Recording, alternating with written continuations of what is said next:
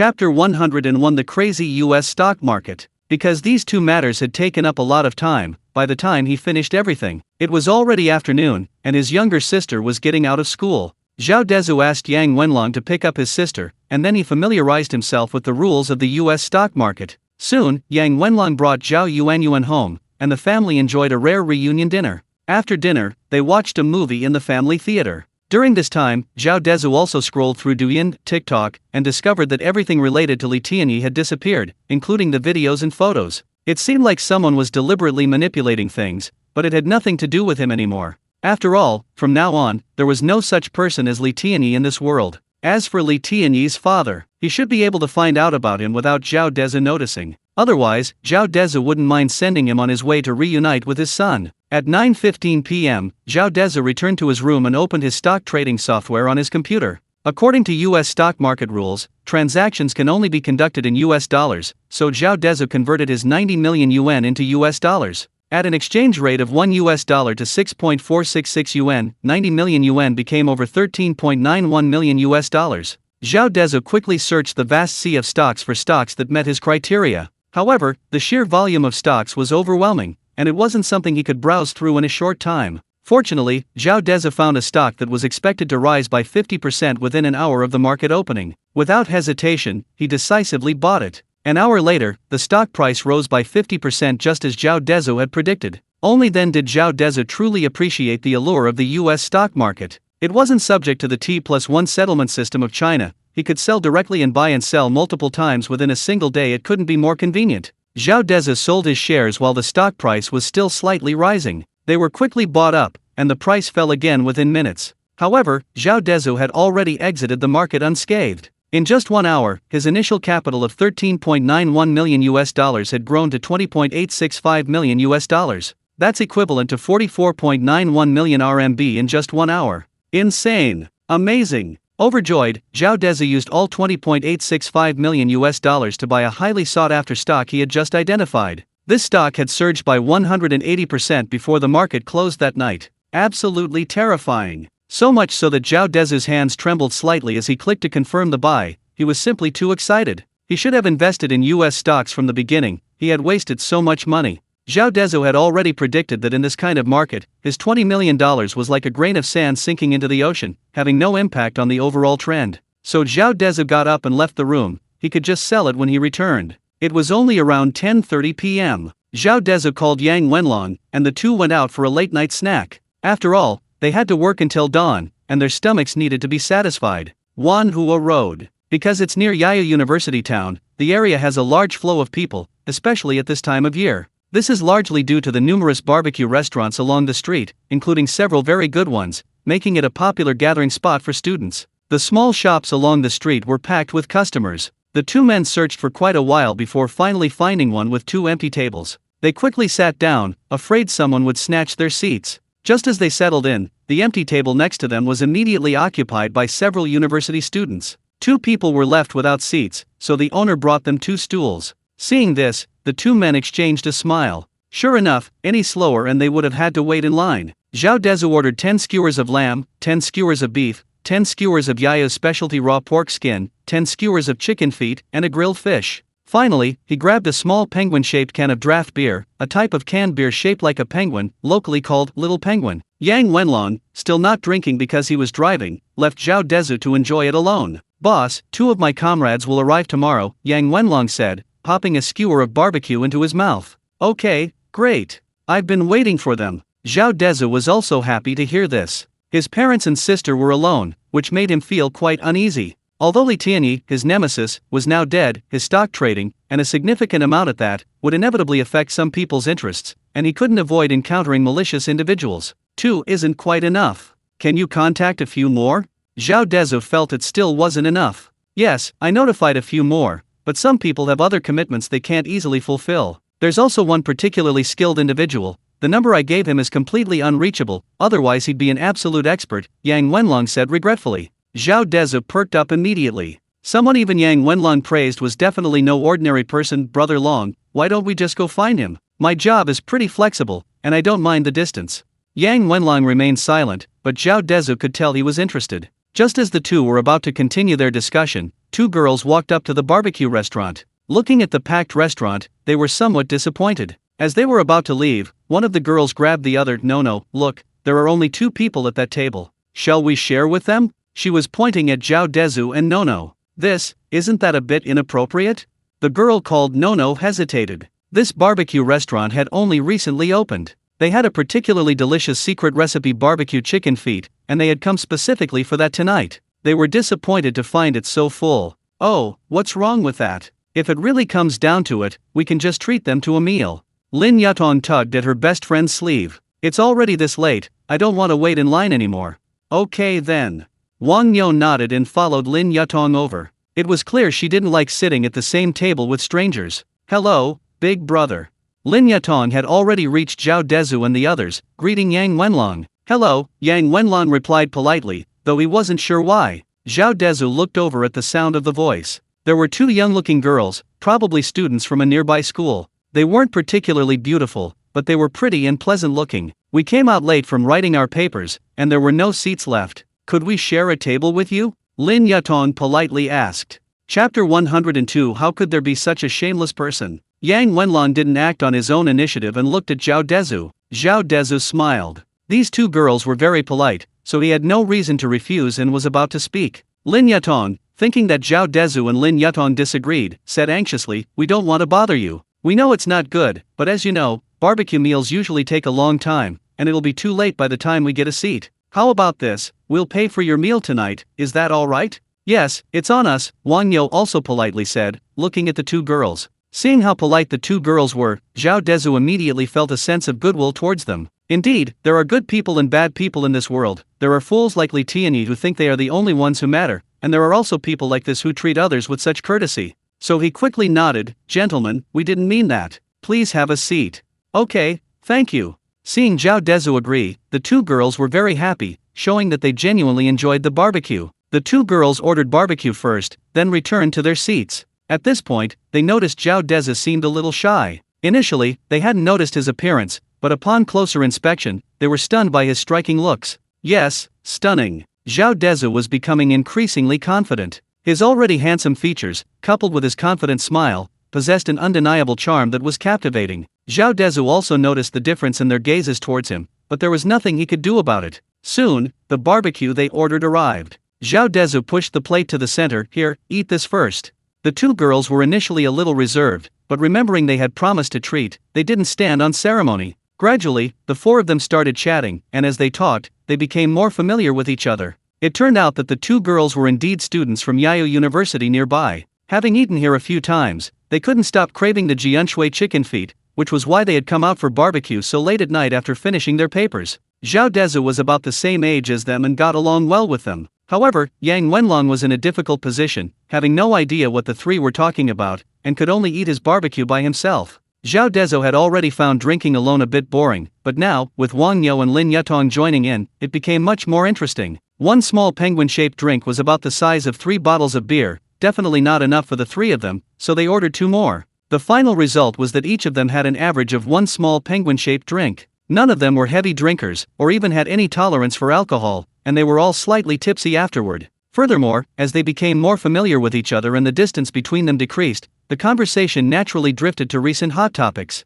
"I think the education department will definitely be making changes starting today," Lin Yutong said, taking a bite of her barbecue and looking at the group. "Why? Do you have some news?" Her best friend, Wang Yo, looked at Lin Yutong, somewhat puzzled as to why she suddenly said this. "Ugh, didn't you check your phone?" Lin Yutong rolled her eyes at her best friend, exasperated. "You're so dense. All you do is read, you never pay attention to anything else." Wang Yo looked a little embarrassed. "I just haven't had time." Listening to their discussion, Zhao Dezhu, like Wang Yo, was somewhat confused. Seeing their puzzled looks, Lin Yutong brushed aside her bangs. This afternoon, 2 teachers from Shanchang County went viral. They bullied students, openly favoring the richer ones, and someone filmed it and posted it online. Hearing this, Zhao Dezhu glanced at Yang Wenlong, who gave a simple, honest smile. Neither of them spoke, waiting for Lin Yutong to continue. "These kinds of scandals have been happening frequently in recent years, but this time it's really serious. It's all over Douyin, Weibo, and even some foreign websites. These 2 teachers are definitely finished." Lin Yutong shared her opinion, taking out her phone and displaying a video on the table so the other three could see it. "Look, these are the two teachers. They were so arrogant. It's a good thing they were filmed." Lin Yatong looked relieved, showing she was a straightforward and upright girl with a strong sense of justice. Soon, a video appeared on the phone, the very video Zhao Dezhu had Yang Wenlong film earlier that day. In the video, Zhao Wenling said earnestly, "Xiao Zhao, I came here to resolve this matter. It's a minor issue, there's absolutely no need to go to court or anything like that, don't you agree?" Then a voice said, "Teacher, you think my sister being beaten like that is a minor matter? Xiao Zhao, I know you're upset, but sometimes society doesn't distinguish between right and wrong. I hope you can understand." "So you mean my sister was slapped for nothing? Are we poor just because we deserve to be humiliated by you? It's clearly someone else's fault, yet you still stand by the rich people, is that it? Is this the kind of role model you teachers are setting?" We had no choice." The conversation continued from the video. Even Wang Yo, who had been mostly silent, couldn't stand it anymore and said angrily, "This person is shameless. They bully the weak and fear the strong, and then they even threaten people. It's a good thing they filmed it, otherwise no one would believe such people exist." Zhao Dezhu looked at the two indignant people, knowing that many people would have felt the same way after seeing this scene. "This isn't over yet, there's more," Lin Yatong said angrily, then flipped down 2 pages of the video. A video with only one photo appeared. Wang Yo and Zhao Dezhu immediately recognized the people in the photo as the two from the previous video. Soon, a letter appeared, accompanied by a human voice. "Zhao Dezhu, if I weren't a teacher, I'd kill you." "Zhao Dezhu, what exactly do you mean? You dare sue me? Fine, you're very good." Then came a righteous voice, "This is a society ruled by law. What's wrong with me using legal means to protect my legitimate rights? If you're not satisfied, you can appeal. I'll tell my lawyer. Plus, you accepted gifts from students, forced them to attend your tutoring classes, and so on. I remember those are illegal, right? It's time someone did something about it. What evidence do you have? I'm suing you for defamation." Cha Wenzhang screamed hysterically. "You'll soon find out whether there's evidence or not, it's none of your concern. Zhao Dezhu, let me tell you, don't do anything reckless. I'm your sister's homeroom teacher. Using this to threaten me? Do you know that if someone hears you saying this, you could go to jail? Do you think I'm stupid enough to let someone hear me? What a coincidence, I accidentally pressed the record button just now, I don't know. Zhao Dezhu, I'm giving you a chance. Withdraw the lawyer's letter, then come and apologize to me. If I'm satisfied, I might consider letting your sister continue her high school entrance exam." When the video finished playing, the two girls were dumbfounded. Lin Yatong was a little better, after all, she had seen it once before, but Wang Yo was stunned. How can there be such a shameless person? Chapter 103 Leaving? Too late. This kind of person should go to jail. The world is going to the dogs. It's infuriating, both girls exclaimed indignantly. Zhao Dezhu and Yang Wenlong remained silent, only smiling. After all, they were the ones who started this whole thing. While Lin Yatong and Wang Yoma were discussing the matter, a young man at the next table seemed to have also seen the video. He started cursing and gritting his teeth. How can there still be such scum in this day and age? They're a disgrace to teachers. What Zhao Dezhu and the others hadn't expected was the immense power of the internet these days. Their original plan was simply to revoke their positions and make them apologize. Then make Huang Cancan pay the price. They hadn't anticipated such a huge uproar. It seemed that imprisonment was inevitable for both of them. After a few more curses, the people at the next table left, presumably having finished their meal. Just then, a black Mustang wobbled to a stop in the parking space. Several young men stepped out, shouting into the restaurant before even entering, "Boss, bring us drinks. Coming right away." A hearty voice immediately responded. The barbecue restaurant owner rushed out and cleaned up the table where the customers had just sat. Zhao Dezhu looked towards the sound and saw a 5-seater sedan with 7 people emerging from it. Judging from their unsteady gait, Zhao Dezhu knew they were there for the second half of the barbecue party. All 7 were wearing slippers, jeans, and short-sleeved shirts. Their hair was dyed in various colors, like the non-mainstream style of 10 years ago, striking even in the dark. They had many prominent tattoos, clearly not benevolent people, and while shouting loudly, they scanned the customers. One of the men walking ahead noticed Zhao Dezhu's table and his eyes lit up. He walked straight towards them. Zhao Dezhu knew he was in trouble again. Sure enough, several men strode arrogantly up to Zhao Dezhu and his group. Looking at the two girls, they said in a flippant tone, "Beautiful ladies, would you do me the honor of having a drink?" Without waiting for the girls' consent, they pulled up several chairs and sat down around Zhao Dezhu's table. As soon as they approached, the air filled with the smell of alcohol mixed with cigarette smoke, making everyone feel slightly nauseous. Zhao Dezhu's table was already small, only enough for 4 people, and with them surrounding it, it felt incredibly cramped, with barely any room to turn around. One of the men even unceremoniously took a skewer of grilled meat and started eating, completely ignoring the disgusted looks from Lin Yutong and Wang Yo. "Beautiful ladies, do you mind if we sit at the same table with you?" The man's tone was somewhat threatening, his gaze roaming brazenly over the two girls. He completely disregarded Zhao Dezhu and Yang Wenlong. "I mind very much. Please leave." Lin Yutong glanced at the group, her displeasure evident on her face. However, the men pretended not to hear, instead arrogantly pointing to the empty table that had just been opened up for Zhao Dezhu and Yang Wenlong. "Gentlemen, there are empty seats over there, why don't you go over there?" Hearing the somewhat threatening tone, Zhao Dezhu and Yang Wenlong both laughed. It seemed they hadn't spoken up all this time because these people were taking them for fools. Originally, they hadn't spoken up because they weren't very familiar with Lin Yutong and Wang Yo, and if they didn't mind being friends with these people, they wouldn't feel comfortable speaking up. But now that Lin Yutong had clearly stated she minded their proximity, and they had even provoked them, if they continued to tolerate it, they would be condemned by the readers. Following the men's voice, Lin Yutong and Wang Yo also looked at Zhao Dezhu and Yang Wenlong, their eyes filled with complicated emotions. They were somewhat afraid that Zhao Dezhu and Yang Wenlong were genuinely afraid of these people and would simply leave them there. After all, there were so many of them, while Zhao Dezhu and his companion were only two. Besides, they hadn't known each other for long, and weren't even friends. It was understandable that they wouldn't cause trouble for him, but they were also afraid that Zhao Dezhu and Yang Wenlong would be implicated because of them. Just then, Zhao Dezhu spoke. "Gentlemen, my friend said he doesn't want to see your disgusting faces. If you don't want to die, get lost."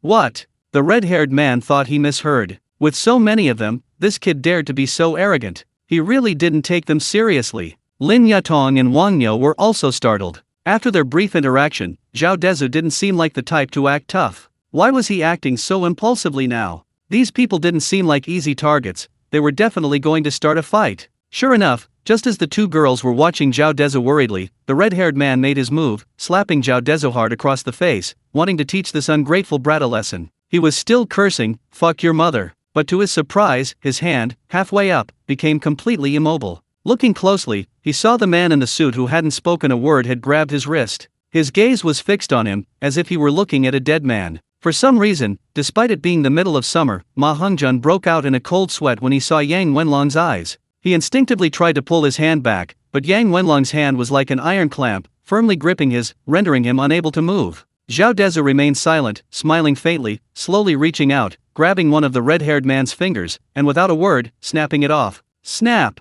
A crisp sound rang out, the sound of a finger breaking. Zhao Dezhu showed no mercy, breaking off one of Ma Hongjun's fingers. "Ah!" Ma Hongjun screamed in agony. Zhao Dezhu looked at him disdainfully. "I thought you were so tough. You can't even handle this little bit of pain? What a coward!" With that, he released his grip. Yang Wenlong, seeing this, exerted force and threw Ma Hongjun to the ground. "Brothers, kill those two bastards." The other 6 men also realized what had happened. With so many of them, they'd let their leader have his finger broken. It was incredibly humiliating. This was unacceptable. They, and even Lin Yutong and Wang Yo, felt that Zhao Dezhu and Yang Wenlong had caught them off guard and broken the finger. They knew they had no chance in a direct fight. So the two girls said anxiously, "Brother Long, let's go. Don't get entangled with them." Go. Too late.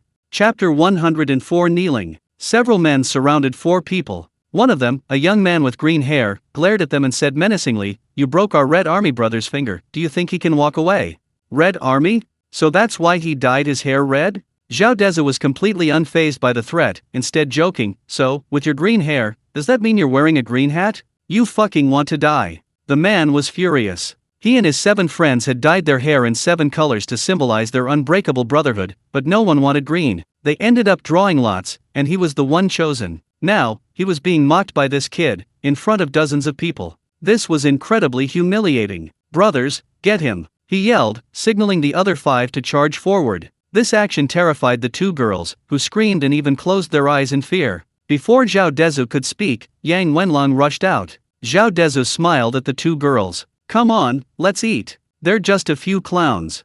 When they opened their eyes, Zhao Dezhu gave them a reassuring look. Ignoring the others, he started eating his barbecue, confident that with Yang Wenlong's skills, he could easily defeat not only these drunkards, but even a few normal people. Yang Wenlong moved quickly, but Zhao Dezhu could tell he was holding back, and in a very merciful way. He stood on his left foot, raised his right leg high, and delivered 2 swift, powerful kicks. The 2 young men at the front were sent flying as if hit by a truck. One of them even knocked down the one behind him. This move sobered the group considerably. The remaining 3 were caught in a dilemma, unsure whether to attack or not. Finally, seeing his fallen companion, he gritted his teeth and charged forward. No one could get up after being hit by Yang Wenlong. Damn, that's too brutal? Zhao Dezhu was somewhat prepared, but the other onlookers were completely shocked. Especially the 2 girls who had just been worried about Zhao Dezhu and his companion, their eyes sparkled. What girl wouldn't like a man like that? He's so handsome. Brother Long, that's enough, let's eat the barbecue, or it'll get cold. Zhao Dezhu acted as if nothing had happened. After experiencing several chaotic incidents, Zhao Dezhu's mentality had become exceptionally strong. This kind of thing was really like children playing house to him, it wasn't a big deal at all. Too weak. I didn't even warm up. Yang Wenlong was telling the truth, but there was nothing he could do. It wasn't that the others were weak, but rather that every move he made was a killing blow, the kind that could kill if used at full strength, and even if he held back, it was enough to render someone helpless. These street thugs were simply no match for him, so he could only shake his head, sit back down, and continue eating his barbecue. Let's go find someone to kill these 2 brats. Ma Hongjun, clutching his severed finger, tears streaming down his face, watched as Zhao Dezhu and Yang Wenlong stood up, urging his companions on. But none of his companions had recovered yet, and completely ignored him. Zhao Dezhu glanced at Ma Hongjun, a hint of pity in his eyes, like someone caring for a mentally challenged child. You're just leaving, why the hell are you spouting those threatening lines from TV? Unlike him, Zhao Dezhu wouldn't mimic the arrogant pronouncements on television. Fine, I'll be waiting. Instead, he grinned wickedly and said sharply, leave? You think you can leave? Didn't you want to share a table with us? Come here, kneel down. You're not leaving until we've finished eating. This remark delighted the crowd who had been watching the spectacle from the start. The bully had been bullied in return. However, when Ma Hongjun heard Zhao Dezhu's words, veins bulged on his forehead, as if he had suffered a great injustice. You've gone too far. Don't waste your breath on me, kneel down or not. Zhao Dezhu didn't give him a chance to bargain, cutting straight to the chase. Ma Hongjun gritted his teeth, cursing angrily. Zhao Dezhu didn't waste any more words and abruptly stood up. Then I'll beat you until you kneel. If you've got the guts, let's fight one-on-one. Ma Hongjun was quite shrewd. He glanced at Yang Wenlong with some apprehension. He had personally witnessed Yang Wenlong easily take down his other 6 companions. But as long as he didn't intervene, he didn't take Zhao Dezhu seriously. In his eyes, Zhao Dezhu was just a greenhorn. Even with only one hand, he could easily subdue him. That's why he used provocation on Zhao Dezhu. Fine, let's fight one-on-one then. Anyway, you have to kneel until I finish eating tonight. Zhao Dezhu walked over slowly, expressionless. Let's see if you have the ability. Ma Hongjun felt greatly insulted. In front of so many people, he was being forced to kneel? Then I'll beat you until you kneel. Thinking this, Ma Hongjun swung his fist at Zhao Dezhu, a ruthless smile playing on his lips, as if Zhao Dezhu had already been knocked to the ground. This time, Zhao Dezhu didn't dodge. He wanted to see just how strong his body was, so the moment he saw Ma Hongjun's punch, he also attacked, directly punching Ma Hongjun's fist in return. Everyone watched this scene with tense expressions. Even Yang Wenlong showed a worried look. After all, Zhao Dezhu was his boss, and he was afraid Zhao Dezhu would be taken advantage of. But from a man's point of view, if he helped at this moment, it would undoubtedly make Zhao Dezhu lose face. Bang! My hand! The 2 fists collided. Ma Hongjun staggered back several steps, screaming again. Zhao Dezhu, however, looked at his slightly reddened fist and smiled with satisfaction. He immediately rushed 2 steps towards Ma Hongjun's retreating direction, grabbed Ma Hongjun's hand, and before Ma Hongjun could react, Zhao Dezhu had already flashed behind him, shoving him forward a few steps until he was right in front of Zhao Dezhu's table. Then, he kicked Ma Hongjun hard in the back of the knee, causing Ma Hongjun to fall heavily to his knees. You motherfucker, let go of me. Ma Hongjun struggled desperately, trying to stand up. Slap! Slap! Zhao Dezhu slapped him twice across the face. Those who bully others will always be bullied. Either kneel properly, or I'll cripple you today. Chapter 105. Try it and you'll die. Ma Hongjun struggled to his feet, but Zhao Dezhu pressed down on his shoulder with one hand. Ma Hongjun felt as if Zhao Dezhu's hand weighed a ton, firmly pinning his knees to the ground, rendering him completely immobile. If you can't kneel properly, I'll beat you until you can, Zhao Dezhu chuckled, sitting back down in his seat, seemingly unfazed. It was as if he were discussing something utterly ordinary. But Ma Hongjun dared not try again. He feared that trying would mean certain death. Yang Wenlong looked at Zhao Dezhu and suddenly noticed an aura of authority emanating from him, neither pleased nor angry, yet possessing an imposing presence. Looking at Ma Hongjun kneeling to one side, Lin Yutong and Wang Niu felt uneasy, as if something was amiss while eating their barbecue. In contrast, Zhao Dezhu and Yang Wenlong ate and drank as if nothing had happened, completely unconcerned. An hour later, Zhao Dezhu and his group had finished eating and drinking before leaving Manhwa Road. When they finished eating, Yang Wenlong wanted to pay, but Zhao Dezhu stopped him. Just as Lin Yatong and the others had said, the barbecue was paid for by the two of them. Zhao Dezhu and Yang Wenlong drove them to the school gate before leaving. Back in the car, Yang Wenlong looked at Zhao Dezhu, puzzled. "Boss, why didn't you let me pay?" He didn't think his boss was stingy, there must be a reason. He's got his eye on them, what else could it be? Zhao Dezhu smiled mysteriously. Ha! Yang Wenlong was confused. Lin Yatong and Wang Yo weren't ugly, but they were nowhere near as good-looking as Cheng Cheng, and it was obvious that the pretty girl liked his boss. Why would he choose these two plain-looking girls? Did his boss have some unusual taste? And if you like them, you shouldn't make them pay. A series of questions filled Yang Wenlong's mind. Zhao Dezhu noticed Yang Wenlong's confusion. "Don't you think these two girls are quite good?" "They are quite good, polite, and well-mannered," Yang Wenlong answered honestly. "Then which one do you think is better?" "That's hard to say, they each have their own merits." "Nonsense, comparing two people, there's bound to be a good and bad one." Zhao Dezhu rolled his eyes at Yang Wenlong. "If you ask me, Lin Yatong's personality is more straightforward, lively, and cheerful." Yang Wenlong thought for a moment. "Then it's settled." Zhao Dezhu nodded solemnly. "She's the one, give it your all." "Ha!" Yang Wenlong didn't immediately understand Zhao Dezhu's meaning. What did he mean by "give it your all"? "Boss, if you've already set your sights on her, my efforts won't help." Yang Wenlong looked at Zhao Dezhu curiously, not understanding what he meant. "Brother Long," Zhao Dezhu paused, "I've noticed you're even more dense than me." "Boss, I admit that, but," Yang Wenlong started to say, then seemed to suddenly realize something, his face turning somewhat awkward. "She's almost 10 years younger than me, she definitely wouldn't be interested in me, no way." "Nonsense, whether she's interested or not isn't up to you, it depends on her. Don't worry about it, I'll handle it." Zhao Dezhu patted his chest. He was very concerned about Yang Wenlong's situation. This isn't good, is it?" Yang Wenlong asked shyly. "Oh, don't worry about it," Zhao Dezhu said, ignoring the shy young man. Lin Yatong and the others had just revealed that neither she nor Wang Yo had boyfriends, and he'd noticed that when Yang Wenlong was fighting with some thugs, the two girls' eyes lit up when they looked at him. He felt Yang Wenlong still had a good chance. After all, a man like him, good-looking and skilled, should make girls feel safe. Back home, Zhao Dezhu returned to his computer, glanced at his stock that was already rising, and then started browsing other stocks. His current knowledge base was very limited, he needed to constantly learn and improve. Although he had the ability to foresee the future, he couldn't be ignorant of the rules, or he'd make a fool of himself. After a night of monitoring the market and studying, Zhao Dezhu had gained a basic understanding of US stocks, which he figured was enough, otherwise, learning everything would take far too long. Around 3 a.m., Zhao Dezhu placed his stock orders, and the profit, just as he had predicted, reached 180%. That was 180% of his initial investment of $20,865,000. In just a few hours, he had earned $37,557,000.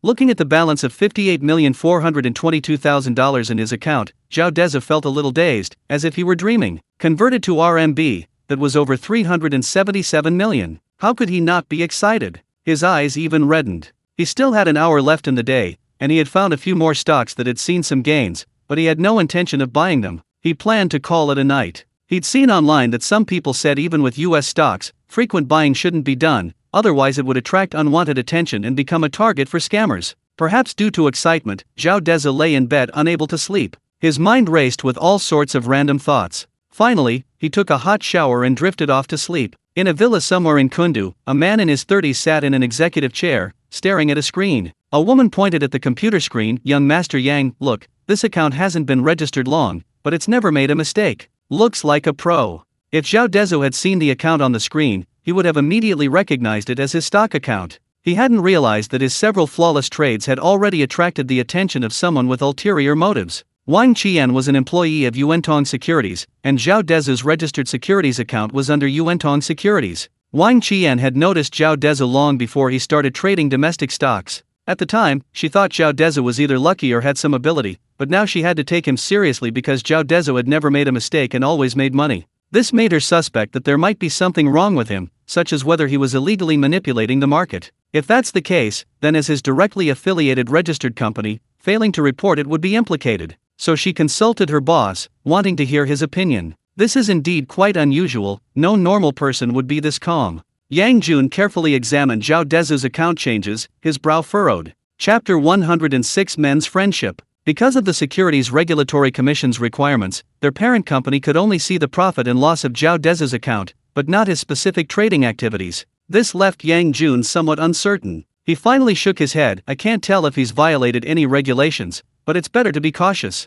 Report it to the Securities Regulatory Commission immediately and have them verify it. But even if there's no problem, angering him could result in significant losses for us. Wang Qian hesitated. As the company's general manager, she often had to consider the company's interests. The company earns commissions from clients' transactions. Losing a large client like Zhao Dezhu, whose trading volume reaches hundreds of millions, would be a substantial loss. I know, but making money must be done legally and compliantly. If there really is no problem, then Zhao Dezhu is a stock market genius. We can make concessions to keep him, no matter the cost. Yang Jun exuded an air of righteous indignation. Okay. Wang Qian said nothing more and left the office. Since the boss had said so, there was no point in further hesitation. She quickly reported all of Zhao Dezhu's accounts to the Securities Regulatory Bureau. Zhao Dezhu, having stayed up all night, didn't plan to get up in the morning and slept until noon. He had originally asked his driving instructor to help him book his driving test, but the instructor said it was too busy these days and he couldn't get an appointment this morning. He'd have to wait until tomorrow morning.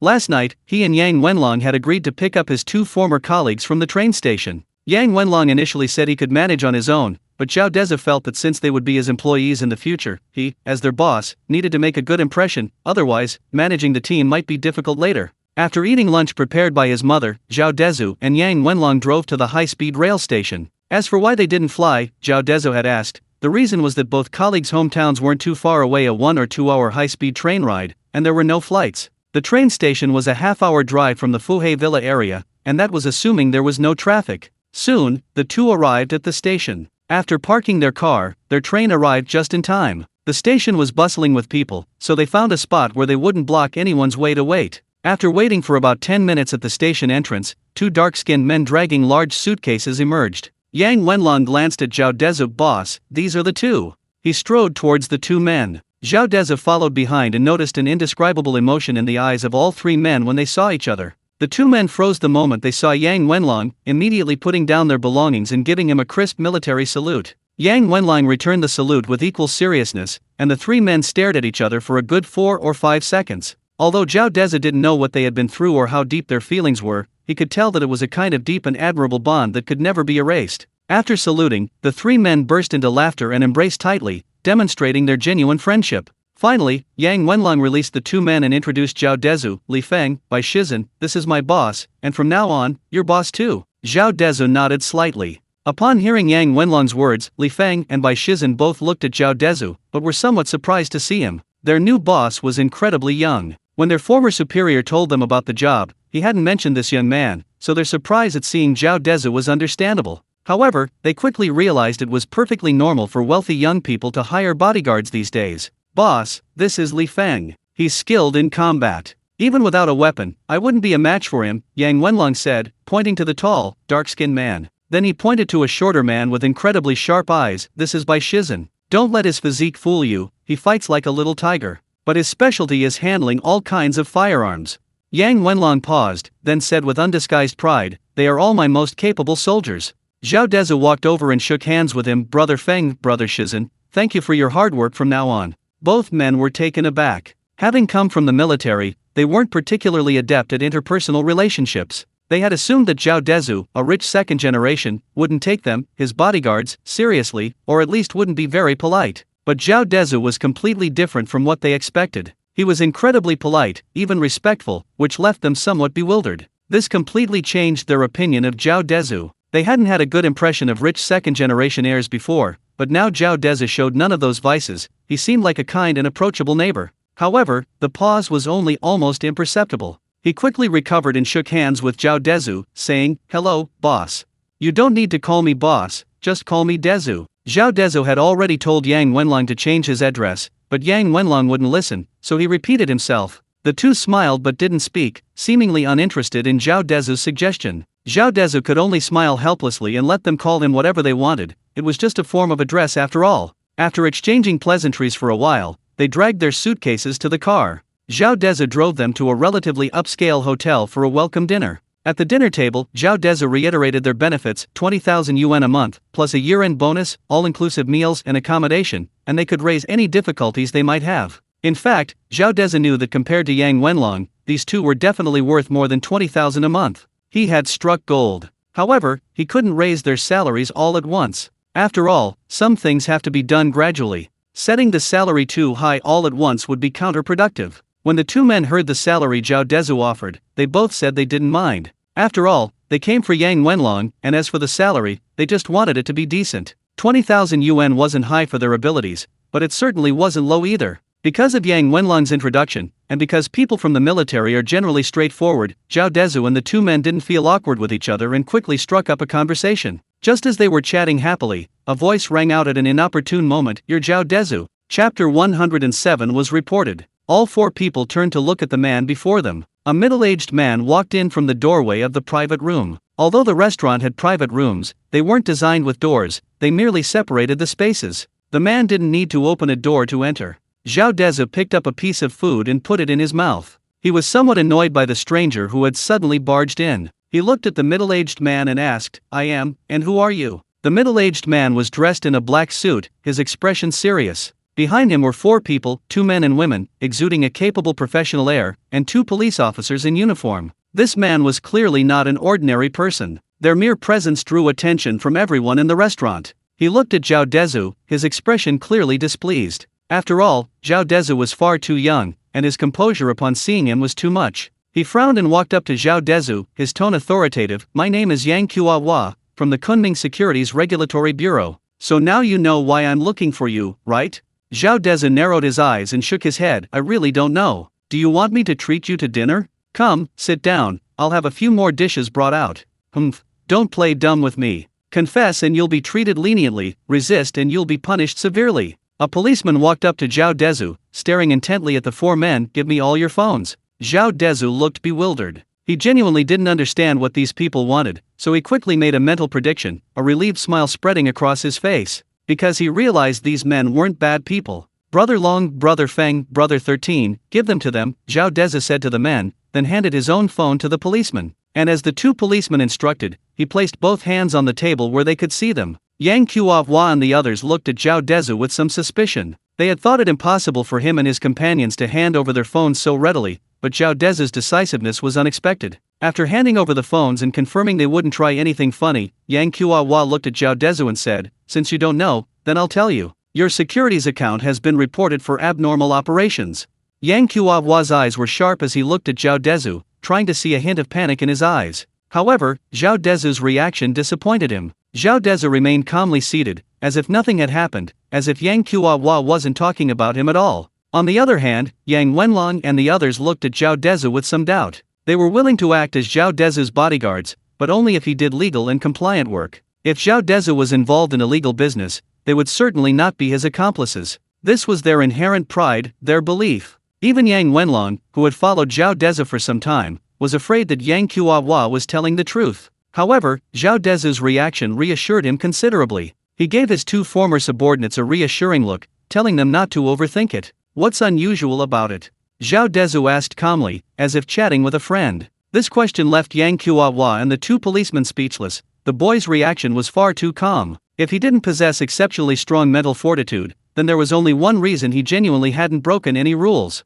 So he wasn't afraid of the investigation at all. But if that were truly the case, wouldn't this boy be a stock market genius? That's too absurd. However, despite their suspicions, they knew the importance of evidence. The reason they hadn't notified anyone, but instead went directly to Zhao Dezhu, confiscated his phone, and detained him, was to avoid alerting him and making sure Zhao Dezhu was prepared. Now, their task was simply to find evidence, and then the truth would come out. You've never lost money on any of your trades. In fact, you always sell at the perfect time. Someone like that is practically a god. Don't tell me you're innocent. Yang Hua, being a cunning old fox, was using every word to bluff Zhao Dezhu. He would seize any opportunity to exploit the slightest flaw in Zhao Dezhu's demeanor, but Zhao Dezhu remained calm and composed, leaving him no chance to act. "I really have no problem. I think I was born to do this, there's no way around it." Zhao Dezhu's demeanor at this moment resembled the arrogant air of someone with genuine talent. "Fine, since you're so confident, then I hope you're not guilty." Yang Hua narrowed his eyes, refraining from saying anything too harsh. He understood that if Zhao Dezhu were operating illegally, it was impossible for him to be so accurate every time. If, as he claimed, he was born to do this, then Zhao Dezhu's value, Yang Hua couldn't even imagine. "We hope you can cooperate with our investigation. If there are no problems, then we will apologize to you. I'm just doing this officially, and I hope you can understand." Yang Qiaohua's voice softened. He knew that before confirming Zhao Dezhu's illegal operations, there was no reason to antagonize him. Okay, whatever investigation you need, I will cooperate. Zhao Dezhu already knew that Yang Qiaohua and his team were simply following the rules, so naturally he didn't resist. As the saying goes, a clear conscience fears no accusation. His money was clean and could withstand scrutiny. Then please, we need to check your operating procedures, office environment, etc. Please take us there. Yang Qiaohua's attitude became much more polite. Okay. Zhao Dezhu stood up readily. Two policemen immediately kept a close eye on the four men, making sure they wouldn't try anything. Zhao Dezhu didn't seem to care and led the three men directly to Yang Qiaohua. At the main entrance, a Toyota Prado was parked there, completely unattended. Mr. Zhao, to avoid unnecessary trouble, please ride in the same car as me. Yang Qiaohua opened the car door, gesturing for Zhao Dezhu and the others to get in. Sure. Zhao Dezhu nodded with a smile, then looked at Yang Wenlong. Brother Long, please have them drive our car back. Yes, boss. Yang Wenlong agreed, handing the car keys to Yang Qiaohua, who then handed the keys to the man who had come with him. Finally, Zhao Dezhu and the other three, along with Yang Qiaohua and the two policemen, got into the Toyota Prado. Following behind were another Audi driven by Yang Qiaohua and his group, and Zhao Dezhu's RS4. The three cars drove one after the other towards the Fuhe Villa area. By the time they returned to Villa number 8, it was already past 1 p.m., just in time to get to work. Chapter 108. How much are you worth? A group of people entered Villa number 8. Luckily, the parents had already taken the grandparents to the beach. Otherwise, seeing so many people, especially two policemen, would have been terrifying. The group was very cautious, afraid that Zhao Dezhu and his men would do something that would leak information. However, their worries were unnecessary. Zhao Dezhu had no intention of hiding anything and led them directly into his room. He naturally knew that Yang Qiaohua meant he wanted to watch him operate the system. But when the group saw the room containing only a laptop, their eyes were filled with disbelief. They felt they had been tricked by Zhao Dezhu. Normally, people in this line of work have several computers on hand, analyzing daily and monthly charts and various market trends. Zhao Dezhu, who claimed to be born for this, only had one computer? Is that possible? Absolutely not. The only possibility is that the place he brought them to wasn't where he usually traded stocks. In other words, Zhao Dezhu has something to hide. Otherwise, why wouldn't he dare take them to his usual work location? Mr. Zhao, what do you mean by this? Are you playing us? I hope you're not trying to be clever. This is a very serious matter, don't think I'm joking. Yang Qiaohua glared angrily at Zhao Dezhu, his tone turning serious. What does Mr. Yang mean by this? Zhao Dezhu looked at Yang Qiaohua and calmly turned on his laptop. Amidst the puzzled gazes of the group, he said, "This is where I usually work." Without further hesitation, before Yang Qiaohua could speak, he logged into his securities account and deposited the 10 million yuan that had already been transferred to his card. Then, pretending to select stocks, he browsed information on several stocks, then chose 2 tech stocks and bought them directly, 5 million yuan worth of each. The entire process took less than half an hour. This single action left everyone completely dumbfounded. What kind of operation was this? In Yang Qiaohua's eyes, this was clearly the act of a complete novice picking stocks. They were watching Zhao Dezhu the entire time, making sure he had no opportunity to manipulate the market or engage in fraudulent stock trading. If this could still go up, it would be absolutely unbelievable. Besides Yang Wenlong and his group of friends, and the 2 policemen, Yang Qiaohua and his 2 subordinates were all stock market veterans. They had seen many outrageous moves, but never anything so casual. After seeing Zhao Dezhu casually glance at the screen before buying, the group frowned, becoming even more certain that Zhao Dezhu was playing them for fools. This Zhao Dezhu had tricked them time and time again. It was infuriating. Just as they were about to yell at Zhao Dezhu and order the 2 policemen to take him into custody, Zhao Dezhu spoke, looking at the group with his usual confident and composed expression. "Everyone, please sit on the beds. I reckon it'll go up in about the right amount of time." Yang Qiaohua remained silent. He couldn't understand what Zhao Dezhu meant. Did he really think those 2 stocks he randomly picked wouldn't go up? Or was he trying to stall for time? Confusing himself, Yang Qiaohua didn't speak, just stared at Zhao Dezhu. The man who had come with him spoke up, glancing disdainfully at the 2 stocks Zhao Dezhu had bought. "These 2 junk stocks, one has been hitting the daily limit down for several days in a row, and the other has only fluctuated a little, and it's been like that for almost a month. How could it possibly go up?"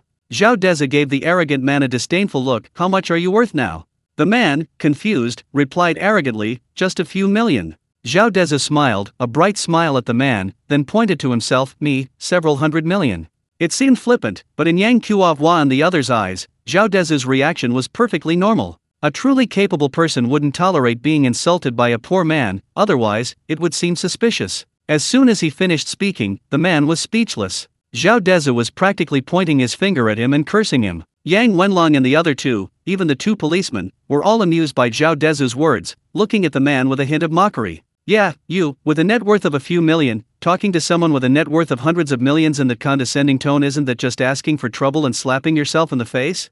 Watching the man's face flush and then turn red, everyone felt a strange sense of satisfaction. There are some people in this world who always think they're superior to everyone else, unaware that to others, they're just a joke. Seeing everyone looking at him with such pity for an idiot, Tang Long felt his face burning with embarrassment. He looked at Zhao Dezhu and sneered, wait until the market closes and there's no movement, then you'll know that's not how you play the stock market. Tang Long seemed to be mocking Zhao Dezhu, but he was actually taking a jab at everyone. After all, in his eyes, these people were just inexperienced novices. How could they compare to an expert like him? They dared to question him? They'd better just wait to be humiliated. Faced with this arrogant expert, Zhao Dezhu simply ignored him, offering a sarcastic remark before turning his back on him. After this commotion, no one spoke again. Everyone was glued to their computer screens, completely absorbed. 8 or 9 people staring at such a small laptop was indeed somewhat comical, but that's exactly what was unfolding in Zhao Dezhu's room. An outsider might have thought they were watching something inappropriate for children. After half an hour, everyone felt tired, and their focus on the screen waned.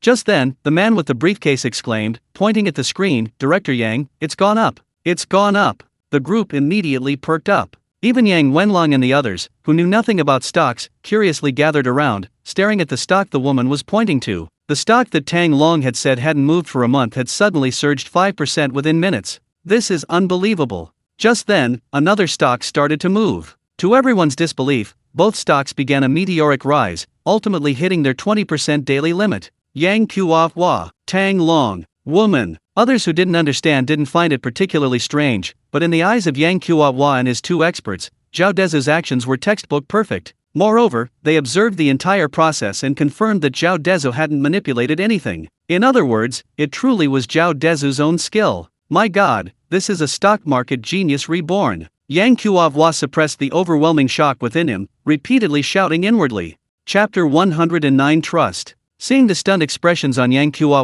and the other two's faces, Zhao Dezhu shrugged, saying helplessly, "Look, Mr. Yang, this is how I operated. I don't know if there's anything wrong with it. If there is, it's definitely because I don't understand the rules of the stock market. I hope you can teach me, and I promise I'll correct it." This, Yang Hua, having reached this position, couldn't possibly be a fool. He naturally knew Zhao Dezhu was mocking him. Don't know the operating rules? Can you directly pick 2 stocks that will hit their daily limit? Don't be ridiculous. After witnessing Zhao Dezhu's operation resulting in both stocks hitting their daily limit, he couldn't even muster the will to refute it. Zhao Dezhu's operation had a problem? How could that be? Not only was there no problem, but it was incredibly standard, almost unbelievably so, like a complete novice in the stock market, with absolutely no fancy maneuvers. In that instant, Yang Hua even began to believe what Zhao Dezhu had said, that he was born for this. Tang Long stood to the side, seemingly devastated, muttering to himself, "Impossible, impossible, disgraceful bastard." Although Yang Hua wasn't much better off than Tang Long inside, he maintained a calm facade, cursing Tang Long as a way to ease his own embarrassment. Looking at Zhao Dezhu, his eyes had shifted from initial anger and doubt to admiration, his tone apologetic. No, Mr. Zhao's operation was flawless. No, this must be a coincidence. Tang Long, seeing his boss already believed Zhao Dezhu, was still unconvinced. As if finding a reason, he nodded to himself, pointing at Zhao Dezhu's computer screen. It must be a coincidence. Try it again if you don't believe me. If I'm lucky, I can do it too. Yang Hua wanted to slap this subordinate to death. How could there be such an idiot in the world? Today's coincidence? What about the past? Were those also coincidences? He must have saved the galaxy in his past life to have this kind of luck. Despite his anger, Yang Hua didn't reprimand Tang Long this time. Some leaders' entourage isn't necessarily their confidants, some might be tools used as pawns. They say what the leader can't say, offend people the leader can't offend, and pave the way for the leader. Tang Long was clearly that kind of person. Yang Hua remained silent, but the remaining men were enraged. Yang Wenlong glared at Tang Long. "Are you deliberately trying to cause trouble? Our boss has already demonstrated it to you on the spot, and you're still babbling on, wanting my boss to do it again? Who do you think you are?" Upon hearing this, even the 2 policemen looked at Tang Long with disdain. Even though they didn't understand stock trading, they could tell that Tang Long's behavior was unreasonable. It was clearly just looking for trouble. Seeing the burly Yang Wenlong glaring at him menacingly, Tang Long felt a little intimidated. He was clearly in the wrong. Shrinking his neck, he muttered to himself, "True gold fears no fire. If you have real skill, what's there to be afraid of? It's alright." Zhao Dezhu waved his hand, indicating it was nothing to worry about. Yang Qiaohua's silence actually revealed his attitude. He clearly agreed with Tang Long's assessment and wanted to see Zhao Dezhu perform another time. "It's almost closing time," Zhao Dezhu said, looking at Yang Qiaohua. "Mr. Yang, how about this? You can come back tonight. I'll be trading US stocks then, and I hope you experts can give me some guidance."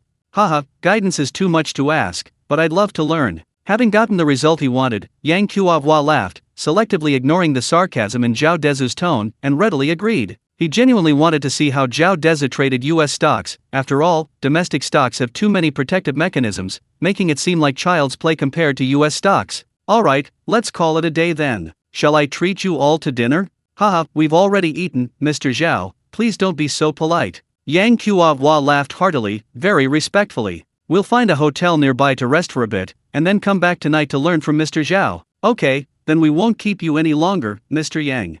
Zhao Dezhu smiled, exchanged a few polite words with Yang Qiaohua, and made no attempt to persuade them to stay. Soon, led by Yang Qiaohua, the group drove away from Zhao Dezhu's villa. Once in the car, Tang Long, realizing he had misspoke, lowered his head, avoiding Yang Qiaohua's gaze, waiting for a reprimand. To his surprise, Yang Qiaohua didn't yell at him as usual. Instead, he patted Tang Long on the shoulder and said with some appreciation, "Little Tang, well done." Tang Long was dumbfounded. This unexpected praise from his superior made him feel uneasy and anxious. He completely lacked any awareness of being a mere tool. Yang Qiaohua ignored him and said excitedly, "Xiao Tang, Xiao Shi, we might have encountered a genius. Tonight is an opportunity for you too. Study hard. If you can understand even a little bit, you'll be set for life." "Yes, Director Yang." "Yes." The two nodded heavily, clearly understanding the weight of Yang Qiaohua's words. Meanwhile, at Villa Number 8, Zhao Dezhu looked at the three people in front of him, especially Bai Shizhen and Li Feng, and smiled. "Originally, I wanted you to rest before watching my work, but this is good.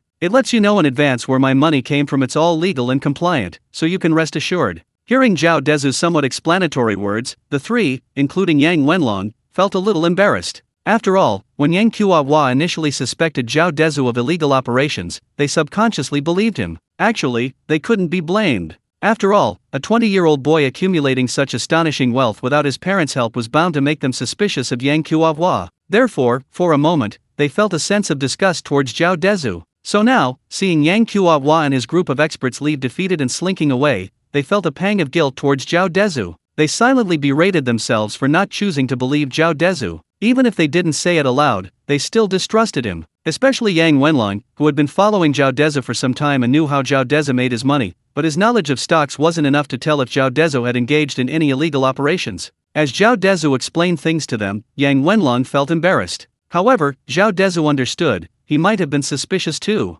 After all, his money-making speed was simply phenomenal. It was better to be open about it now, lest they be frightened if his money grew even faster later. What he didn't know was that by explaining things to the three of them, he not only dispelled their misunderstandings but also gained their trust. Chapter 110. He came to cause trouble? "Boss, I'm sorry, we shouldn't have distrusted you. A real man is a man, he can take things in stride." Even though Zhao Dezhu was much younger than them, Yang Wenlong sincerely apologized to him. "Boss, I'm sorry."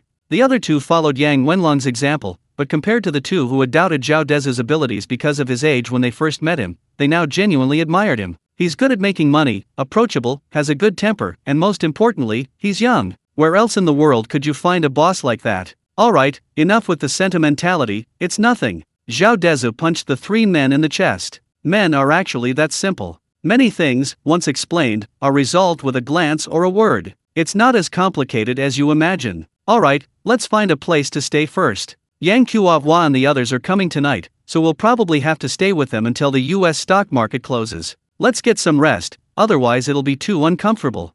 Zhao Dezhu waved his hand, exuding an air of extravagance. This villa, number 8, while spacious enough for a family, is only 300 square meters. Adding 2 more people would make it quite cramped. So, they need to find them a place to stay first. The 3 men looked at Zhao Dezhu. It's just renting a place, why the extravagance? However, they knew Zhao Dezhu was wealthy. Perhaps their young boss was planning to rent a super luxurious house for his brothers? These men were all tough guys, forged in harsh environments. Sleeping in forests, even in trees, wasn't uncommon. They weren't particularly picky about where they lived. Frankly, they were here for the money, not for luxury. But Zhao Dezhu's antics made the three men laugh, and they got into the RS4 with him. Li Feng, you drive. Yang Wenlong got into the passenger seat and told Li Feng to drive. Okay. Li Feng readily agreed and climbed into the driver's seat. Let's go to the sales office of the apartment complex. Zhao Dezhu thought for a moment. Of all the people he knew, only Wang Long worked in this field, so he had Li Feng drive to the sales office to find him. Upon arriving at the sales office, Zhao Dezhu, accompanied by three burly men, walked straight into the lobby without saying a word. The saleswomen all recognized Zhao Dezhu. They vividly remembered why Zhou Shanshan had suddenly disappeared. So, they all wisely tried to swarm around him and curry favor. Even if Zhao Dezhu didn't take a liking to them, and it might be a chance to rise in status, even if they managed to please him and get him to buy an apartment from them, that would still be a huge profit, right? However, seeing the three serious-looking men who were always a step behind Zhao Dezhu, none of the saleswomen dared to approach him. He's not upset about the house, is he? One of the women asked her companion, her voice barely audible, looking at Zhao Dezhu's expressionless face. This, really? Our houses are definitely of good quality. Aside from quality issues, there's no need for such a fuss. Another salesperson replied uncertainly in a low voice. Who knows what rich people are thinking? Millions for a tiny 300 square meter villa? If it were me, I'd build a house several thousand square meters. Stop gossiping, that's the difference between you and rich people. A girl retorted worriedly to her companion, let's inform Manager Wang, those guys around him look so menacing. The salespeople whispered cautiously, but Zhao Dezhu ignored them, he wasn't there to see them anyway. Without stopping, he headed straight for Wang Long's office on the second floor. Halfway up, he suddenly heard heavy footsteps from upstairs, and Wang Long appeared before Zhao Dezhu in an instant. Upon seeing Zhao Dezhu, a fawning smile appeared on his face as he obsequiously said, Mr. Zhao, haha, what brings you here? Why didn't you let me know beforehand? I could have come down to greet you. Wang Long didn't think Zhao Dezhu was there to cause him trouble. Based on his experience with Zhao Dezhu, he was a very easygoing young man. Even when Zhao Dezhu had been wronged by him last time, he hadn't done anything excessive. If he were just an ordinary rich kid, would he have let it go so easily? So when he received the saleswoman's WeChat message, his first thought wasn't that Zhao Dezhu was there to cause him trouble, but rather about the villa Zhao Dezhu had mentioned wanting to buy from him a few days ago. He had initially assumed Zhao Dezhu was joking, thinking he was just asking about the price and then backing down after hearing it. Didn't he see Zhao Dezhu say he'd wait a while? It was obvious he didn't want it anymore, it was just a polite excuse. After all, Villa number 8, worth a few million, is incomparable to Villa number 1, which costs over 100 million. Those who can afford Villa number 1 can definitely afford Villa number 8, but those who can afford Villa number 8 probably can't afford Villa number 1, at least that's what Wang Long thought. But now Zhao Dezhu has taken the initiative to approach him, which strongly suggests he really wants to buy Villa number 1 over 100 million. Commission. Seniority. Wang Long was overjoyed and immediately became attentive, welcoming Zhao Dezhu and his companion into his office and quickly making tea. Zhao Dezhu was completely bewildered. He'd never seen him so diligent before. What was going on? Was he intimidated by the three burly men behind him? Without much thought, Zhao Dezhu gestured for Yang Wenlong and the other two to sit on the sofa. Sit down, sit down. You're all here to help me, so we're brothers. There aren't many formalities here. Sit down, no need for all this formality with the boss. He doesn't like it. Yang Wenlong knew Zhao Dezhu's personality well, as he said, he disliked being constrained by so many rules and regulations. Being too reserved in front of him would only put pressure on him. Yes. In Li Feng and Bai Shizen's eyes, Yang Wenlong was still their leader, whatever he said went. After everyone was seated, Zhao Dezhu smiled with satisfaction and looked at Wang Long. Manager Wang, do you have any apartments for sale here? Preferably in your group's Fuhei residential area. I remember it's not far from the Fuhei villa area.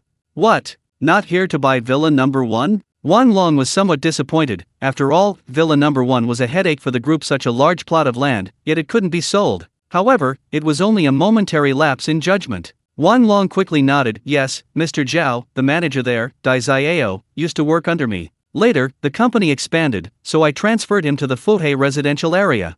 Wang Long said this with a hint of pride and a desire to claim credit. Zhao Dezhu naturally didn't care about his ulterior motives. Then could you please ask Manager Wang to help me make some connections? We're moving in today. Chapter 111 Employee Benefits. Of course, they're all part of the same group. Even if Dai Ziao has the ability, he can sell the villas in the area. Conversely, Wang Li can sell the commercial buildings that Dai Ziao is in charge of. This young boss Zhao is clearly trying to buy houses for these people. Even if the commission per house isn't much, it's a good opportunity to build a good relationship with him, so naturally, he won't let it pass. That's good. Let's go look at houses now, the kind you can just move in with your bags. Zhao Dezhu wanted to say he wasn't short of money, but then thought better of it. That would seem too stupid, like he was blatantly saying, "Come and rip me off." While money really wasn't an issue, having money didn't mean he'd let others take advantage of him. "Okay, shall we go?" Wan Long, being shrewd, knew Zhao Dezhu looked down on him and had no intention of chatting. "Sure." Yang Wenlong and the other two naturally listened to Zhao Dezhu and didn't say anything. Zhao Dezhu nodded. The four of them drove their own car. Wan Long, being the outgoing type, readily got into Zhao Dezhu's car. The Fuhe residential area was not far from the Fuhe Villa district, but the houses were worlds apart. It wasn't that the amenities were bad, but one side consisted of detached villas, while the other was a residential area with several apartments per floor. Upon arriving at the Fuhe residential area sales office, Wan Long went straight in, found a man dressed similarly to himself, and took a tablet from him. This man must be Dai Ziao, whom he had mentioned. "Boss Zhao, look, here we have." Wan Long pulled up a floor plan on his tablet and pointed to the model in the lobby, introducing it directly to Zhao Dezhu and the others. This. Listening to Wan Long's detailed explanation, Zhao Dezhu was completely bewildered. Finally, pointing to the three houses he thought were the most beautiful and largest, he said directly, "These three, you calculate the price." "Ha!" Wan Long was dumbfounded. Although he sold villas and had seen many wealthy people, he had never seen anyone buy houses like this. It was like ordering food. Although tablets could show houses from every angle, buying without even inspecting the properties, like buying a cheap toy, was unheard of. Wan Long thought he had misheard. Even Yang Wenlong and the other two were somewhat confused. Their boss suddenly buying houses, three of them at that. Could it be for the three of them? The group exchanged puzzled glances, but after a moment's thought, they figured it wasn't a big deal. The boss had money, so let him buy it, they'd just be staying there, and the houses would still belong to him. It wasn't surprising that the boss was buying property for himself. What the heck? Zhao Dezhu glared at Wan Long. "Hurry up, I have things to do." Okay, I'll calculate it right away." Wan Long quickly pulled out a price list and started using the calculator in front of everyone. The four men, including Zhao Dezhu, sat on the sofa at Dai Ziao's invitation, drinking tea and waiting for Wan Long to finish the calculations. The final calculation showed the three houses cost a total of 12 million. "Mr. Zhao, the total is 12 million. These three apartments are all duplexes, fully furnished, and ready to move in now," Wan Long explained to Zhao Dezhu. "Okay, then I'll swipe the card." Zhao Dezhu handed his bank card to Wan Long. He had already withdrawn 100 million this morning when the US stock market closed, and the money was already in his account. All right. Please sign the contract first." This time, Wan Long didn't make him pay first. Last time, he was certain Zhao Dezhu couldn't come up with the money, and he didn't dare make the same mistake again. After all, the proper procedure for buying a house is to sign the contract first and then pay. Last time, he looked down on Zhao Dezhu, which is a major taboo in the sales industry. Fortunately, the matter was resolved by firing the insignificant Zhou Shanshan. Zhao Dezhu didn't sign, but looked at Yang Wenlong, Bai Shizhen, and Li Feng. "Sign it, give them your ID cards, and let them help you process the property deeds." "Ha!" This time, it was Yang Wenlong and his two companions' turn to be stunned. "Wasn't it you who wanted to buy the house? Now you want our ID cards to process the property certificate?" Wan Long was also somewhat surprised. He didn't understand what Zhao Dezhu meant. After all, 12 million was no small sum. "Well, it just means you take out your ID cards, put your names on the certificate, and the house is yours. Understand?" Zhao Dezhu explained to the four of them with a smile. "No way, boss. We've already received our salaries, we can't take the house." Yang Wenlong was somewhat touched, but he knew this was beyond what they were entitled to. Bai Shizhen and Li Feng also repeatedly refused. "Don't be so polite. You know this is small change for me. Consider it a small gift." Zhao Dezhu handed one of the three contracts to each of them. Without waiting for their refusal, he said, feigning anger, "Show me your ID cards, then go rest. Instead of being polite, hurry up. The time you're wasting is enough for me to make 12 million. In reality, the stock market had already closed, and he had nowhere to make that much money in a short time. It was just a figurative analogy. This is just ordinary employee benefits. There will be more later, so hurry up and get it done. Seeing their hesitation, Zhao Dezhu's expression turned serious. Employee benefits, ordinary? Listen to this. Is this even human? Even Wan Long, who was standing to the side waiting to sign the contract, looked at Yang Wenlong and his two companions with envy. What kind of godlike boss is this? Yang Wenlong gritted his teeth, and finally took out his ID card first, handing it to Wan Long. He signed his name on the contract, looking at his two brothers. "Listen to the boss, work hard from now on, and don't let him down." "Okay." Hearing their old leader say this, Bai Shizhen and Li Feng stopped being coy, their military bearing showing at that moment. They signed the contract decisively and gave their ID cards to Wan Long. Zhao Dezhu smiled with satisfaction. Alright, you guys go look at the house first, then rest a bit before coming back for dinner. We'll start trading stocks at 9:30 tonight. Zhao Dezhu and the others stayed there, planning to walk back. It wasn't far, just a stroll. You two go ahead, and while you're at it, help me pack. The car's yours, it's in the car. I'll go with the boss for a bit. Yang Wenlong naturally couldn't leave Zhao Dezhu alone, he wasn't comfortable with him. Yes, Bai Shizhen and Li Feng knew Zhao Dezhu wanted to make sure they were settled so they could focus on their work, so they didn't object. Zhao Dezhu didn't object to Yang Wenlong's arrangements. After paying by card, they left the Fuhei residential sales office. Chapter 112 Lin Luoxiu. On the way back to the villa, Yang Wenlong looked at Zhao Dezhu, who seemed completely unconcerned, and asked with mixed feelings, "Boss, why are you spending so much money on us?" "Well, I'm afraid you'll run away," Zhao Dezhu smiled smugly, his expression genuinely sincere. "I can see you're all rare talents, people with real skills. Of course, I have to find a way to keep you by my side, right?"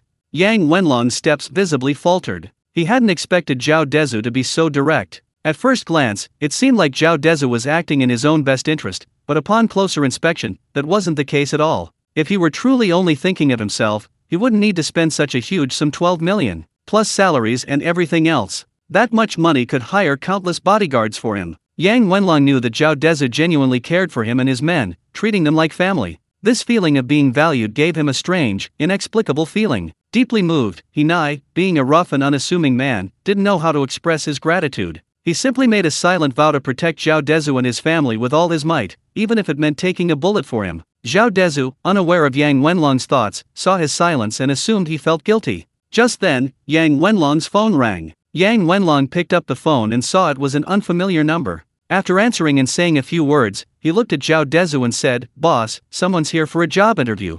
Zhao Dezhu and Yang Wenlong exchanged a glance, both looking somewhat shaken. It wasn't surprising that someone was applying for a job. The position he had set up was a personal secretary, with a substantial salary of 20,000 yuan. While this might be considered low in first or second tier cities, it was a high salary in Yayo City, a third or fourth tier city. The reason they both had these expressions was entirely due to the lingering effects of yesterday's encounter with that girl. Yang Wenlong hung up the phone, told them to wait, and then took out his phone. Sure enough, there was a WeChat friend request. After Yang Wenlong accepted, a concise self-introduction quickly arrived. Lin Luoxiu. A nice name, poetic and picturesque.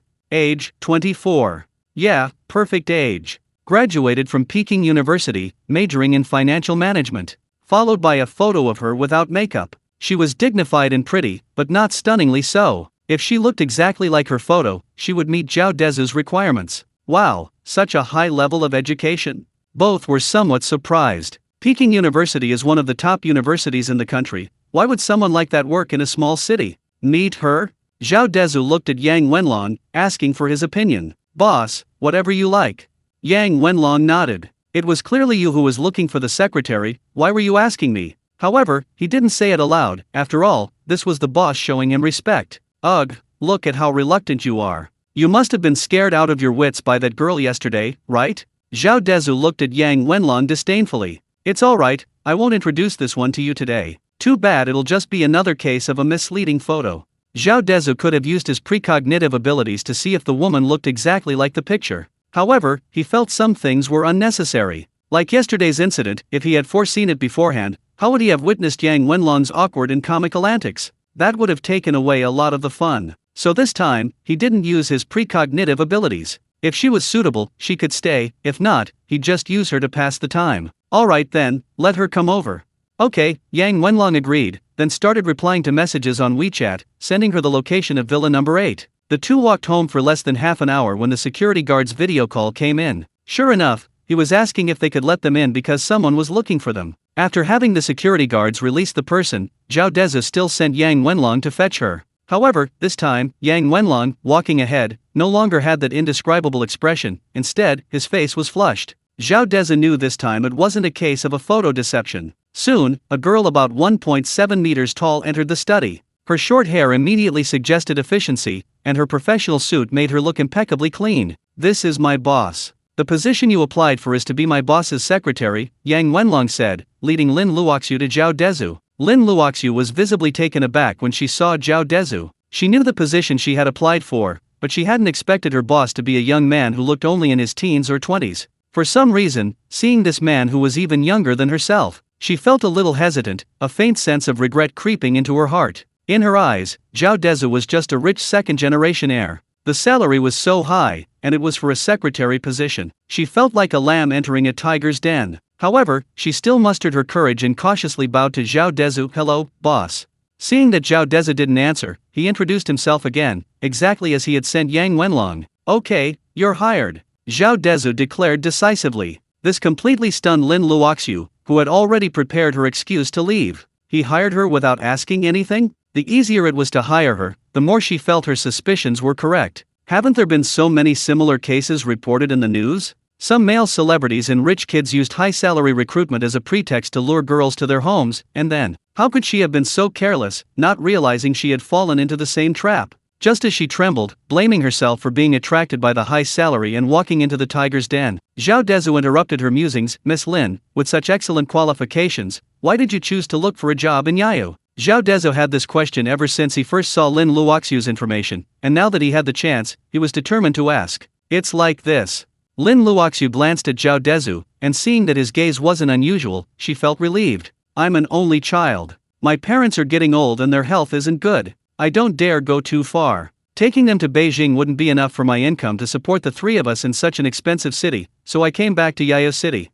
Lin Luoxiu paused. "I saw your job posting today, so I thought I'd give it a try. Thank you all for the gifts. Starting today, I'll be thanking the brothers who send gifts at the end of each post. Your support is what keeps me going. Thanks to Ying Shang, who loves 3 color juice, for the One Piece bonus update and 1 update reminder charm. Thank you to Hugh Blass, who is incredibly lifelike, for the 1 update reminder charm. Thank you to Bing Han, who loves red braising sauce, for the One Piece bubble tea gift. Thank you to Shui Shang Piao for the One Piece like. Thank you to user 727000911 for the One Piece like. Thanks again for your support, brothers. Chapter 113 was misunderstood. Hearing Lin Luoxiu's explanation, Zhao Dezhu understood why a prodigy would return to this small city. Sometimes life really is just that messed up, with things never going as planned. However, for Lin Luoxiu, this might not be a bad opportunity. She just didn't yet know just how wealthy her new boss was. Following Zhao Dezhu would be the best decision she'd ever made. "When can you start work?" Zhao Dezhu asked, noticing Lin Luoxiu's somewhat uneasy demeanor. He could see the next 24 hours, but he couldn't read people's minds. He assumed Lin Luoxiu was nervous in front of him, so he proactively asked when she could start work, partly because he needed someone to handle the messy affairs, and partly to ease the somewhat oppressive atmosphere.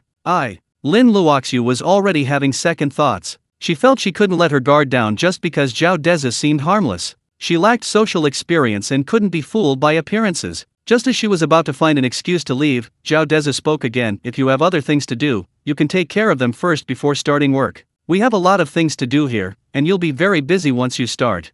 Zhao Dezhu paused. "If not, I hope you can start work as soon as possible, preferably tonight." Lin Luoxiu, who had somewhat lowered her guard, tensed up immediately upon hearing Zhao Dezhu's words, her body trembling slightly with nervousness. She hadn't been wrong after all. This rich second-generation heir was the kind of scumbag reported in the news recently. She had truly walked into the lion's den. No, she absolutely couldn't let this scumbag succeed. She glanced at Yang Wenlong, who stood like an iron tower to the side, then at Zhao Dezhu, raising her voice, attempting to deter them with her forceful attitude. If she ran away, she definitely wouldn't escape the villa. Lin Luoxiu bit her lip, her face pale, her tone indignant. "Sir, although I'm short of money, I would never sell myself for money. Please respect me." Seeing Lin Luoxiu's sudden outburst, Zhao Dezhu and Yang Wenlong were completely bewildered. However, after hearing her words, they were both somewhat amused and exasperated. Zhao Dezhu believed his appearance and behavior didn't seem to suggest anything perverted, yet he had still been misunderstood. This was a disaster. He had to make things clear. "You don't have to work for me, but you absolutely cannot slander me." Zhao Dezhu's previously amiable expression turned serious, and he said solemnly, "Beautiful lady, it seems there's been a misunderstanding between us. What kind of person do you take me for?" "Humph, don't you know who you are?"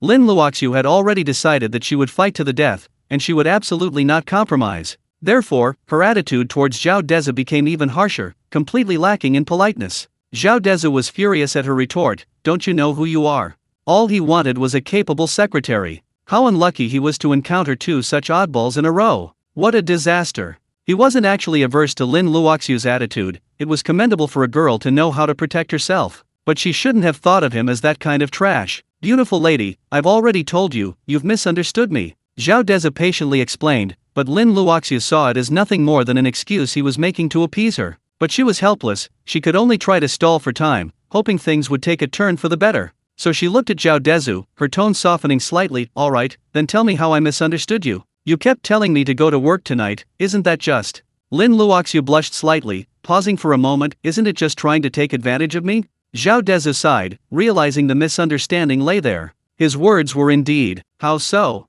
They were somewhat misunderstood. Seeing Yang Wenlong suppressing a laugh, Zhao Dezhu looked apologetic. He knew it was his fault for not explaining clearly. Looking at Lin Luoxiu, he said sincerely, Miss Lin, it's my fault. I didn't explain clearly. Let me introduce myself. I work in the stock market, what we often call stock trading. I mainly trade US stocks now, so I mostly work in the evenings. Zhao Dezhu, fearing Lin Luoxiu still wouldn't understand, added, that's why I said you could start tonight. Hearing Zhao Dezhu's explanation, Lin Luoxiu was visibly stunned, a look of embarrassment appearing on her face. If what this young man said was true, then she was truly embarrassed. Lin Luoxiu suddenly felt utterly ashamed, and said weakly, but I don't know anything about stock trading. Oh, it's alright. Your job is mainly to follow my instructions and give me orders. As for the guests tonight, you just need to serve them tea. Seeing the misunderstanding cleared up, Zhao Dezhu began explaining Lin Luoxiu's tasks, essentially assigning her duties. Okay, then I can start work tonight. Lin Luoxiu felt a little embarrassed after hearing Zhao Dezhu's explanation. After all, he was just looking for an employee, and she had overcomplicated it. That's good. You can go back and prepare for tonight, or you can have dinner here and start work on time. It was already late, and Zhao Dezhu saw his mother and the others carrying some groceries coming in from outside. No, I need to go prepare first. Lin Luoxiu wanted to leave immediately to ease her embarrassment and naturally wouldn't stay for dinner, so she quickly declined. Okay, just be at the villa before 9:30 tonight. Zhao Dezhu noticed Lin Luoxiu's awkwardness and didn't try to stop her. Thank you, boss. Lin Luoxiu bowed to Zhao Dezhu. Zhao Dezhu waved his hand, indicating she shouldn't be so polite. Brother Long, please see Miss Lin out. Okay. No need. Two voices rang out simultaneously. It was Yang Wenlong and Lin Luoxiu. Miss Lin, you don't need to be so polite. From now on, we're colleagues. I'll need your guidance in the future. Yang Wenlong very politely gestured for Lin Luoxiu to proceed. Lin Luoxiu, then thank you for your trouble. Zhao Dezhu looked at the two people behaving so respectfully. Chapter 114. Yang Wenlong is being pressured to get married. The two walked out one after the other, just in time to run into Zhao Hai and his family returning home. Li Ying saw Yang Wenlong coming out with a girl. Xiao Yang, is this your girlfriend? Don't rush off, eat first. Both of them blushed at these words. Auntie, this is the boss's assistant, she helps him with his work, Yang Wenlong quickly explained. Lin Luoxiu also greeted Li Ying and the others somewhat awkwardly. Auntie, uncle, grandpa, grandma, hello. Hello. The family responded warmly to Lin Luoxiu's greeting. Li Ying realized she had misspoke and embarrassed the others, and quickly apologized. Auntie misspoke, I'm so sorry, young lady.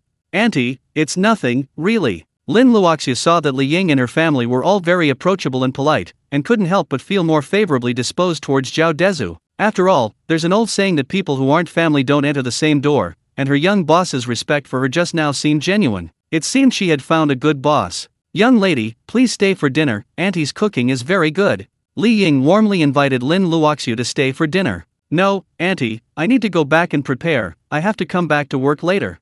Hearing it was about work, Li Ying didn't dare say much more. She didn't know exactly what her son did, but she knew it was investment related, requiring her to work on the computer in the evening. She was afraid of neglecting her work, so she didn't say anything more. After thanking everyone, Lin Luoxiu left the Fuhei Villa district. Li Ying looked at Yang Wenlong. Little Yang, Auntie thinks this girl is nice. She'll be your colleague in the future, you should try to win her over. Yang Wenlong had known the family for a while now. He was hardworking and had a good temper, so Li Ying and Zhao Hai already considered him family. After learning that Yang Wenlong was in his early 30s and still single, Li Ying had worried a lot about him. Now that she thought Lin Luoxiu was good enough, she naturally wanted to give Yang Wenlong some advice. Facing his elders, Yang Wenlong was still a little shy. He scratched the back of his head and smiled sheepishly. Auntie, she's so outstanding, she definitely wouldn't be interested in me. Don't underestimate yourself. Li Ying looked at Yang Wenlong reproachfully. How do you know she wouldn't like you if you haven't even tried? Listen to Auntie, try, understand. Seeing that Yang Wenlong didn't speak, Li Ying said, alright, I'll go cook now. Okay, thank you so much, Auntie. Yang Wenlong nodded repeatedly, feeling relieved. Zhao Dezhu secretly chuckled at the scene. Sometimes, seeing someone as composed and mature as Yang Wenlong get flustered was quite amusing. Mom, could you please cook enough for 2 more people when you cook? 2 more are coming over for dinner tonight. They had agreed to have Bai Shizhen and Li Feng over for dinner tonight, so they didn't want to run out of food. Okay, sure, his mother replied, going into the kitchen to cook. With her daughter's guidance, she had become quite proficient at using the kitchen utensils over the past few days. Only then did Zhao Dezhu notice that his father was carrying some farm tools, a hoe and a sickle, both brand new, clearly bought that day, and a small bag of something unidentifiable. The hoe and sickle were left in the yard. Dad, what are you doing? Zhao Dezhu asked, puzzled. There's a big empty plot of land, isn't there? I thought it was a waste, so I'll plant some vegetables or something. Zhao Hai pointed to the empty plot in the yard, waving the small bag in his hand. Zhao Dezhu then realized it was a bag of vegetable seeds. Well, his father wasn't used to life here, complaining about the lack of work, and was looking for something to do. That was fine, as long as he didn't overwork himself. Zhao Dezhu nodded and quickly made a cup of tea for his father and grandfather. This was a rare moment of leisure for him to chat with them. After a while Mom was still waiting for dinner, Bai Shizhen and Li Feng drove into the villa. They seemed to have come straight over after unpacking, without having rested at all. Come on, Brother Shizhen, Brother Feng, have a seat, Zhao Dezhu greeted them, then introduced the two to his family. His plan was to have these two secretly protect his family tomorrow, and also have someone to drive them wherever they went. Otherwise, going to farther places would require taking taxis, which was neither convenient nor safe. The main reason he had them over tonight was simply to let them get to know his family while he checked on his US stock trading. That was the primary purpose. Thinking about it, he realized he needed to buy a few more cars for transportation. The 2 he had at home weren't enough.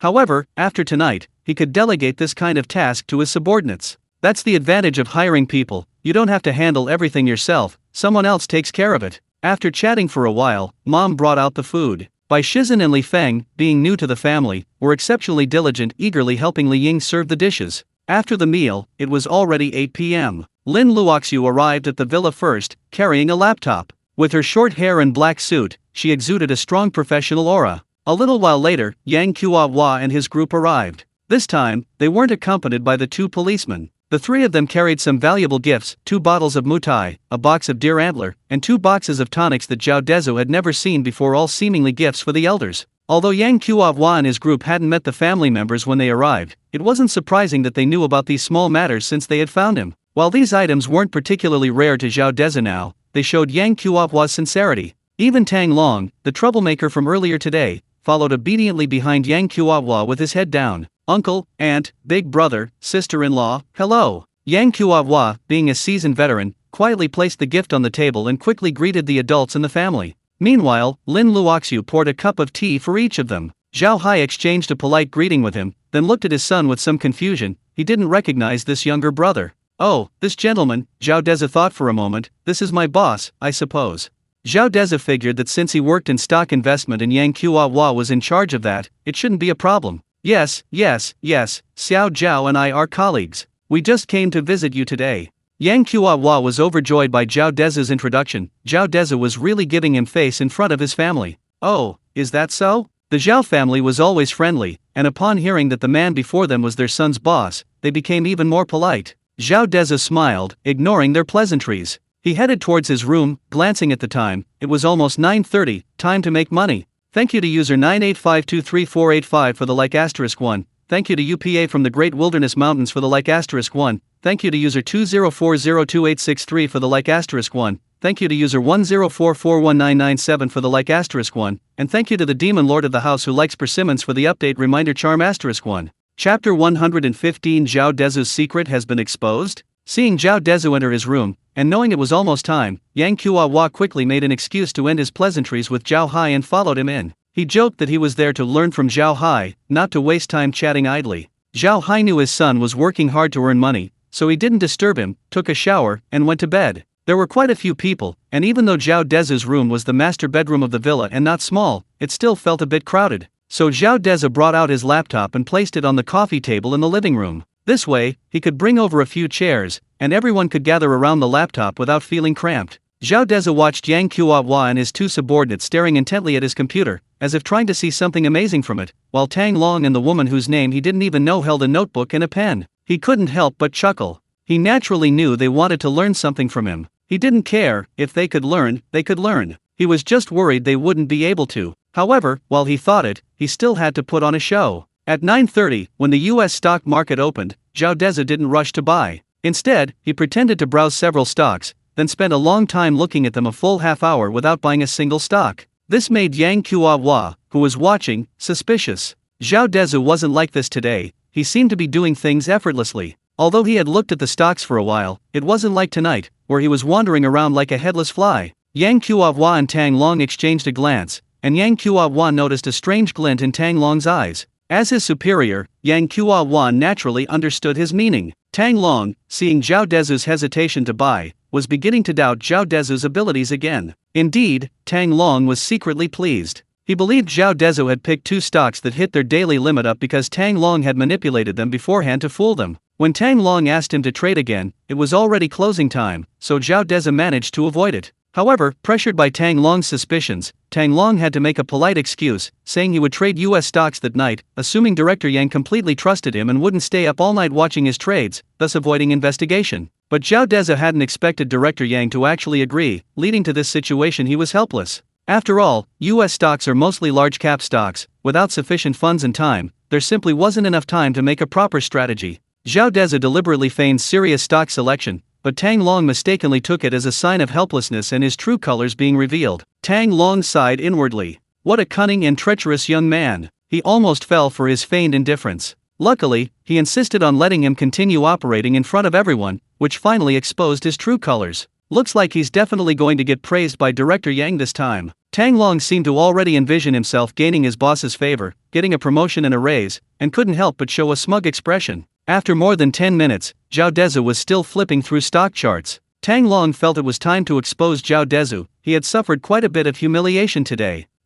Didn't you have time to manipulate the market? Gone? Tang Long looked at Zhao Dezhu sarcastically, completely ignoring the murderous glares from Yang Wenlong and the other two. Zhao Dezhu, seeing this idiot pop up again, completely ignored him. Instead, he looked at Yang Kuo-hwa, who had tacitly approved of Tang Long's taunts, and gave him a half smile. Mr. Yang, you think so too? Yang Kuo-hwa's expression changed slightly, but he didn't speak, which was taken as tacit agreement. Zhao Dezhu chuckled lightly, offering no explanation, and turned to his computer. Then, he quickly found several stocks he had just selected and bought them all with the $40 million he had left in his account after withdrawing cash. A few people who don't understand stocks aren't a big deal, but who are Yang Kuo-hwa, Tang Long, and their partner? Their job is to specialize in this kind of thing. When they saw Zhao Dezhu directly buy in with all $40 million, equivalent to 258.64 million RMB, they almost suffocated. Anyone who plays the stock market knows that they usually only buy a maximum of half of their account balance. This is because if the stock they buy dies, they can still recover.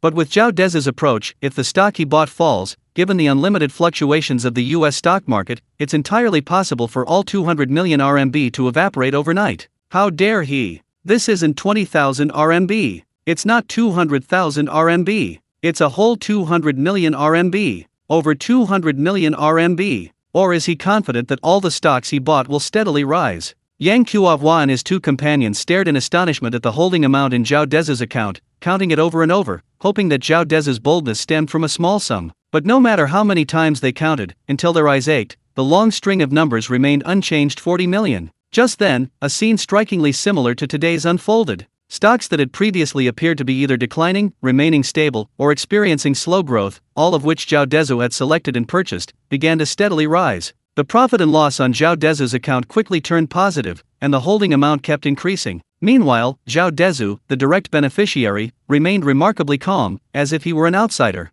Luoxiu, let's order some takeout. Order something good. Mr. Yang and the others have worked hard accompanying us, Zhao Dezhu said to Lin Luoxiu, transferring 100,000 yuan to her directly. Okay, boss. Lin Luoxiu stared inwardly at the 100,000 yuan Zhao Dezhu had transferred to her via WeChat. This boss was incredibly generous, ordering takeout cost 100,000 yuan so easily. That was half a year's salary for her. Lin Luoxiu muttered to herself, but her hands moved quickly, immediately searching on her phone for restaurants where a single meal could cost 100,000 yuan. Yang Kuo-hwa and his group didn't hear Zhao Dezhu's words, or rather, they selectively ignored them. In just a few short sentences, the stocks Zhao Dezhu had bought had already risen by 10%. That means the initial investment of $40 million had increased by 4 million in just a few minutes. Over 25 million RMB. This is unbelievable. Even robbery wouldn't be this fast. Yang Qiuhua was speechless. Tang Long slapped himself hard, wishing this was all a dream and that the slap would wake him up. But that was impossible. The stocks kept rising. Tang Long felt his worldview crumbling. Chapter 116 Yang Qiuhua, the Tool. Yang Qiuhua was also stunned by the soaring stock price. Having worked in the stock market for so many years, he had seen US stocks rise rapidly, some even faster. But for the same person to choose different stocks, and all of them to rise, and rise so rapidly at that, was truly unheard of. What kind of insight does that require? Zhao Dezhu wasn't surprised by Yang Qiuhua's reaction. Anyone knowledgeable about stocks who witnessed this wouldn't be much better off than them. This was exactly the result Zhao Dezhu wanted. He was afraid others would suspect his account of irregularities and target him, just like Yang Qiuhua and his group had come to verify his suspected illegal operations. Being hesitant and timid in his trading was incredibly frustrating. The feeling of not being able to make money was indescribable. But tonight was different. With Yang Qiuhua, a bigwig from the Securities Regulatory Commission, present, it didn't matter how much he earned. With Yang Qiuhua witnessing his actions, he could go all out. Yang Qiuhua was still staring blankly at the ever-increasing profits, completely unaware that Zhao Dezhu's rapid gains tonight were partly due to his own efforts. 15%. 20%. The profit figures on the computer screen kept jumping, and everyone was practically numb to it. Mr. Zhao, may I ask a question? Yang Qiuhua now completely believed that Zhao Dezhu's operations were legal and compliant. However, he had carefully examined Zhao Dezhu's operations, including his stock selection behavior, but found no reason to conclude that the stocks would rise. In other words, even if he saw the stocks Zhao Dezhu had chosen, he wouldn't feel any reason to buy them. Therefore, he was now filled with doubt about Zhao Dezhu's accurate predictions. Of course, Mr. Yang, there's nothing I can't ask. Zhao Dezhu looked at Yang Qiuhua generously. This guy was truly his lucky charm tonight, he couldn't afford to neglect him. Now, Yang Qiuhua had truly lost all his arrogance in front of Zhao Dezhu. Seeing Zhao Dezhu agree so readily, he disregarded all pretense of pride and looked at Zhao Dezhu cautiously, like a devout student. Mr. Zhao, I'd like to know how you select stocks. How is it so accurate? Upon hearing this, even before Zhao Dezhu had said anything, Yang Qiuhua felt a little embarrassed and quickly explained, Mr. Zhao, I know I'm being presumptuous. After all, this is somewhat of a secret of yours. If it's inconvenient, it's all right. Everyone looked at Zhao Dezhu, their eyes filled with admiration and anticipation. If they could learn even a trick or two from him, wouldn't their lives take off? Oh, it's nothing. Zhao Dezhu didn't mind Yang Qiuhua's question, because they really couldn't learn his method. However, he couldn't directly tell everyone that it was because he possessed the ability to foresee the future. He could only sigh and say with difficulty, if I have any tricks up my sleeve, I wouldn't mind telling you. Seeing Zhao Dezhu say this, everyone knew that he didn't intend to tell them, and they were somewhat disappointed. At this point, Zhao Dezhu continued helplessly, I don't understand why myself. From the moment I see a stock, I have this inexplicable feeling. If I feel it will rise, it really will rise. If I feel it will fall, it really will fall. It's just a feeling, indescribable yet undeniably real. My seemingly random flipping through the stocks just now was actually following my feeling to find stocks that would rise. The group of people were dumbfounded by Zhao Dezhu's answer. No one believed him, yet they had no other reason to question him. They could only remain silent. Yang Qiuhua also couldn't believe Zhao Dezhu's explanation, but this matter indeed involved Zhao Dezhu's privacy, even bordering on a trade secret. Naturally, he wouldn't press further, simply assuming Zhao Dezhu was unwilling to teach them. Having no choice but to go along with Zhao Dezhu's words and gracefully back down, Yang Wenlong said with a smile, Oh, I see. I was indeed presumptuous. I really can't teach this. Zhao Dezhu didn't stand on ceremony, nodding with a light laugh, I really can't teach this. Actually, this was a matter of him needing an explanation, and Yang Wenlong needing a reason. Both of them knew it. At this moment, Lin Luoxiu refilled everyone's teacups. As for the fact that everyone was too busy staring at Zhao Dezhu's computer screen to drink their tea, she didn't need to worry about that. She only needed to ensure that everyone's teacups were hot. Only Zhao Dezhu remained calm and composed, leisurely sipping his tea, as if everything was irrelevant to him. It's gone up. It's gone up. It's gone up again. A slightly trembling voice came from the crowd. It was Tang Long, who had been quiet for some time. Everyone naturally saw it, but no one spoke. Zhao Dezhu glanced at the computer screen. The increase had now reached 25%. Compared to the previous 20%, this was an increase of 5 percentage points. While 5 percentage points may seem small, it's considerable given the base of $40 million.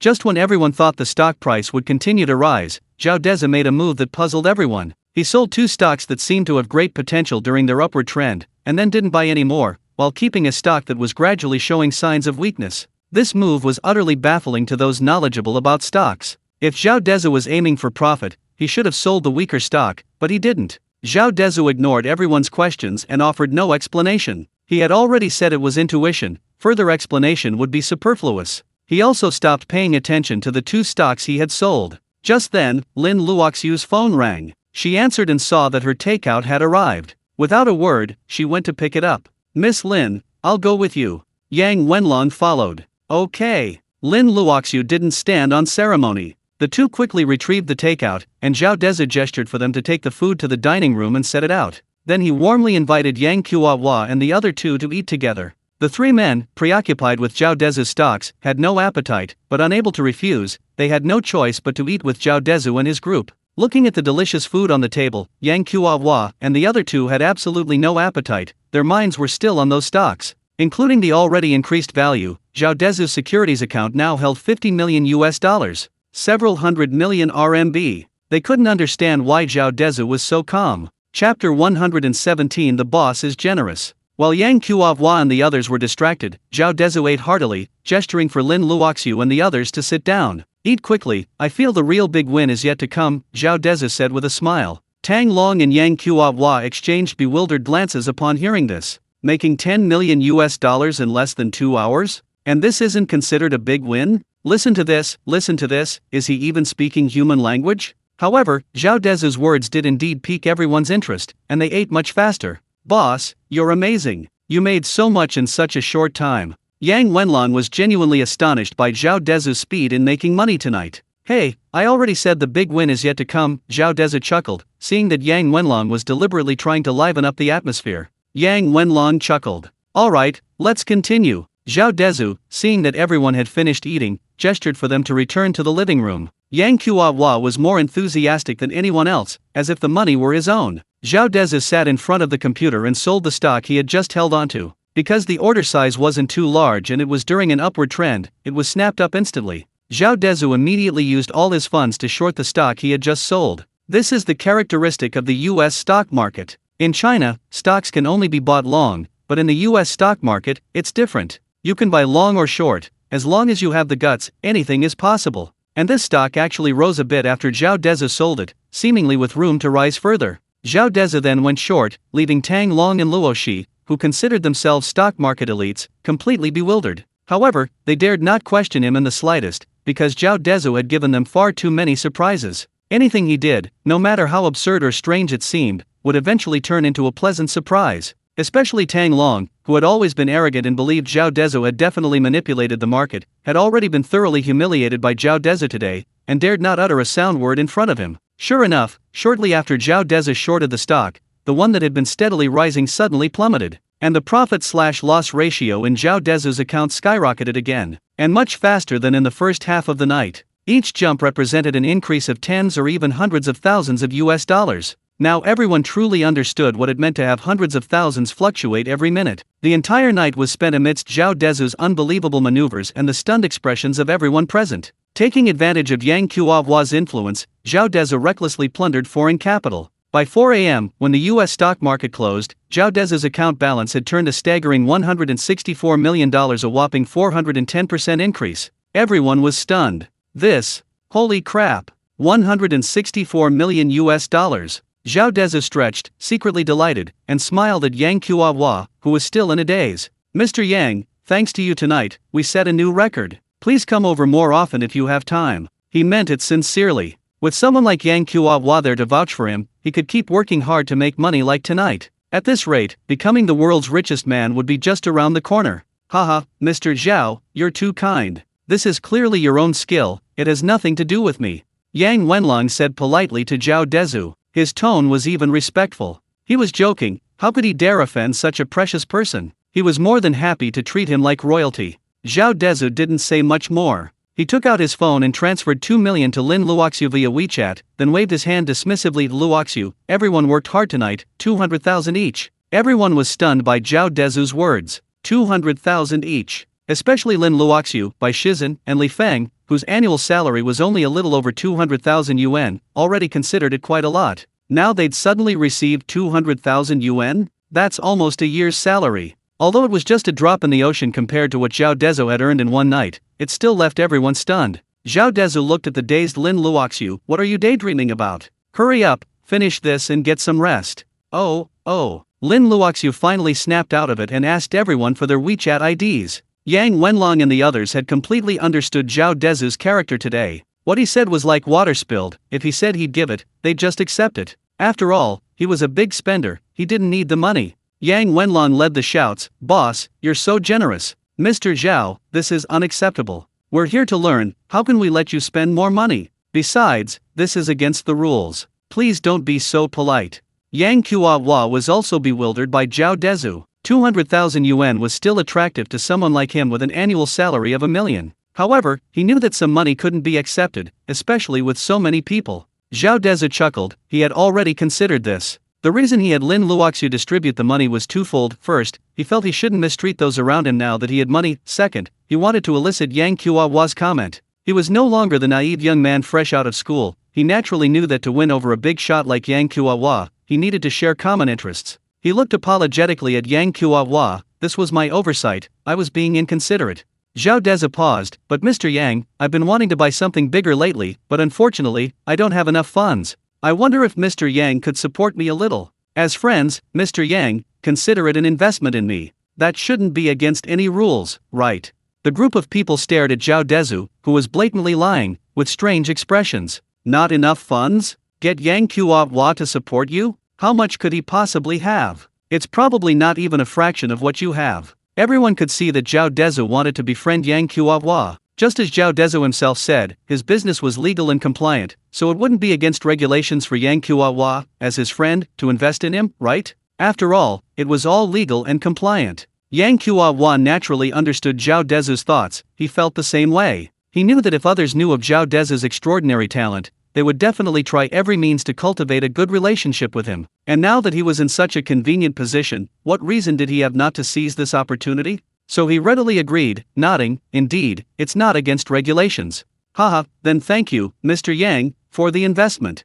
Zhao Dezhu laughed happily. Thanks to Fei Er for the like *1. Chapter 118 Yang Qiuhua's investment. After exchanging a few words, Yang Qiuhua left Zhao Dezhu's villa with his 2 men. As for his investment in Zhao Dezhu, Yang Qiuhua hoped for a larger amount, saying he would discuss the details with Zhao Dezhu later. Zhao Dezhu readily agreed. He knew that even with Yang Qiuhua's position, his own investment in himself would be a violation of regulations. However, it was just a pretext, and Yang Qiuhua understood this better than he did. Both men tacitly understood the situation. Just as Zhao Dezhu had anticipated, after leaving Zhao Dezhu's villa, Yang Qiuhua immediately made a call to a powerful figure in Kyoto, completely disregarding the fact that it was only a little past 4 in the morning. Back at the villa, Yang Wenlong, who was closest to Zhao Dezhu, looked at him with a puzzled expression. Boss, why did you bring Yang Qiuhua on board? Naturally, it's to tie him, or rather, someone even higher up, to us.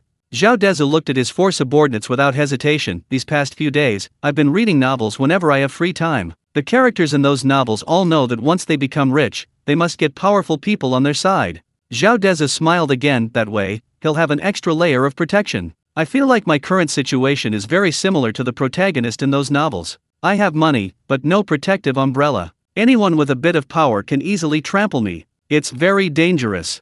Hearing Zhao Dezhu's words, the 4 men nodded, a hint of surprise in their eyes. The reason he nodded was because Zhao Dezhu's words were truly realistic. The ancient saying, a common man is innocent, but possessing a treasure is a crime, held true. As for his astonishment, it was rare for a 20-year-old boy to see himself doing things in a novel. Especially Yang Wenlong, who had witnessed Zhao Dezhu's growth firsthand, but hadn't expected it to be so rapid. From an indecisive, timid rural boy, he had transformed in just a few days into a decisive, shrewd, and resourceful individual. It was simply too extraordinary. However, Yang Wenlong still harbored a doubt. Zhao Dezhu was, after all, still a young man inexperienced in the ways of the world, and he naturally wanted to help if he could, fearing that Zhao Dezhu might suffer losses. Boss, I've investigated this Yang Qiuhua. While he's certainly a big shot to us now, the director of the Provincial Securities Regulatory Bureau, there are countless people in China more powerful than him. Yang Wenlong hesitated for a moment, then said tactfully, protecting you, is he perhaps not quite qualified? Zhao Dezhu's lips curled slightly. He knew Yang Wenlong was doing this for his own good. He also admired Yang Wenlong's outspokenness. It meant that in Yang Wenlong's eyes, he was already one of their own, just as Zhao Dezhu regarded Yang Wenlong as one of his own. Brother Long, I've thought about that too, but I think that since Yang Qiaohua has reached this position, he must understand this issue. A glint flashed in Yang Wenlong's eyes as he looked at Zhao Dezhu. You mean, he'll find someone even more powerful than him to handle this? Zhao Dezhu nodded. Yes, if he were smart enough, he'd know he doesn't have the ability, but he doesn't want to leave me to someone else. So he'll definitely find someone in his camp, someone higher up, to cooperate with us. That way, he can at least act as an intermediary between me and that person, which is still beneficial to him. Yang Wenlong nodded, analyzing approvingly. That way, his protector becomes our protector. Yes, with a backing, not just anyone can kick me while I'm down. Zhao Dezhu understood perfectly well that mutual benefit is always the best bond between people. As for money, as long as he maintains his abilities, money is just a number. With money, his primary concern is naturally the safety of himself and those around him. Otherwise, it truly proves the saying, money without the life to enjoy it. After hearing Zhao Dezhu's explanation, Yang Wenlong's worried brows gradually relaxed. The other three looked at Zhao Dezhu thoughtfully, their eyes gleaming with admiration for their young boss. Alright, it's getting late, everyone go back and rest. 13th brother, you guys take sister Luoxiu home for me. Brother Long, I need you to take me to the driving school for my exam tomorrow morning. Zhao Dezhu smiled and made arrangements for everyone. Then, as if remembering something, he looked at Lin Luoxiu and casually waved his hand. Sister Luoxiu, since they don't want the 2 million, you four can split it. These words instantly dispelled everyone's fatigue. Damn, the boss is so generous. 2 million at a time, so incredibly generous. After telling the three people except Yang Wenlong to go back and rest, Zhao Dezhu went back to his room to rest. He seemed relaxed and carefree tonight, but it was just an act for Yang Qiaohua and the others. He had been focused on stock selection and was quite tired from staying up all night. He still had to take his driving test later. Yang Wenlong also rested in the villa. After all, he already had his own room there, and he hadn't even glanced at the room Zhao Dezhu had bought for him. At 8 o'clock in the morning, Zhao Dezhu was woken by his alarm clock. When he got up, Yang Wenlong was already at the gym. Zhao Dezhu was used to Yang Wenlong's unwavering schedule, so it wasn't surprising. He called him to eat the breakfast his mother had prepared, and then they headed to the driving school. The driving test was at 9:30. After paying the test fee and verifying his identity, Zhao Dezhu entered the testing room. Less than 20 minutes later, Zhao Dezhu came out. So fast? Yang Wenlong was a little surprised. Although the first part of the test was supposed to be easy, this was too fast. Hey, what's the big deal? I even went to the bathroom, otherwise it would have been even faster. Zhao Dezhu chuckled and joked with Yang Wenlong. Indeed, the driving test was very easy. Even though he only spent about 10 minutes on it, he still scored 98 points. After all, his memory and reaction speed are much better than before. The two of them drove straight home, since they needed a good night's sleep to avoid harming their health. Boss, Ma Su called me back. The Cha brothers were summoned for questioning that same day because of the uproar online, but they're still in the investigation and evidence gathering stage. Yang Wenlong told Zhao Dezhu while driving, but now we have a lot of solid evidence. Many students and parents have come forward to testify. They're definitely going to get a paycheck. This was within Zhao Dezhu's expectations. After all, the online controversy was so intense, it wouldn't be right not to give everyone an explanation. What surprised Zhao Dezhu was the speed of the process.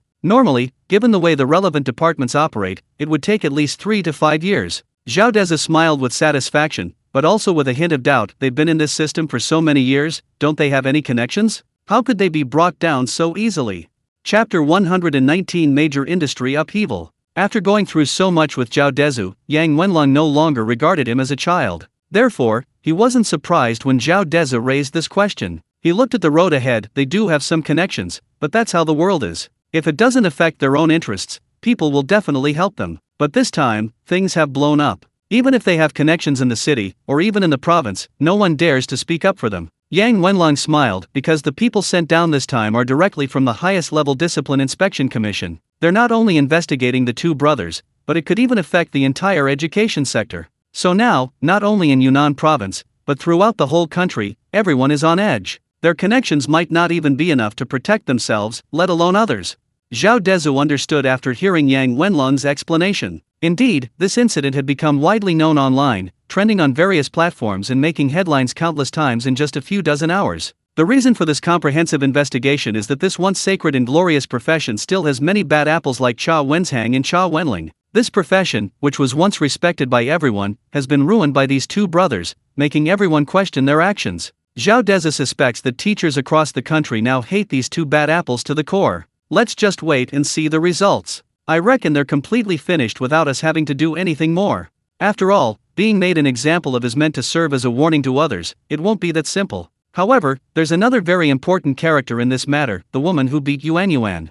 Zhao Dezhu naturally hadn't forgotten his sister being beaten like that, and he wouldn't let her off the hook. Recalling the scene of Huang Cancan's father, Huang Chao, and Chao Wenling conspiring together, repeatedly saying that Huang Cancan wouldn't do such a thing, Zhao Dezhu's teeth itched with hatred. Since you look down on the poor and like to bully the poor, then I'll make you taste the same bitterness. In the past, Zhao Dezhu wouldn't have had the right to say such a thing, but now he truly had the ability to leave Huang Chao penniless. His eyes flashed with undisguised coldness. I'll make her experience despair, taste the bitterness of being bullied. I'll take care of it later. Yang Wenlong nodded. No need, you should rest. Zhao Dezhu rejected Yang Wenlong's suggestion. Let Lin Luoxiu handle this. She'll take over these small tasks from now on. We can't let you do everything. Yang Wenlong nodded. Indeed, Zhao Dezhu had recruited Lin Luoxiu precisely to handle these tasks, so naturally, she needed to gradually take over. The two returned home and naturally took another nap. At noon, Bai Shizhen, Li Feng, and Lin Luoxiu all arrived at the villa. Lin Luoxiu was already helping her mother prepare lunch. The meal was lively, like a large family gathering. After dinner, the four adults in the family naturally wanted to go out for a walk.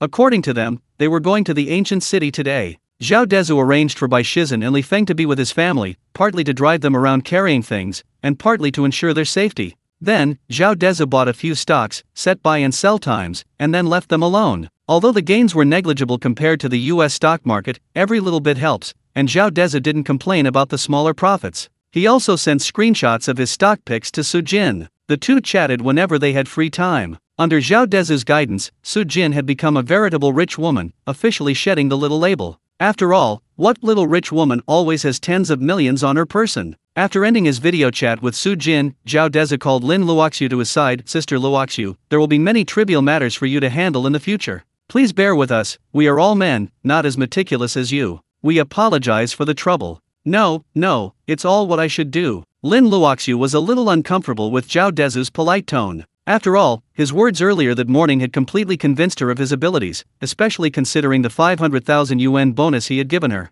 This made her feel no disrespect for Zhao Dezhu because of his age. She felt only admiration and heartfelt respect. Zhao Dezhu also noticed that this genius from the top university in Beijing still possessed a certain arrogance in his presence. From the first moment he saw Zhao Dezhu yesterday until he came to work last night, there had been a subtle arrogance unique to geniuses. But now, it was completely gone. In his presence, she was like a docile kitten. This was a genuine recognition of him. Zhao Dezhu was pleased with Lin Luoxiu's change, as it made his team much easier to manage. Zhao Dezhu nodded in satisfaction. Sister Luoxiu, do something for me today. This was the first task Zhao Dezhu assigned to Lin Luoxiu: investigate a steel rebar factory called Super Strong Steel in Shancheng County. I want to make it impossible for them to survive. Zhao Dezhu looked at Lin Luoxiu meaningfully. This was a task, and also a test. If she couldn't even handle this, Zhao Dezhu would have to consider finding someone more capable. As for money, that's not a problem. You've seen it yourself, if money can solve it, then it's not a problem, Zhao Dezhu added. Understood, boss. I'll get on with it now. Lin Luoxiu nodded, her face radiating confidence. Lin Luoxiu turned and left the villa. Zhao Dezhu didn't concern himself with what methods or means she would use. After all, he currently had nothing but money, no power of his own, no channels of influence, and could only rely on his subordinates to slowly build and expand their influence. This is why he sought Yang Kuohua's investment. Zhao Dezhu understood perfectly well that since fate had given him a unique advantage, he couldn't let his life remain mediocre. However, these things couldn't be rushed, they required gradual accumulation, and his money was still insufficient. The task was arduous and the road ahead long. Brother Long, do you think Lin Luoxiu can handle this? Zhao Dezhu chatted with Yang Wenlong as he watched Lin Luoxiu's retreating figure. Definitely. Yang Wenlong's tone was very certain. Zhao Dezhu turned to look at him, asking curiously, why are you so sure? Yang Wenlong's eyes darted around, and he glanced at Zhao Dezhu somewhat embarrassedly. After all, she graduated from a prestigious university. Chapter 120. Someone stealing the house? Hey, not bad, Brother Long. Zhao Dezhu gave Yang Wenlong a meaningful look. But does a higher education necessarily mean greater ability? Well, not entirely. I just have a gut feeling about it. Yang Wenlong scratched his head, a little embarrassed by Zhao Dezhu's teasing. Seeing Yang Wenlong's somewhat awkward expression, Zhao Dezhu stopped joking and transferred another 10 million to Lin Luoxiu, telling her to let him know if she needed more. He had a lot to do, and 10 million was really not much money, but things could only be done slowly. Brother Long, let's go buy another house today. Zhao Dezhu had always wanted to buy Villa Number 1 and open a small shop in it. He didn't have the money before, but now it was different. Over 100 million was nothing to him, so he decided to buy the house now that he had some free time. Okay. Yang Wenlong knew that Zhao Dezhu had always wanted to buy Villa Number 1, so he naturally agreed when Zhao Dezhu brought it up. Brother Long, let Lin Luoxiu drive Yuan Yuan's car for now. It's inconvenient for her to run errands without a car. The two noticed their sister's red Audi A6 was still parked there when they came out. Okay, boss. Yang Wenlong understood that Zhao Dezhu was creating an opportunity for him to interact with Lin Luoxiu, so he didn't refuse. The villa wasn't far from the sales office, so the two walked there as if it were a stroll, without informing Wang Long. Entering the sales office, they saw the same group of saleswomen, and this time there were a few people looking at houses. Zhao Dezhu glanced at the saleswomen. Linlin wasn't among them. He wondered if she had quit. He hadn't seen her when they came to buy houses for Yang Wenlong and the others yesterday. However, Zhao Dezhu didn't pay much attention. He only noticed her because he considered her somewhat of an acquaintance. Mr. Zhao, are you here to buy a house? Wang Long had mentioned to everyone again yesterday that Zhao Dezhu had spent millions to buy houses for his employees, telling them to take this as a warning and not to look down on others. So when the saleswomen saw Zhao Dezhu, their eyes lit up, as if they'd seen a god of wealth. After all, what woman wouldn't be attracted to such a handsome and wealthy young man as Zhao Dezhu? Zhao Dezhu, of course, had no interest in these ordinary women. However, not wanting to offend someone who was smiling, he didn't pretend. Looking at the woman respectfully following him, he neither answered her questions nor denied anything. I'm here to see your manager Wang. The woman was overjoyed that Zhao Dezhu had actually acknowledged her, like a fan seeing their idol speaking to them. Mr. Zhao, Manager Wang is upstairs, the woman stammered. She had originally wanted to say that Manager Wang had guests, but then she thought about who Zhao Dezhu was. He was the kind of person who wouldn't even blink an eye at spending 10 million on houses for his employees. What kind of guest could be more distinguished than him? So she immediately stopped herself from saying what she was about to say and quickly said, Mr. Zhao, shall I take you upstairs?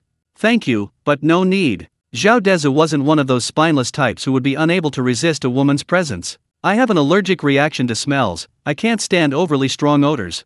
The woman paused, taken aback by Zhao Dezhu's words. He meant her smelled pungent. However, she didn't dare get angry. She politely apologized, bowed, and left. Boss, you have such a cold-blooded side? Yang Wenlong was stunned to see his usually polite boss being so blunt. A man shouldn't be a simp. Some people can approach you, but others are better left alone.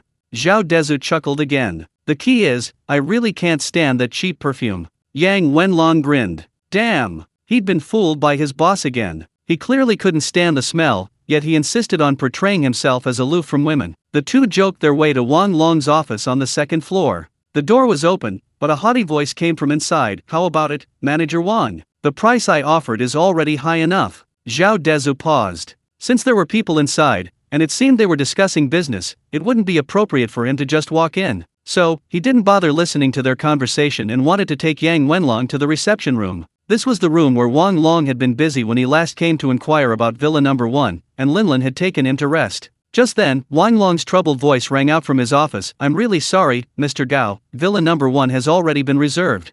Upon hearing this, Zhao Dezhu stopped. He wouldn't have cared about anything else, but Wang Long seemed to be saying Villa Number 1? Then he had to listen. The two men stood there, listening to what was happening inside. Manager Wang, this isn't very interesting. Look at this villa, it's been sitting here for years, ever since the original owner went in. You say someone reserved it, but why hasn't he bought it? The man Wang Long addressed as General Manager Gao looked at Wang Long with amusement. He was certain Wang Long was just using this as an excuse to drive up the price. Otherwise, how could he not even produce a contract for reserving the house? Besides, while Ye Yuchen has many wealthy people, they'd rather expand their businesses. Who would want to spend over 100 million on a single house? Even if he were to buy this house, he would have his own reasons, and he was certain no one would buy it. So he lowered the price to 100 million, a discount of tens of millions, and even demanded installment payments. He had assumed that Wang Long, seeing this unsellable house, would easily agree to buy it. To Gao Xing's surprise, Wang Long insisted that the house had already been reserved, rendering all of Gao Xing's prepared bargaining tactics useless.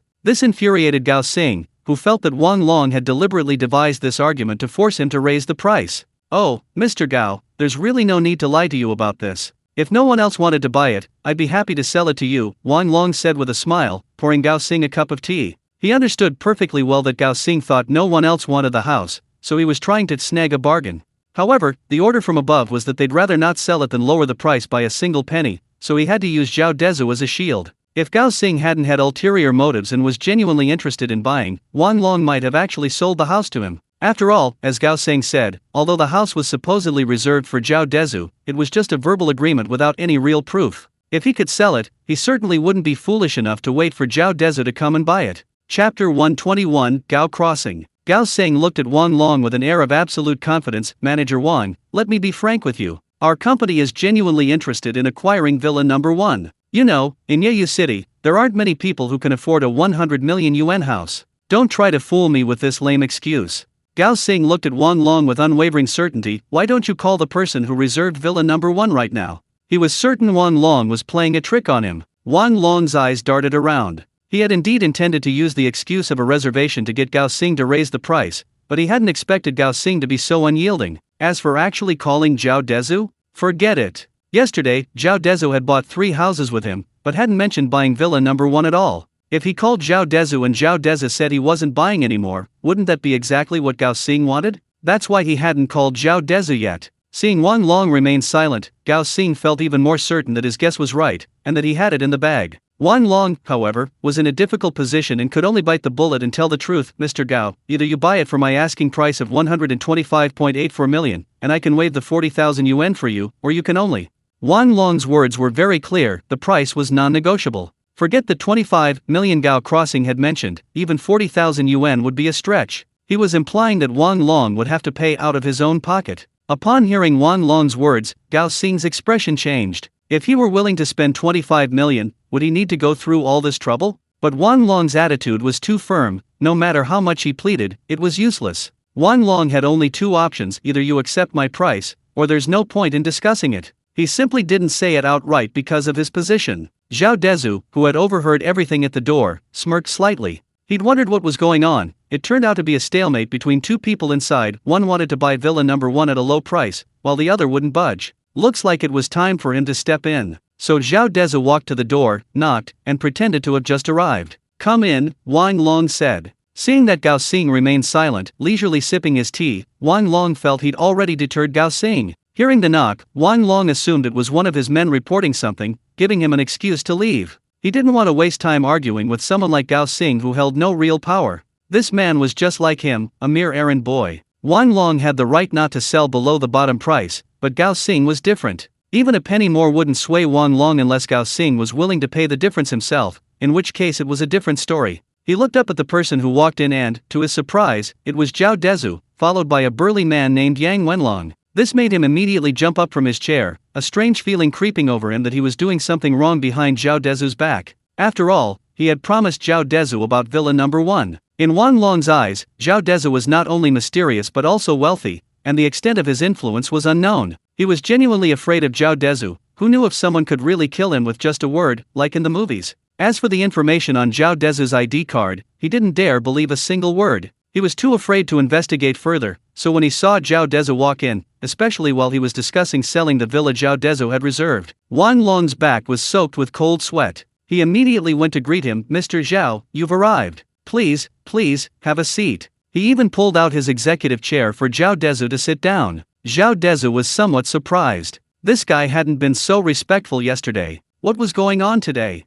Zhao Dezhu didn't know that Wang Long was actually afraid he had overheard their conversation, hence his guilty conscience. However, he didn't stand on ceremony and sat down in the executive chair. Gao Xing sized up Zhao Dezhu, wondering who this person was who had such influence that even the sales manager of Fuhei Group was being so polite. After a while, he realized he didn't recognize the young man. He himself was a high-ranking official in Yeyu City, yet he'd never seen anyone like this before. Zhao Dezhu ignored Gao Xing's scrutiny and looked at Wang Long. Manager Wang, I've come to see you about buying another apartment. Do you have time? Hearing Zhao Dezhu's words, a hint of disdain flashed in Gao Xing's eyes. Just a real estate buyer? He'd thought Zhao Dezhu was some big shot. 10 to 5 groups of people come here to buy apartments every day, but how many can actually afford them? Let alone this young man he'd never seen before. Is he some nouveau riche foolish son who's showing off his newfound wealth? Won't he be terrified when he finds out the price? Gao Xing, seeing Zhao Dezhu's age and having never met him in Yeyu City, instinctively assumed Zhao Dezhu was just trying to show off by buying a house here, and probably couldn't afford anything in the city, maybe only a cheap villa worth 3 to 5 million.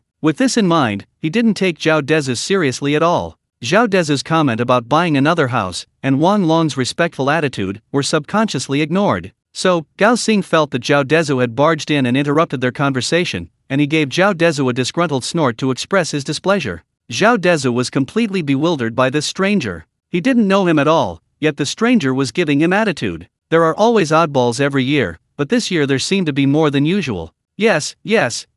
Zhao needs me, and I'm available anytime. Upon hearing Zhao Dezhu's words, Wang Long immediately beamed with joy. Look at him, he comes here and asks for another house right away. Isn't that much better than playing the fool with you, a mere errand boy, which is exhausting and thankless? What if I waste my time and then say I'm not buying it? Wouldn't that be a complete waste of my time? Wang Long now treated Zhao Dezhu with utmost respect. Linlin, who hadn't been seen yesterday and wasn't in the lobby today, was actually in this office. It turned out she was here to make tea for the guests. Seeing Zhao Dezhu and Yang Wenlang enter, she quickly made tea for them as well. Her eagerness was remarkable. Mr. Zhao, please wait a moment. I'll bring up the floor plan so you can choose a house first.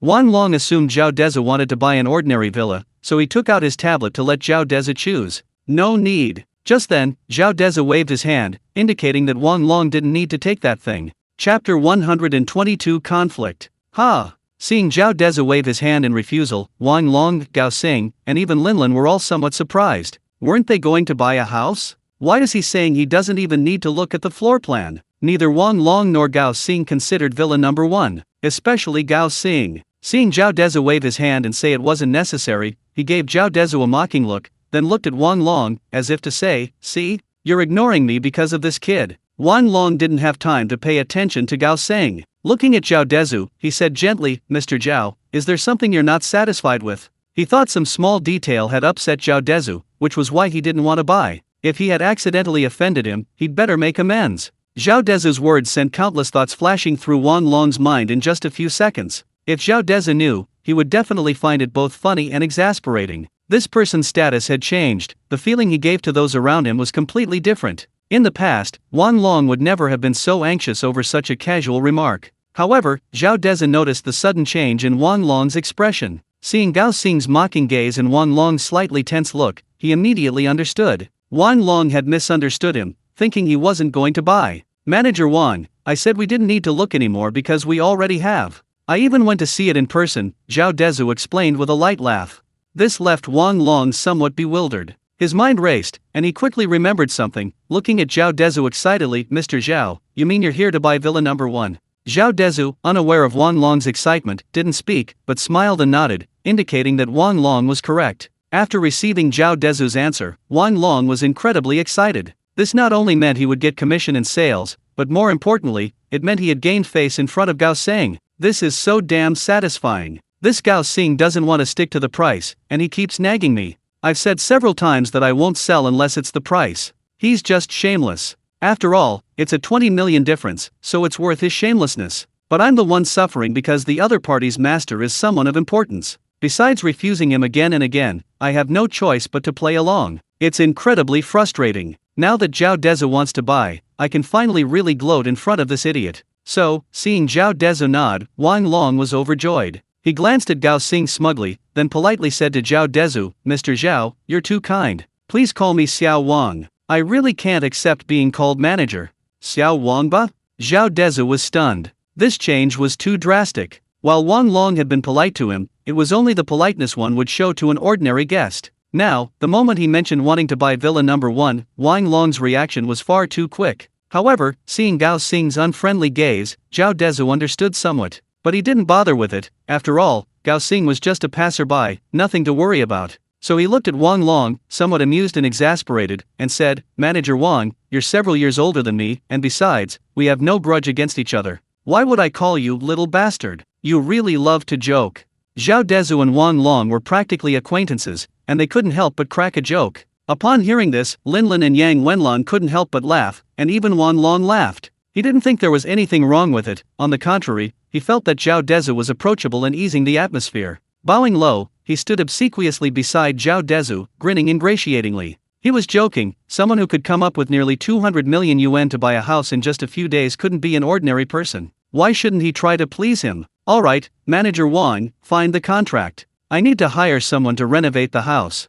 Zhao Dezhu didn't want to waste too much time here. He'd rather use the time to go for a walk and enjoy the scenery. After all, Yayuchen was a place many people would visit at least once in their lifetime. It's clear how beautiful the scenery here is. Okay, please wait a moment. After several dealings, Wang Long knew this young man all too well. He meant what he said, and bought what he said he would. In short, he was incredibly wealthy. He had no reason to doubt Zhao Dezhu. Wang Long immediately started looking for the contract in the office safe. Meanwhile, Linlin diligently poured tea and water for everyone. Young man, are you really going to buy villa number 1? Gao Xing, who had been hostile towards Zhao Dezhu since he entered the room, looked at him with an unfriendly tone. Yeah, it's only a little over 100 million, very cheap. Zhao Dezhu initially didn't want to pay him any attention, but he wasn't in a good mood to tolerate things anymore. This was a deliberate attempt to provoke Gao Xing. You don't have money? I do, and it's a small amount for me. I'll make you furious. Sure enough, Gao Xing, who was obese and looked like a fat, round bumpkin, frowned and widened his small eyes after hearing Zhao Dezhu's words. He let out a long breath, as if suppressing a great deal of anger, and leaned towards Zhao Dezhu, looking at him with a warning. Young man, our Dakang group has a use for this house, and we hope you won't interfere. Gao Xing's expression was arrogant when he said Dakang group, and the threat was undeniably strong. He then looked at Zhao Dezhu smugly, as if just mentioning that name would terrify Zhao Dezhu, or at least make him back down and not compete with him for this villa. However, what he didn't expect was that after hearing his words, Zhao Dezhu did something that completely baffled him. Zhao Dezhu glanced at him as if he were an idiot, then ignored him completely, turning to Yang Wenlong beside him with a helpless expression. Brother Long, do you think I'm having a run of bad luck? Yang Wenlong looked at Zhao Dezhu blankly. Boss, what do you mean? Zhao Dezhu shook his head. Lately, I've been like the protagonist in a novel. Wherever I go, some arrogant, self-important fool comes up to me, either looking down on me or threatening me. Zhao Dezhu paused, then shook his head in frustration. You know, I actually encountered such a cliché plot. What are the viewers supposed to think? Won't they be angry? Sigh, the viewers will understand, right? After all, there are too many idiots in this world. They also hope the boss will teach them a lesson, won't they? Yang Wenlong sighed, trying to comfort Zhao Dezhu. You guys. Gao Xing was furious that the two ignored him and even muttered that he was an idiot to his face. He suddenly stood up, pointing at Zhao Dezhu and Yang Wenlong. If it weren't for Yang Wenlong's burly, imposing appearance, he would have already beaten Zhao Dezhu up. Chapter 123 has a limit. Zhao Dezhu remained unfazed by Gao Xing's outburst, continuing his conversation with Yang Wenlong. He sighed in disappointment. Sigh, some people just love to show off. What's the point of buying a house if you can't afford it? Yeah, too much of a show-off, Yang Wenlong and Zhao Dezhu chimed in, clearly badmouthing Gao Xing while ignoring him completely. This infuriated Gao Xing. Just as he was about to explode, Wang Long took the contract and signed his name. He respectfully handed it to Zhao Dezhu. Zhao Dezhu glanced through the contract and then signed it. This made Wang Long beam with joy. Alright, pay up. Zhao Dezhu handed his card to Wang Long. Gao Xing, standing to the side, saw that Zhao Dezhu had actually bought the villa without haggling, and he was furious. This was tantamount to completely ruining his plans. He instantly glared fiercely at Zhao Dezhu. Fine, you've got guts. You dare to go against our Dakan group. You'll regret your choice. After uttering those harsh words, he turned and left. Wang Long watched Gao Xing's departing figure with a somewhat unpleasant expression. Mr. Zhao, this Dakan group is not to be trifled with. You'd better be careful in the future. Okay. Zhao Dezhu nodded slightly, but everyone could hear the disdain in his voice. Wang Long's body stiffened. He understood Zhao Dezhu's meaning. He didn't care. This made him even more fascinated by Zhao Dezhu's identity, because in his view, someone who could disregard the threat posed by the Dakang group must have an even greater background than he had originally imagined. Wang Long's office had a computer, so he directly swiped his card there. If this transaction went through, his performance record would be even more perfect. Mr. Zhao, please enter your PIN. Wang Long politely handed the PIN input side to Zhao Dezhu. Zhao Dezhu naturally didn't hesitate. He glanced at the amount, 125 million. It was originally 125.84 million, so it seemed Wang Long had given him a discount, reducing it by 840,000. Zhao Dezhu directly entered his PIN, but unexpectedly, the payment failed. With a beep, a line appeared on the screen. This card's annual limit has been reached. Wang Long was somewhat at a loss. It wasn't that the balance was insufficient, the credit limit had been used up. Zhao Dezhu was also taken aback. He genuinely hadn't expected this, as he didn't have much money to begin with and hadn't anticipated an insufficient credit limit. What should we do? Zhao Dezhu was at a loss, lacking experience. Just go to the bank and open an account, it's just a bit of a hassle, Yang Wenlong suggested. Right, just apply for a credit limit increase, Wang Long agreed. Looks like that's the only way, Zhao Dezhu nodded, there was no other option. So the two said goodbye to Wang Long, went home, and drove to the bank. By the time they arrived, it was already noon, and the staff had gone for lunch and a break. The two found a restaurant near the bank, ate lunch, chatted for a while, and then the bank finally reopened. Zhao Dezhu walked in and went straight to a lobby manager. Hello, I'd like to increase my daily spending limit. How do I do that? Sir, please put on your mask first. The two felt awkward. Masks are rarely worn these days, except in public places like hospitals and banks. So neither of them had prepared masks. They had to retreat to the bank entrance, where Yang Wenlong went across the street to buy a mask before they went back inside. The same lobby manager returned. After putting on his mask, Zhao Dezhu asked him again for instructions. Sir, this is your ticket number. Please wait until your number is called and then proceed to the corresponding counter to process your transaction. Okay, what about for particularly large amounts? Can I just wait here too? Zhao Dezhu asked, looking at the long queue and feeling a chill run down his spine. How long would it take to get his turn? This couldn't be done by proxy, he had to go in person with his ID. So he was hoping to get some special treatment. Sure enough, after he said that, the lobby manager looked at Zhao Dezhu and asked, Sir, how much money do you have in your account? If it's just a few million, you can process it at the counter. A little over 100 million, Zhao Dezhu replied honestly, there probably wasn't even 200 million in his account. 100 million. The lobby manager was also taken aback. 100 million in cash was a rare sight, and this young man actually had 100 million in his account. Why even bother queuing? This is definitely a VIP room. Please follow me. The lobby manager had been very friendly when he first saw Zhao Dezhu, and now, hearing that Zhao Dezhu had over 100 million in his account, his attitude became even more respectful. Looking at the dozens of people still in line, Zhao Dezhu couldn't help but sigh. It's good to be rich. Zhao Dezhu and Yang Wenlong followed the lobby manager directly into the VIP room. Once inside, the lobby manager first served them hot water, then said, Please wait a moment, I'll go get our bank manager. Zhao Dezhu nodded, indicating that he should go ahead. A few minutes after the lobby manager left, an elderly man with white hair, around 60 years old, walked in. He extended his hand to Zhao Dezhu, saying, Hello, I'm Chi Tongwei, the president of the Yaya branch of Huaxia Bank.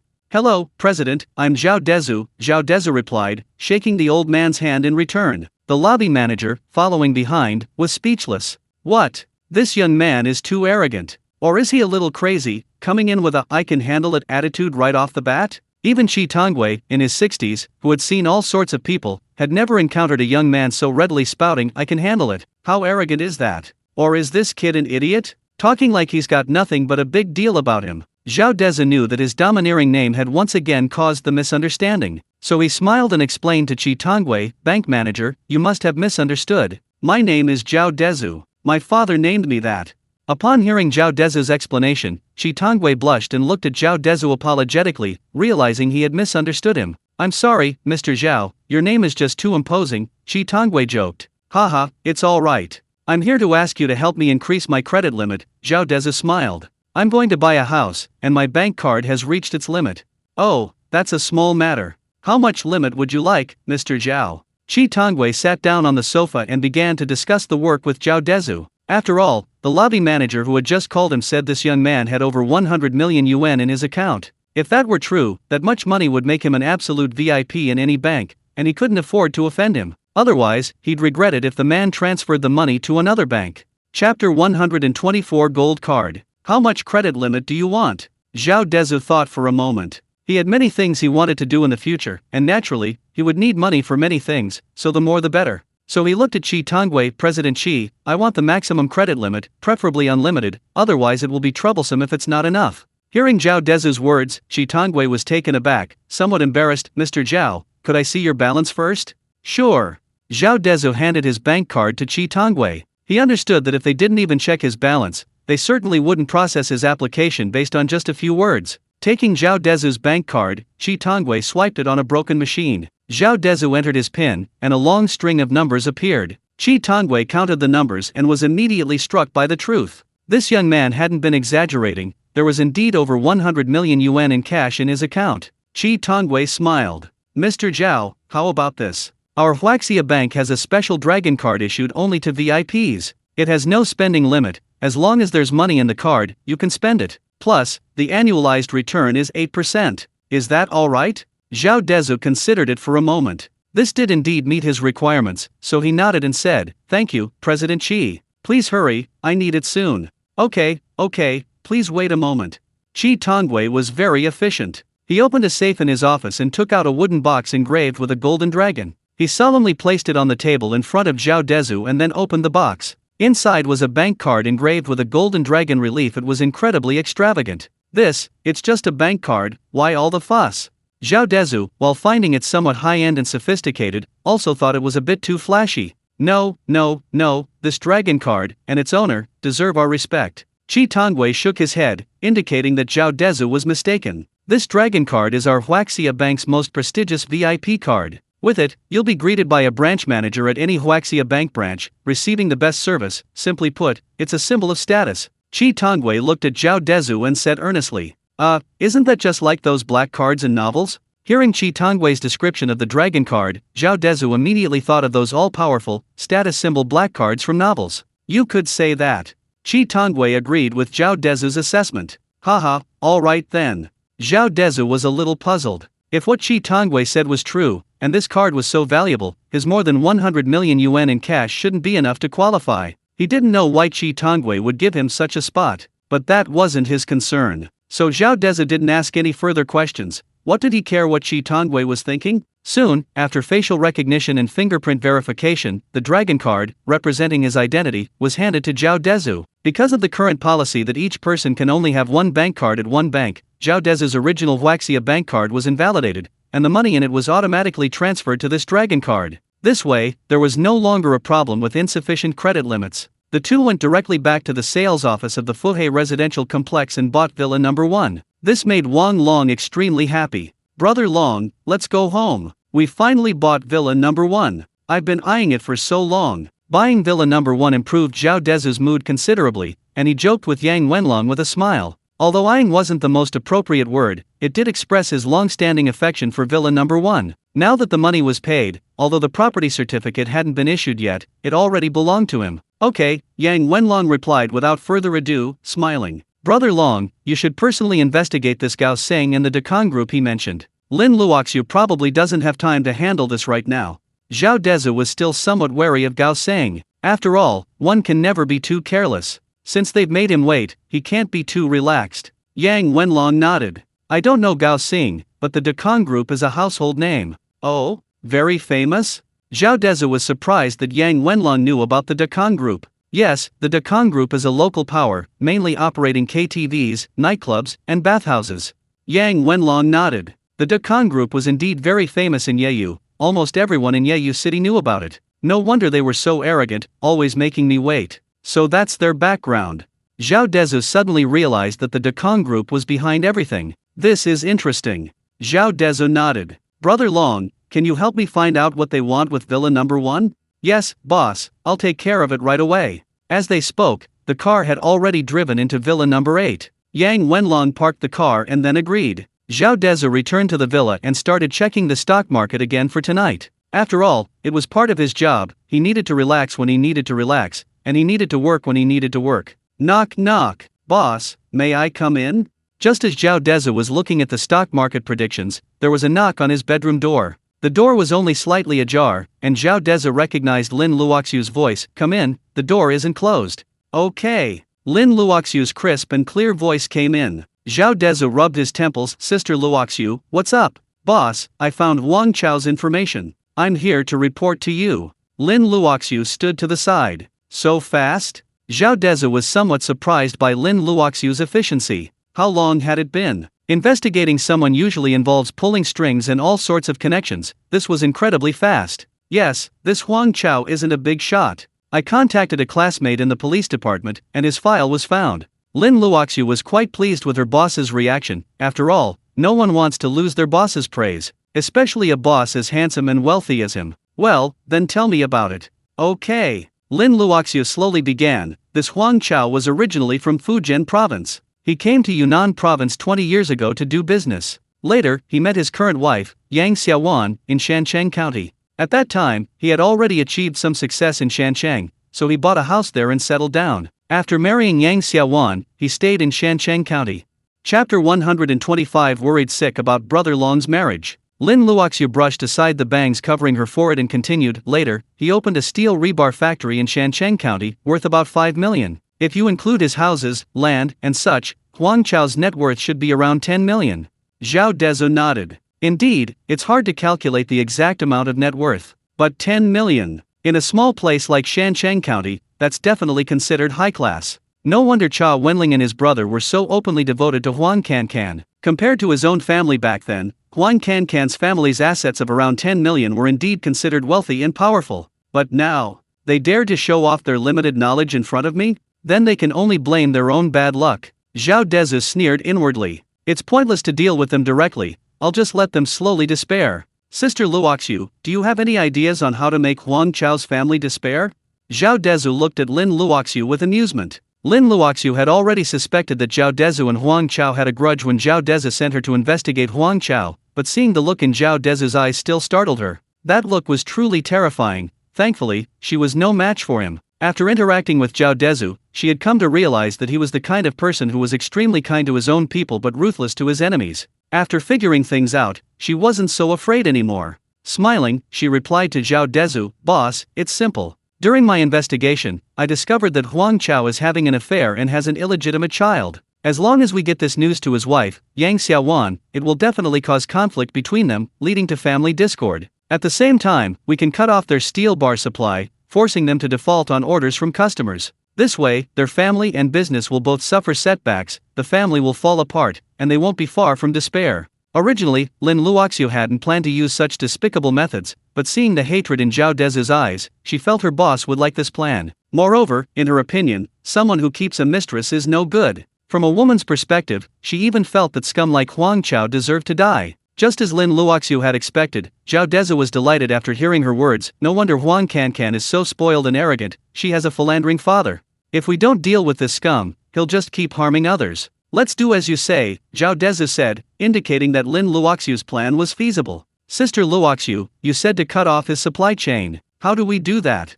Zhao Dezhu asked, looking at Lin Luoxiu with some confusion. That's simple. We just need to put pressure on his suppliers. Lin Luoxiu thought for a moment, then seemed to have thought of something else. Of course, the most direct way is to acquire his suppliers. That would be even easier. Lin Luoxiu suddenly remembered that Zhao Dezhu had said at noon that money wasn't a problem. Good idea. Zhao Dezhu praised Lin Luoxiu, then looked at her as if he'd discovered something amazing. Wait a minute, Luoxiu, aren't you a top student from Peking University? Why are you acting like a thug? But I like it, ruthless enough. Ha ha. Lin Luoxiu was speechless. Was her boss praising her or insulting her? She lowered her head, her face flushed, and remained silent. Zhao Dezhu stopped joking with Lin Luoxiu. Just do it your way. If you need a team, recruit your own. As for money, like I said, it's not a problem. Go ahead and do it. Okay, boss. Lin Luoxiu nodded and left Zhao Dezhu's room. Yang Wenlong had been on the sofa, contacting his friends on his phone and investigating Gao Xing's information. When he saw Lin Luoxiu, he hesitated, as if he wanted to say something. At this moment, Zhao Dezhu came out and gestured to Yang Wenlong, indicating that he should approach her. Because Lin Luoxiu had her back to Zhao Dezhu, she naturally couldn't see his gesture. Yang Wenlong, somewhat shyly, shook his head. Lin Luoxiu, who was about to walk over to him, noticed his unusual behavior and asked with concern, "Brother Long, what's wrong? Are you feeling unwell?" No. Startled by Lin Luoxiu's sudden question, Yang Wenlong flinched like a cat whose tail had been stepped on. Damn, this is so pathetic. Zhao Dezhu gave Yang Wenlong a disdainful look, gave him a thumbs up, then gestured downwards to show his contempt. Lin Luoxiu, seeing Yang Wenlong's restless state, was somewhat skeptical of his claim that he was alright, so she continued with concern, "Brother Long, are you sick? Let me take you to the hospital." No need. Yang Wenlong repeatedly refused, not even daring to look Lin Luoxiu in the eye. Oh, so our tough guy is smitten. Zhao Dezhu, seeing Yang Wenlong repeating himself every time he spoke, and his incredibly timid demeanor, finally understood what he was thinking. However, this guy is too cowardly. This won't do. I finally understand he's a nobleman even in his 30s. Looks like I'll have to help him out. Brother Long. Zhao Dezhu walked over, looking at Yang Wenlong with concern. If you're sick, you need to get treatment, otherwise it will get worse. Lin Luoxiu nodded repeatedly, very pleased with Zhao Dezhu's concern for his employee. Sister Luoxiu, why don't you drive him to the hospital? Don't delay. Get him checked out properly. Please take good care of him. He's a grown man, so careless and doesn't cherish his health. Have the doctor give him a full checkup. Zhao Dezhu asked Lin Luoxiu to take Yang Wenlong to the doctor for a checkup. Okay, boss, don't worry. Lin Luoxiu saw Yang Wenlong's strange expression due to nervousness and assumed it was because he was feeling unwell. Although Yang Wenlong was timid in front of Lin Luoxiu, he wasn't stupid. He naturally realized that Zhao Dezhu was creating an opportunity for him and Lin Luoxiu, so he could only walk into the courtyard with Lin Luoxiu's help. Zhao Dezhu watched their backs as they walked away, a smile appearing on his lips. If he could solve this blockhead's lifelong problem, wouldn't that be a good deed? He even felt a sense of accomplishment. The worst fear was that Yang Wenlong would be a coward to the end, and that he wouldn't seize the opportunities he was trying so hard to create for him. After all, that was all he could do. He couldn't force Lin Luoxiu to be with Yang Wenlong just because he was her boss. Yang Wenlong had to fight for it himself. Just as Zhao Dezhu was wondering if Yang Wenlong could win over Lin Luoxiu, a phone call interrupted his thoughts. Chapter 126: $100 billion investment. Zhao Dezhu picked up his phone and glanced at the number. It was the number Yang Qiuhua had given him. After answering, Yang Qiuhua's voice came through, sounding excited. Hello, Mr. Zhao. Zhao Dezhu narrowed his eyes. Mr. Yang, is something good happening? Haha, Mr. Zhao, you're truly a prophet. It's fantastic news. Yang Qiuhua's hearty laughter came through the receiver. Oh, congratulations, Mr. Yang. Zhao Dezhu had a pretty good idea of what was going on, but since Yang Qiuhua wouldn't say, he could only pretend not to know. Well, Mr. Zhao, I should be congratulating you, Yang Qiuhua said confidently into the phone in an office building in Beijing. Zhao Dezhu feigned ignorance. Mr. Yang, stop playing games with me. Your words are making me very curious. Haha, Mr. Zhao, after leaving your villa, I flew directly to Beijing to discuss investing in you with my superiors. After a day of discussion, Zhao Qiuhua decided to invest. Yang Qiuhua laughed heartily, joking with Zhao Dezhu. Mr. Zhao, you should remember my contribution in securing such a large investment for you.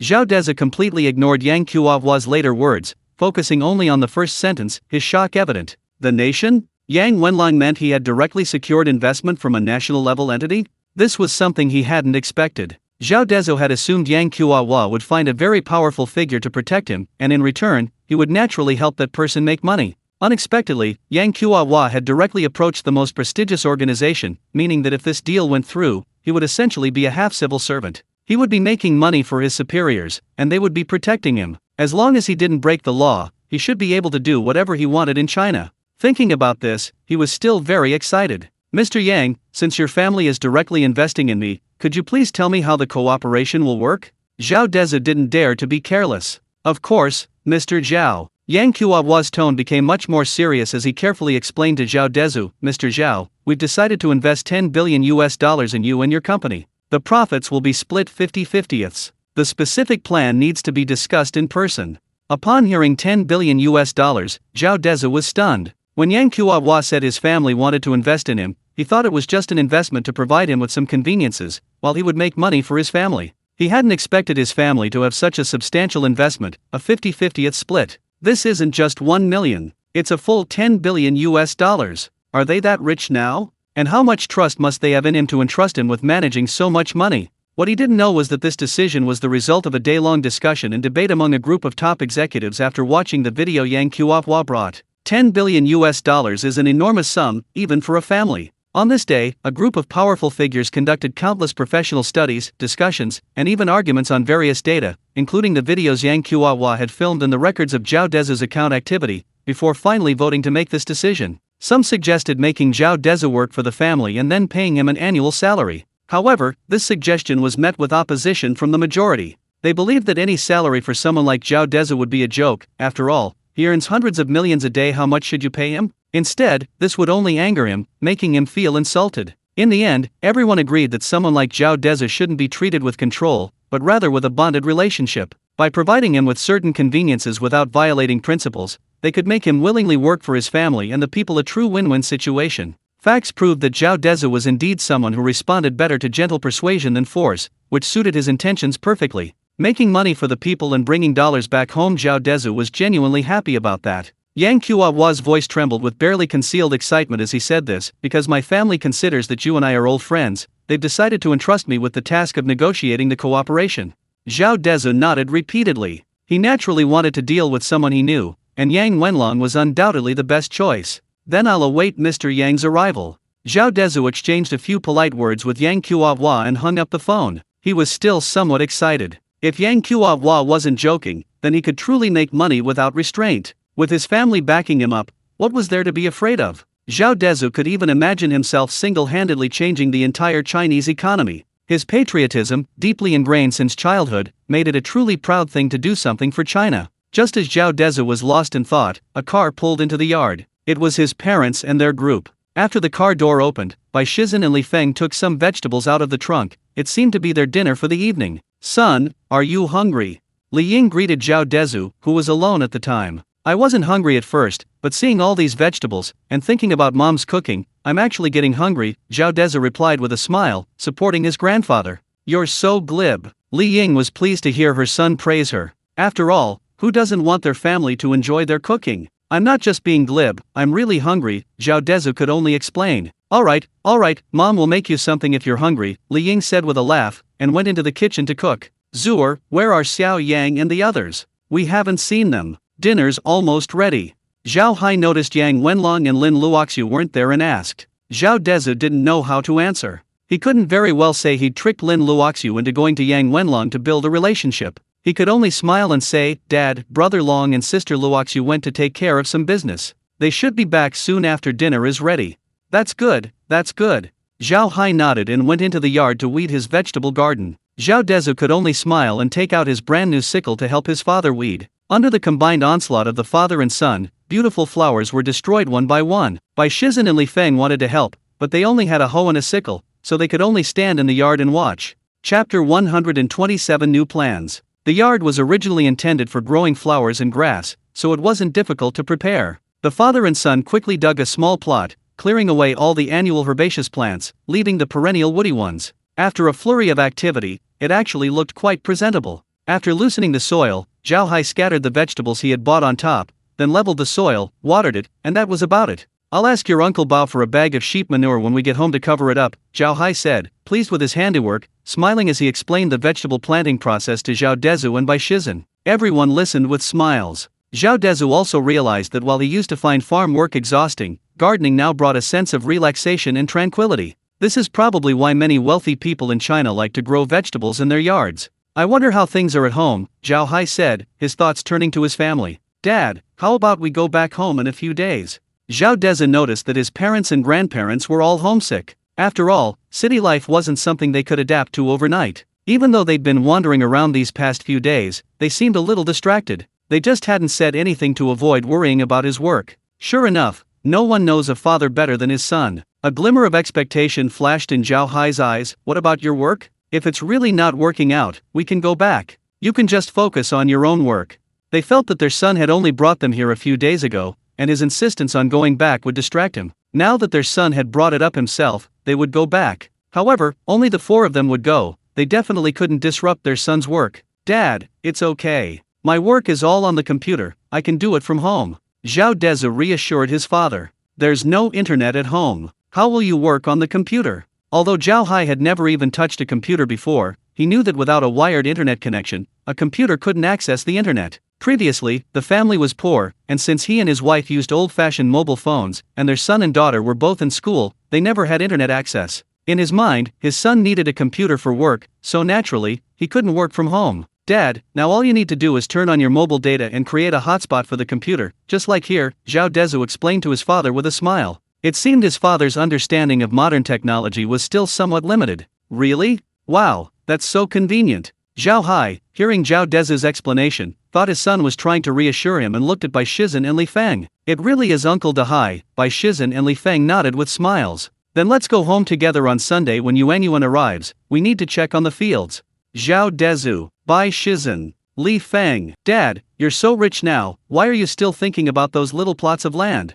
Zhao Dezhu said with a wry smile. "You can't say that," Zhao Hai said sternly, reprimanding his son Zhao Dezhu. "Those places are ancestral property, not necessarily worth much money, but they're a kind of keepsake. I've always felt a sense of belonging because they were left to me by your grandparents. No matter how good things are outside, nothing feels as secure as home." Zhao Hai sighed, as if remembering something, his face filled with longing. "Once your mother and I leave, you'll understand that feeling. That sense of belonging is incomparable to anything outside." Zhao Hai's words silenced Zhao Dezhu. He didn't truly understand his father's attachment to home, but as his father said, there were indeed too many emotions his parents couldn't let go of there. Zhao Dezhu, who had initially given up on returning to Xiaoxing village, felt a softening at this moment. An idea slowly took shape in his mind. Just then, Yang Wenlong and the others returned, and Zhao Yuanyuan got out of the car. It seemed the two of them had gone to pick up their younger sister. As soon as Lin Luoxiu got out of the car, she greeted the others and went to help in the kitchen, as did Zhao Yuanyuan. "Brother Long, I noticed something's off about Luoxiu's expression. Did you confess your feelings?"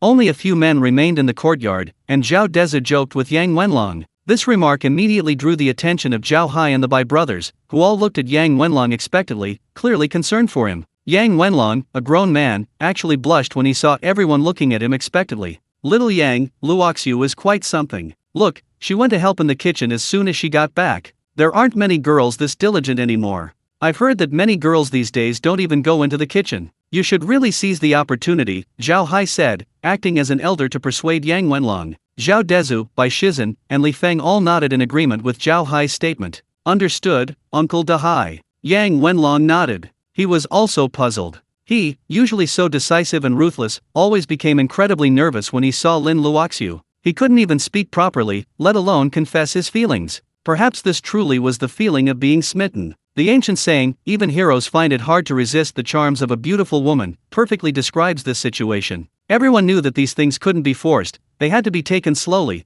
so they didn't tease Yang Wenlong any further. Zhao Hai went back to the living room to play chess as usual. Zhao Dezhu remembered that when he was a child, his father's only way to relax was by playing chess. Back then, mahjong wasn't as common in the countryside as it is now. Whether young or old, the women would gather in small groups to gossip. The men, on the other hand, mostly gathered to play chess. When Zhao Dezhu was just old enough to remember things, his father would often secretly find people to play chess with, so Zhao Dezhu had a vivid memory of it. However, many things happened at home later, and conditions became increasingly difficult, so he stopped playing chess. Now, things have finally gotten better, so he started playing chess with his grandfather again. Zhao Dezhu, Yang Wenlong, and the other two watched them play together. Zhao Dezhu sat next to his grandfather, occasionally offering him a tip, which made Zhao Hai roll his eyes repeatedly. The game of chess ended quickly, and dinner was ready. A group of people gathered around the table, creating a lively atmosphere. At the dinner table, Zhao Dezhu told his family about his younger sister coming home for the weekend.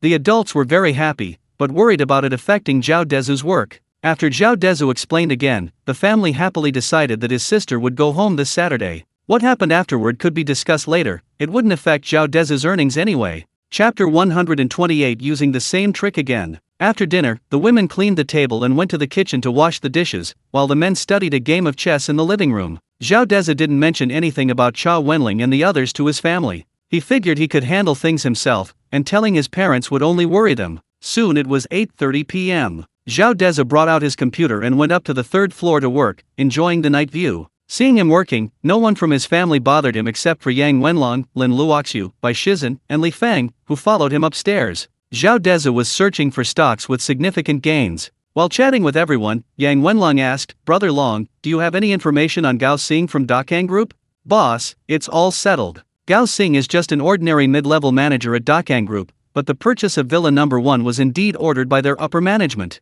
They bought it because they think the residents of the Fuhe Villa district are all wealthy and powerful, and the villa is large, so they want to use Villa No. 1 to open a private club. After all, that's their line of work."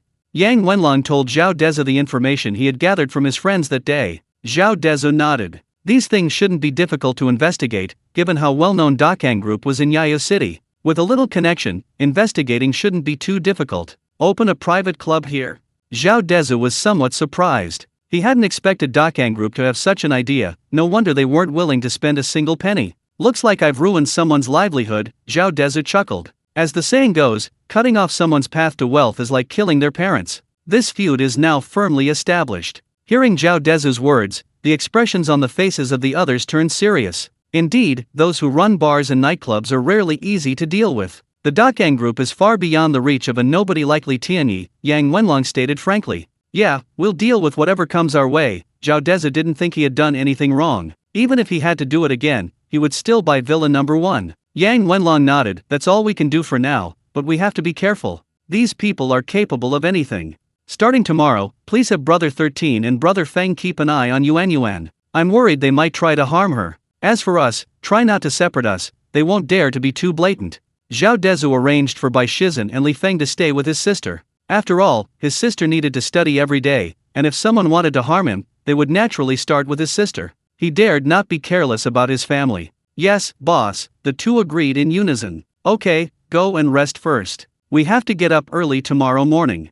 Zhao Dezhu told the two to go back and rest first, and he would take Yuan to school directly the next morning. The two left, and the stock market was about to open. Now that he had a considerable amount of money, he couldn't buy a single stock all at once, otherwise it would affect the stock price. So Zhao Dezhu bought several stocks in batches. After doing this, he looked at Lin Luoxiu. Sister Luoxiu, do me a favor tomorrow. Lin Luoxiu nodded slightly, waiting for Zhao Dezhu to continue. I'll transfer 10 million to you later. Could you help me contact the first middle school? This money is what I promised them to build a teaching building for them. Zhao Dezhu remembered that he had promised Wang Hongliang a few days ago to donate 10 million to the school for building a teaching building. This was a matter of national and public benefit. Not only should it be done, but it should be done well. If you don't have enough money, you can tell me. However, the quality of the teaching building and the whereabouts of the money must be closely monitored by designated personnel. Although he had a lot of money now, that was his own business. He could use it for legitimate purposes, but if he wanted to pocket it, he was treating himself like a fool. Boss, the 10 million you gave me hasn't been touched yet. You don't need to give me any more money. Lin Luoxiu now knew how fast Zhao Dezhu made money, so she wasn't surprised that he would throw away 10 million at a time. She still had the 10 million Zhao Dezhu had given her, so she quickly spoke up. Alright, don't skimp on things that require spending. Sometimes money can save time, and in that time I can earn more money. Zhao Dezhu was worried that Lin Luoxiu and Yang Wenlong might complicate simple matters by trying to save him money. Lin Luoxiu was both amused and exasperated. This was the first time she'd heard her boss complain about his employees trying to save him money. However, Zhao Dezhu's words did make sense. To him, things that could be solved with money weren't really problems. Lin Luoxiu could only nod. Understood, boss. By the way, Sister Luoxiu, how's Huang Cancan's matter going? Zhao Dezhu was very concerned about this. We're already communicating with the company supplying the high-strength steel bars. My idea is to see if we can get them to agree to stop supplying the high-strength steel bars. If they do, we'll give them some benefits, and our goal will be achieved. If they don't agree, we'll just acquire them. Lin Luoxiu explained the progress to Zhao Dezhu. I've already had professionals estimate the market value of Qinhua Steel Reinforcement Company. If they don't accept the first approach, we can acquire their company immediately. Alright, let's start working on Huang Chao's affair online too. Zhao Dezhu had originally planned to just handle it internally for Huang Chao's family, but that seemed too polite. Zhao Dezhu considered himself a petty, vindictive person. He felt he could never go too far with someone like Huang Chao or Huang Cancan who thought themselves superior. Yang Wenlong's lips twitched involuntarily upon hearing Zhao Dezhu's words. His boss seemed addicted to exposing things online. The affairs of the Cha brothers and Li Tianyi had all caused a huge stir online. This time they're using the same tactic on Huang Chao again. It's just too ruthless.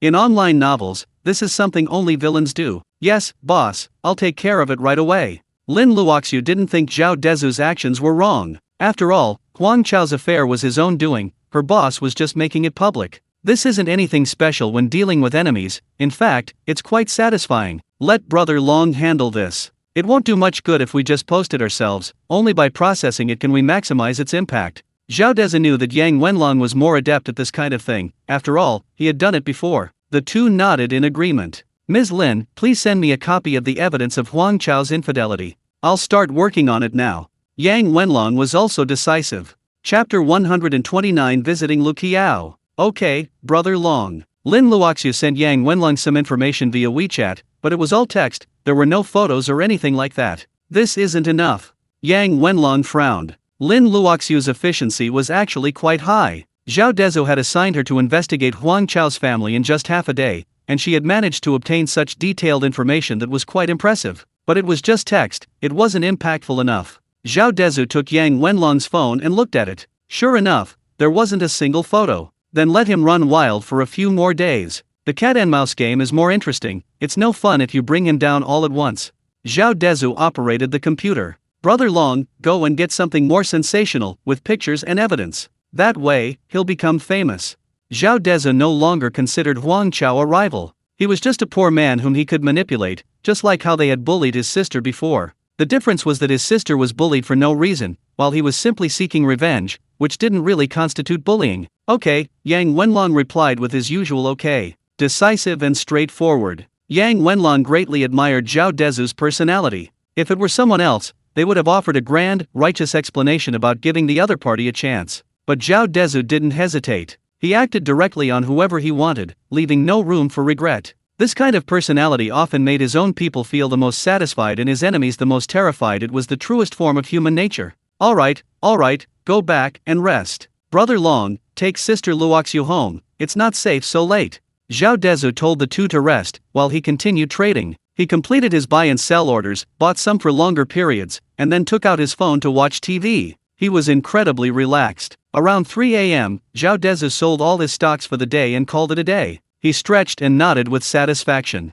He was quite pleased with today's earnings, although not as phenomenal as yesterday. He still made a profit of 200 points. Zhao Dezhu knew that from now on, money was no longer a worry for him. And so, apart from the steadily increasing amount in Zhao Dezhu's securities account, nothing unusual happened. Yang Qiuhua wanted to visit Zhao Dezhu, but Zhao Dezhu refused, telling him to wait until he returned from his hometown to discuss work. Finally, Saturday arrived. Zhao Yuanyuan also returned from school, and the group set off to go home, planning to stay for a couple of days. 10 people in 3 cars headed to Xiaoxing village. Besides the 6 members of a family who originally lived in Xiaoxing village, only Yang Wenlong had been there before. For the other 3, this was like an employee perk. After all, they were all born in the city, and spending a few days in the countryside was still a novel experience. After having breakfast, they set off and arrived home in a little over an hour. They bought groceries in Shancheng County and got home just in time to make lunch. Lin Luoxiu and Zhao Yuanyuan went to cook with their mother, while Zhao Dezhu looked at his old, dilapidated house, lost in thought.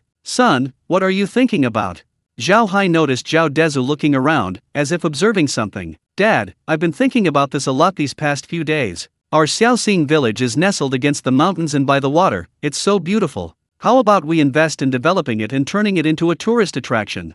Zhao Dezhu voiced his thoughts. After his father's words that day, Zhao Dezhu suddenly felt that he was far too selfish compared to the older generation. The first thing he thought of after becoming wealthy was to take his family away from this remote and impoverished place. But his father's words made him feel ashamed. He remembered a popular saying online: striving isn't about escaping your hometown, but about making it better. And so, an idea unconsciously formed in his mind: I want to change my hometown, to make it the way I want it to be. That way, he wouldn't have to worry about his parents' poor living conditions anymore, and his parents would be comfortable living there. Hearing his son's words, Zhao Hai was overwhelmed with excitement. The attachment his generation had to their hometown was unimaginable to younger generations. If they could truly turn their hometown into a tourist attraction, wouldn't that be a win-win situation? However, after the initial excitement subsided, Zhao Hai shook his head. Our place is too remote. Even from the town to the village, it takes an hour. Developing it wouldn't make much money, it's pointless. Hey, Dad, we have plenty of money now. We're not changing our hometown to make money, it's for a comfortable life, that's all.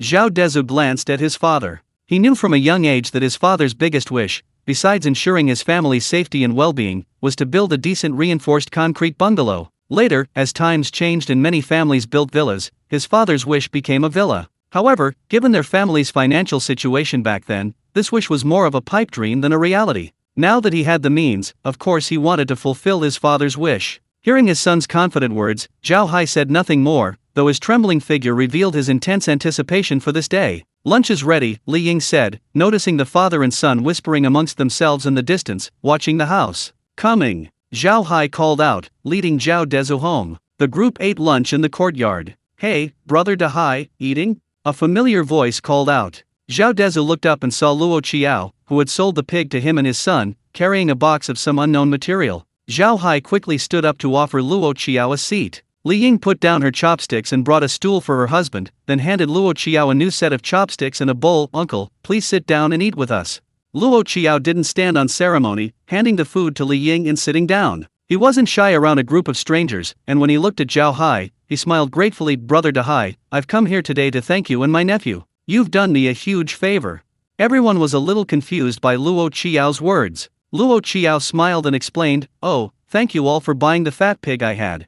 Zhao Dezhu didn't say anything. After all, Luo Qiao was an elder, and with his father around, it wasn't always his turn to speak as a junior. Chapter 130: The Weaknesses of Human Nature. Thank you. Zhao Hai's expression changed, becoming somewhat unnatural, even though Luo Qiao had said it with a smile and gratitude on his face. But to be honest, he hadn't intended to help Luo Qiao in the first place regarding buying the pigs from his family. He had asked Luo Qiao if anyone was selling, and Luo Qiao had offered to sell his own to him and his son, who had accepted. Later, the price of pork rose, and Luo Qiao must have regretted it. Zhao Hai felt that Luo Qiao was coming to his door now because he held a grudge against his family over this matter, and was deliberately trying to embarrass him since there were guests in the house. Even Zhao Dezhu felt the same way. However, Luo Qiao had offered to sell to them himself. They had only asked Luo Qiao to inquire if anyone was willing to sell. Therefore, they hadn't wronged Luo Qiao in any way. If he wanted to cause trouble, then he shouldn't blame him for not getting any good opportunities in the future. Zhao Dezhu found himself slowly becoming less indecisive. Before Luo Qiao even said anything harsh, he had already planned what he would do if things went wrong. However, Luo Qiao's next words made Zhao Dezhu realize he had been overthinking things.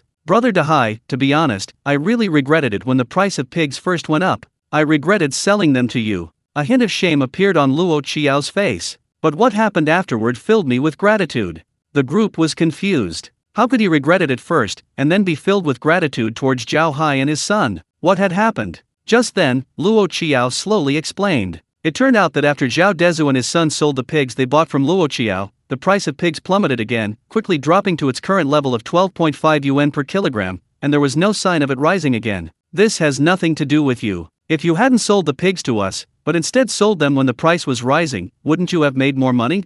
Zhao Hai still didn't quite understand Luo Qiao's meaning. Yes, when you were selling, the price of pork was high, and I thought the same thing. I felt I was losing money selling to you, and many others said the same, Luo Qiao said with a wry smile. But later I realized that people are never satisfied. Looking at everyone, Luo Qiao continued, when you were selling your pigs, the price skyrocketed. Pig dealers kept coming to our village, and everyone thought the price was going to soar again. Ironically, nobody sold their pigs. During that time, there were pigs everywhere, but the dealers couldn't buy any.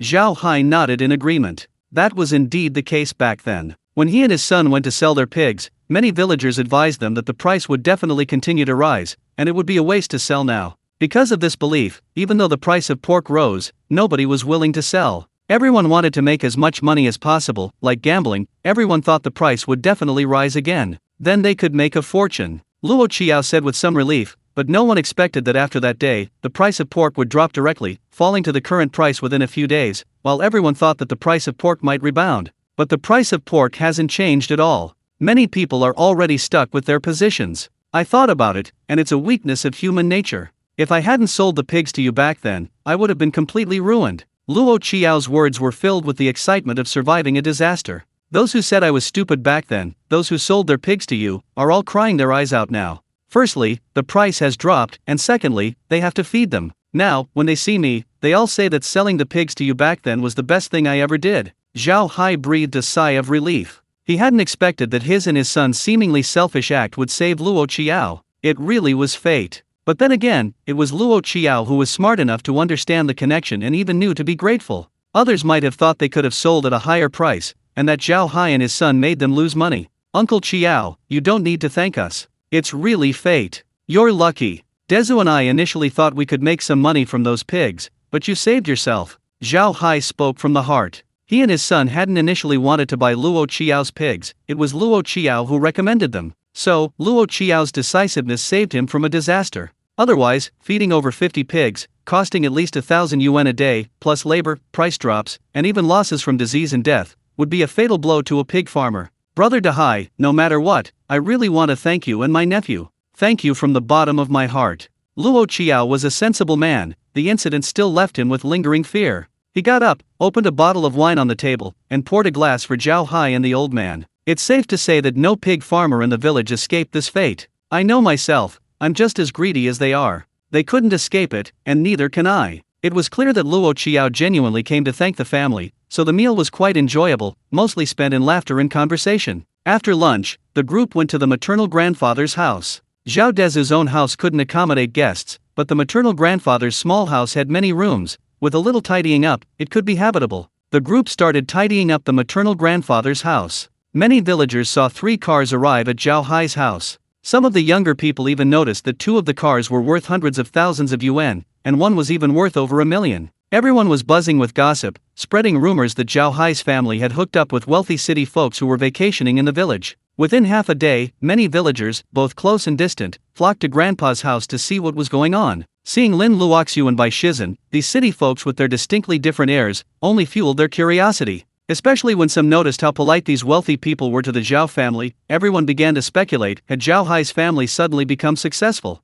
Otherwise, why would even city folks be so eager to curry favor with them? Some said it was simply that city people were polite and well-mannered, they were always so courteous to their friends. Grandpa's house was unusually lively for a while. The group didn't pay much attention and continued tidying up the house. Once the rooms were finished, they chatted with their relatives and friends from the village. Of course, the love of gossip is a universal Chinese trait, so they naturally tried to find out about the background of Yang Wenlong and his 3 city dwellers from Zhao Dezhu's family. Some even thought that since Zhao Hai's family could ingratiate themselves with these people, their own families, being better off and more eloquent, could do the same. If they could get some benefit from these city people, that would be ideal. Of course, this was only a few opportunists, the others were simply there to watch the show. Chapter 131. Kneel 3 times for my son. Just as Zhao Dezhu and his family were preparing to relax at home for 2 days, a phone call shattered all their plans. It was a number he had no recollection of. Zhao Dezhu was certain that, with his current memory, if he had seen it before, it would at least look somewhat familiar. "Are you Zhao Dezhu?" came an unusually gloomy voice from the phone. The condescending tone annoyed Zhao Dezhu, and he didn't respond. "My name is Li Gang. I don't know if you know me." The other person seemed indifferent to whether Zhao Dezhu answered or not. Upon hearing that name, Zhao Dezhu immediately thought of Li Tianyi. "I don't know him. If you have something to say, say it. Otherwise, I'm hanging up." Zhao Dezhu immediately knew why Li Gang was calling. It was obviously because of Li Tianyi, but he didn't intend to engage with him. Since Li Gang was calling him, it meant he definitely didn't have any evidence against him, yet he suspected him. But that didn't matter, he didn't care at the moment. In a residence in Shancheng County, Li Gang, his hair completely white and his face haggard, listened to Zhao Dezhu's indifferent voice on the phone. He closed his eyes, forcing back his grief. "Do you know Li Tianyi is dead?" Zhao Dezhu's lips curled slightly, feigning surprise. "Li Tianyi is dead." Hearing Zhao Dezhu's answer, Li Gang felt a surge of anger. He commanded, "I don't care if you're involved or not, but it's true you had a conflict with my son. Tomorrow is my son's funeral. You come here, kowtow 3 times to my son, and I'll pretend this never happened." Zhao Dezhu? Where did this idiot come from? Zhao Dezhu was so angry he almost laughed. He finally understood where Li Tianyi's arrogant and domineering personality came from. According to Li Gang, he had no evidence whatsoever that his son's death had anything to do with him, yet he wanted him to kowtow to his dead son, just because he and Li Tianyi had a past conflict? What kind of absurd logic is this? Are you asking everyone who's ever had a conflict with your son to kowtow to him? Zhao Dezhu asked Li Gang with a playful tone. After a long silence, the voice on the other end turned cold. "No, I just find you suspicious." "Heh, who do you think you are?" Zhao Dezhu's playful voice turned calm as still water. "If it weren't for the pity of your dead son, you'd be the one kneeling." His words were domineering and arrogant, completely disregarding Li Gang. Li Gang on the other end was clearly taken aback by Zhao Dezhu's sudden change. Already overwhelmed with grief over his son's death, he gripped his phone tightly. "I've investigated this matter. I found many flaws. The police said my son was killed by that thug, but I don't believe it. What does that have to do with me?" Zhao Dezhu spoke as if discussing something trivial, looking at the scenery of his hometown while chatting with Li Gang. He wouldn't be foolish enough to say something as idiotic as "I killed your son, what's your problem?" to Li Gang over the phone. After all, he knew the power of phone recordings. Cha Wenzhang had been outmaneuvered by him because of this. He wouldn't make such a basic mistake. "Heh, what's it to you? I'll find out. You'd better not give yourself away, or your whole family will be joining my son." Li Gang's tone suddenly turned cold, and he hung up the phone. Zhao Dezhu frowned deeply upon hearing Li Gang's words. He knew Li Gang was just bluffing him, but since he had found him, it meant Li Gang suspected him. He didn't know if Li Gang had said the same thing to everyone who had conflicts with his son, or if it was only to him. But regardless, it meant Li Gang was watching him. He didn't care about himself. Aside from Yang Wenlong following him, not just anyone could get close to him now. However, the protection for his family needed to be even tighter. They were currently short-handed. "It seems I need to find time to visit that elite soldier Yang Wenlong mentioned as soon as possible. If I could get that person to help me, it would undoubtedly be like adding a solid lock to the safety of my family." On the other side, Li Gang hung up Zhao Dezhu's call, his eyes filled with resentment as he stared intently at his son's urn. "Son, whoever it is, Dad will find out and personally kill him, making him pay with his life." He pulled up a video on his phone, showing his son's arrogant and domineering demeanor. Yes, the same video Zhao Dezhu and his gang had taken at the Audi dealership that day. After receiving the police notification that his son had been murdered, Li Gang felt that things weren't so simple, but there was nothing he could do. Many police officers had seen the thug named Huang Heron and his men hiding his son's body, leading to a gunfight where Huang was shot dead on the spot. But in his eyes, there were too many suspicious points. Putting aside the question of what deep-seated hatred could have led to such a fatal attack, even if Huang Heiran truly killed his son, who was it that called the police? For some reason, Li Gang had a nagging feeling that his son's death wasn't so simple. So he decided to investigate the truth himself and make the murderer pay for his son's death. However, despite his numerous investigations over the past few days, he made no progress. So he approached Zhao Dezhu, with whom his son had recently had a conflict. But he had no evidence, so he began to bluff Zhao Dezhu. In his mind, if a 20-year-old was truly involved in his son's death, a single phone call would surely elicit some unusual reaction from the other party. However, he didn't sense anything unusual from Zhao Dezhu. Li Gang gritted his teeth, ran his hands through his already disheveled white hair, and gripped his scalp tightly, as if making a very difficult decision. "Uncle Fu," Li Gang called out weakly. A man in a suit walked over from a short distance away. "Mr. Li." Li Gang glanced at him. "Uncle Fu, I only had one son in my life, and now he's dead. I can't even find out who the real killer is. As a father, I've failed terribly." The man in the suit, who looked a few years older than Li Gang, remained silent, waiting for Li Gang's next words. He had followed Li Gang for many years, from his humble beginnings to his current wealth of hundreds of millions. No one knew Li Gang better than him. He knew that Li Gang's current state meant he was about to tell something incredibly serious. Chapter 132 The Mad Li Gang. Li Gang stared blankly at the altar erected for his son, as if all his strength had been drained, aging him several years in an instant. "Since it's almost there, then stop investigating. Anyone who has had a grudge against Xiao Tian, find a way to eliminate them all. There's bound to be one who's the murderer." Li Gang's initially angry tone became incredibly calm as he spoke these words, yet undeniably firm. These calm words stirred up a tidal wave of turmoil in Uncle Fu's heart. Anyone who has had a grudge against Li Tianyi, get rid of them. Has Li Gang gone mad? Uncle Fu looked at Li Gang, his voice trembling. "Mr. Li, there are no buts.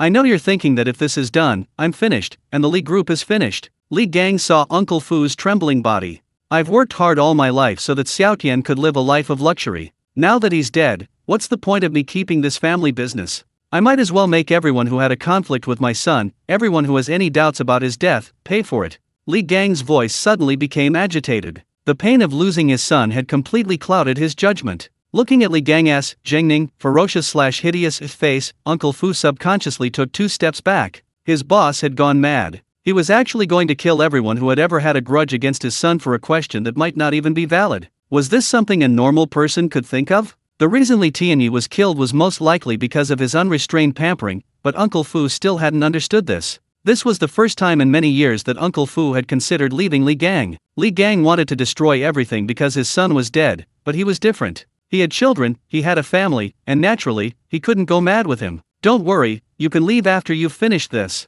I'll leave you all my money, just take all the blame." Li Gang's eyes were full of doting. "I should go be with my son now." With that, Li Gang waved his hand, indicating to Uncle Fu that the matter was settled and there was no need for further discussion. Uncle Fu walked out with his head down. Over the years, he had followed Li Gang. He knew everything Li Gang did, or rather, he knew more than Li Gang, because everything had passed through his hands. Now he was truly in a dilemma. Many of the shady things Li Gang had done were actually done by him. If he didn't obey Li Gang's orders, given Li Gang's current madness, if Li Gang bit him, the things he had done were enough to get him executed several times over. There would be no way out. But if he listened to Li Gang and killed everyone who had offended Li Tianyi, and things were exposed, he would still be doomed. That's really true. Uncle Fu shook his head, deep in thought. An hour later, he finally made up his mind. If he didn't do it, Li Gang would definitely not let him off, and he would be doomed. If he did it, there might still be a sliver of hope for survival. If things went smoothly, he might be able to pin the whole blame on Li Gang.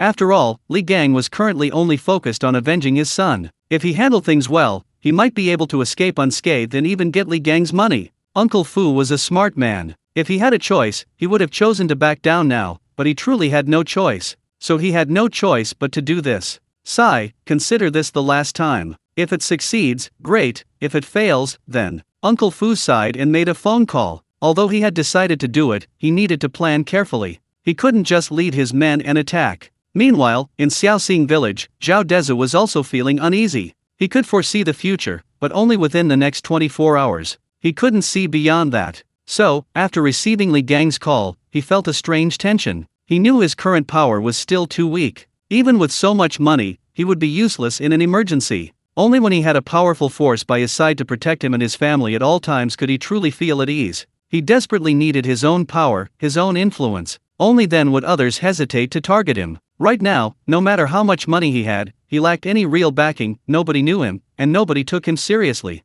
This was why Zhao Dezhu had Yang Kuo find him a backer. But now he realized that this connection alone wasn't enough to guarantee his safety. He stood there, gazing into the distance. He knew he needed to increase his leverage. So he called Lin Luoxiu over. He had initially intended to ignore work, but now he felt the situation was urgent and had to quickly begin directing things. He was really thinking things through. Sister Luoxiu, let's get the school project on the agenda as soon as possible. We should hold a press conference at the groundbreaking ceremony and announce the establishment of a charity fund. Zhao Dezhu thought for a moment, let's use this opportunity to build our reputation, and then quickly establish a charity fund. We want to contribute to our family. Actually, Zhao Dezhu wasn't that noble at all. He genuinely wanted to build the school building, and he genuinely wanted to contribute to his family. However, he had his own motives. Originally, he hadn't planned to make these things public, but now he changed his mind. Since he had done a good deed, he wanted everyone to know. Only in this way could he create a protective shield for himself. Once his reputation was established and his contributions were recognized, anyone who wanted to harm him would have to consider whether everyone agreed. Previously, Zhao Dezhu had always wanted to keep a low profile. In fact, with his current wealth, he was arguably the richest person in Yaya City. No one dared to claim to be richer than him. He'd always kept a low profile, so nobody knew him. Anyone dared to step on him, even Huang Chao, whose net worth was only a few million, dared to sneer at him. I wonder if they'd still have the guts if they knew his current wealth. So Zhao Dezhu decided that from now on, he would no longer keep a low profile. Building schools, donating money, he would do anything that was useful to society, anything that could increase his public profile. He wanted everyone to know he was a rich man, a very rich one, so that no one would dare mess with him. Okay, boss. Lin Luoxiu's gaze towards Zhao Dezhu changed after hearing his words. She had no idea that Zhao Dezhu had ulterior motives. After all, she didn't know that he had just been threatened by Li Gang. She simply thought that her young boss was very responsible, not forgetting to give back to society even after becoming wealthy. Chapter 133 Shift in Mindset. Zhao Dezhu naturally noticed the hint of reverence in Lin Luoxiu's gaze. However, he didn't explain. Firstly, Lin Luoxiu was his employee, and there were some things he didn't need to explain to her. Besides, he had genuinely spent the money, using it where it was needed. Therefore, he deserved the respect. If she disagreed, she could do the same, and others would respect her just the same. Okay, boss, I'll discuss it with Principal Wang right now and have him arrange the groundbreaking ceremony as soon as possible. Lin Luoxiu increasingly felt she had found a good boss, and her voice became much more serious. Lin Luoxiu had already contacted Wang Hongliang, who told her that the land had been approved. It was already located on the school grounds, and the paperwork was in place from the beginning. However, there hadn't been any plans to build a teaching building at that time. But now that Zhao Dezhu wanted to donate, Wang Hongliang submitted an application, and construction could begin immediately. Okay, Sister Luoxiu, we'll be doing more and more work in the future, starting a company, poverty alleviation, disaster relief. We'll do anything that benefits the country and its people. You'll be increasingly busy, so you can find some trustworthy classmates or friends to join us. The salary will be excellent. Zhao Dezhu looked sincerely at Lin Luoxiu. I'll be relying on you a lot from now on. Hearing Zhao Dezhu's words, Lin Luoxiu felt a surge of emotion, partly because of his sense of social responsibility, and partly because of his trust in her. She knew that although Zhao Dezhu might have said these words casually, they represented immense trust in her. After all, according to Zhao Dezhu's words, he had essentially given her all the authority. How much trust did he have to entrust her with? And she had only been with this group for a few days. Lin Luoxiu secretly resolved to work hard for Zhao Dezhu and live up to his trust. Don't worry, boss, I'll handle things well, Lin Luoxiu solemnly assured Zhao Dezhu. Zhao Dezhu had no idea that his simple words had stirred such a storm in Lin Luoxiu's heart. He nodded. Okay, go ahead and get busy. Okay. Lin Luoxiu nodded, turned, and went to make a phone call, presumably discussing the specific time with Wang Hongliang. Zhao Dezhu looked in the direction of his home, a sense of unease creeping into his heart. He immediately began to predict what would happen to him in the next 24 hours. This action unexpectedly sent a chill down his spine. A ruthless glint flashed across his face. Li Gang, you really are a doting father, aren't you? It seems your son is practically dead at your hands. Zhao Dezhu quickly composed himself, muttering to himself. He called Yang Wenlong and the others over, then had them carry all the bedding and blankets for his family to his maternal grandfather's house. This puzzled his parents. Son, what's going on? We already have enough blankets and bedding. They meant that Yang Wenlong and Lin Luoxiu already had enough bedding, and there was no need to bring more. Our whole family is sleeping at Grandma's tonight, Zhao Dezhu said with a smile, unable to explain his premonition to his parents. We're having a barbecue at Grandma's tonight, and it's too much trouble to go back to sleep later, so we might as well just sleep here. Our house isn't far from here, Li Ying said with a laugh after hearing her son's explanation.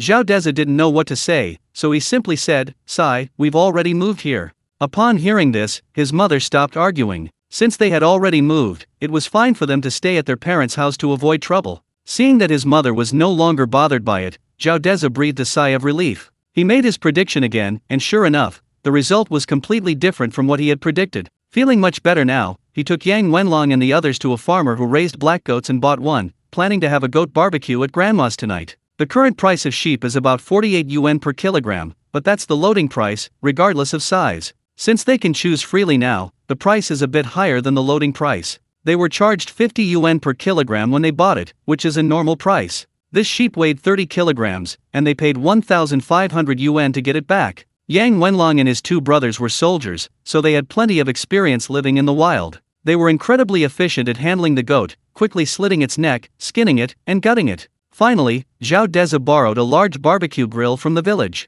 Night gradually enveloped this beautiful little mountain village. A group of people started barbecuing in Grandma's yard. Meanwhile, in Shanchang County, 5 or 6 strong men stood in an abandoned factory. Because the lights were off, their faces were completely obscured in the dim moonlight. Uncle Fu stood before a group of men, his face grave as he looked at the burly men emerging from the darkness. "I've called you all here today because I need you to do something for me. 10,000 each, and another 20,000 if you do it well." The burly men, surprisingly, weren't as excited as expected. Instead, they calmly looked at Uncle Fu and said, "Uncle Fu, just tell us what it is. The sooner we finish, the sooner we can call it a day."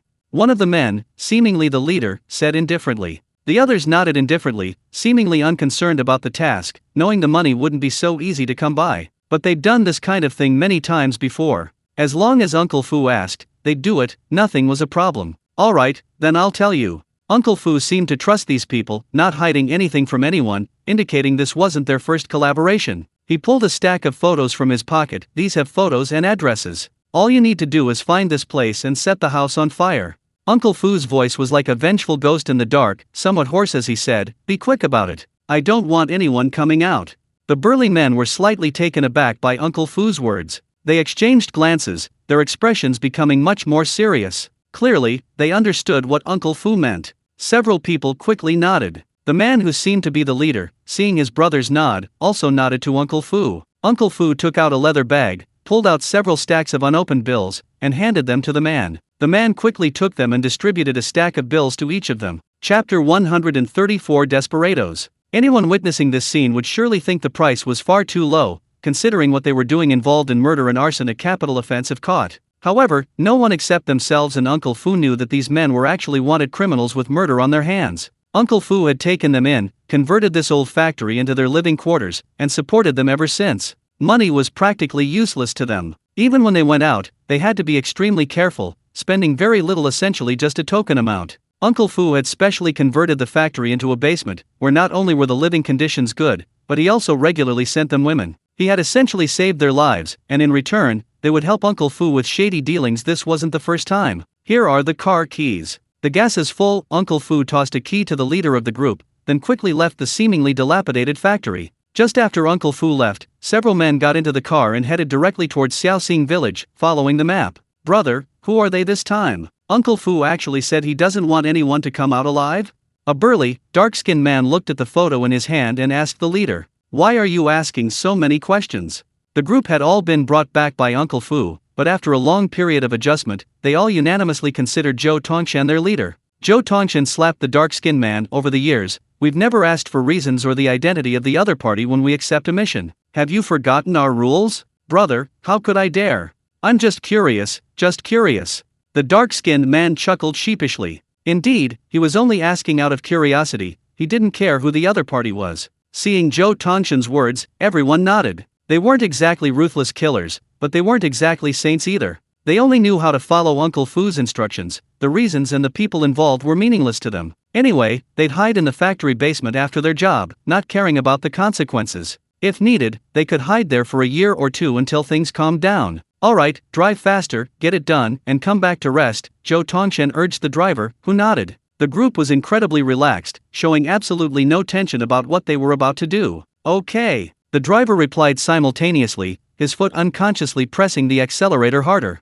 Under the cover of night, the car sped away like a wild horse. The road from the town to Xiaoxing village was now all paved with cement, meaning it could be found on navigation apps. The group discovered there was only one road leading to Xiaoxing village, but this road connected to two smaller towns. One was the closer road to Miaja town, which was an hour's drive from Shanchang County. However, Miaja town was more developed, with surveillance cameras everywhere. Even though their car had a fake license plate and their faces were covered, and it was nighttime, they probably wouldn't be caught. But just to be on the safe side and avoid unnecessary trouble, Zhou Tongshan decided to take the other route. While the other route was also in Shancheng County, it was a less developed town, sparsely populated, and mostly located in the mountains. The main roads were poorly monitored, and long stretches were deserted, making it relatively less risky. However, the journey was more than twice as long as the route through Miaja town. Zhou Tongshan figured they weren't in a hurry, so minimizing risk was always a good idea. Besides, if they went too early, the villagers might still be awake, or even still out and about,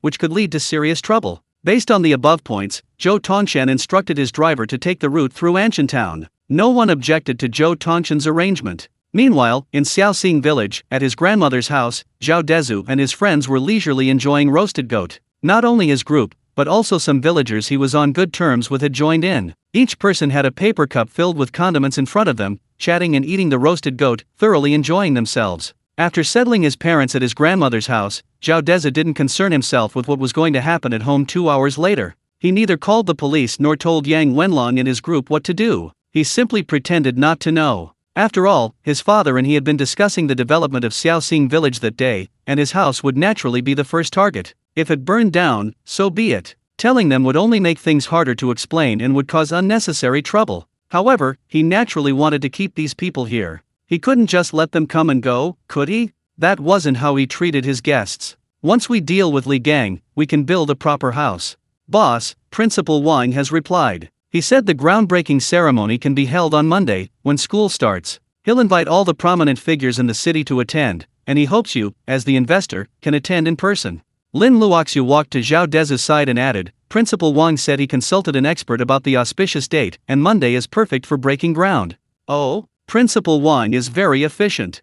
Zhao Dezhu nodded approvingly. He didn't ask much about the auspicious date selection. It wasn't superstition, but rather a tradition in China for thousands of years. From building a house in a village to important national ceremonies, choosing an auspicious date is common. It's for good luck and peace of mind. That's why the old saying goes, you should check the almanac before going out. Then let's go. It's not much trouble anyway. Zhao Dezhu nodded. If it were the old him, he would definitely have avoided this kind of thing at all costs because he found it troublesome. But now he knew he desperately needed exposure to provide a protective shield for himself and his family, so he didn't refuse Wang Hongliang's request. Okay, then I'll reply to Principal Wang and say you'll be there in person, Lin Luoxiu said. Okay. Seeing Zhao Dezhu agree, Lin Luoxiu returned to her seat and took out her phone to reply to Wang Hongliang. Brother Long, stop looking, I see you're practically drooling. Zhao Dezhu noticed Yang Wenlong sitting next to him glancing at Lin Luoxiu and couldn't help but tease him. No, it's just that the mutton tastes so good, I'm just craving it. Yang Wenlong, seeing that Zhao Dezhu had seen through his little scheme, actually became a little shy and repeatedly denied it. Chapter 135 The house is on fire. But as soon as he uttered his cryptic remark, Zhao Dezhu, Li Feng, and Bai Shizhen all gave him knowing looks. Haha, just drooling, we all know, they joked quietly, trying to keep Lin Luoxiu from hearing. Yang Wenlong, seeing his brothers looking at him with knowing eyes, blushed involuntarily. Bai Shizhen and Li Feng, seeing their old commander's shyness, laughed even harder. This was a way they'd learned to tease Yang Wenlong during their time with Zhao Dezhu. They found it incredibly satisfying to see him embarrass something they would never have dared to do back in the army. The group joked and chatted, unaware of what was about to happen. In this season, it didn't get completely dark in Yunnan until around 8 or 9 p.m., so after the group had been eating and drinking for 3 hours after dark, it was already past 11 p.m. In the countryside, people are usually quite tired during the day, so many villagers had already left and gone home by this time. Even his grandparents, due to their advanced age, had gone back to their house to sleep. It wasn't far from his home, and Zhao Dezhu was worried that if he didn't sleep soon, everyone would see what happened an hour later. If his parents saw it and ran home, they might find something amiss. So he stood up, stretched, and yawned. It's getting late, time to rest.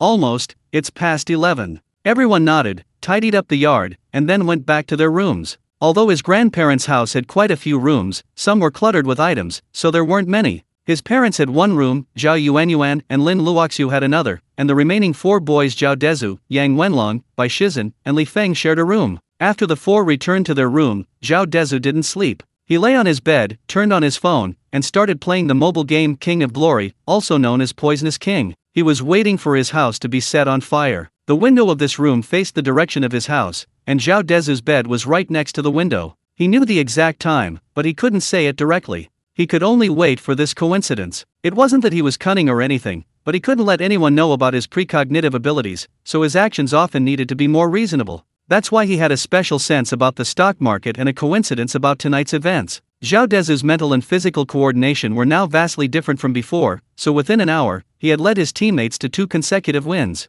Just then, from the north of the village, a regular Geely SUV with fake license plates quietly drove into the village. Little did they know, this would be their last mission. It was around 12:30 a.m. Just as Zhou Tongshan had expected, no lights were on in any of the village's houses, only a few solar-powered lamps installed during the new rural construction project cast a dim glow. The group parked their car not far from Zhao Dezhu's house, took 2 cans of gasoline from the trunk, and quietly made their way there. Zhou Tongshan looked at Zhao Dezhu's house and, under the cover of darkness, circled it. Because he dared not use a flashlight, he circled slowly, confirming that the house looked like the photos they had received. If it did, things would be much easier. In the photos, the house's only 4 windows all faced the yard, but there were none at the back of the house. This meant that if they set the house on fire and sealed off the yard, the people inside would have no chance of survival. Zhou Tongshan returned to the group with satisfaction, nodding approvingly and lowering his voice, "Heezy, Afeng." The 2 men understood and tiptoed into the yard, carrying the gasoline. They didn't want to wake the homeowners, that would cause a lot of trouble. The man called Heezy, the dark-skinned man, and Afeng opened the gasoline cans and began pouring it on the room. They quickly finished both cans of gasoline and returned to the doorway. They nodded to Zhou Tongshan, "Brother, done." Zhou Tongshan didn't speak, simply nodding. He took a wind-proof lighter from his pocket, the kind that holds kerosene and won't go out as long as the cap isn't closed. He lit a cigarette, took a deep drag, and then tossed the lighter into Zhao Dezhu's house. A loud bang echoed as the flame ignited the gasoline. In other words, Zhao Dezhu's house wasn't too far from other people's houses, but it wasn't too close either, which is why it didn't disturb anyone. Otherwise, such a loud noise would definitely have been heard. When Zhao Dezhu saw the fire start, he immediately shouted, "Holy crap!" The 3 people who were already asleep in the room were instantly awakened. "Boss, what's wrong?" The men reacted very quickly, all looking at Zhao Dezhu. My house is on fire." To avoid arousing suspicion, Zhao Dezhu had to pretend to be nervous as he climbed out of bed, explaining to his brothers, "The house is on fire? That's terrible." Upon hearing Zhao Dezhu's answer, the men immediately jumped up. Since they had all slept fully clothed, the 3 of them moved very quickly, putting on their shoes while glancing in the direction of Zhao Dezhu's house. Sure enough, just as Zhao Dezhu said, the house was already surrounded by fire, and even from this distance, they could see that the fire was definitely not small. The 4 of them ran out of the room as fast as they could, but deliberately kept quiet so as not to wake the others. Once they were outside Grandma's house, they quickened their pace and ran rapidly towards Zhao Dezhu's house. As they drew closer, they could see the entire house was engulfed in flames, and muffled thuds could be heard, intermittently explosions from the fire scorching the earthen walls. Cold sweat poured down Yang Wenlong's and his 2 companions' foreheads. They remembered Zhao Dezhu's sudden idea to bring their parents to their maternal grandmother's house. Without this coincidence, everyone inside would surely have perished in the fire. Thinking of this, they were all filled with dread. Even Zhao Dezhu was filled with rage. If he didn't have the ability to foresee the future, tonight he and his parents, it was unimaginable. He felt like tearing Li Gang apart. Just as they were less than 100 meters away, Bai Shizhen suddenly raised an arm, as if he had noticed something. "Wait." Chapter 136. The strength of Bai Shizhen and Li Feng. Hearing Bai Shizhen's words, the 3 men paused, all turning their gazes to him. Bai Shizhen glanced at the other 3, pointed to the house, and said warily, "It looks like someone's there." Zhao Dezhu already knew someone was there, but the other 2 didn't. Hearing Bai Shizhen's words, their eyes became alert. Yang Wenlong made a gesture that Zhao Dezhu couldn't understand. Bai Shizhen and Li Feng instantly understood, tensing up and running off in 2 different directions. "Boss, be careful, there's danger," Yang Wenlong whispered to Zhao Dezhu, his figure subtly blocking Zhao Dezhu's path. Zhao Dezhu felt a pang of gratitude and nodded slightly. The 2 men slowly crept up into the house. After a few steps, they saw an unfamiliar Geely car in the distance. Yang Wenlong became even more cautious. Not far from Zhao Dezhu's house, 2 burly men were warily watching their surroundings. They were the men Zhou Tongshan had placed there to guard against anyone approaching and to prevent them from being apprehended. They were indeed very cautious, but they were ultimately just ruthless bandits with slightly stronger mental fortitude than the average person. Compared to elites like Bai Shizhen and Li Feng, who had come from the military, they were no match for them. They were completely unaware that someone had quietly circled around to their backs under the cover of darkness. Almost simultaneously, Bai Shizhen and Li Feng struck. With a standard hand chop, the two wary men fell to the ground, their fate unknown. Meanwhile, the four men guarding Zhao Dezhu's house were looking on in bewilderment at the burning house. "Brother, why is it so quiet?" He Ziyi looked around, puzzled by the absolute silence except for the sounds of burning. "Is no one in there?" Zhou Tongshan remained silent, his brow furrowed. He was equally perplexed. If someone were inside, even if they couldn't escape the fire, they should have realized their house was on fire and screamed for help. But the house was already mostly burned, yet there was no sound. This made him uneasy. If no one was inside, had they been burning firewood for nothing all night? Why drive for hours to this mountain village to make firewood? In the firelight, Zhou Tongshan's expression shifted between anger and uncertainty. If the homeowner wasn't home in the middle of the night, what did that mean? It meant they might have fallen into a trap, that someone had betrayed them. Zhou Tongshan glanced at the men around him. These men certainly wouldn't do such a thing. Although they were all recruited by Uncle Fu from all over the country, he knew they were all guilty of capital offenses and would never do such a thing. As for Uncle Fu, he had even less reason to do so. If he wanted them dead, he could simply hand over their hiding place to the police, and none of them would escape. Uncle Fu had personally overseen the renovation of that basement, and he knew its layout better than anyone. If he wanted them dead, he wouldn't need to go through all that trouble. Besides, they had been working for Uncle Fu all along. They were essentially his trump card. Uncle Fu had even less reason to betray them. These thoughts flashed through Zhou Tongshan's mind almost instantly. Having figured them out, he felt much more relaxed. Thinking about it now was useless. Even if the house was empty, there was nothing they could do. If someone was there, they certainly wouldn't have come out alive. So Zhou Tongshan waved his hand, signaling to retreat. "Let's go, this place is not safe to stay." "Yes." The three burly men nodded, and the four decided to regroup with the other two and leave Xiaoxing village. However, just as they turned to leave, Mengran realized that several people had appeared beside her. The men were quite vigilant. Although two were watching outside, the four of them still frequently checked their surroundings, a good habit they had developed over years on the run. They just hadn't expected four more people to appear so suddenly. It was obvious that the two outside were in grave danger. Although there were 5 people on each side, Zhou Tongshan knew that these people, who could appear before him so suddenly like ghosts, were definitely not ordinary individuals. Even though the night breeze brought a slight chill, Zhou Tongshan and his 3 companions couldn't help but break out in a cold sweat. Fear aside, they were desperate thugs, and they knew they had no way out. They had to grit their teeth and charge forward. If they broke through, there was a sliver of hope. If they surrendered, they would surely die. So Zhou Tongshan roared, "Do it!" The thugs instantly unleashed a ferocious aura, brandishing their machetes and charging towards Zhao Dezhu and his 3 companions. These machetes were something they carried with them just in case, and now they came in handy. On the other hand, Yang Wenlong and his 2 companions were unarmed, but facing the 4 menacing thugs, their faces showed not fear, but rather a faint sense of anticipation. Since returning from the army, when had they had a proper, satisfying fight? Seeing 4 ruthless bandits charging towards them, the simmering ruthlessness within them was ignited. Without a trace of fear, they charged forward, their eyes gleaming with excitement in the firelight. However, despite their excitement, the 3 men remembered their primary mission, to ensure Zhao Dezhu's safety. So, while charging forward, they intentionally or unintentionally protected Zhao Dezhu, especially Yang Wenlong, who never left his side, ready to shield him from harm in the event of an emergency.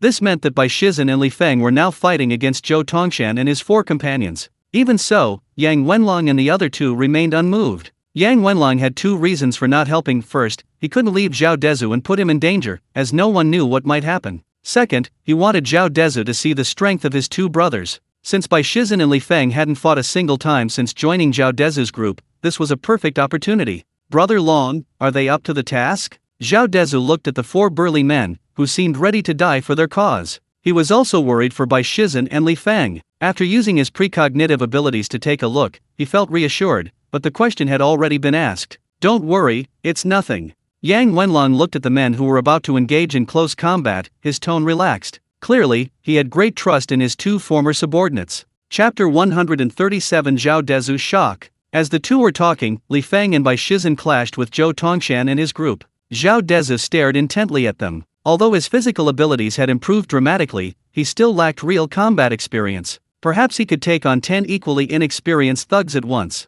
But if he faced a ruthless and experienced assassin, he would be utterly defenseless. Therefore, he wanted to learn something from Bai Shizen and his group's battles. After all, it was something that could save his life in the future. He dared not be careless. Bai Shizen charged towards Zhou Tongshan and Li Feng like a cannonball, while Li Feng did the same. Ah! Zhou Tongshan swung his machete fiercely at Bai Shizen's head. He knew it was a fight to the death, and didn't hesitate for a moment. His eyes alone revealed him to be a ruthless man with blood on his hands. The other burly man also slashed at him from the side, coordinating with Zhou Tongshan. A slight smile played on Zhou Tongshan's lips. He was certain Bai Shizen had no chance of dodging this time. He even imagined the scene of Bai Shizen being hacked to the ground. It seemed these intimidating men were nothing special, they were only good for intimidation. Thinking back to how he'd just been startled by them, Zhou Tongshan, who always considered himself a ruthless leader, felt insulted. His grip tightened involuntarily. If this blow landed on Bai Shizen's head, it wouldn't necessarily cut him in two, but it would certainly be fatal.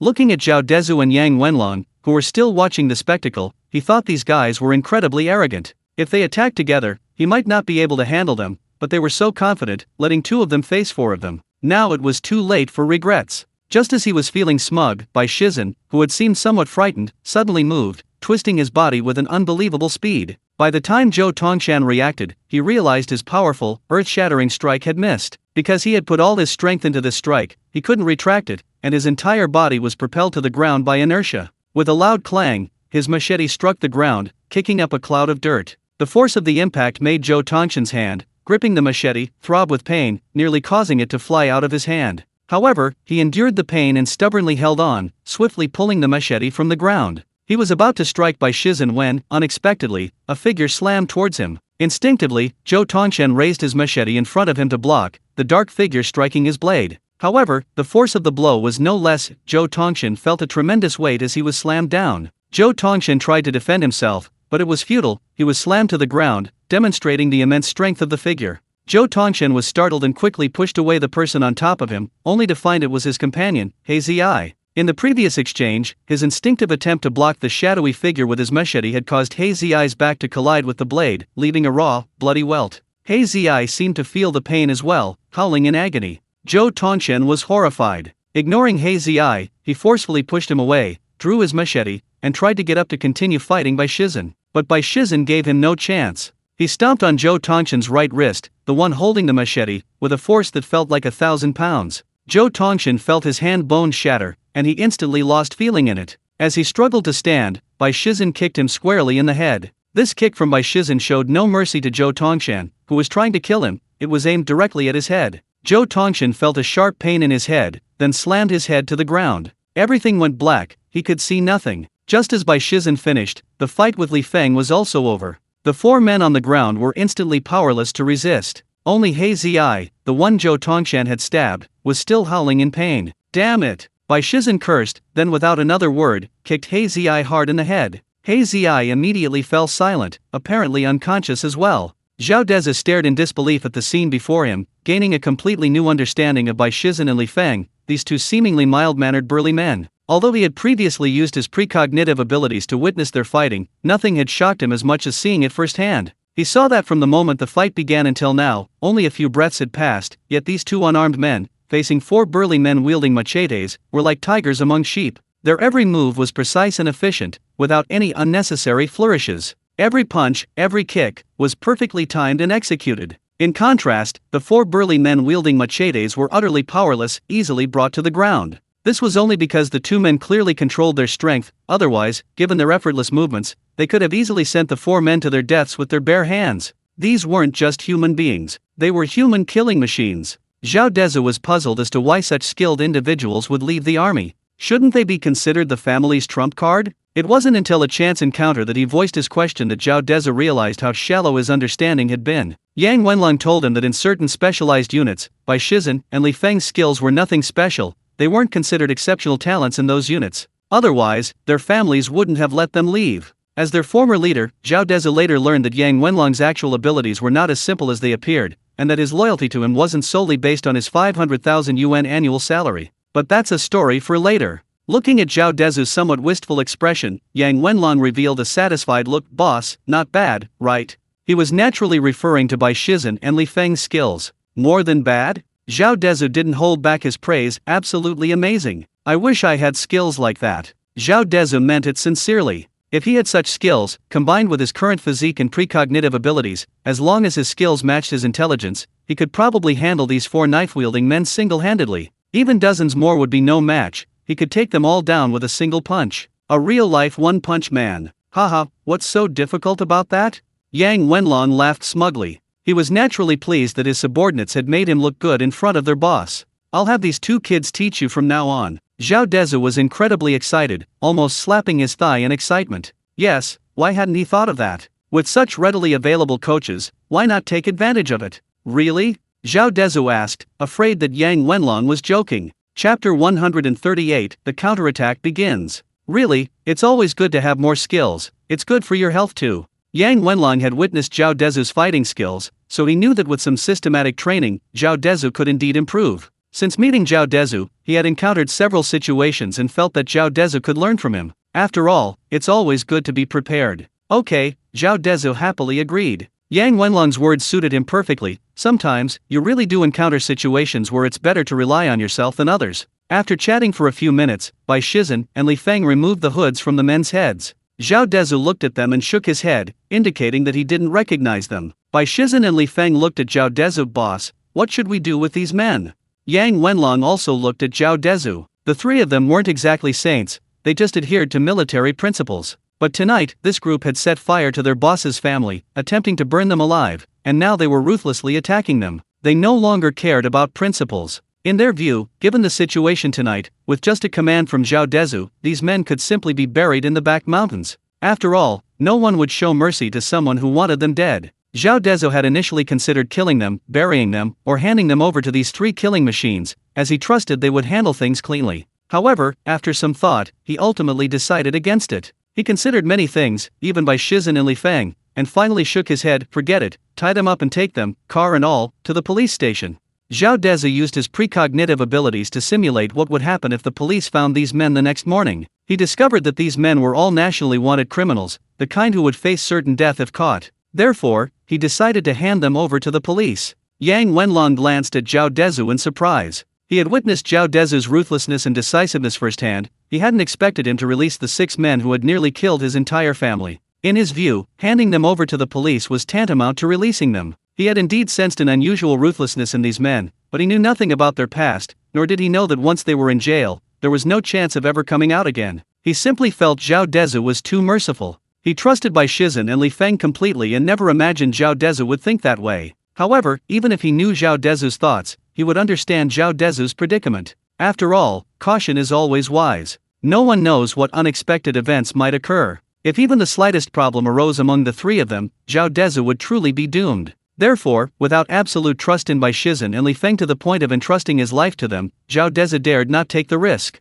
After all, he only had 24 hours of future prospects to look forward to. Being cautious is never wrong. Seeing everyone looking at him with puzzled expressions, Zhao Dezhu didn't speak, only quietly saying, "Let's do it this way." Yang Wenlong nodded. He knew Zhao Dezhu had his reasons and would naturally do as he said. Okay. Bai Shizhen and Li Feng searched one of the men and found the car keys. Bai Shizhen drove over in their Geely, and the 3 of them used the emergency rope Yang Wenlong had taken from the car to tie the 2 men up tightly. Then they threw the 2 men, whose fates were unknown, into the car, piling them on top of each other like pigs. Yang Wenlong then went to his grandmother's house and drove his Toyota over. The 10 men, in 2 cars, headed directly to the county police station. Zhao Dezhu told them that their parents couldn't know about this, otherwise their families would worry. Naturally, the police also couldn't know they were the ones who brought the men, otherwise the police would definitely come to their homes to investigate. After hearing Zhao Dezhu's instructions, Yang Wenlong disguised his car, and with the cover of night, ensured his identities wouldn't be exposed. Because Zhao Dezhu and his group didn't take the road through Anshan, the 2 cars arrived near the Shancheng County Public Security Bureau a little over an hour later. Yang Wenlong parked his car in a corner where he could avoid the security cameras, while Bai Shizhen and Li Feng parked the Geely carrying Zhou Tongshan and the others in front of the Public Security Bureau. After getting out of the car, the 2 men wiped their fingerprints clean from the wreckage, covered their faces, and quickly returned to Yang Wenlong and Zhao Dezhu's car, nodding, "It's done. Let's go." Yang Wenlong also nodded, glanced at the Geely parked in front of the Public Security Bureau, started the car, and drove back to Xiaoxing village. The 4 of them went back to their room and went to sleep as if nothing had happened. Because it was around 3 a.m., everyone was sound asleep, and no one noticed that the four of them had left the room. As dawn broke, Li Ying returned home to retrieve her belongings, only to discover that her house, which had been engulfed in flames, was now reduced to ashes, with only the unburnt mud walls standing forlornly in place. Li Ying felt as if the sky had fallen. She rushed back to her parents' house and woke Zhao Hai and Zhao Dezhu. The group hurried home, only to find that the house, which had been perfectly fine the night before, was now a ruin.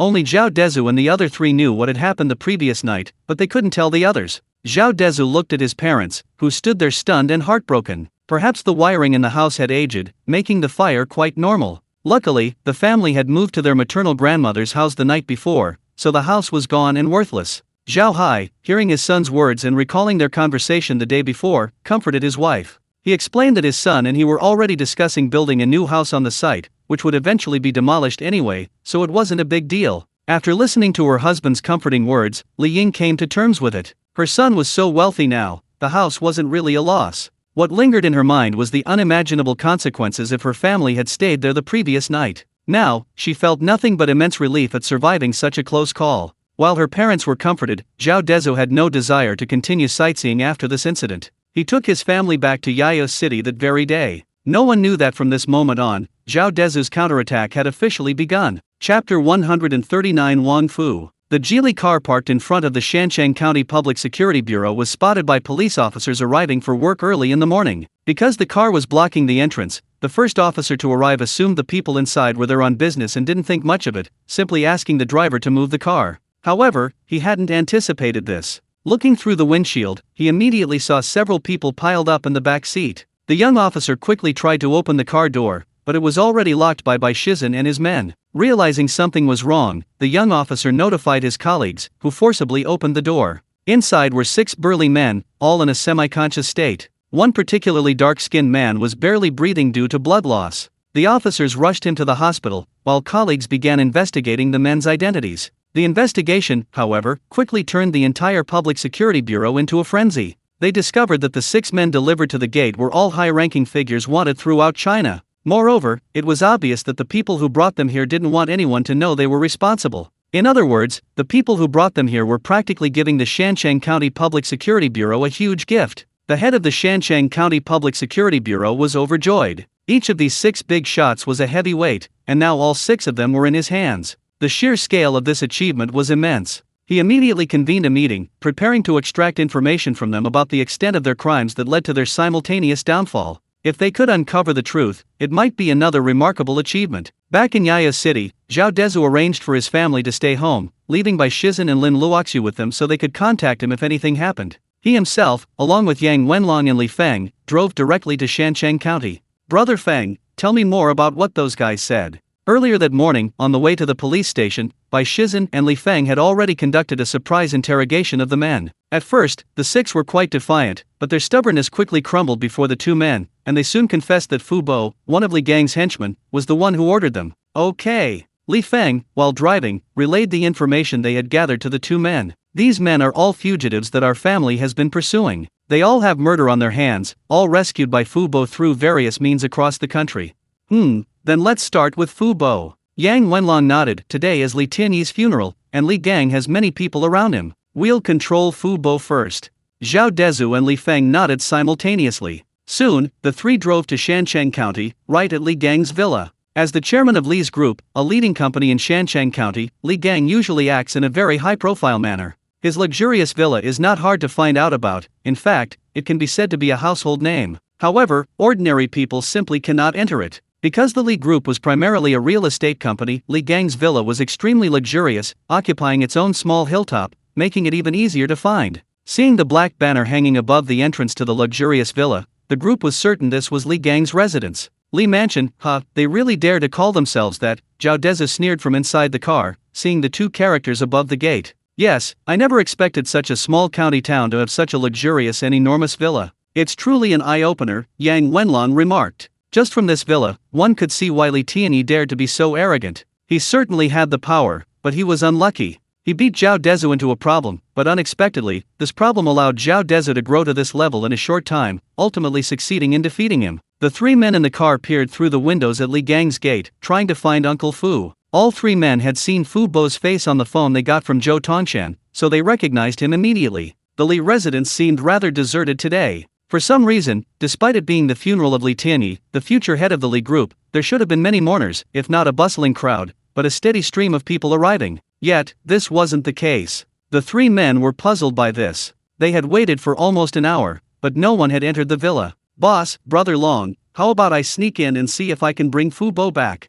Li Feng asked the two men. "No need. As Li Gang's most trusted man, if others don't show up, he will. Let's just wait a little longer." Yang Wenlong knew Li Feng's abilities, but he was afraid it might be a trap, so he refused Li Feng's suggestion. Zhao Dezhu nodded, indicating he would do as Yang Wenlong said. He already had a premonition that Fu Bo would appear here soon, but he couldn't tell the two men directly. Seeing their reactions, Li Feng nodded but said nothing more. Although he wanted to tear Uncle Fu to pieces, knowing that it was that man named Uncle Fu who had ordered Zhou Tongshan and his 6 men to go to Xiaoxing village to kill his boss's family, he understood that his duty was to obey Zhao Dezhu and Yang Wenlong's orders. About 2 hours later, a black Mercedes-Benz drove up from a distance. This was the first car attempting to enter the Li residence in several hours. The three men immediately became extremely alert. Yang Wenlong and Li Feng got out of the car immediately. Because the location was relatively concealed, with several trees providing cover, they could see the approaching car, but the approaching car couldn't immediately see theirs. As the Mercedes-Benz drew near, the two men jumped out and blocked its path.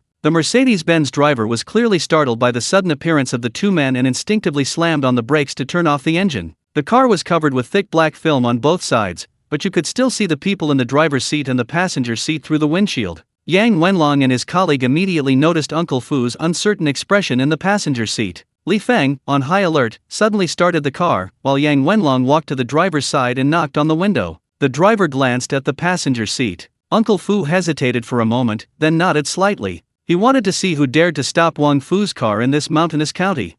Chapter 140. Who are you? Seeing Uncle Fu's expression, the driver slowly pressed the window open button. The window rolled down halfway before the driver stopped. Uncle Fu was just squinting at them, completely ignoring them. The driver then looked at Yang Wenlong and asked, "Who are you? What do you want?"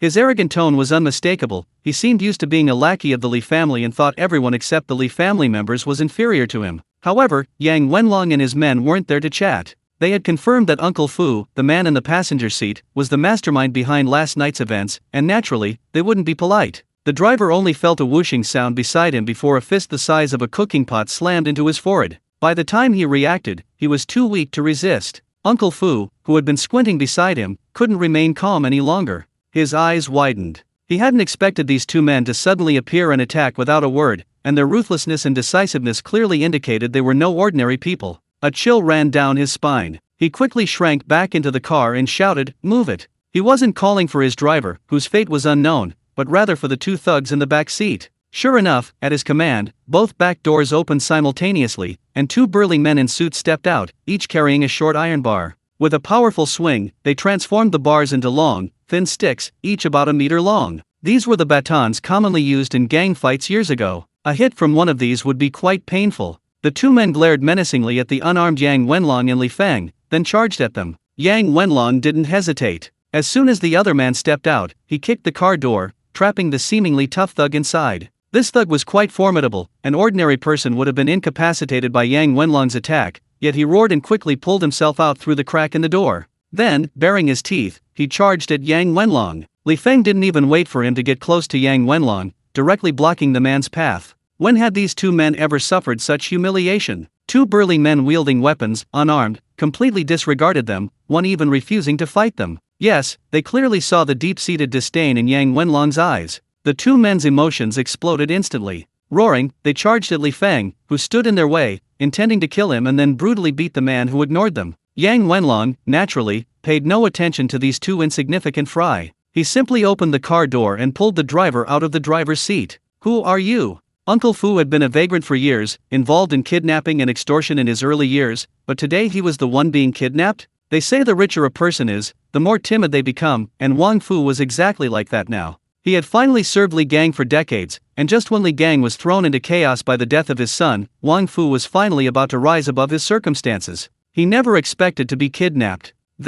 How could he not panic? Yang Wenlong, with his fiery temper, didn't answer Wang Fu's question at all, and proceeded to beat him several times, leaving Wang Fu huddled in the passenger seat, too weak to even resist. Do you know who I am? Wang Fu felt the sharp pain in his face and head, realizing he had met his match. However, he still wanted to see if he could intimidate them. I'm from the Li group. In his mind, anyone from Shancheng County, regardless of who they were, would be afraid after learning he was from the Li group. And indeed, that was true. In Shancheng County, the Li group was a behemoth, and any Shancheng resident would instinctively fear it. After all, the Li group had a history of forced demolitions, land grabbing, and violence in its real estate development efforts in Shancheng County. Some people simply vanished without a trace. Everyone knew the reason, but there was nothing anyone could do. After all, such things weren't uncommon across the country, were they? However, what Wang Fu didn't expect was that his words didn't frighten the man. In fact, he felt the man's attacks became even heavier and faster. Yang Wenlong sneered, "If I didn't know you were from the Li group, why would I bother arresting you? Now that I know, why would I be afraid of you?" As he spoke, he increased the force of his punch, knocking Wang Fu unconscious. If Yang Wenlong had continued using that kind of strength, Wang Fu, an old man in his 60s, would have been dead long ago. At that moment, Li Feng had also beaten the two thugs and the driver to a pulp, throwing them into the car. Then he gave Yang Wenlong a done sign and returned to Zhao Dezhu's car. This road normally leads to the Li residence, and no one except their own people ever travels on it. Today, for some unknown reason, there wasn't a soul in sight. Wang Fu and his group were the only vehicles Zhao Dezhu and his group saw, so no one witnessed what happened. As for security cameras, Yang Wenlong and his group discovered that there wasn't a single one around the villa. Perhaps there were no cameras installed for some unknown reason, but since they had done a favor for several people today, they didn't need to worry about being filmed. The two cars drove away from the Li residence, one after the other. As for their destination, in this small county town surrounded by mountains, it was incredibly easy. They drove directly onto a secluded side road. After driving for about an hour, they were truly deep in the mountains. This road was left behind by people who came to harvest pine resin in the past, and no one used it anymore. If it were a case of murder and robbery, there was no better place. Zhao Hai used to work here with people from other places who came to tap pine resin, which is how Zhao Dezhu learned about this road. He never expected it to come in handy now. "What should we do, boss?" Yang Wenlong's eyes flashed with anger. After investigating the Li group for the past few days, he had too many reasons to kill Wang Fu, especially since someone had been acting as a protective umbrella for the Li group all these years, which allowed them to act so lawlessly. As a soldier who hated evil, if he could, he really wanted to personally kill these scumbags who devoured people. "Should we bury him?" Zhao Dezhu's lips curled into a sneer, his face revealing his ruthlessness. "Of course." Chapter 141, Feeling Despair. Zhao Dezhu and Yang Wenlong's words were clearly meant for these people, not to hide them from them. They spoke as if it were a joke, but it startled the men. They had seen the car drive for over an hour into the mountains. It was obviously remote. Driving for over an hour from Shancheng County, how deep into the mountains must it be? They'd be dead and their remains wouldn't even be found. Were they really going to die here today? The men were terrified. "Drag them out." Yang Wenlong glanced at Li Feng, opened the car door, and quickly, the two of them dragged all four people out. Then they threw them on the ground like dead dogs. As they were being pulled out, the men, as if they had planned it, suddenly stood up and rushed towards Yang Wenlong and Li Feng, attempting a surprise attack to subdue them. What appeared to them as a surprise attack, Yang Wenlong and his men seemed to have planned it all along, kicking the men to the ground. This time, they truly showed no mercy, instantly rendering the four men incapable of resistance. One of the thugs even had his eyes rolling back. A few more blows and he'd probably be dead on the spot. Yang Wenlong's gaze remained disdainful. "Do you know why I didn't even bother tying you up? Because I'm not afraid of you causing trouble." Upon hearing this, the men trembled as if sentenced to death. They knew they truly couldn't escape. Li Feng took a white plastic bag from the car, pulled out several nylon cable ties, and used them to tie up the four men's hands and feet. Then he took a hoe from their car and started digging in the ground. The men, seeing this, were so terrified they nearly fainted, cold sweat pouring down their foreheads. Gentlemen, let's talk this out. Let's talk this out. I don't even know you. There must be some misunderstanding." At this crucial moment, Wang Fu displayed an unusual calmness. "Oh." Zhao Dezhu took a few steps forward, standing in front of Wang Fu so he could see him. "Don't you recognize me?"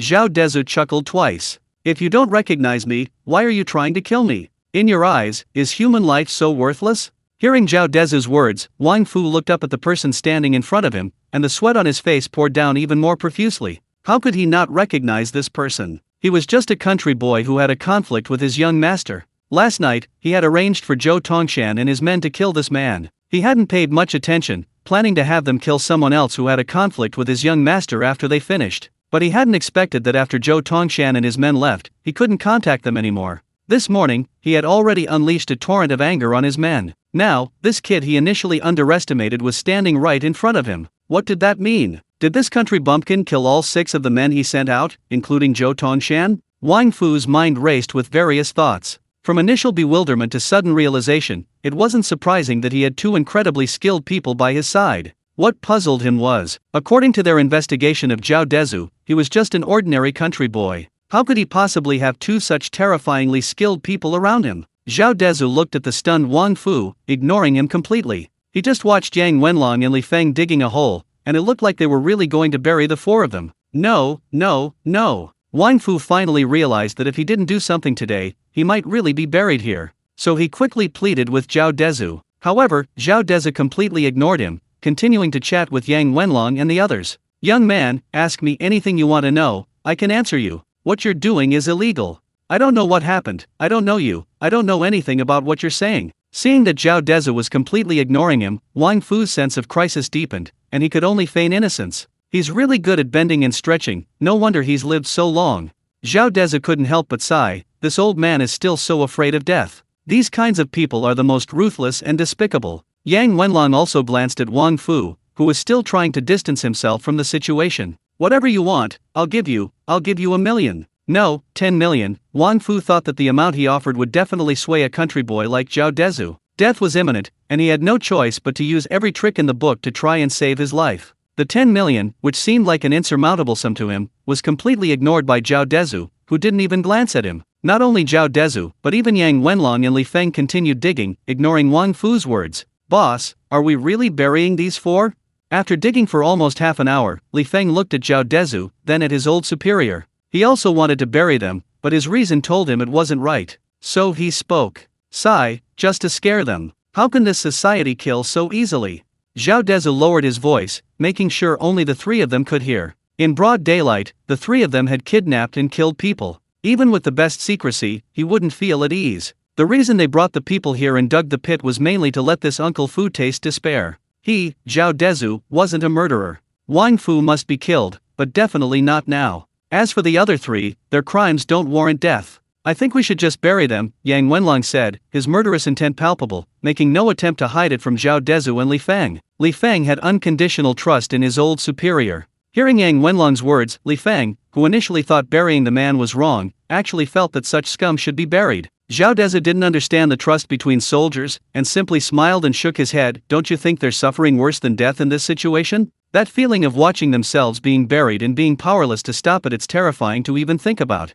Nothing is too much for such scum. Yang Wenlong also smiled, then walked over to the group and dragged all 4 of them like dead dogs to the edge of the half-meter deep pit, so they could see their graves getting deeper and deeper. Chapter 142 Attending the groundbreaking ceremony. Looking at Wang Fu and the others, who were filled with panic and begging for mercy, Zhao Dezhu felt no sympathy. Although he was rational, he knew that he couldn't really kill them like that. However, while they may escape the death penalty, they can't escape punishment. Letting them experience the fear of death is still acceptable. Brother Feng, take a break. You look so tired, Zhao Dezhu said with a smile, looking at Li Feng. No need, boss. The sooner we dig it out, the sooner we can bury it. I have an appointment with a beautiful girl. Li Feng knew Zhao Dezhu was deliberately trying to scare them, but while joking lightly with Zhao Dezhu, he dug even faster. Yang Wenlong and Zhao Dezhu exchanged a glance and laughed, but to Wang Fu and the others, that laugh was like a death knell, terrifying beyond measure. Is this really just a powerless, penniless country boy? Did he really think killing a few people was so easy and enjoyable? Like killing a dog? Hey, that's not what I meant. The work can't stop, of course. What I meant was that you're digging too slowly by yourself. Let them dig themselves. Making others dig your own house, only a dead man would do that. Zhao Dezhu looked at Li Feng seriously. Li Feng instantly understood Zhao Dezhu's meaning. He jumped out of the pit with a cold smile and immediately cut the nylon strap on one of the thugs' belts. Come on, dig yourselves.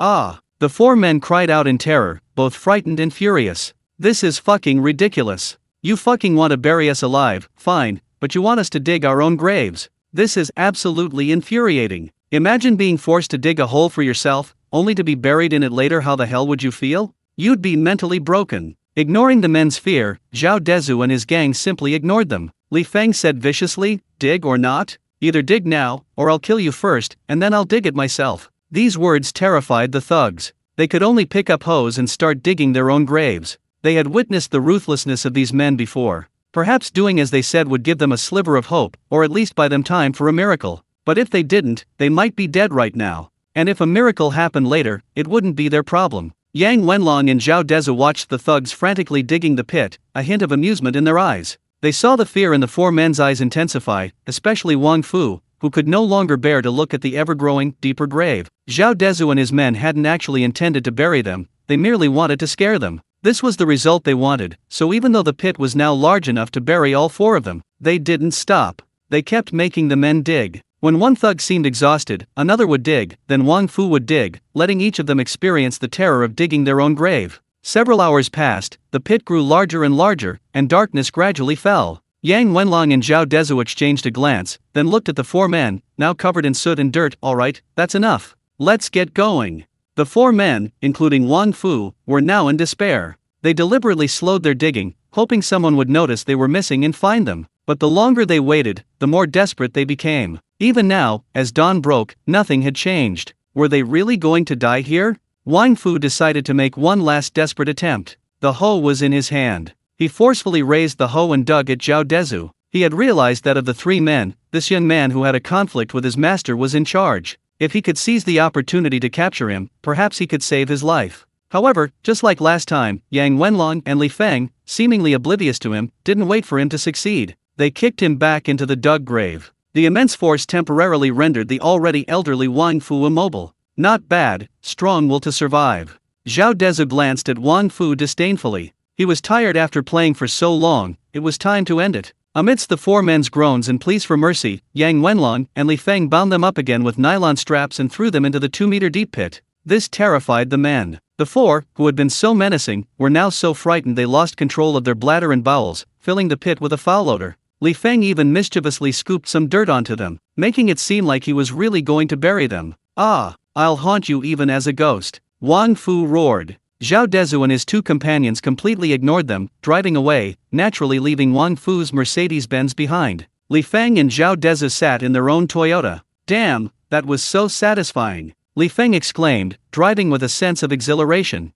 Zhao Dezhu nodded. He also felt satisfied, though he knew there would be trouble afterward, but he didn't care now. He was just here to vent his anger and have some fun with these people. He wouldn't get involved in such matters again. The three drove the car out of the mountains, then abandoned the Mercedes-Benz on the roadside. They went straight back to Yayo City and slept soundly. How Wang Fu and the other three would survive in the forest that night was none of their concern. Meanwhile, in the ditch, Wang Fu and the others heard the car drive away and quickly realized they'd been amused. But at least they were alive, so they couldn't possibly hate Zhao Dezhu anymore. They were filled with gratitude. Using the hose Zhao Dezhu and his group had discarded, the group managed to wear down the nylon straps binding their hands and feet. To their surprise, they discovered that Zhao Dezhu and his companions had even left behind their cell phones. They immediately dialed for help, only to find there was absolutely no signal. They had no choice but to walk along the dirt road. However, because they were all badly injured and the road was difficult to walk on at night, the journey, which should have taken over an hour by car, took them a whole day and night.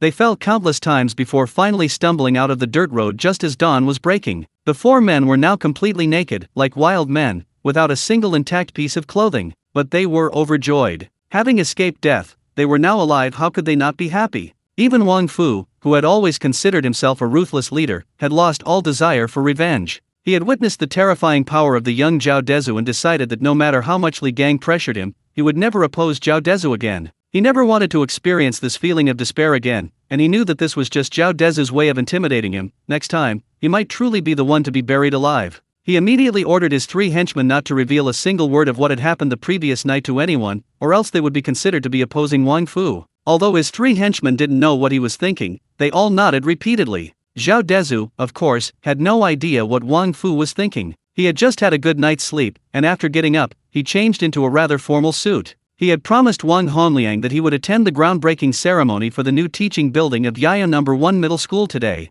As his first public appearance, he was taking it quite seriously. Chapter 143 Li Gang has gone mad. Today is Monday. Zhao Dezhu, along with his younger sister Yang Wenlong and Lin Luoxiu, arrived at Yayo No. 1 Middle School, where his sister currently studies. When Wang Hongliang saw that Zhao Dezhu and his friends were driving an ordinary Audi, worth just over 1,000,000 yuan, he couldn't help but feel a bit more favorably disposed towards Zhao Dezhu. If it were any other rich second generation, who would drive a million yuan car and then generously donate 10 million, they'd probably rather buy a 10 million yuan car to show off than donate a million. Previously, he had worried that Zhao Dezhu was joking, but after Zhao Dezhu proactively contacted him to discuss the details and signed a contract with the school, meaning that Zhao Dezhu would be breaking the law if he didn't fulfill his obligations, he finally completely believed Zhao Dezhu. Now, seeing that Zhao Dezhu was actually attending the groundbreaking ceremony, he couldn't be happier. "Mr. Zhao, hello, welcome." As soon as Zhao Dezhu and his group parked their car, Wang Hongliang and a group of teachers warmly greeted them, showing great sincerity.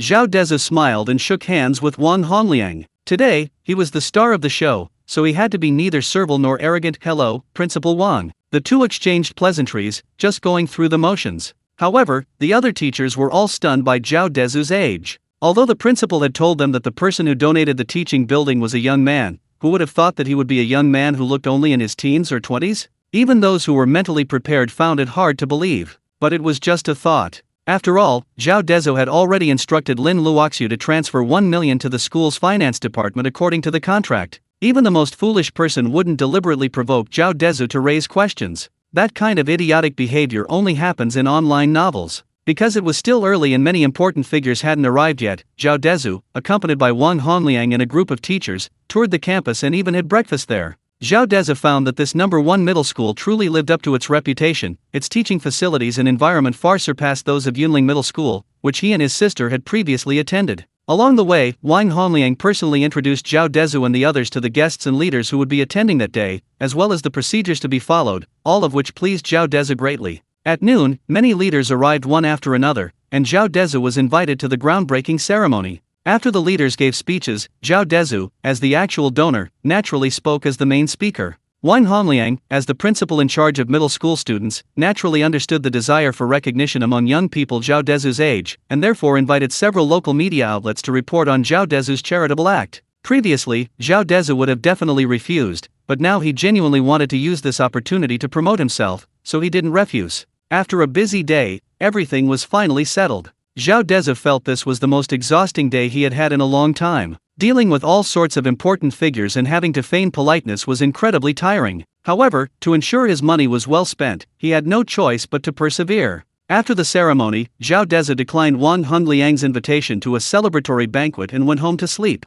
After all, he had to work late that night. Hearing Zhao Dezhu's refusal, Wang Hongliang didn't say anything more, politely seeing Zhao Dezhu out of the school gate. He felt a great sense of relief. Many of his superiors had come today, and after the ceremony, they all praised him highly, saying he had a keen eye for talent and had recognized Zhao Dezhu as a valuable asset. This made him know that today's work was perfectly finished. As long as he continued to build the teaching building and it passed the inspection, it would be another achievement for him. He held Zhao Dezhu in even higher esteem. Zhao Dezhu returned home, slept for a while, then got up, ate breakfast, and began his workday. Meanwhile, in Shancheng County, Wang Fu and his team didn't appear at Li Tianyi's funeral all day, which infuriated Li Gang. As his personal steward, Wang Fu was responsible for arranging many things. He hadn't expected to be unable to find Wang Fu since yesterday, and hadn't seen him all day. Even after burying Li Tianyi today, there was still no news of Wang Fu. He even suspected that Wang Fu had absconded with the money. However, after investigating, they found that a large sum of money that Wang Fu had the authority to access was perfectly legitimate. This made him wonder if Wang Fu had met the same fate as his son. But at this moment, Li Gang had no heart to care about Wang Fu. All he could think about was avenging his son, no matter the cost. Li Tianyi's mother died young, and because Li Gang hadn't remarried due to work, Li Tianyi lacked parental love. Li Gang always felt indebted to his son, so he gave him whatever money he asked for, which led to Li Tianyi's arrogant and disrespectful personality, ultimately resulting in his death at the hands of an assassin. This completely drove Li Gang to madness. After all, Li Tianyi was his only family. The reason no one came to mourn Li Tianyi yesterday was because he had instructed Wang Fu not to invite anyone. He didn't want to deal with those shady characters. He wanted to bury his son as soon as possible and then continue his revenge. However, he hadn't expected to be unable to contact Wang Fu for 2 days. Now that his son was buried, he was going to begin his revenge himself. Someone. Li Gang's eyes were red, his voice hoarse and menacing, sending chills down everyone's spine. 2 men beside him hurriedly ran over, looking at Li Gang's expression, and stood obsequiously beside him. "Chairman, have you done what I told you to do?" Li Gang's face was very haggard, but you could see the murderous intent in his expression. Yes. The 2 men nodded hastily, afraid that Li Gang would take his anger out on them. then do it. If you do it well, you'll naturally reap the rewards.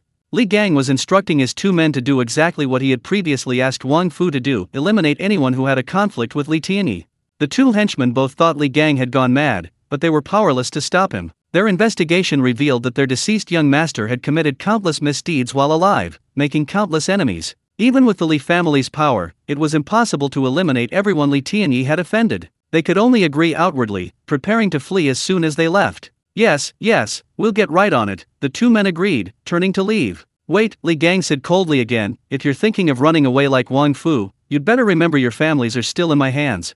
Sweat dripped down the faces of the two men, their thoughts exposed. A flash of murderous intent crossed their eyes, but they dared not say anything, their families still in Li Gang's clutches. Li Gang, being from the construction industry, knew all too well how ruthless his methods could be. Li Gang gave them a warning, then waved his hand, indicating they could leave. Chapter 144: Killing Li Gang. Damn it, he's insane, absolutely insane. I really want to kill him. He's driving us to our deaths. After leaving Li Gang's villa, the two men drove into a small alley, cursing and swearing. They planned to go for a drink to relax. Although their family members were in Li Gang's hands, they were only under surveillance and not in immediate danger. Li Gang was insane, but they couldn't go insane with him. If they did what he said, they would truly be dead. But what can we do? Our family members are still in his hands, the other man said bitterly. Both men knew Li Gang was insane and capable of anything, and they felt helpless. Let's stall for time, try not to provoke him, there will be a way. The two men discussed in hushed tones.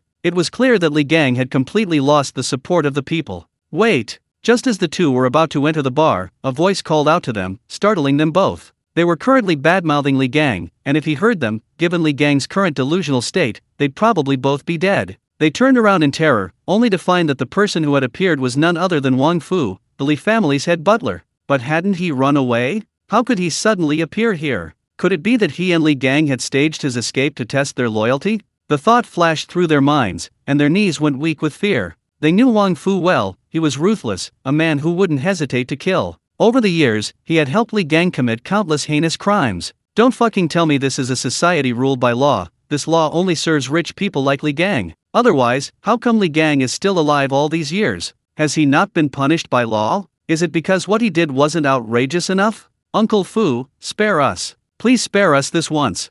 Wang Su immediately knelt on the ground, not daring to look Wang Fu in the eye. As for running away, don't be ridiculous. Even if their family was still in Li Gang's hands, they couldn't escape from here. Where Wang Fu was, he couldn't possibly be alone. Yes, Uncle Fu, we were just venting, we had no intention of disrespecting the chairman. Seeing Wang Su kneel, the other man also knelt without a word, pleading repeatedly. All right, you two spineless cowards.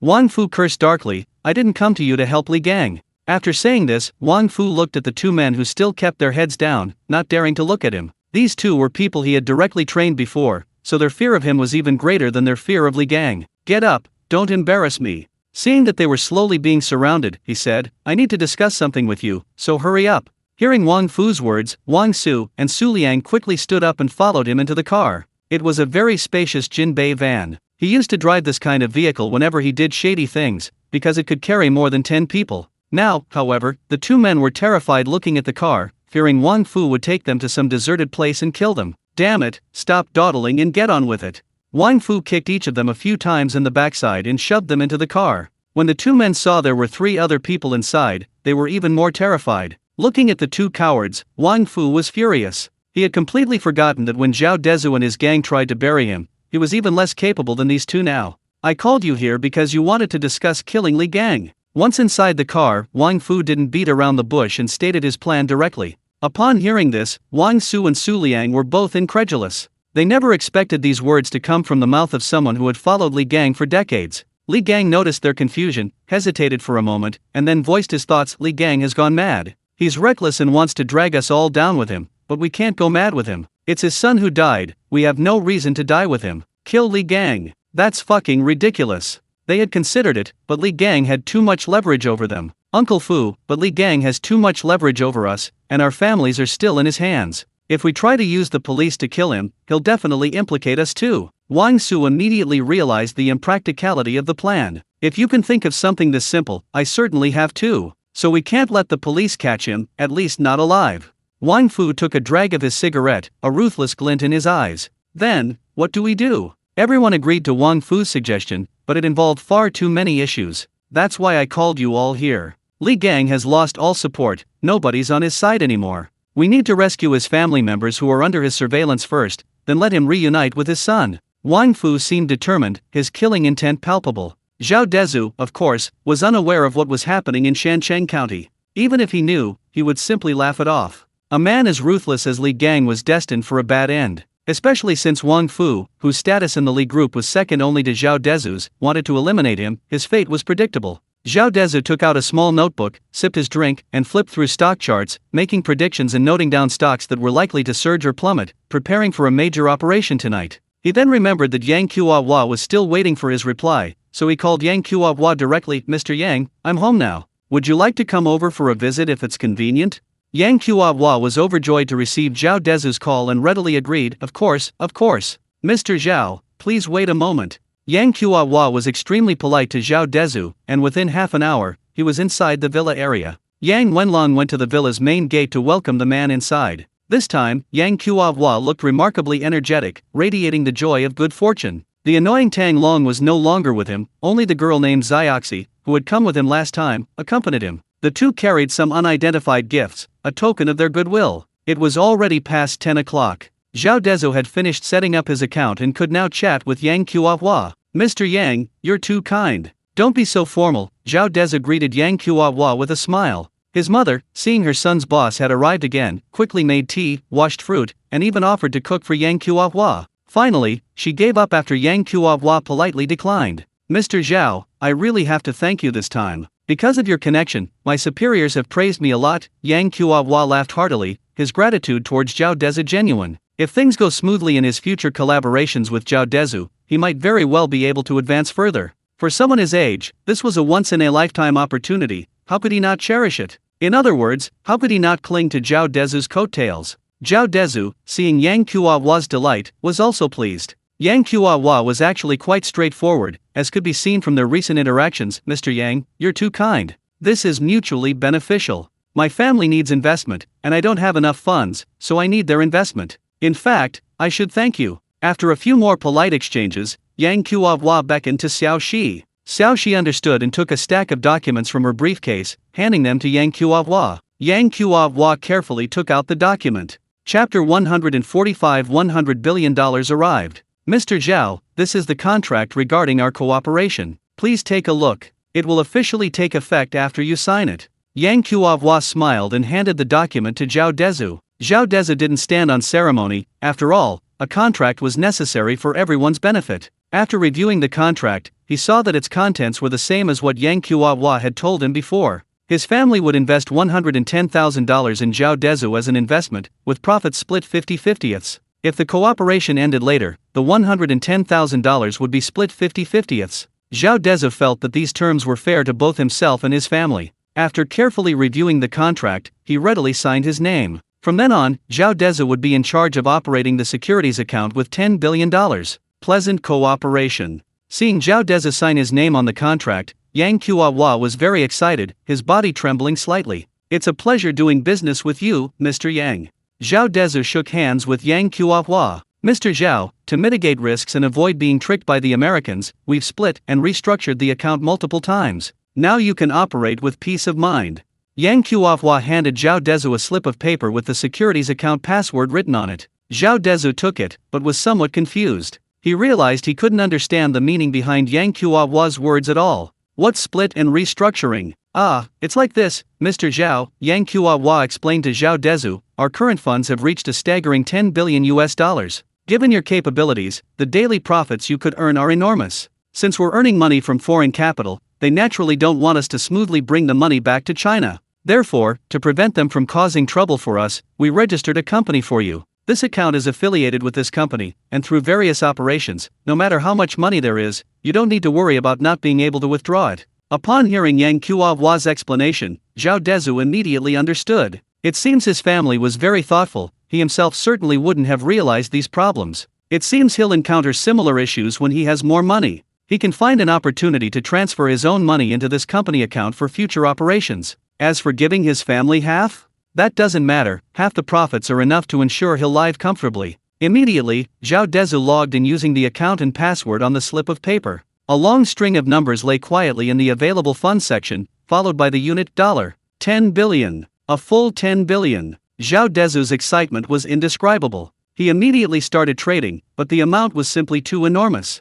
To avoid affecting the overall trend of the stocks he was buying, Zhao Dezhu had to split the amount into smaller purchases, resulting in him being exhausted. But hard work always pays off. With Zhao Dezhu's constant adjustments and operations, in one night, the total of 10 billion yuan directly benefited by 50%. In one night, Zhao Dezhu earned a full $5 billion with his laptop, which was worth tens of thousands of yuan. That's 32.2 billion RMB. Yang Qiuhua was stunned. Even though he had witnessed Zhao Dezhu's abilities before, the sheer size of the amount was astounding. Mr. Zhao, this is 5 billion? Yang Qiuhua stammered, feeling his words falter. Yes, that's considered low. The market wasn't good tonight. Zhao Dezhu said helplessly. He had hoped to earn more, but despite the exhaustion, the return was only 50%. The market wasn't good? Listen to this. Is this even human language? Yang Qiuhua was speechless, unsure what to say. Zhao Dezhu, completely oblivious to Yang Qiuhua's shock, was still complaining about earning too little.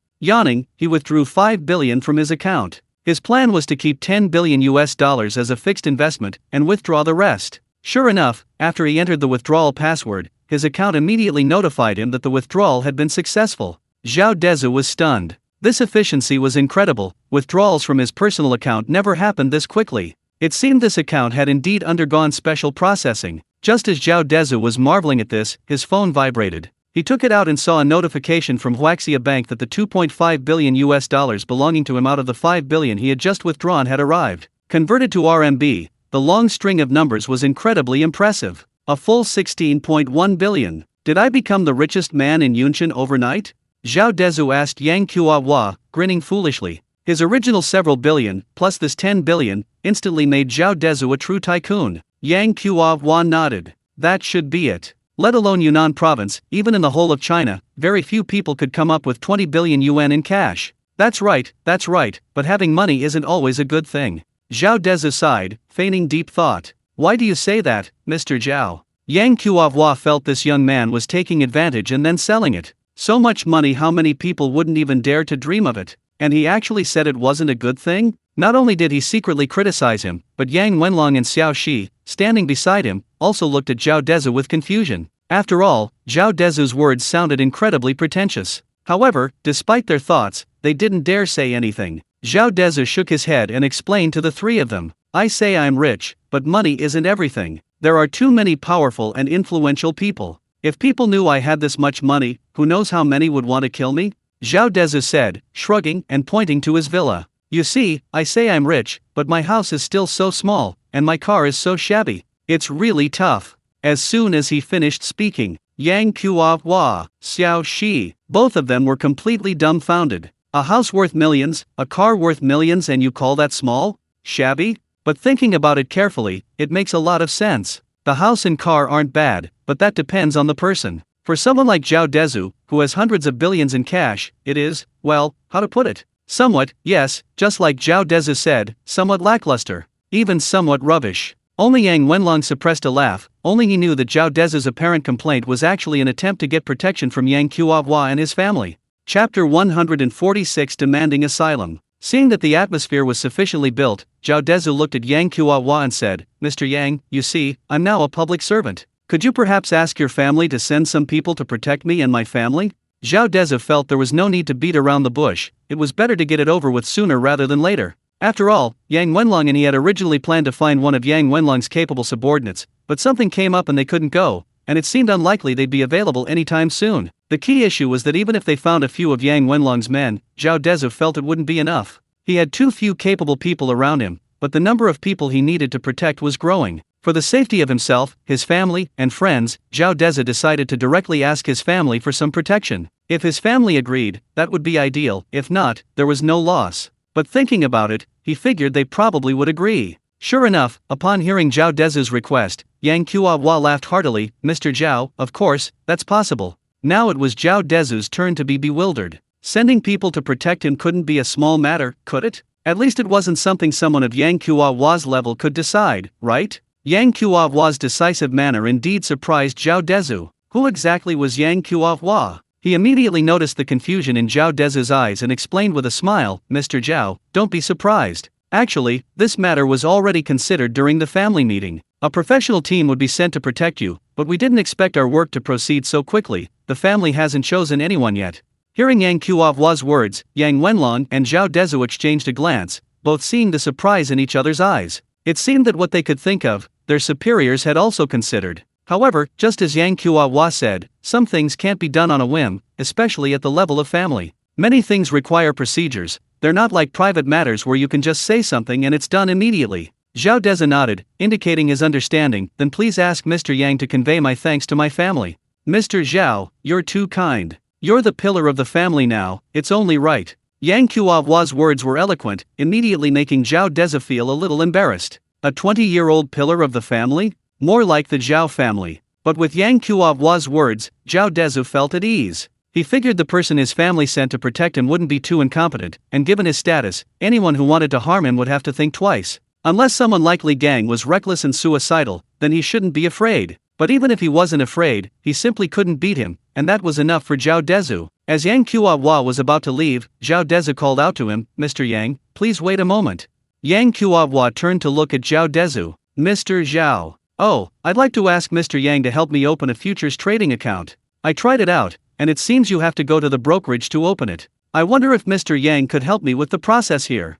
Zhao Dezhu suddenly remembered hearing many handsome young men talk about futures. He thought he could give it a try. However, after checking, he found that opening a futures trading account required him to apply in person at a brokerage firm, and only a few major first-tier cities, such as Beijing, Shanghai, and Shenzhen, had brokerage firms. But he had so many things to take care of and simply didn't have the time to do it. Now that he'd seen the head of the Yunnan Provincial Securities Department, Zhao Dezhu naturally didn't hesitate to pull strings. Given his status, this shouldn't be a problem. "Mr. Zhao, you even dabble in futures?" Yang Kuo-hwa asked Zhao Dezhu curiously. "Well, I haven't had any experience with it either, but I guess they're all essentially the same. I'll give it a try." Zhao Dezhu was being honest. He genuinely didn't understand futures, just like he didn't understand stocks before, but he was confident he could handle it. "Okay, that's simple. Wait for my call, I need to go back and set it up." Yang Kuo-hwa politely agreed to Zhao Dezhu's request. "Then I'll trouble you, Mr. Yang." After seeing Yang Kuo-hwa and his companion off, Zhao Dezhu handed the documents to Yang Wenlong, instructing him to pass them on to Lin Luoxiu for processing, including the company registration, which, according to Yang Kuo-hwa, needed to be transferred to Zhao Dezhu's name. However, Zhao Dezhu naturally couldn't handle all of this personally. He could delegate it to Lin Luoxiu. Although Lin Luoxiu had only recently joined the company, she already shouldered a heavy responsibility, handling many things and experiencing considerable pressure. This included liaising with the school, the super-strong steel rebar issue, and all these other miscellaneous matters. "Brother Long, after you give the documents to Sister Luoxiu, you can get some sleep. I need you to take me to the driving school this afternoon." Zhao Dezhu gave a wry smile. He realized he was indeed very busy, and these things, even with money, couldn't be handled by him. He had to do them all himself. "I have a driving lesson scheduled with my instructor this afternoon. As for those who might say, if you have money, why bother with a driver's license? Just buy one, right?" But Zhao Dezhu felt he should take learning to drive seriously. After all, reliable driving skills were a responsibility to himself and society. "Yes, boss." Yang Wenlong took the documents and left Villa number 8. Zhao Dezhu took a shower and slept soundly. These past few days had been eventful, and Zhao Dezhu hadn't let his guard down. He hadn't let his parents wander off, and they'd stayed at the villa since returning. He could tell they were quite agitated and restless, which made Zhao Dezhu even more eager for the people his family had sent to arrive quickly, so he could feel much more at ease. When he woke up, it was already past 1 p.m. The family had already finished eating. The 4 adults, including Yang Wenlong and Lin Luoxiu, were there. Bai Shizhen and Li Feng had gone to the school area to protect Zhao Yuanyuan, so they hadn't eaten at home. Because Zhao Dezhu had stayed up late the night before, everyone tacitly refrained from disturbing him. Seeing him come out after washing up, his mother quickly heated up the food she had saved for him. Zhao Dezhu thanked his mother and ate lunch before letting Yang Wenlong take him to the driving school. This left only 5 people at home, none of whom were capable of protecting themselves. Fortunately, Zhao Dezhu had anticipated the situation before leaving and found nothing unexpected, so he went out with peace of mind. Learning to drive, while not something to be taken lightly, has one advantage: having your own car means you don't have to share with others, which is quite convenient. So Zhao Dezhu drove the training car alone, practicing and practicing. With his quick wit, he soon mastered the technique the instructor had taught, passing each test flawlessly. The instructor said that once he completed the required training hours, Zhao Dezhu could directly take the test. Since he went in the afternoon, it was quite late by the time Zhao Dezhu finished his practice. After leaving the driving school, Zhao Dezhu and Yang Wenlong found a restaurant and ate. They chatted and joked around until it was dark. The two hurried home, as it was almost 8:30 or 9 p.m. at this time of year, and they needed to get back to work. The two quickly returned home and began their new day's task of earning money. Meanwhile, the futures account that Zhao Dezhu had asked Yang Kuo to register in the early hours of the morning had arrived. Chapter 147. Let's meet and have a chat? Before Zhao Dezhu could even begin predicting stocks, a phone call came in. He picked it up and saw it was an unfamiliar number. Without thinking much, Zhao Dezhu answered. Are you Zhao Dezhu? A slightly familiar voice came through the phone, arrogantly. It's me, Zhao Dezhu replied indifferently, taking a sip of his drink. Heh, you're quite calm, the voice on the other end continued. What's up? Faced with this utterly rude voice, Zhao Dezhu showed no politeness and was about to hang up. Hearing Zhao Dezhu say he was going to hang up, the voice on the other end turned sinister. Kid, my boss wants to meet with you to talk. After a few words, Zhao Dezhu vaguely remembered why the voice sounded familiar. It was the voice of the man who had competed with him for Villa Number 1 but hadn't been able to offer a price. His name was Gao Xing. Zhao Dezhu had even had this person investigated at the time. It turned out he was a mid-level manager at Dakang Group, and the purchase of Villa Number 1 was the idea of Dakang Group's upper management. It seemed this must be the boss Gao Xing was referring to. Your name is Gao Xing, right? Zhao Dezhu said calmly. Yang Wenlong, standing to the side, noticed Zhao Dezhu's unusual tone and gave him a questioning look. Zhao Dezhu waved his hand, indicating Yang Wenlong he could handle it, and then turned on speakerphone. Oh, you actually recognize my voice? Not bad. Gao Xing was clearly surprised that Zhao Dezhu could recognize his voice and became even more smug. Zhao Dezhu chuckled lightly. Heh, we know each other. What brings you here, Boss Gao? Can't we talk on the phone? You'll find out when you get here. Young man, keep a low profile. He's just a country bumpkin who suddenly got rich through the lottery. Gao Xing spoke meaningfully, seemingly very familiar with Zhao Dezhu's background, clearly looking down on him. Zhao Dezhu and Yang Wenlong exchanged a glance. It seemed Gao Xing had also investigated Zhao Dezhu, though it appeared to be only a superficial understanding. Alright, let's meet him then. Zhao Dezhu knew this matter would cause a lot of trouble if left unresolved. After all, he was in the open, while the other was in the shadows. His investigation revealed that Dakang Group was a company started by thugs, with numerous henchmen. Even though they had cleaned up their act, they could still easily summon hundreds of men. If he didn't intervene, there was no way for them to cause him any trouble. After much deliberation, Zhao Dezhu decided to meet with the boss Gao Xing had mentioned.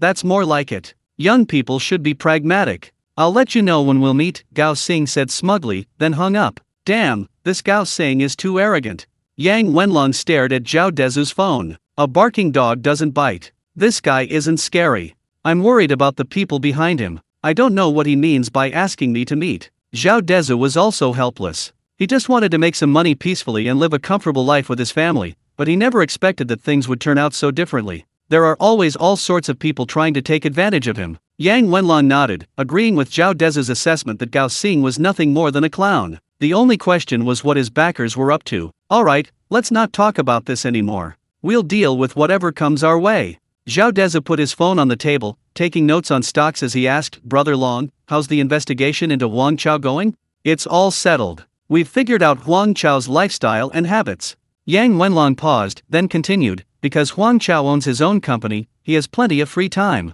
He keeps his mistress and illegitimate child in Yayo City, coming up here to meet with his family whenever he has free time. That's why his wife and children haven't found a trace of anything all these years. Zhao Dezhu was shocked by Yang Wenlong's words, his gossip-loving side surging. Damn, he has that much energy? It's almost an hour's drive from here to Shancheng County, a 2-hour round trip. He's really got the energy for his age. He was quite surprised that Huang Chao would keep his mistress in Yayo City, constantly traveling back and forth. At his age, isn't he tired?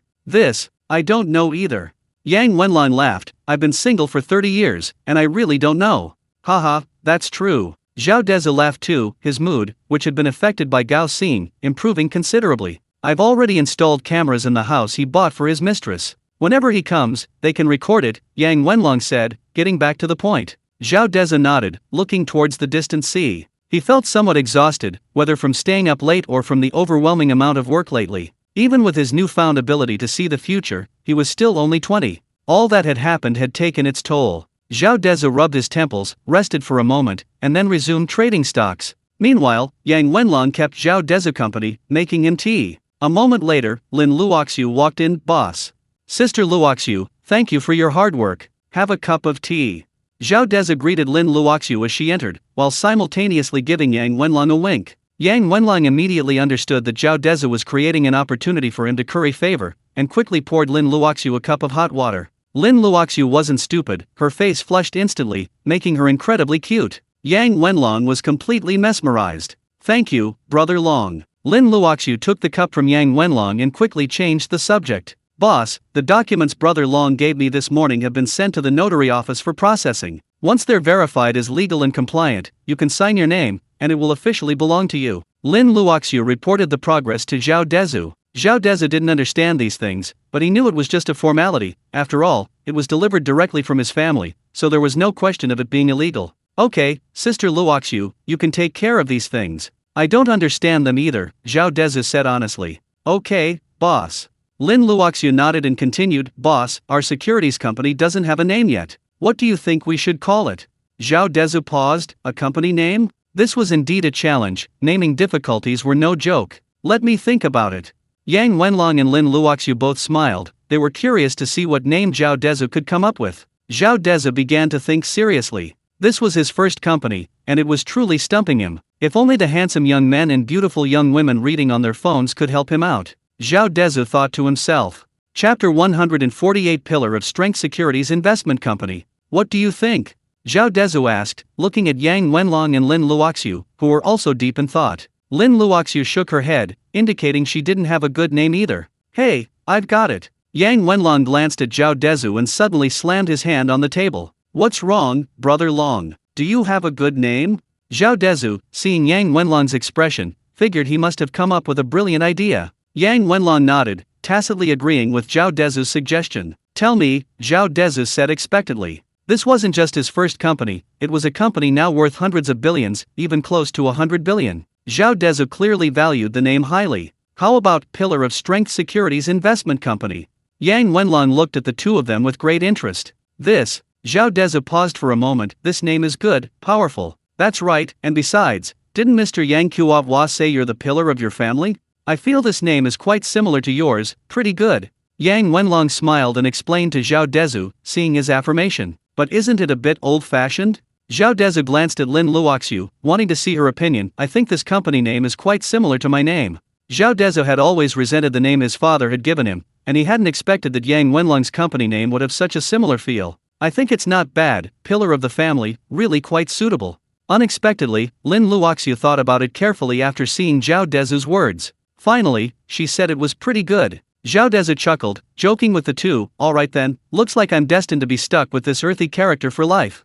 Haha, not at all, not at all. It's more about the imposing presence, like being able to protect. Yang Wenlong laughed, while Lin Luoxiu stood happily to the side. She felt this work atmosphere was truly wonderful. Being with Zhao Dezhu was like being with friends, there was no pressure at all. The company name was decided jokingly, just as Yang Wenlong had suggested, Pillar of Strength Securities Investment Company. Once all the formalities were completed and all the permits were issued, the company could not only invest itself but also accept investments and manage investments for others. However, Zhao Dezhu felt that managing investments for others was out of the question. He already had enough capital of his own, and bringing in more people would be too much work. Next, we need to refine the various departments of the company, Lin Luoxiu explained to Zhao Dezhu after the company name was finalized. Departments like legal and tax departments definitely need to be well established. Paying taxes is required and identifying areas that can't be touched, these all require dedicated personnel to follow up. I've already hired many professional employees. Now all we need is an office location. These people can start working anytime, and the company can begin operations immediately.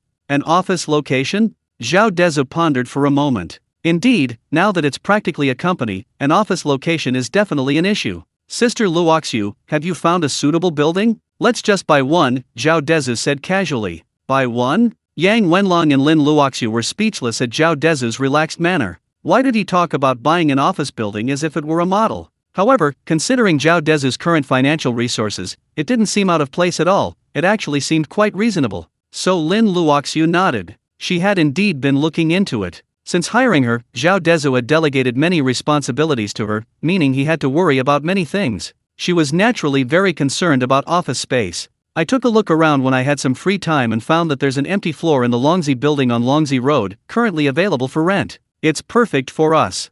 Don't you have an entire building? Zhao Dezhu's question was a bit of a surprise, since sharing a building with others would inevitably be inconvenient. Lin Luoxiu could only shake her head helplessly. In the entire Yaya city, every completed building is rented out. Alright then, tomorrow, Sister Luoxiu, go ask the owner of the Longxi building if they're selling. We'll buy it when a new development comes along. For now, we'll just have to make do. Zhao Dezhu nodded helplessly. Since there wasn't one, that was the only option. Lin Luoxiu, his young boss, was really too stingy with money. Okay, boss, Lin Luoxiu agreed without saying anything more. After chatting for a while, Lin Luoxiu and Yang Wenlong stayed by Zhao Dezhu's side while he traded stocks. They didn't disturb him, and Lin Luoxiu even made hot tea for them from time to time. After a while, Zhao Dezhu had finished trading all the stocks, and now it was time for the rest of the night. He decided to treat the two of them to barbecue, otherwise it would be too boring. Just as they were about to leave, Zhao Dezhu received a WeChat message. He opened it, and what a coincidence. It was Lin Yatong, whom he had met on Manhwa Road last time. Even more coincidentally, she was inviting Zhao Dezhu out for barbecue, saying that he had treated them last time, and she wanted to reciprocate. Zhao Dezhu showed his phone to Yang Wenlong, who exclaimed, "Boss, this is practically telepathy, isn't it? Get lost." Zhao Dezhu realized Yang Wenlong was teasing him and laughed it off. "Brother Long, call third brother and the others and see if they're asleep. If not, this is a great opportunity to find a girlfriend." "Okay, even if they are asleep, I'll wake them up." Yang Wenlong realized Zhao Dezhu was trying to introduce wives to his two brothers and quickly agreed. He took out his phone and called the two men, telling them to meet at the entrance of the residential complex without hesitation. Bai Shizhen and Li Feng were sound asleep when they received Yang Wenlong's call. Thinking something had happened, they quickly hung up and headed to the entrance of the Fuhei residential complex. Lin Luoxiu watched the two happy men with curiosity. She realized that men's happiness was so simple. The three of them quickly arrived at the entrance of the residential compound, where Bai Shizhen and Li Feng were already waiting in Yang Wenlong's Toyota. "Let's go, get in," Zhao Dezhu said, rolling down the window. "Pull the car over there."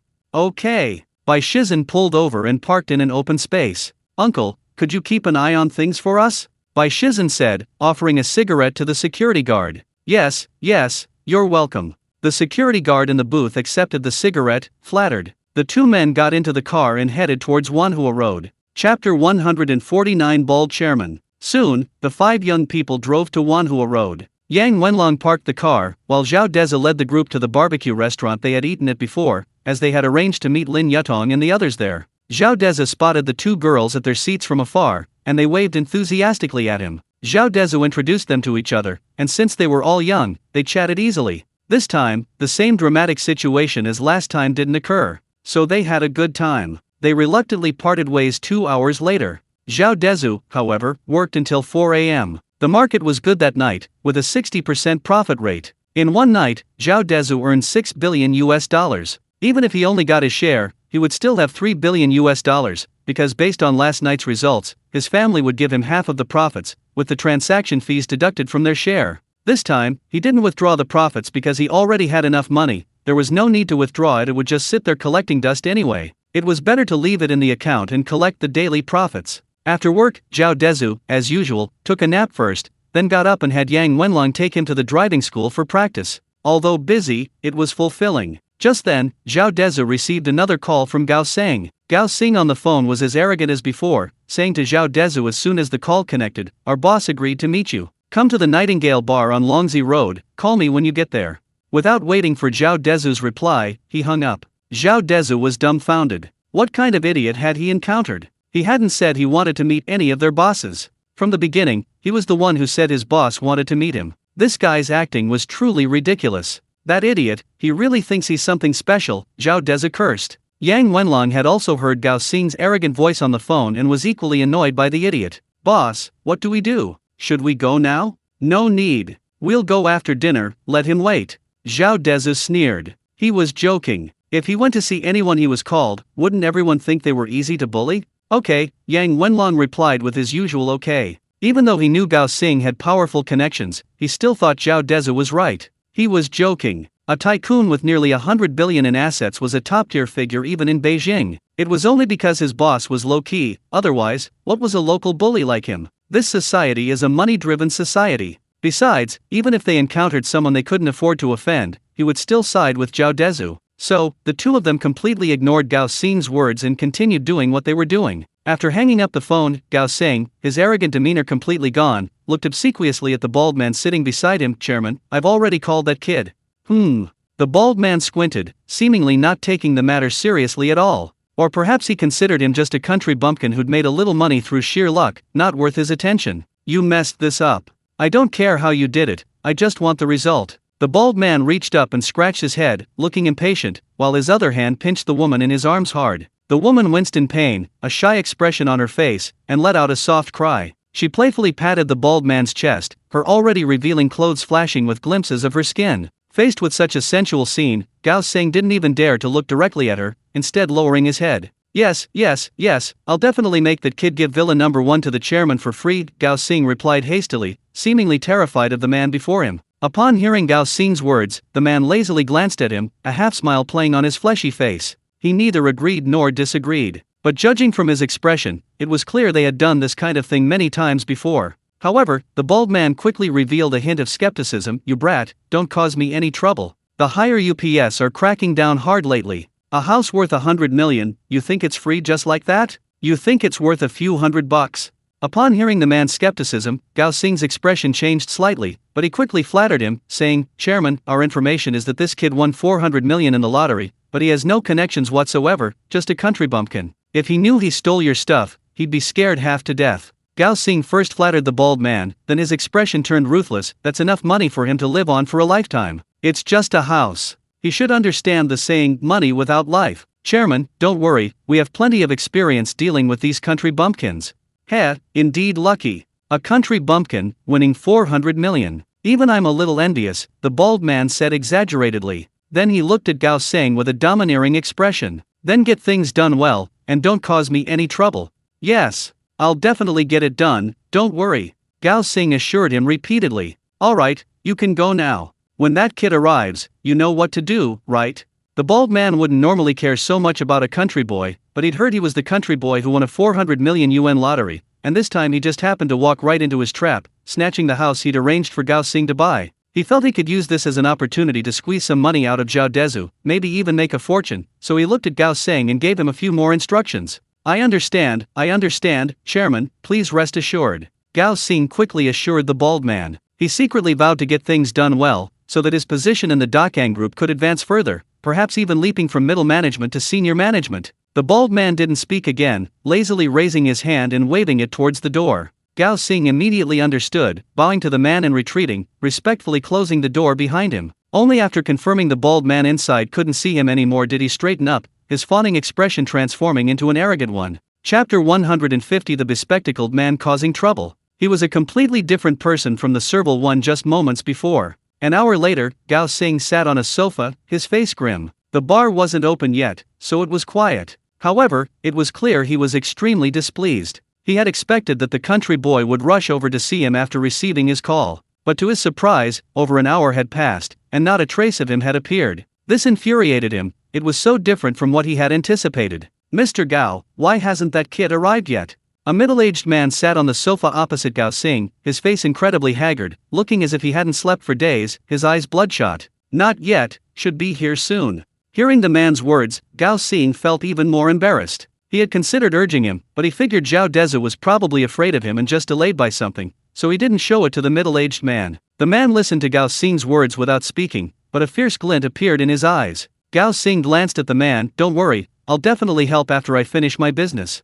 Then I'll have to rely on you, Mr. Gao. This is the deposit. After he dies, I'll give you the rest in one lump sum. The middle-aged man took out a bank card and handed it to Gao Xing. The pin is 6 ones. There's 10 million in it. Gao Xing's eyes, which had been almost invisible due to his obesity, suddenly widened when he heard the man say there was 10 million in the card, a look of excitement on his face. 10 million. He was just someone's henchman, or to put it nicely, a slightly higher-ranking henchman. When had he ever seen 10 million? In a small city like Yeyu, this was a huge sum of money, a real huge sum. And didn't they say this was just a deposit? There would be more if the job was done well. It seemed he had made the right choice. In his eyes, the man's request was far too simple, practically a piece of cake. This money was earned quite easily. Hee, Mr. Lee, you're too kind. It's just about taking that kid's life, right? Too simple. Just wait for the news. Gao Xing calmly took the bank card, then patted his chest and assured him with a smile. Okay. The man nodded, his face full of exhaustion, looking like a dying man, held on by some kind of faith. An hour later. It was getting dark, and the bar had opened. People slowly came in, but Zhao Dezhu still hadn't arrived. After waiting for so long, Gao Xing finally couldn't hold back any longer. His face darkened, he took out his phone and dialed Zhao Dezhu's number. However, the call was abruptly disconnected after only a few rings. Gao Xing, who always considered himself incredibly important, finally couldn't hold back any longer. He stood up and angrily cursed, "Damn it, you little brat, you've got a death wish." Several early arriving customers were startled by Gao Xing's sudden outburst. They all turned to look at Gao Xing, assuming he was just drunk and acting out after all. There were plenty of people like that in bars. However, since the bar had just opened for business, Gao Xing's stunt drew disdain from the other patrons. Although Gao Xing was the bar's apparent owner and notorious in the underworld, people who knew him avoided him like the plague, which was one reason for his arrogance.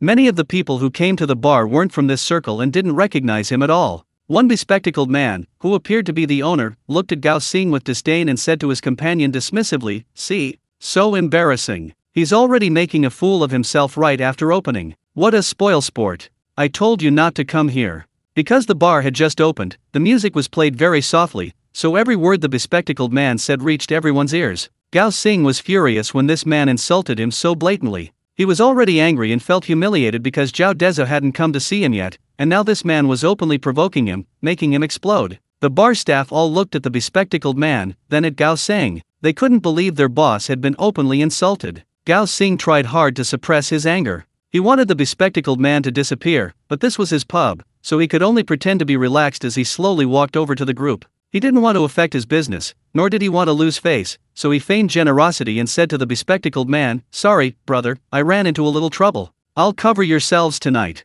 This seemingly appropriate and magnanimous statement, however, sounded distorted coming from Gao Xing's mouth, carrying both a threat and contempt for these people. His next move was to reveal that he was the owner of the bar, hoping to intimidate them with his fame and force them to apologize. That way, he wouldn't lose face. However, Gao Xing didn't expect the bespectacled man to slam his hand on the table and stand up before he could even finish his sentence, showing him absolutely no respect. "You, who the hell do you think you are? You're the one who yelled and disturbed us, and what the hell do you mean by that tone?" The bespectacled man was clearly getting worked up, staring at Gao Xing with his eyes practically bulging out of their sockets. "You're paying for our meal? Can you even afford it? You don't deserve it?" The bespectacled man glared angrily at Gao Xing, spitting all over his face. The men and women around him seemed to be enjoying the spectacle, not only refusing to stop the bespectacled man, but also appearing ready to pounce on Gao Xing if he dared to say another word. Gao Xing wiped his face, removing the bespectacled man's spit. Although he refrained from speaking, it was clear from his rapidly heaving chest that Gao Xing was on the verge of exploding. He knew that adults, this era, wasn't about fighting and killing anymore. Even if someone wanted to kill another, it had to be done without anyone seeing. Especially in his own shop, with dozens of people present, he had to restrain himself. However, his silence only made the slightly tipsy bespectacled man think Gao Xing was afraid of him, which made him even more smug, feeling he had gained face in front of his friends. "I'm telling you, apologize to me right now, or I'll make sure you leave this shop on a stretcher tonight. You believe me?" The bespectacled man's words were incoherent, arrogantly pointing to the exit, glaring menacingly at Gao Xing. How many years had it been since Gao Xing had worked for his boss? He hadn't encountered someone so arrogant. He was always the one bullying others, and today he was being bullied like this. Gao Xing's chest heaved rapidly, he gasped for breath, feeling he was about to lose control. It was only because the higher UPS had been strict these past few years. If it were a few years ago, he would have broken this idiot's legs, put him in a sack, and thrown him into the sea. Gao Xing let out a sigh of relief, raised his hand, and waved, okay, I apologize, I'm sorry." "Damn it, no sincerity at all, what a piece of trash, get lost." The bespectacled man, seeing Gao Xing apologize, wore a smug expression, glancing at his companion with a smug look. Gao Xing's compromise made him feel very proud. Gao Xing couldn't hold back any longer, his face darkened as if ink were about to drip from it. More than a dozen men in security uniforms and more than a dozen men in waiters' uniforms surrounded him. The bespectacled man hadn't realized these people were after him. He thought that as long as he didn't cause trouble in the bar, they wouldn't bother with him. They were only surrounding him because they were afraid he would resort to violence. The bespectacled man thought to himself, as long as he didn't hit anyone, these people wouldn't do anything to him. After all, he was a VIP customer, while this fat man only had a few bottles of cheap beer on his table. Comparatively, as a high-spending customer, he was sure they would side with him. Just then, Gao Xing's face darkened. He didn't look at the bespectacled man again, but instead said to a particularly tall security guard, "These customers have had too much to drink. Take them to sober up."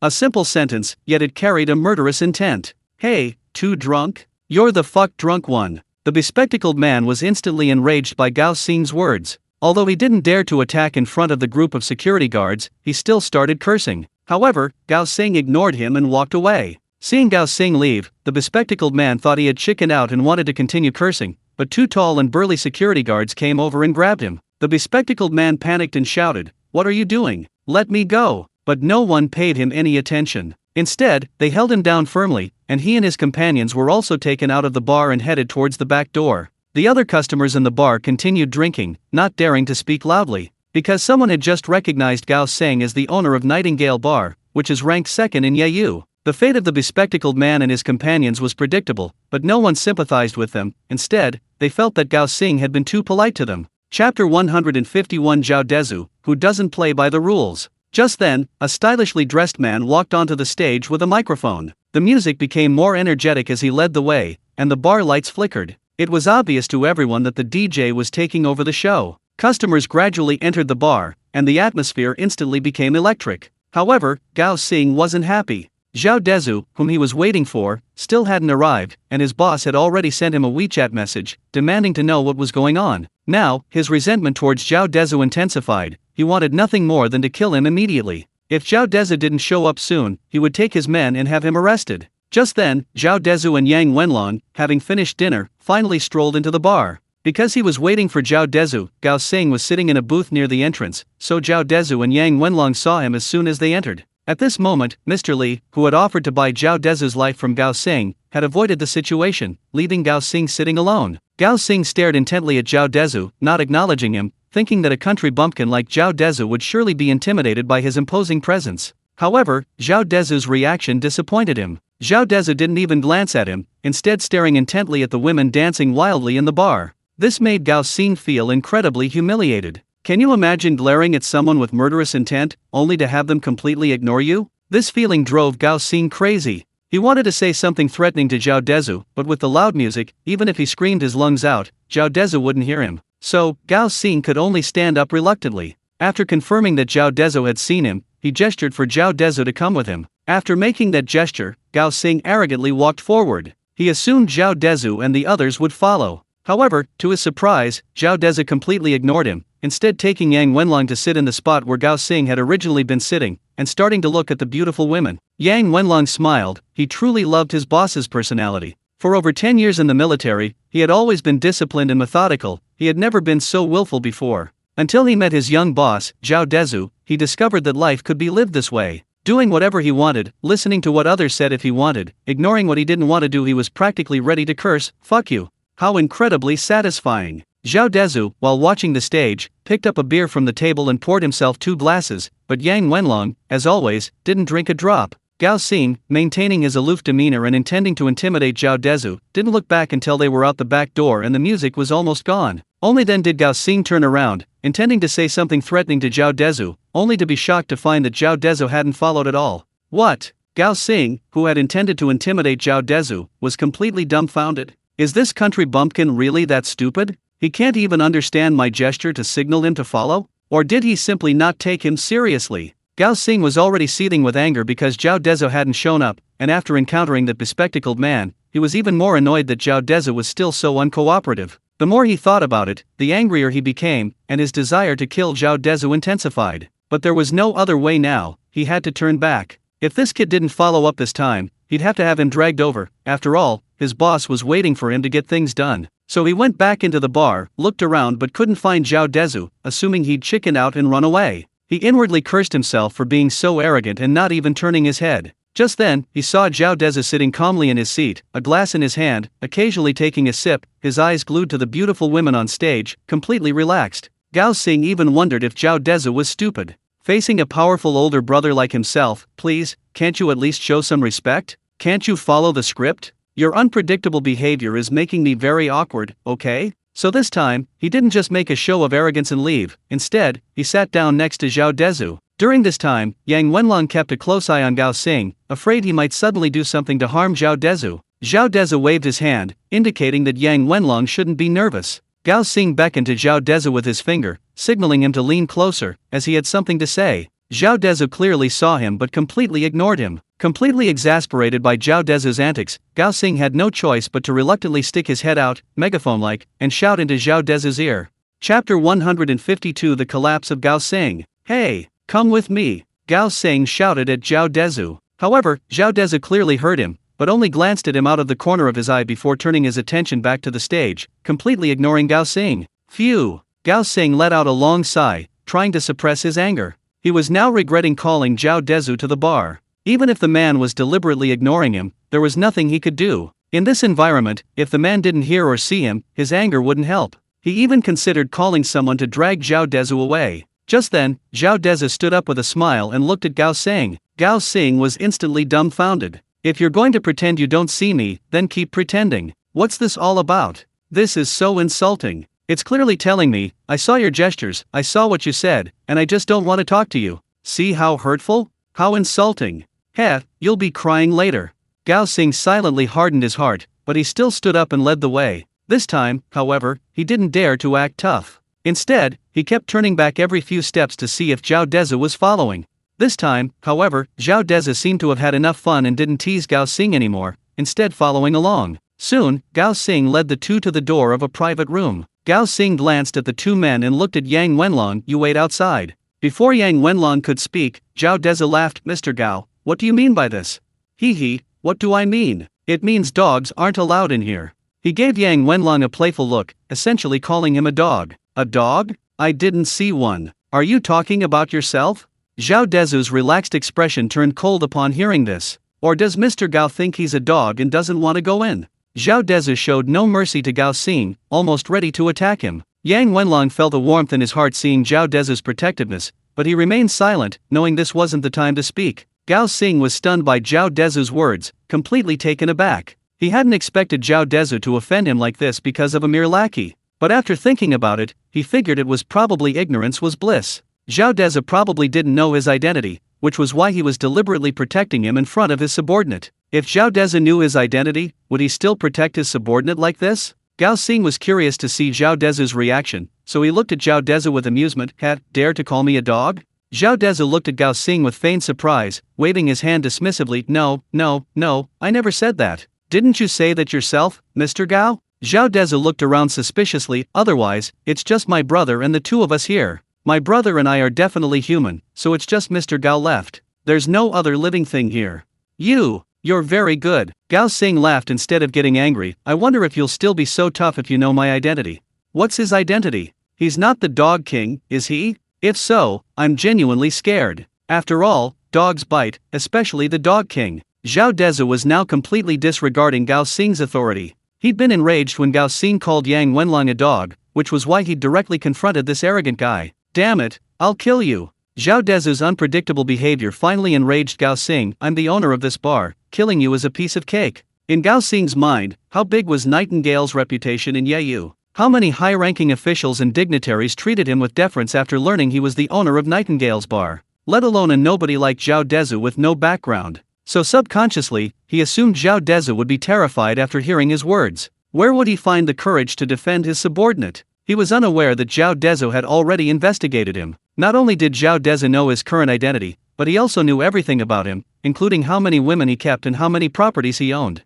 Zhao Dezhu simply wasn't afraid of him. If Zhao Dezhu hadn't wanted to clarify things, the situation would have remained unclear, and he wouldn't have paid Zhao Dezhu any attention. Now, in Zhao Dezhu's eyes, Gao Xing was like a clown. Every word he spoke was merely an attempt to provoke Gao Xing. After Gao Xing's words, Gao Xing didn't see fear in Zhao Dezhu's eyes. Instead, he looked at Gao Xing with contempt. Kill me? You can try, Mr. Gao. It seems you've always wanted to kill me. Previously, Zhao Dezhu's disdain might have stemmed from not knowing his identity, but now that he had revealed it, the continued confrontation made Gao Xing uncomfortable. Did he have some powerful background? Powerful enough to disregard him? For the first time, looking at Zhao Dezhu's disdainful gaze, Gao Xing began to doubt the results of his investigation. However, he quickly realized that he had indeed investigated Zhao Dezhu's identity and had even seen Zhao Dezhu's ID card through certain channels. Given his status, seeing someone's ID card wouldn't be difficult. Zhao Dezhu was indeed a rural man from Shancheng County, and Gao Xing had investigated many things thoroughly, including matters at school.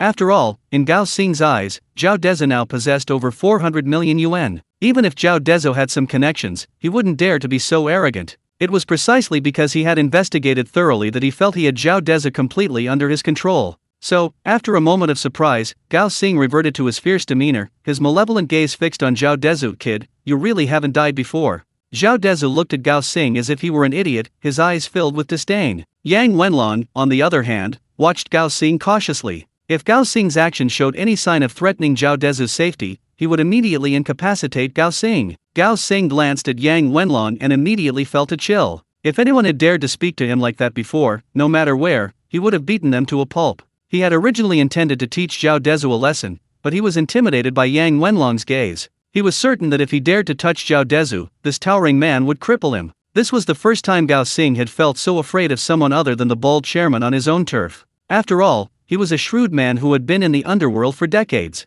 He knew the principle of not fighting a losing battle, but could he really afford to suffer a loss on his own turf? So, a slight smile crept onto Gao Xing's face. He led Zhao Dezhu into the room, not stopping Yang Wenlong from entering, and took out his phone to send messages to his subordinates. Chapter 153 Trivial Skills. Zhao Dezhu and Yang Wenlong entered the room to find it empty. Zhao Dezhu looked at Gao Xing with a puzzled expression, his tone utterly blunt. Mr. Gao, didn't you say your boss wanted to see me? Boss? Gao Xing's face darkened at Zhao Dezhu's words. Damn it, you're only showing up now? I've been waiting for you all afternoon, and you expect my boss to wait for you this long too? Gao Xing felt Zhao Dezhu was doing this on purpose, constantly testing his limits. My boss has other matters to attend to. Leave this small matter to me, Gao Xing said coldly, looking at Zhao Dezhu. At that moment, several burly men in security uniforms walked in, glaring fiercely at Zhao Dezhu and Yang Wenlong. After a single glance from Gao Xing, Zhao Dezhu and Yang Wenlong naturally realized Gao Xing was trying to intimidate them, but they didn't care. These few men were certainly no match for them. Zhao Dezhu seemed completely oblivious to the dozen or so burly men glaring at him. He looked at Gao Xing with a disgruntled tone. Your boss really doesn't keep his word. He said he'd meet me here, I came, and then he left. Gao Xing was furious. Not keeping his word. Are we the ones who don't keep our word? We told you to come here, and you're only showing up now? Is that what you call not keeping our word? Suppressing his anger, Gao Xing stared at Zhao Dezhu like he was already dead, then sat down on the sofa. He had a mission to complete, there was no need to ruin it. As for Zhao Dezhu, he was going to die anyway, so letting him show off wouldn't hurt. Thinking it over, Gao Xing crossed his legs. My boss is giving you face by seeing you. If you don't cherish it, then you're just not destined for this.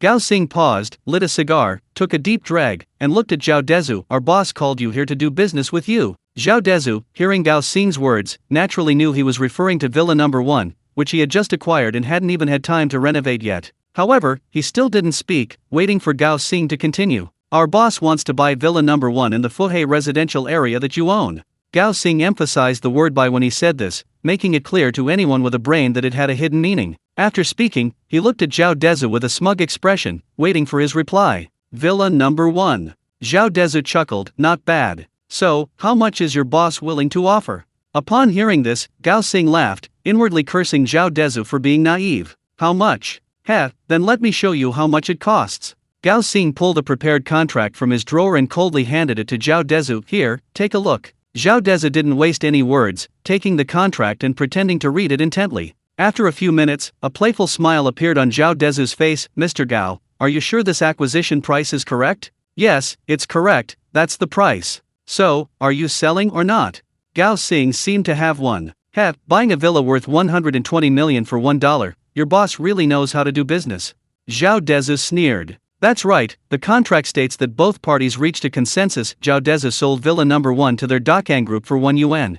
Business is all about negotiation, and prices are negotiated. What do you say, Mr. Zhao? Gao Xing, legs crossed, puffing on a cigar, looked at Zhao Dezhu with a threatening gaze. Besides, having too much money isn't always a good thing. If you can't protect people, they're just a burden. Haha, as expected of Mr. Gao, you have a way with words. But whether you can hold them off or not, we'll have to try. Zhao Dezhu retorted sharply, not giving an inch. Gao Sing hadn't expected Zhao Dezhu to remain so defiant even surrounded by more than 10 people in such a small room. It was quite unexpected. It seems he needs to be taught a lesson, otherwise, he won't know his place. Gao Sing's tone changed, and he said coldly, "Then please, Mr. Zhao." "Goodbye then."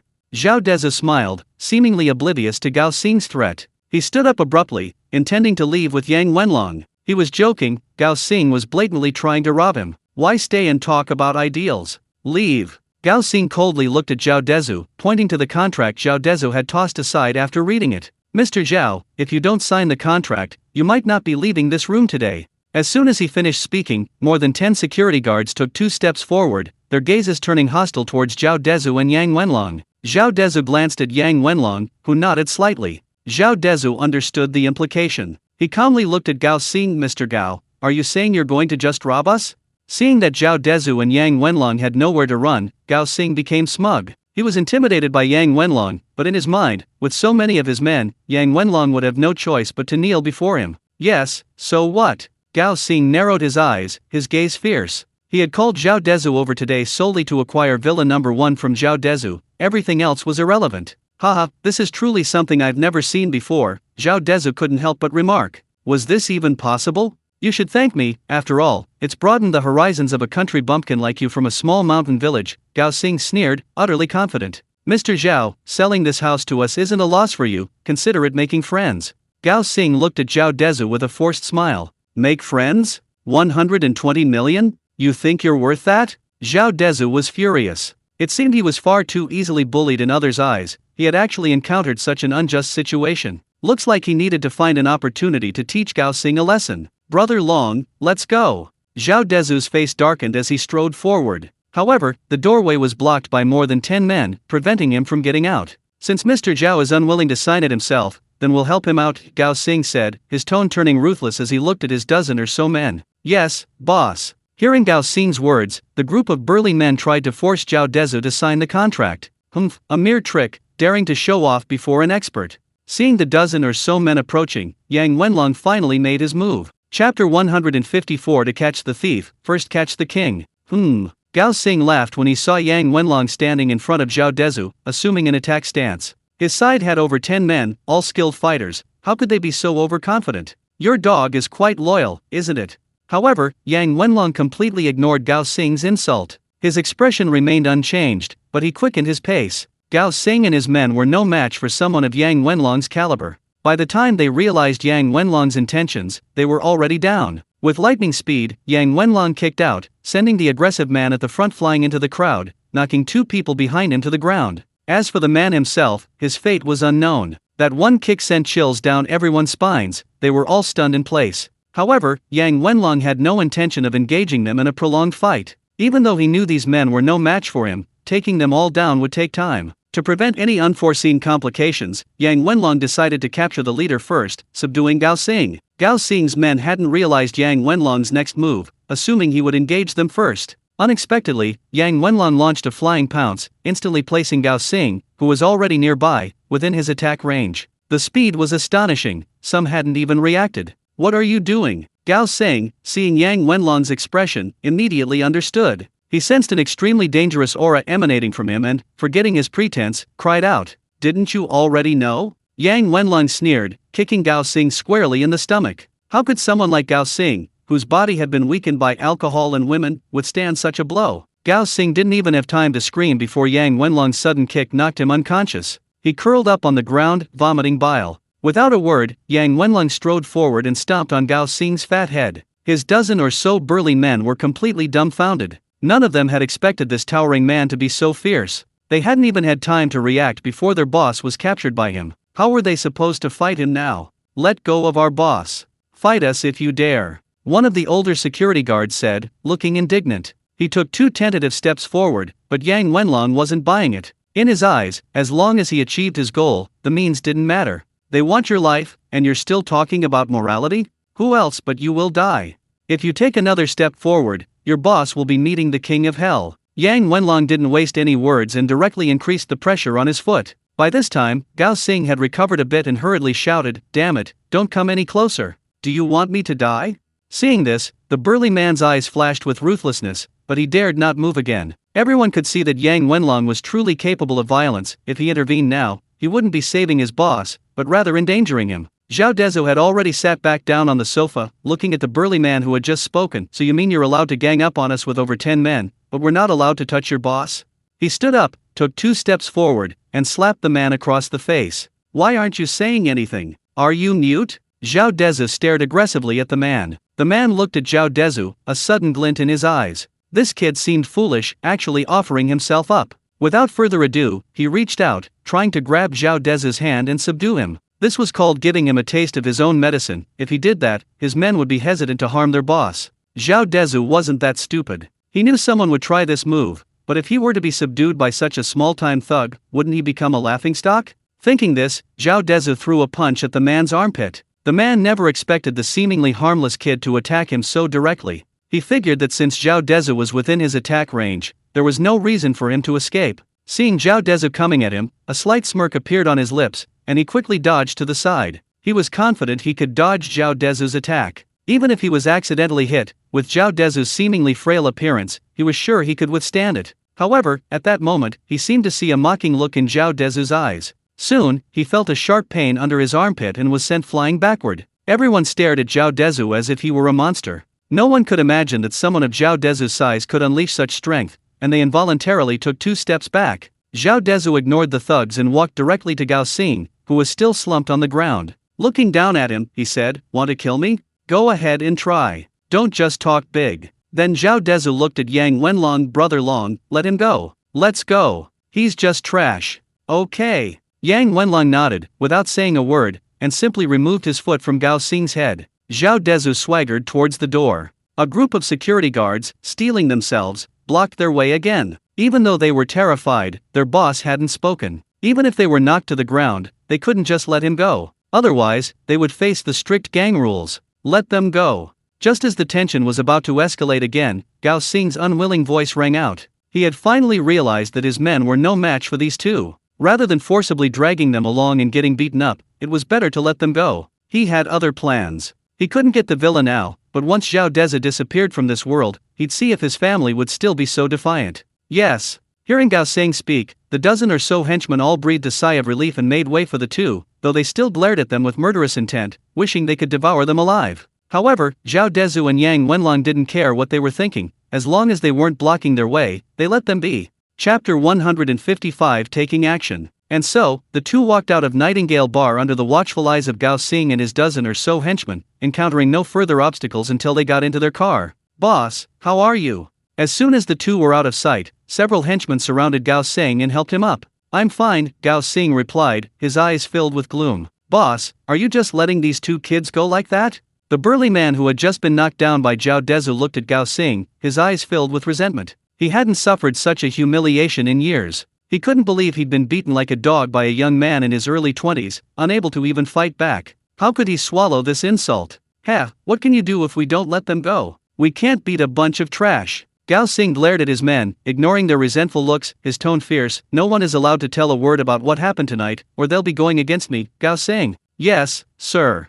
Although the group of henchmen were unhappy that Gao Xing had let Zhao Dezhu and his group go so easily, they nodded in agreement not to tell anyone. After all, they knew what had happened tonight was incredibly humiliating. Nearly 20 people, and they couldn't even hold back 2 people. The key was that several of their men were injured, and their boss was beaten unconscious, yet they hadn't even touched the hem of their clothes. It was outrageous. But it really happened. If word got out, wouldn't they be laughed at? How could they ever show their faces in Yeyu City again? Seeing his men agree, Gao Xing waved his hand impatiently and shooed them out. "All right, stop loitering here. Do you even want to do business? Get back to guarding the place." The group of men all left the room, while Gao Xing took out his phone and sent a message. "Make your move." Stepping out of the bar, Zhao Dezhu looked at the imposing building. His eyes were full of contempt. This idiot can really say anything. He actually wanted me to sell him Villa Number 1 for $1. Isn't anyone going to do anything about it? Getting into the car, Zhao Dezhu couldn't help but complain, feeling that Gao Xing's eccentricities had truly shattered his worldview. How could he even utter such a thing? Was his brain filled with shit? Looking at his naive boss, Yang Wenlong said helplessly, "Boss, that's just how the world is. Gao Xing's Dakang group started out doing these kinds of forced sales. Now that they see you suddenly become rich without any power or influence, it's not surprising they want a piece of the pie." As for interfering? Yang Wenlong sneered, somewhat disdainfully, they dare to be so arrogant in Yayo City because they have someone protecting them. Zhao Dezhu, upon hearing Yang Wenlong's words, didn't curse or demand justice. He just smiled self-deprecatingly, looks like I thought too highly of the world. I always thought that as long as you do your job well and don't harm others, no one will bother you. But now it seems that such thinking is incredibly naive. Like this time, he simply bought a house he liked, but Gao Xing had his eye on it and now wanted him to sell the house he'd sold for 120 million yuan for just $1. Heh, it truly proves the old saying, a common man is innocent, but possessing a treasure is a crime. However, he wasn't the kind of spineless coward who would passively accept defeat. You want to force me to my death? Then let's see what you do. Zhao Dezhu thought to himself, glancing at Yang Wenlong, who was driving. Brother Long, continue to contact some helpers for me. It seems there's no way to settle things peacefully with Dekong Group. Okay. Yang Wenlong naturally knew the consequences of refusing Dekong Group in Yeyu City, but he would always stand by Zhao Dezhu's side. Yang Wenlong said with some worry, I'm afraid they'll make their move against us in the next couple of days. President Yang hasn't responded yet, so they probably won't be able to send anyone down anytime soon. It seems we need to be careful, it's best not to go out recently.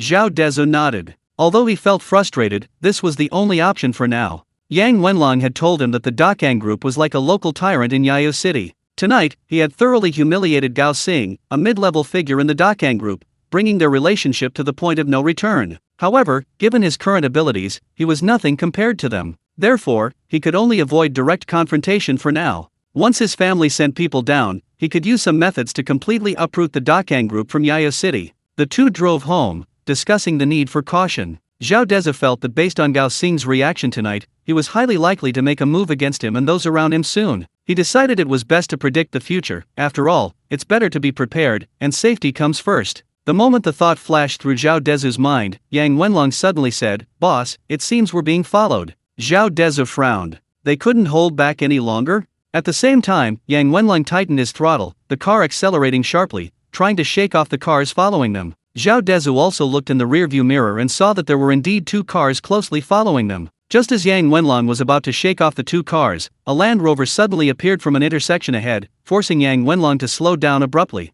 If he accelerated any further, the car would crash into it, likely resulting in a fatal accident. It only took a few seconds, but at high speeds, a car can travel dozens of meters in that time. While Yang Wenlong was slowing down to avoid the vehicle in front, the two cars following behind also pulled up. These were two Range Rovers. Normally, on roads like this, a Range Rover shouldn't be able to keep up with Zhao Dezhu's car. The strange thing was that the car in front had cut them off, and the two Range Rovers immediately surrounded Zhao Dezhu's car. The car in front also slowed down, and now they were surrounded by three cars, blocked on three sides except for the back. These guys are fucking audacious. Are they planning to just rob us? Zhao Dezhu couldn't help but curse. Yang Wenlong didn't answer Zhao Dezhu, focusing instead on driving, looking for an opportunity. He was confident he could shake off the three cars once he found a chance. Zhao Dezhu cursed and then remained silent, using his precognitive abilities. He wanted to see what these people were up to, but what he saw made Zhao Dezhu break out in a cold sweat. He foresaw that in a few seconds, both he and Yang Wenlong would have their heads explode. Brains splattered all over the driver's seat. Chapter 156 Another assassination attack. Damn it! Zhao Dezhu cursed inwardly, and at the same time, instinctively shouted, they have guns. This one sentence surprised Yang Wenlong. He could see the enemy himself, but he didn't see anyone carrying a gun. He didn't know how Zhao Dezhu had seen them. However, he still reacted instinctively. Almost the instant Zhao Dezhu finished speaking, Yang Wenlong's Audi slowed down. Originally driving alongside the other two Range Rovers, Yang Wenlong's sudden slowdown allowed the car to immediately break free from their encirclement. At the same time, two hands reached out from both Range Rovers, pointing directly at the Audi. It was only because Yang Wenlong acted quickly that the outcome Zhao Dezhu had predicted instantly changed. Bang! Bang! Bang! Several faint gunshots pierced the night sky as bullets flew rapidly towards Zhao Dezhu and Yang Wenlong's foreheads. Both could feel the burning pain as the bullets grazed their skin. Damn it! Thank goodness you noticed, boss, otherwise these bastards would have tricked us. Although Yang Wenlong had escaped death, he didn't seem too nervous, even jokingly. It was clear Yang Wenlong had encountered similar situations many times, otherwise, he wouldn't still be so considerate of Zhao Dezhu's feelings at this moment. Zhao Dezhu was indeed somewhat nervous. After all, the scene he had just foreseen was terrifying. If he hadn't predicted it, he and Yang Wenlong would already be corpses. Thinking about the scene that had just appeared in his mind, Zhao Dezhu felt a chill run down his spine. This was arguably the closest he had ever come to death. He still had so much to do: protect his family, make a lot of money, and go to university. How could he just die like this? Yang Wenlong appeared relaxed as he spoke to Zhao Dezhu, whose face had turned pale, but his hands didn't stop moving. He was now blocked and in a very passive position. To fight his way out, he had no choice but to fight desperately. Damn it! A man with a scar on his face cursed from inside the Land Rover. This attack should have been a sure hit. They had communicated via walkie-talkie, surrounding Zhao Dezhu's car. Their movements were extremely stealthy, aiming for a quick victory. However, Zhao Dezhu and his men seemed to be able to see their movements. Their car immediately slowed down. Thus, their long-planned assassination attempt had failed. Now that they were on guard, it would be much more difficult to strike again. "Boss, what do we do?" A voice came from another car over the walkie-talkie. "There's no turning back now, take them down." Scarface's face darkened. This was the coastal road. Even outside of rush hour, there was still a lot of traffic. The longer they dragged on, the worse things would become. But they had no choice. Their boss wanted Zhao Dezhu dead. If they missed their first shot, they had to keep going. "Boss, hold on tight." After dodging the bullets, Yang Wenlong shouted, quickly maneuvering the car behind another vehicle to make it harder for the gunman in front to aim at him and Zhao Dezhu. Okay. Although Zhao Dezhu was still shaken by what had just happened, his warning to Yang Wenlong meant they had escaped certain death. The course of events had changed, they wouldn't die, so he felt much more at ease. Yang Wenlong clearly possessed exceptional mental fortitude. A gunshot from the car in front pointed at him, but he swerved sharply, the bullet shattering his left-hand rearview mirror. Yang Wenlong remained as composed as ever, his footwork swift. He floored the accelerator, slamming his car into the vehicle in front. The man who had leaned out to fire at them was slammed against the driver's side door frame, nearly falling out. Undeterred, Yang Wenlong accelerated again and rammed into them. The Range Rover's acceleration was certainly slower than theirs, and the impact was solid. The people inside were thrown about, unable to maintain their balance. Only the driver's steady hand prevented them from driving into the sea. At that moment, the people in the other two cars reacted, immediately slowing down and attempting to drive alongside Yang Wenlong's group again. Yang Wenlong knew what this meant. If they succeeded, they would turn their guns on him and Zhao Dezhu again, as this was the easiest way to fire. Although they were firing, the rapid movement and lane changes of both vehicles made aiming impossible. This was the safest option for him. Therefore, upon realizing their intentions, Yang Wenlong reacted immediately, continuously slowing down and reversing, trying to avoid the other cars being parallel to his. "Damn it, this driver's not simple. Take him out first." Scarface angrily ordered into the walkie-talkie. He knew that if it weren't for the driver's extraordinary evasiveness, he would have already completed the mission tonight. "Yes, sir," came the responses from his comrades in the other two cars. Everyone was furious at the situation. They had over 10 men, 3 cars, and 4 or 5 guns, yet they couldn't do anything to 2 people. How could this not be infuriating? At this moment, Zhao Dezhu had already reclined the seat back as Yang Wenlong had instructed, so the bullets outside couldn't hit him unless they blew through the car door. Yang Wenlong, because he had to drive, could only slightly lower his head to avoid the bullets. Now, the gunmen in all 3 cars were firing at his position, making him somewhat overwhelmed. He was skilled, but he couldn't just stand there and take the bullets. As a result, the car became difficult to control, and the windshield was riddled with cracks, making it impossible to see anything outside. In that brief moment, the Audi's front wheel was struck and exploded. The car instantly became uncontrollable. Fortunately, Yang Wenlong managed to pull the steering wheel back, otherwise, at that speed, the car would have flipped over. "Damn it!" Yang Wenlong cursed under his breath, gripping the steering wheel with one hand and smashing the windshield, which had obscured his vision, with the other. A blast of cold air rushed in, instantly sobering them both. This all happened in just a few seconds. The Land Rover in front had already reversed to parallel with the Audi. With no other option, Yang Wenlong struggled to hold onto the steering wheel, preventing the car with its flat tire from going out of control. Then, he slammed on the accelerator. This sudden acceleration caused the gunman's bullets to miss again, albeit by a narrow margin, but Yang Wenlong managed to dodge them. Chapter 157 Escape. Moreover, thanks to Yang Wenlong's skillful maneuvering, the Audi broke through the encirclement of 3 vehicles and surged ahead. If its front tire hadn't exploded, it might have been able to escape. But there are no ifs. Their tire had blown out, leaving them no chance to shake off the 3 Land Rovers. "Someone wants to kill me, on Huanhai Road." Zhao Dezhu was helpless at this point and could only dial Yang Kuawa's number. "What?" Yang Kuawa panicked upon hearing Zhao Dezhu's words. He knew how important Zhao Dezhu was. If something happened to him, he was finished. "Mr. Zhao, please hold on, I'm coming right away," Yang Kuawa said hastily, not even bothering with pleasantries with Zhao Dezhu, and hung up the phone immediately. These people, seemingly desperate to kill the two of them, disregarded all rules and taboos, and began firing incessantly from behind. To avoid being hit again, Yang Wenlong had to drive in an S-shaped pattern on the road. Luckily, there was no car in front of him, otherwise it would have been dangerous. The Audi's punctured front tires screeched against the road under Yang Wenlong's control, sparks flying everywhere. Watching Yang Wenlong's calm and collected maneuver, Zhao Dezhu secretly rejoiced. He was just lucky to have encountered Yang Wenlong and managed to keep him here, otherwise, even with his precognitive abilities, he would still be doomed tonight. Because no matter what he did, he was doomed. After all, some outcomes are meaningless if you can't change them, even if you can predict them. Just then, a loud bang rang out, and the two felt the car lurch violently. The steering wheel in Yang Wenlong's hand shook violently.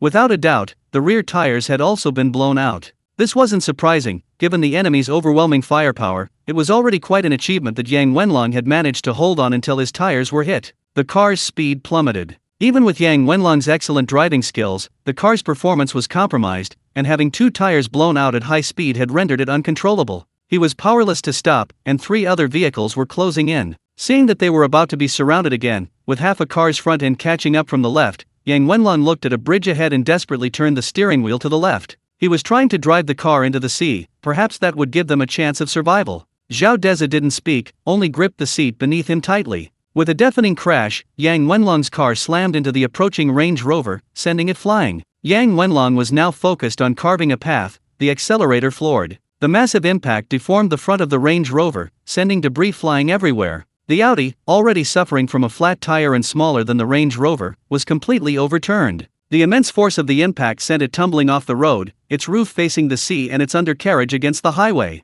The deployed airbags protected the two occupants, but they were still somewhat dazed. "Boss, are you all right?" Yang Wenlong forcefully opened his airbag, looking at Zhao Dezhu with concern. "Brother Long, I'm fine," Zhao Dezhu replied with difficulty, having also managed to open the airbag. "We need to get out of here." Yang Wenlong knew that with the fuel tank facing the road, once the assassins reacted, one shot would kill them both. "Okay," Zhao Dezhu replied, his hands moving quickly. He immediately unbuckled his seatbelt, and the two of them swiftly climbed out through the windshield, taking advantage of the darkness to hide under the bridge pier. Yang Wenlong had originally intended for Zhao Dezhu to escape through the water, but looking down, all they saw was a dark, murky expanse seaweed. Even a fish that accidentally wandered in wouldn't be able to escape, let alone Zhao Dezhu. Left with no other option, Yang Wenlong abandoned the idea, his expression grave. "Boss, hide behind the concrete barrier. I'll hold them off until backup arrives." He saw Zhao Dezhu make the call. The only way now is to wait for reinforcements.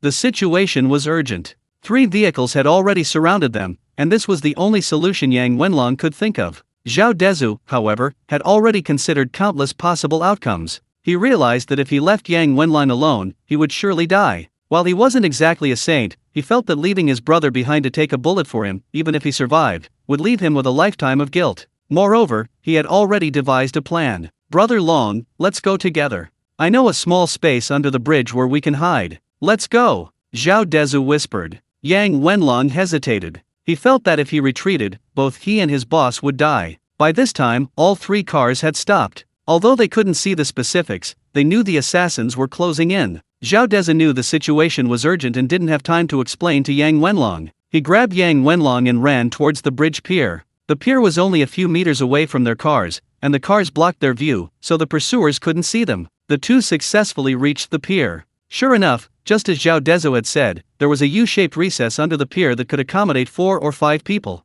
Yang Wenlong didn't know how Zhao Dezhu knew, but he breathed a sigh of relief. Outside, Scarface jumped out of his car first. Looking at the overturned Audi, he made a sprinting motion towards his men. However, it was clear they were still somewhat afraid of Yang Wenlong, being particularly cautious. In their view, the two of them were unlikely to escape in this situation. Just as his men were cautiously about to surround the car, Scarface suddenly spotted the Audi's exposed fuel tank and gestured for his men to aim. These men were clearly well trained. They didn't need to exchange a word when they could see each other. Upon seeing Scarface's gesture, the armed men immediately understood and raised their guns, firing at the fuel tank. Bang! Bang! 2 loud explosions followed as the fuel tank burst open, and the entire car was instantly engulfed in flames. If Zhao Dezhu and his companion had been knocked unconscious by the car accident, they would certainly be dead by now. Seeing this, Scarface revealed a smug look. They'd been putting up a fight, but in the end, they were going to die anyway. Scarface gestured with his chin towards the car, and soon 2 burly men, guns at the ready, walked towards the Audi.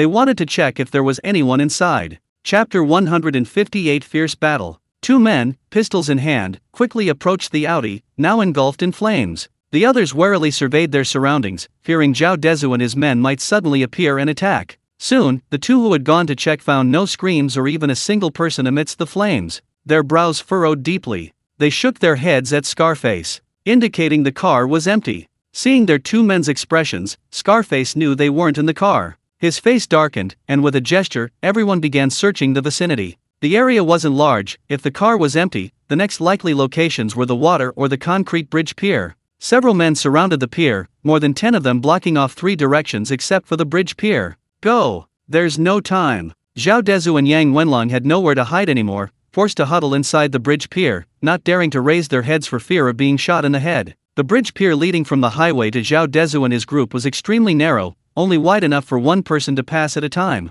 Both sides were identical, allowing passage from either side. This group of people, unaware of the bridge's structure, assumed Zhao Dezhu and his companion were hiding behind it, and that once they crossed, they would have nowhere to hide. So, 2 armed men slowly crept up from either side. Perhaps due to training, even though the 2 men were moving in opposite directions and couldn't see each other, their speed was remarkably synchronized. At this rate, in a few seconds, they would both reach the back of the pier simultaneously, pointing their guns at the 2 people hidden behind it. 3 seconds later, the 2 armed men reached the back of the pier at the same time. They quickly aimed their guns at that spot, but what they saw stunned them both. Their guns were pointed at no one but their own partner. What was going on? Both men wore expressions of confusion, but because of the darkness, they couldn't discern each other's expressions. Hidden inside, Yang Wenlong and Zhao Dezhu dared not even breathe. They needed to find an opportunity, otherwise, rushing out now would likely result in them being riddled with bullets. After a moment of confusion, the 2 men observed the structure of the place. They then noticed that the 2 sides of the bridge pier were solid, but the middle was dark, indicating there was space inside. The 2 men silently approached the middle without speaking, then aimed their guns at the dark space.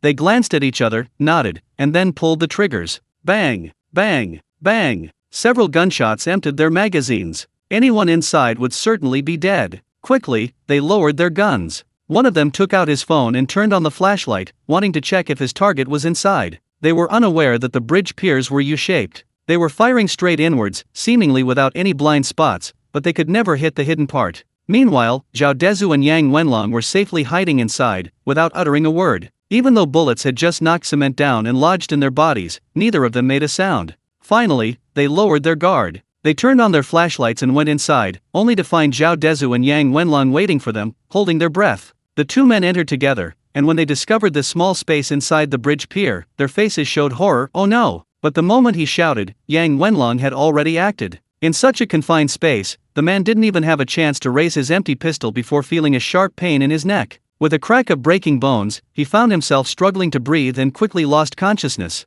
The gun was now in Yang Wenlong's hand, who also casually took a magazine from his waist. In a second or two, Yang Wenlong's gun was already pointed at the other man, who was slightly behind. Now that Yang Wenlong had a weapon in his hand, the unease on his face had vanished, replaced by a faint smile. That feeling gave Zhao Dezhu an unusual sense of security, as if everything was under his control. Before the man could even utter a sound, Yang Wenlong pulled the trigger. At such close range, it hit him squarely in the forehead, so fast the man didn't even have time to change his expression. Zhao Dezhu was stunned. Yang Wenlong's combat awareness was something 10 of his own couldn't match. He had originally planned to wait for Yang Wenlong to make a move before helping, but he hadn't expected Yang Wenlong to take care of both men before he could even act. In a face-to-face strength contest, Zhao Dezhu might be able to hold his own, but in terms of skill and decisiveness, he wasn't even worthy of carrying Yang Wenlong's shoes. "Boss, don't move here. Leave the rest to me." Looking at the gun in his hand, Yang Wenlong felt his aura become much stronger. Zhao Dezhu knew he couldn't cause Yang Wenlong any trouble now. "Okay, you be careful, brother Long too." Yang Wenlong didn't speak again, but slowly crept out along the wall. Zhao Dezhu's spot was no longer dark, thanks to the light from the cell phone left behind by the man who had just entered with it. Zhao Dezhu looked at the 2 corpses, a sense of fear creeping into his heart. Perhaps one wrong move and he would end up like that. A wave of dread washed over him. On the shore, Scarface and the others faintly heard gunshots amidst the roaring flames. They assumed the men had been found and dealt with, but after waiting a while and seeing their brothers still hadn't emerged from behind the bridge pier, they began to feel uneasy. As time dragged on, Scarface grew anxious and quickly gestured to the remaining men. Soon, the rest of them crept up as well. But the space was limited, so they could only go up 2 at a time, 1 on each side. This suited Yang Wenlong's needs perfectly. He remained calmly hidden behind the bridge pier. The ones who can't afford to waste time right now are those assassins. The longer we can drag this out, the better. Yang Wenlong understood this principle, and the assassins understood it even better. They quickened their pace, one on each side rapidly creeping forward, while Yang Wenlong slowly retreated into the small space where Zhao Dezhu was.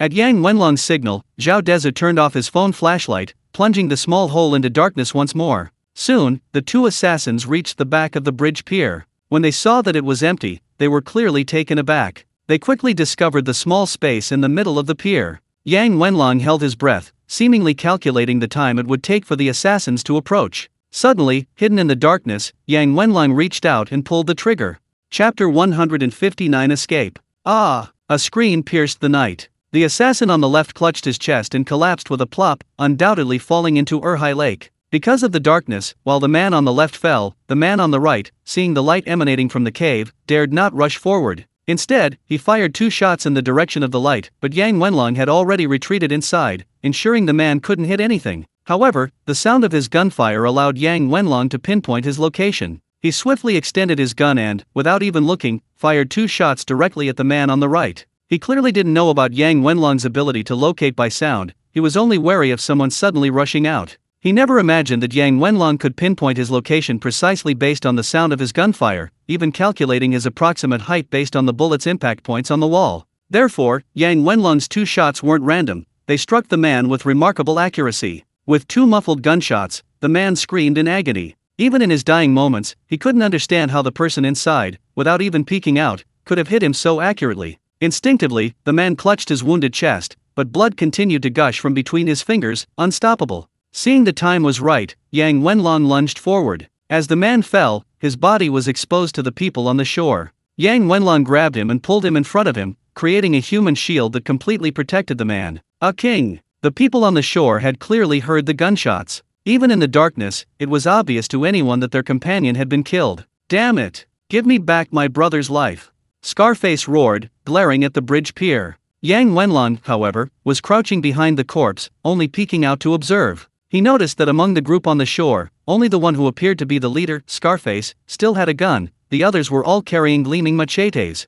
Seeing this, Yang Wenlong felt a surge of relief. It seemed there was always a way out, he and his boss wouldn't die. So, he attracted the attention of the people on the shore, shouting, "Who sent you?" Actually, it was just to draw their attention. Both Zhao Dezhu and he himself knew that judging from Gao Xing's arrogant demeanor tonight, these people were most likely from the Dakan group. But Zhao Dezhu couldn't understand. What era was this? In an era where fighting could lead to detention, how dare the Dakan group? How dare Gao Xing? Just to kill me and steal my villa, which is only worth a little over 100 million, they openly chased me down the street at gunpoint without any hesitation? Or do they really have some powerful connections? But if something like this can be suppressed, just how powerful is the person protecting the Dakan group? You fucking bastard, you're asking for it. Scarface, seeing his companion's head slumped, no longer convulsing clearly dead, was enraged. It seemed this group wasn't just a hastily assembled group, they had a certain bond. Scarface roared and fired at Yang Wenlong, but Yang Wenlong's position made it impossible for him to hit him. Instead, he left several bloody holes in his already dead companion.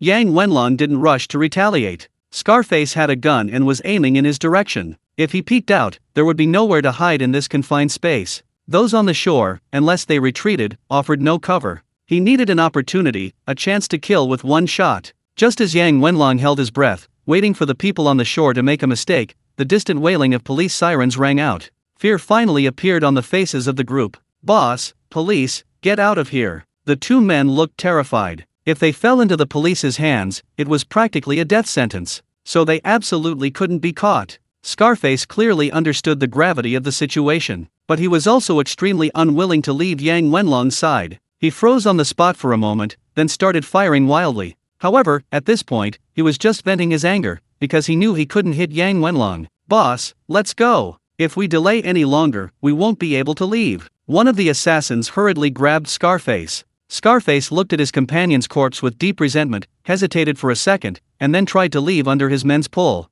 Yang Wenlong didn't waste any words. He quickly pointed his gun at Scarface and decisively pulled the trigger. Bang! Bang! 2 shots rang out. One figure was hit in the back of the head and fell to the ground, dead on the spot. The other shot hit Scarface in the shoulder. Yang Wenlong's 2 shots were originally aimed at Scarface, but one of them was blocked by one of his men. In an instant, the remaining 7 or 8 assassins were thrown into chaos, but they quickly protected Scarface, and Yang Wenlong's gun was empty. Scarface grunted and, supported by his men, left the scene. Fearing Yang Wenlong might still have bullets, they didn't even have time to collect the body of the man Yang Wenlong had killed, leaving it lying there. Yang Wenlong, looking at his empty pistol, remained vigilant and quickly snatched the gun from the corpse in front of him. Then he quickly circled around to check the other side, and only after confirming there was no danger did he breathe a sigh of relief. He never dreamed he would encounter an armed chase on Chinese soil. Anyone with common sense knows how serious it is to carry a gun in China, let alone be chased all over the streets like tonight. Who on earth dared to do such a thing? Within a few seconds, the doors of 3 Land Rovers slammed shut and then, in less than 10 seconds, all the cars, which hadn't even turned off, sped off in the opposite direction from the police car, quickly disappearing into the night. Yang Wenlong cautiously surveyed his surroundings, only placing his gun on the ground after confirming everyone had left. He knew that if the police saw him with a gun, he would likely be shot dead on the spot. "Boss, it's all right." Yang Wenlong turned on his phone's flashlight and smiled at Zhao Dezhu. "Brother Long, thank you for tonight." Zhao Dezhu sincerely thanked him. "Boss, it's my duty, it's what I should do." Yang Wenlong smiled, as if surviving was nothing to him. Zhao Dezhu didn't mince words, silently reminding himself to repay even the smallest kindness tenfold, let alone Yang Wenlong's life-saving grace. The two returned to shore, Yang Wenlong helping Zhao Dezhu, standing where they waited for the police to arrive. Chapter 160. The police arrive. Soon, more than 10 police cars surrounded Zhao Dezhu and his group, with several fully armed officers cautiously walking ahead, guns at the ready. Zhao Dezhu was helpless. This entourage might have been useful if those people hadn't left, but now? It was completely useless. "Hands up."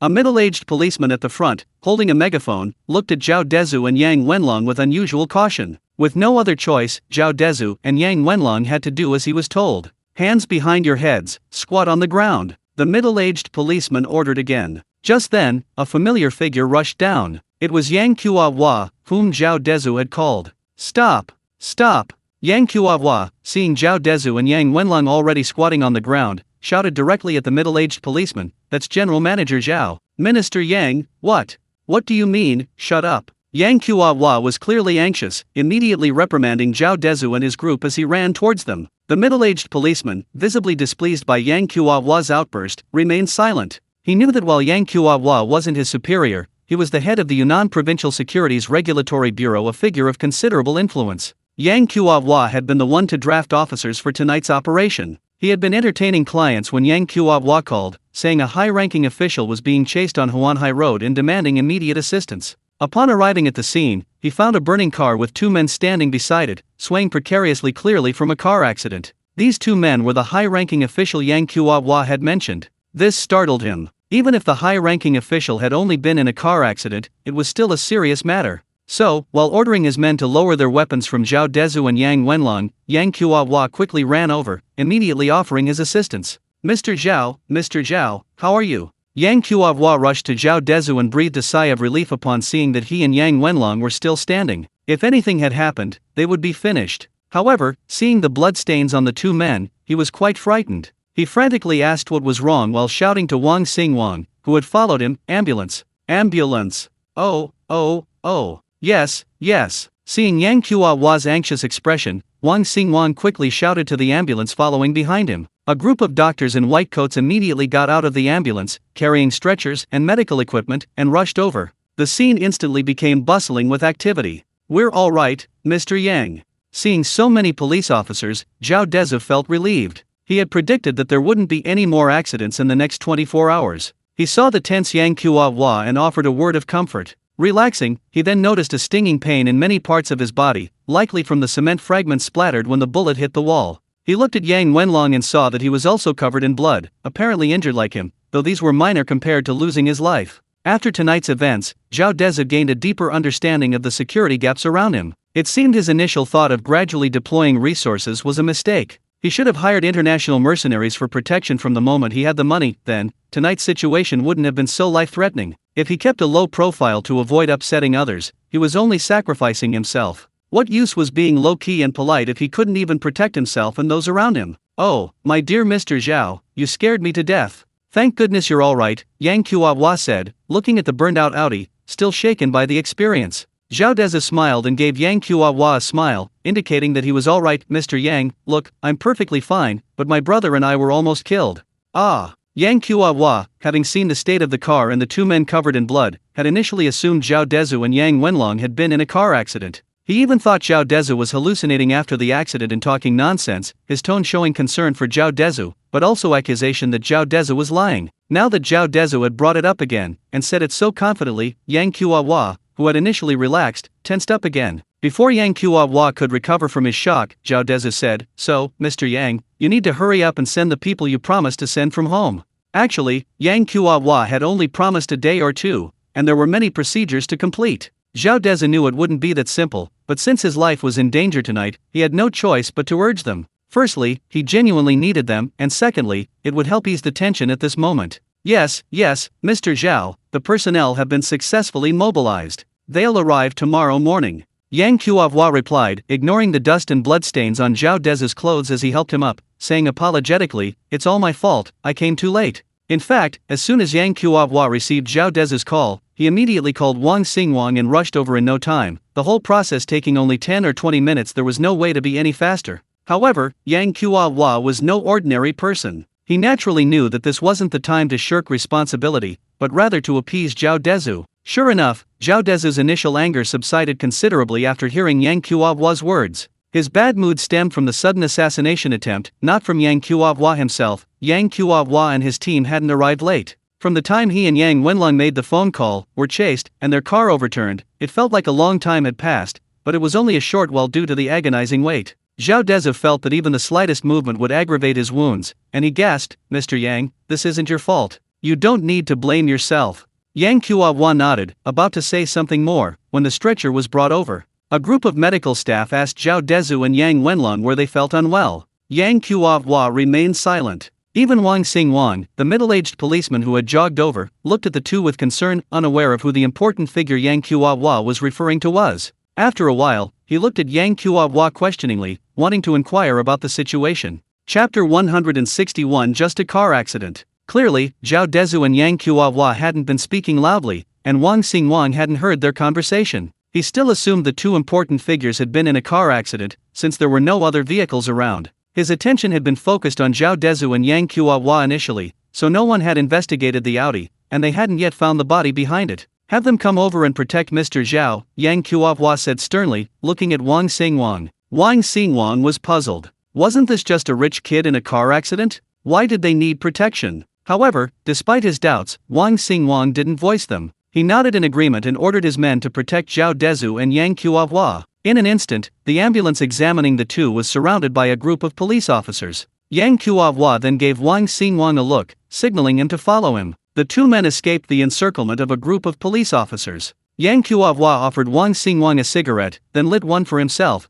before turning to Wang Xingwang meaningfully, "Director Wang, this is a serious matter. Thankfully, General Manager Zhao is alright, otherwise we'd both be finished." "This, Minister Yang, what exactly is General Manager Zhao's identity?" Wang Xingwang didn't know who Zhao Dezhu was, but seeing the look of relief on Yang Qiuhua's face made him nervous. "As for his identity, I can't explain it to you now. This is a matter of great importance. What you need to do now is clean up the mess here. This is too big to be exposed to the public, otherwise it will be a disaster." Yang Qiuhua took a drag of his cigarette. "Okay, I'll arrange for people to handle it right now. Absolutely no one will know about the car accident here." As the head of the Yayo City Public Security Bureau, Wang Xingwang considered a car accident on his turf, with no injuries, a simple matter to resolve. Even if passers-by saw it, they wouldn't care. After all, countless car accidents happen every year, it's normal. A car accident? Yang Qiuhua looked at Wang Xingwang as if he were a fool, realizing that Wang Xingwang wasn't deliberately hiding anything. He genuinely believed it was just a car accident. Yang Qiuhua noticed that the man in the police uniform seemed rather dim-witted, still not grasping the gravity of tonight's events. If it were merely a car accident, would the head of the Yunnan Provincial Securities Regulatory Bureau react like this? If this man weren't one of his subordinates, he would have slapped him right then and there. However, he suppressed his anger. "Director Wang, this isn't a car accident, it's a shooting. You need to handle this carefully, or you know the consequences better than I do." "What?" Wang Xingwang dropped the cigarette he had just lit. He stood there, stunned, staring at Yang Qiuhua in disbelief. A shooting! He was acutely aware of the seriousness of a shooting, especially one involving a powerful figure like Yang Qiuhua. The gravity of this matter was worlds apart from that of a car accident. Leave half of the men to protect Mr. Zhao, and the other half follow me. Wang Xinguang quickly sprang into action, issuing orders at lightning speed. Yang Kuo-hua, seeing that Wang Xinguang was only now reacting, felt helpless. He glanced at the nearly burned car frame and returned to Zhao Dezhu's ambulance. They brushed past a group of police officers running towards the bridge pier. Soon, a group of police officers discovered a man's body behind the Audi. The atmosphere became extremely tense. A thorough search of the surrounding area was conducted, and soon, 4 more bodies were found. Wang Xinguang felt he could hardly breathe.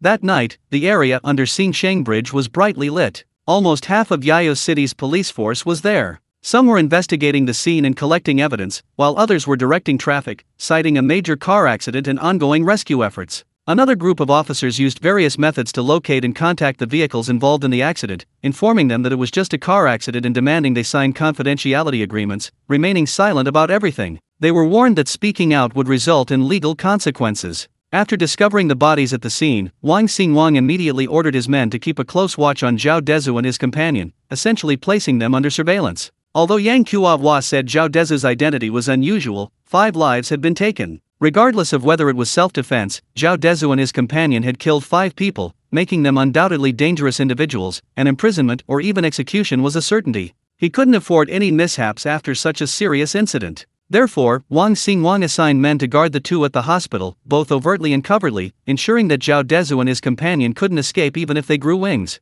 This way, even if Zhao Dezhu and his companion were very important figures, he wouldn't be at fault. He could simply claim he was protecting them. But a shrewd man like Wang Xinguang, to prevent Zhao Dezhu and his companion from actually being important figures, didn't interfere with them at all. He didn't restrict their freedom, and didn't even confiscate their phones. The 2 were disinfected in a room, removing glass and cement fragments from their wounds. This allowed Zhao Dezhu and his companion to not only tell their families they had business to attend to that night but also continue earning money using their phones. After the doctor left, the 2 discussed the matter. Zhao Dezhu felt there was no need to hide what had happened that night. They would tell the truth when the police questioned them. They both knew these assassins were definitely sent by the Dekong group, but they were sure they had powerful backers. They would tell the police and see what they did. If they could get justice, that would be great. If not, they would wait to take revenge on the Dekong group. If anyone else jumped in, they would just take them all down. It wasn't like everyone had connections. Yang Wenlong initially thought it best to play it safe and say nothing, then quietly eliminate the Dekong group's boss.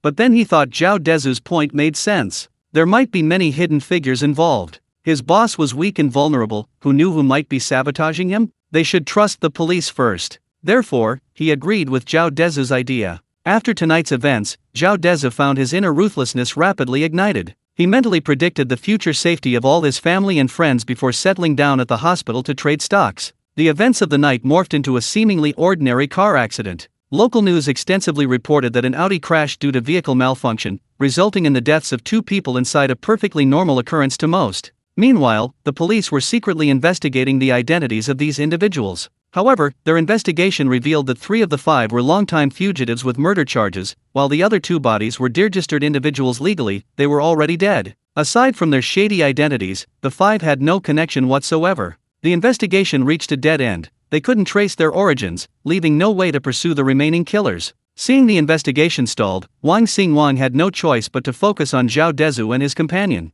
Zhao Dezhu and Yang Wenlong didn't hide anything, telling the police everything about their meeting with Gao Xing that evening and the demands Gao Xing had made. They also stated directly that they suspected the assassin was sent by the Dekong group. Having said that, Zhao Dezhu didn't care what the police did or what methods they used. He only knew that Gao Xing and his associates were going to die, and this would be the most important thing he had to do before going to university. Chapter 162 20 Kings of Soldiers arrive. Unbeknownst to Zhao Dezhu and his men, Scarface and his 3 vehicles didn't linger in Yao City after leaving the coastal road. They sped away without stopping. By the time Wang Xinguang discovered it was a shooting and set up roadblocks, the 3 men had already left Yao City, abandoning the Land Rover and hiding it. At the Nightingale bar, Gao Xing smashed his phone after receiving a call, cursing angrily, "Damn it, trash. More than 10 men couldn't kill a kid. I've wasted my money raising you." The thought that Scarface and his gang, whom he had secretly trained for years, had ruined his plans made Gao Xing's head feel like it was about to explode. The reason he had Scarface and his men do this was because they were his biggest trump card.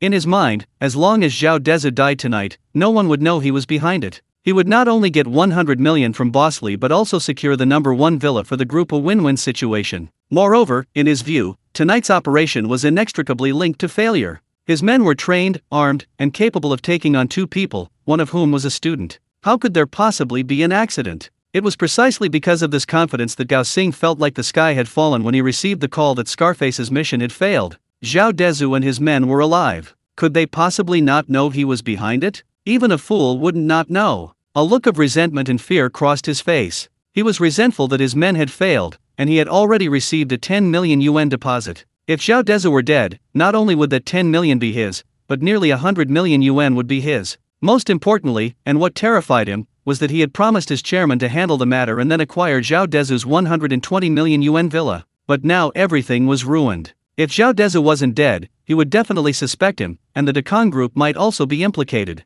Forget about a reward, his bald-headed chairman might even kill him. He dared not think further. In a panic, he ran out of the bar, only wanting to see his boss, beg for forgiveness for his recklessness, and use the group's power to clear his name. In contrast, Zhao Dezhu and Yang Wenlong were much more relaxed. They stayed at the hospital. Yang Qiuhua had originally wanted to report the matter to his superiors and have Wang Xingwang drop the surveillance on Zhao Dezhu and the others, but Zhao Dezhu stopped him. Following procedure was better for everyone, especially since 5 lives were at stake. If he let Yang Qiuhua pressure Wang Xingwang through his superiors, even if Wang Xingwang compromised now, it would still give rise to gossip. It was better to let Wang Xingwang investigate according to procedure. If the situation turned unfavorable later, he could then exert pressure. Alright, Mr. Zhao, then take this opportunity to recover properly. Don't worry, please have faith in your family. This matter is extremely serious, and we will definitely not let you suffer any injustice.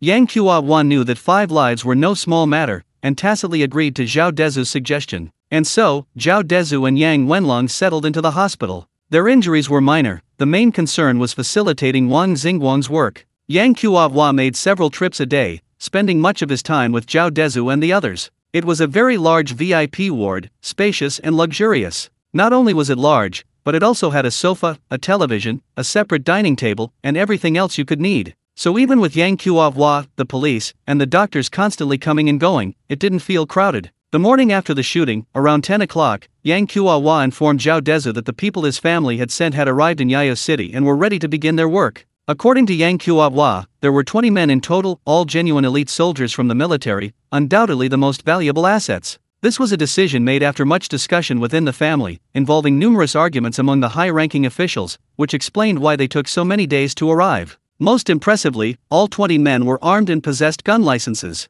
Yang Qiuhua's voice trembled slightly as he spoke, clearly very excited. President Zhao, this is unique in all of China.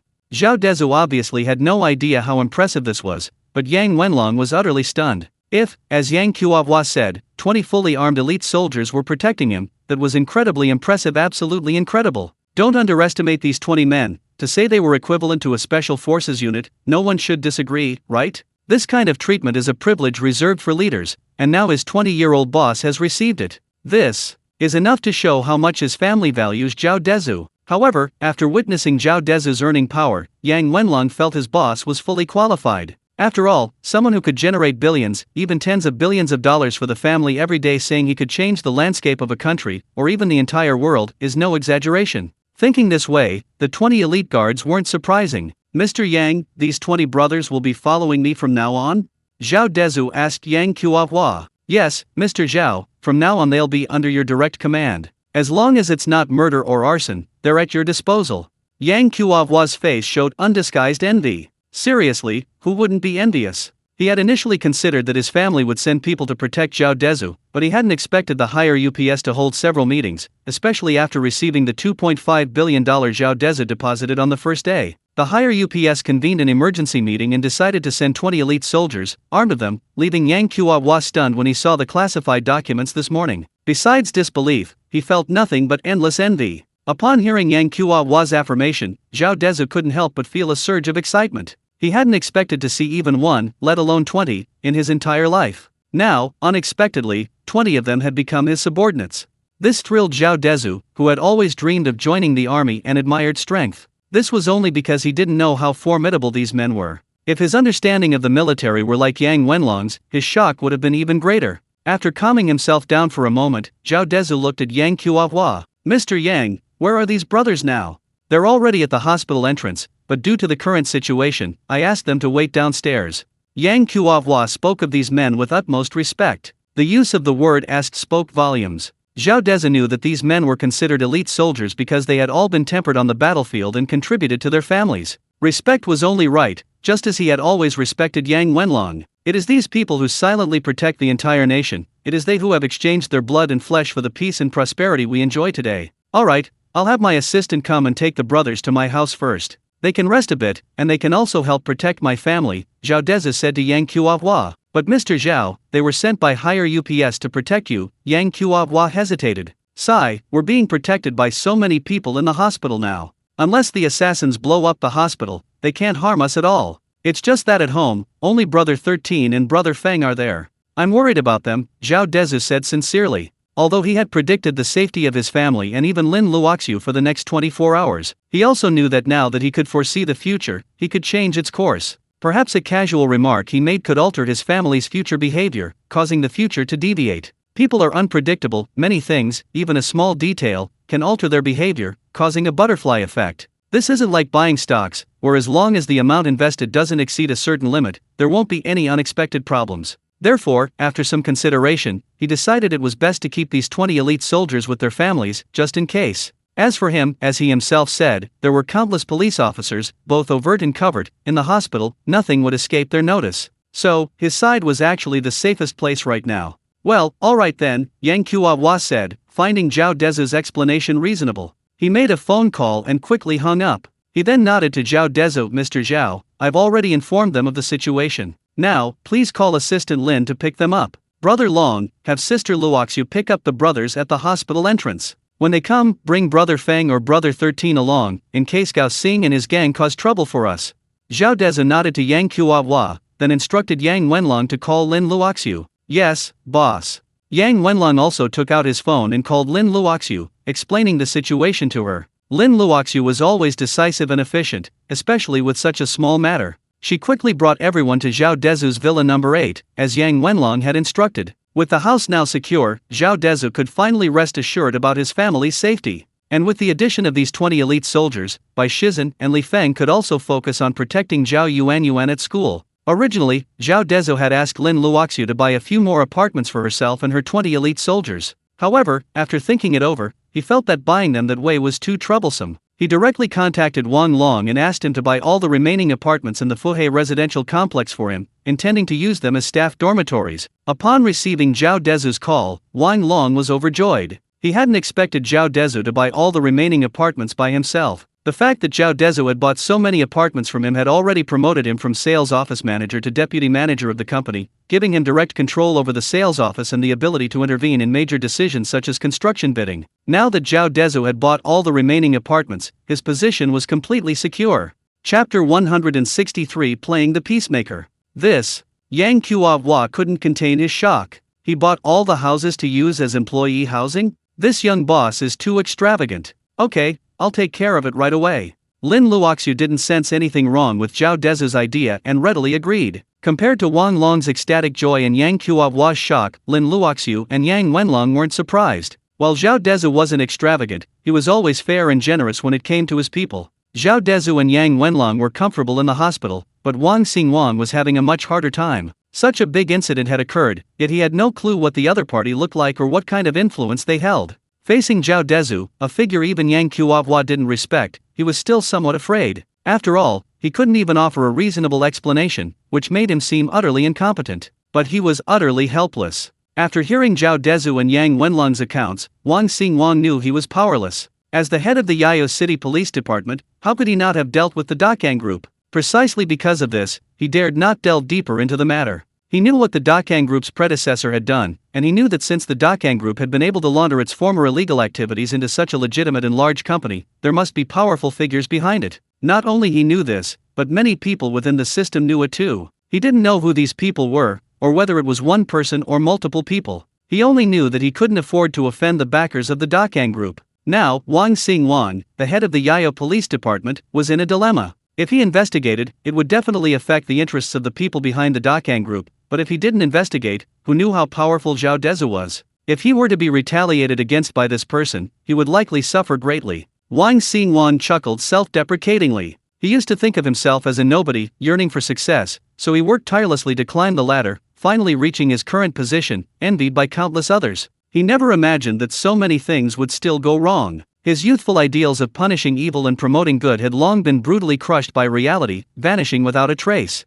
Now, he had to be much more cautious. He was terrified of being targeted. This was nothing like his youth. Now, if someone set him up, it wouldn't just be losing his job, it could be tantamount to falling into an abyss. Without other options, Wang Xingwang made a token attempt to check Zhao Dezhu's identity, hoping to get a general idea. To his surprise, Zhao Dezhu was just a farmer from Yayo City, his parents were locals, and his ancestors for generations hadn't been prominent figures. But this boy, only 20 years old on his ID card, owned a company with hundreds of billions of RMB in cash. Moreover, the young entrepreneur who donated 10 million yuan to build a teaching building for Yayo No. 1 middle school just a few days ago is this Zhao Dezhu. He was quite surprised that Zhao Dezhu, a powerless and insignificant 20-year-old, could own such a massive company. However, he knew that according to the information showing Zhao Dezhu held 50% of the shares, this young man, currently hospitalized, possessed personal assets worth hundreds of billions of RMB. Not just in the small city of Yayo, but even in the entire country, he was a top-tier tycoon. Just kidding, hundreds of billions in cash.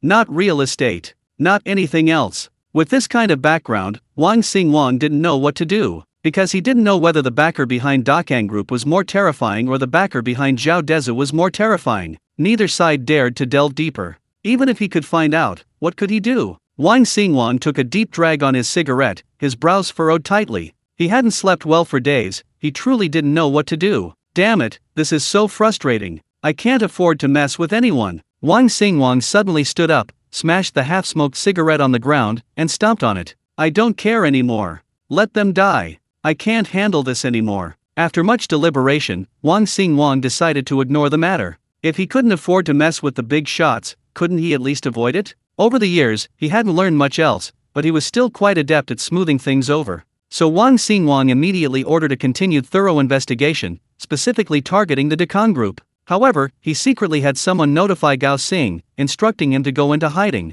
As long as Gao Xing couldn't be found, and Zhao Dezhu couldn't find him, the investigation could continue. In other words, he was just putting on a show. He figured the forces behind Zhao Dezhu couldn't do anything to him either. After all, on the surface, he had indeed been diligently investigating the matter, but without finding the key figure, he was powerless. He dared not offend the Dakang Group, so he simply appeased Zhao Dezhu. Conversely, he dared not offend Zhao Dezhu either, so he withdrew all his men monitoring Zhao Dezhu and his group. However, given the 5 lives at stake, he could only sign a document with Zhao Dezhu and Yang Wenlong, stipulating that the two were not allowed to leave Yayo City within a specified period and must be available at any time. Of course, this was a huge risk on his part, partly to curry favor with Zhao Dezhu. Otherwise, even if these 5 people were already destined to disappear, they wouldn't have let Zhao Dezhu and Yang Wenlong go so easily. He was under immense pressure in this matter. If the forces behind Zhao Dezhu couldn't overcome the forces behind the Dakang Group and an investigation broke out, Wang Xingwang would be finished. The intricacies of this situation were far too numerous and complex. He could only gamble, trying to appease both sides as much as possible, so that no matter what happened in the future, he could protect himself, not necessarily escape unscathed, but at least not be completely wiped out. Although Zhao Dezhu was young, he had long anticipated this outcome. Many people, faced with uncertain identities, would choose to protect themselves. If they knew which side was stronger, they would naturally side with that side. After all, that's how society works. He had encountered far too many such situations. When his sister was bullied by Huang Cancan, the Cha brothers resolutely chose to help Huang Cancan bully their sister. If his family had been as wealthy then as they are now, Zhao Dezhu was certain the outcome would have been completely different. Therefore, Zhao Dezhu didn't blame Wang Xingwang, he hadn't placed his hopes on him in the first place. Chapter 164 Wang Fu's Visit. After leaving the hospital, it was already Saturday. The stock market was closed, so Zhao Dezhu could finally get some rest. During this time, Zhao Dezhu also got to know the 20 elite soldiers his family had sent. Through their introductions, Zhao Dezhu learned that these men were all incredibly capable figures in the military, and that protecting him was a national-level mission, hence the large number of such high-ranking individuals. As for how to protect himself and his family, Zhao Dezhu had no say in this matter, as he lacked experience in this area. Therefore, he left it to them and Yang Wenlong to discuss. With this, Zhao Dezhu and his family's safety was further guaranteed. However, Zhao Dezhu felt that if he wanted to expand his business, his team naturally needed to grow. Even with a bodyguard of 23, it might not be enough. While it might be sufficient to protect himself and his family, others could still target his key employees. To avoid future troubles, Zhao Dezhu felt he needed to continue expanding his security detail. He had the money now and could afford to support as many people as he wanted, otherwise, if he were to die in a similar situation, all his money would be gone. Therefore, Zhao Dezhu instructed Yang Wenlong to continue contacting his comrades, gathering as many as possible, and also to hire a group of mercenaries from the dark web. Only then could he truly be secure. It's not that Zhao Dezhu was afraid of death, he carried too much on his shoulders. He couldn't just die like that. What would happen to his family and friends if he died? In the home gym, Zhao Dezhu was learning some exercises from Yang Wenlong. "Boss, I've contacted 10 brothers. They should arrive tomorrow." This was someone Yang Wenlong had been contacting, since Zhao Dezhu had previously asked him to contact more people. Having gone through so much together with Zhao Dezhu, Yang Wenlong also felt that Zhao Dezhu's idea was correct. As for the dark web, I contacted Demon Domain, currently ranked number 1 in the underworld. This organization is very powerful, but their fees are relatively high. Yang Wenlong's expression was somewhat serious, mainly because many members of this organization are Chinese, making it easier for them to enter the country. Otherwise, it would be really difficult for a group of foreigners to operate in China. Money isn't a problem, you know that, Zhao Dezhu smiled, then looked at Yang Wenlong with some confusion. But what kind of organization is Demon Domain? It sounds so strange. Demon Domain is a mercenary organization. They take on all kinds of missions, from protecting people to killing. They're currently the most powerful underground organization in the world. You could say many small countries aren't necessarily their match. Seeing Zhao Dezhu's interest, Yang Wenlong explained. Zhao Dezhu hadn't expected that mercenary organizations like those in novels actually existed. He immediately became curious and listened intently as Yang Wenlong explained. However, this organization has always been very friendly to China, even helping China quite a bit abroad. I heard that the founder and current leader are both Chinese, so this must be the reason. Of course, most people wouldn't know this. Yang Wenlong only learned about it by chance while on a mission overseas. It has to be said that this organization has a very good reputation in China. It's said they've never done anything detrimental to China anywhere. Holy crap, the founder and leader of the world's #1 underground organization are both Chinese. Zhao Dezhu felt quite proud of this, even though he hadn't even heard of the organization before tonight. It didn't diminish his pride. Zhao Dezhu was still a young, patriotic youth. Although he could be considered a source of pride for many, when he heard that the founder and leader of the world's #1 underground organization were actually Chinese, a sense of pride welled up within him. That's really awesome. Then it's them.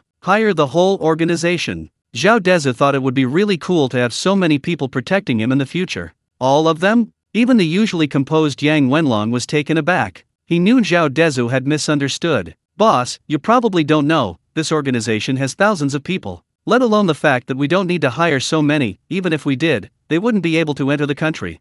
Zhao Dezhu, he genuinely didn't know they had so many people, and it was indeed unnecessary. "Then, Brother Long, you can arrange it yourself. Money isn't important, safety is the most important thing. What's the use of money if you're dead?" Zhao Dezhu smiled, no longer dwelling on the matter. "Boss, the brother hiding in the security room sent a message saying someone is looking for them, and there are photos." The security for Zhao Dezhu's family was now extremely tight. Even the security room at the entrance of the residential area had someone on duty. Yang Wenlong received the message from the security room at that moment. After seeing the photo, Yang Wenlong looked puzzled. Zhao Dezhu, equally confused, took Yang Wenlong's phone and looked at it, asking, "What's he doing here? Should we take him down?" Yang Wenlong asked Zhao Dezhu. "No need," Zhao Dezhu immediately shook his head. "Let him in. I spared his life last time, I want to see what he's here for."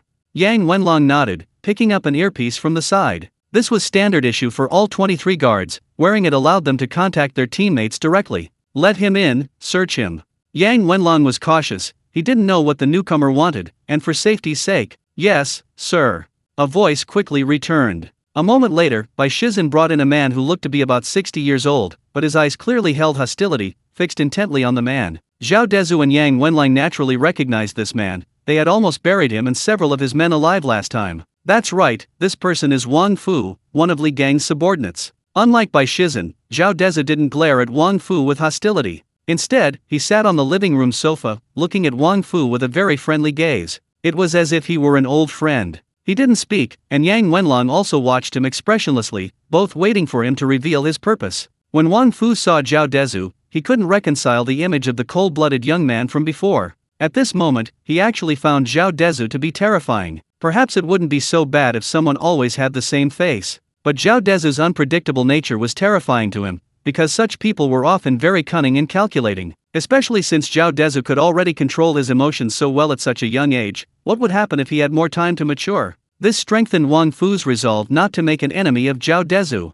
Without saying a word, Wang Fu knelt down before Zhao Dezhu. Chapter 165 Li Gang is dead. This truly baffled all three men. The three young men simply watched as an elderly man in his 60s knelt on the ground, none of them offering to help him up, or even offering to help him to his feet. Finally, Wang Fu spoke, pressing his forehead close to the ground, appearing very sincere. President Zhao, I was wrong before. I listened to Li Gang's words, and I thank you for sparing my life. Yang Wenlong and Bai Shizhen exchanged bewildered glances, unable to understand what Wang Fu was trying to say. Zhao Dezhu squinted and took a sip of tea. President Wang, what's going on? Did you come specifically to apologize? I think it's all in the past, completely unnecessary. I didn't take it to heart at all. In truth, Zhao Dezhu's words were insincere. After Wang Fu dealt with him, he never intended to spare Wang Fu's life. He had only given him a lesson to avoid exposure that time, but that didn't mean Zhao Dezhu was so magnanimous as to forget the matter. He wasn't that saintly. If someone wanted to kill him, would he let them live?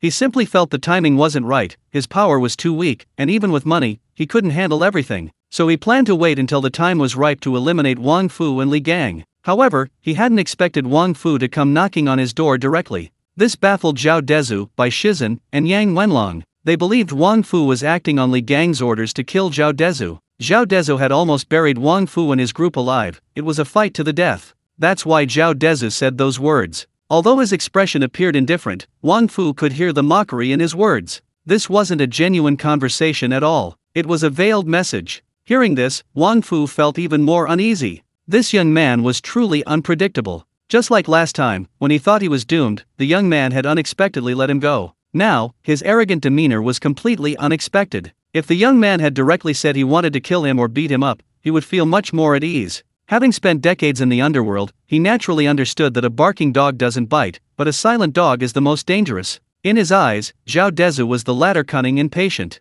If such a person were just an ordinary person, it wouldn't be so bad. But after investigating for the past few days, he discovered that Zhao Dezhu was no longer the penniless kid he once knew. On the contrary, he was rich, incredibly rich, so rich that even his own investigations couldn't uncover his wealth. With such a person and such cunning, who knew what crazy things he might do? Would he be killed by his men in his sleep? During this time, he carefully analyzed the relationship between his young master, Li Tianyi, and Zhao Dezhu. He was convinced that Zhao Dezhu had definitely killed Li Tianyi. However, even the police couldn't find a single clue, which was enough to demonstrate how terrifying Zhao Dezhu was. He truly didn't want to be Zhao Dezhu's enemy anymore. So he came. He hoped that what he had done would make Zhao Dezhu take him in, or at the very least, spare his family. So he came. Seeing Zhao Dezhu's seemingly kind and approachable demeanor, Wang Fu's guard was downcast instead of lowered. He broke out in a cold sweat, kneeling on the spot, trembling with fear. I beg you to spare my family's lives. You can do whatever you want with my life.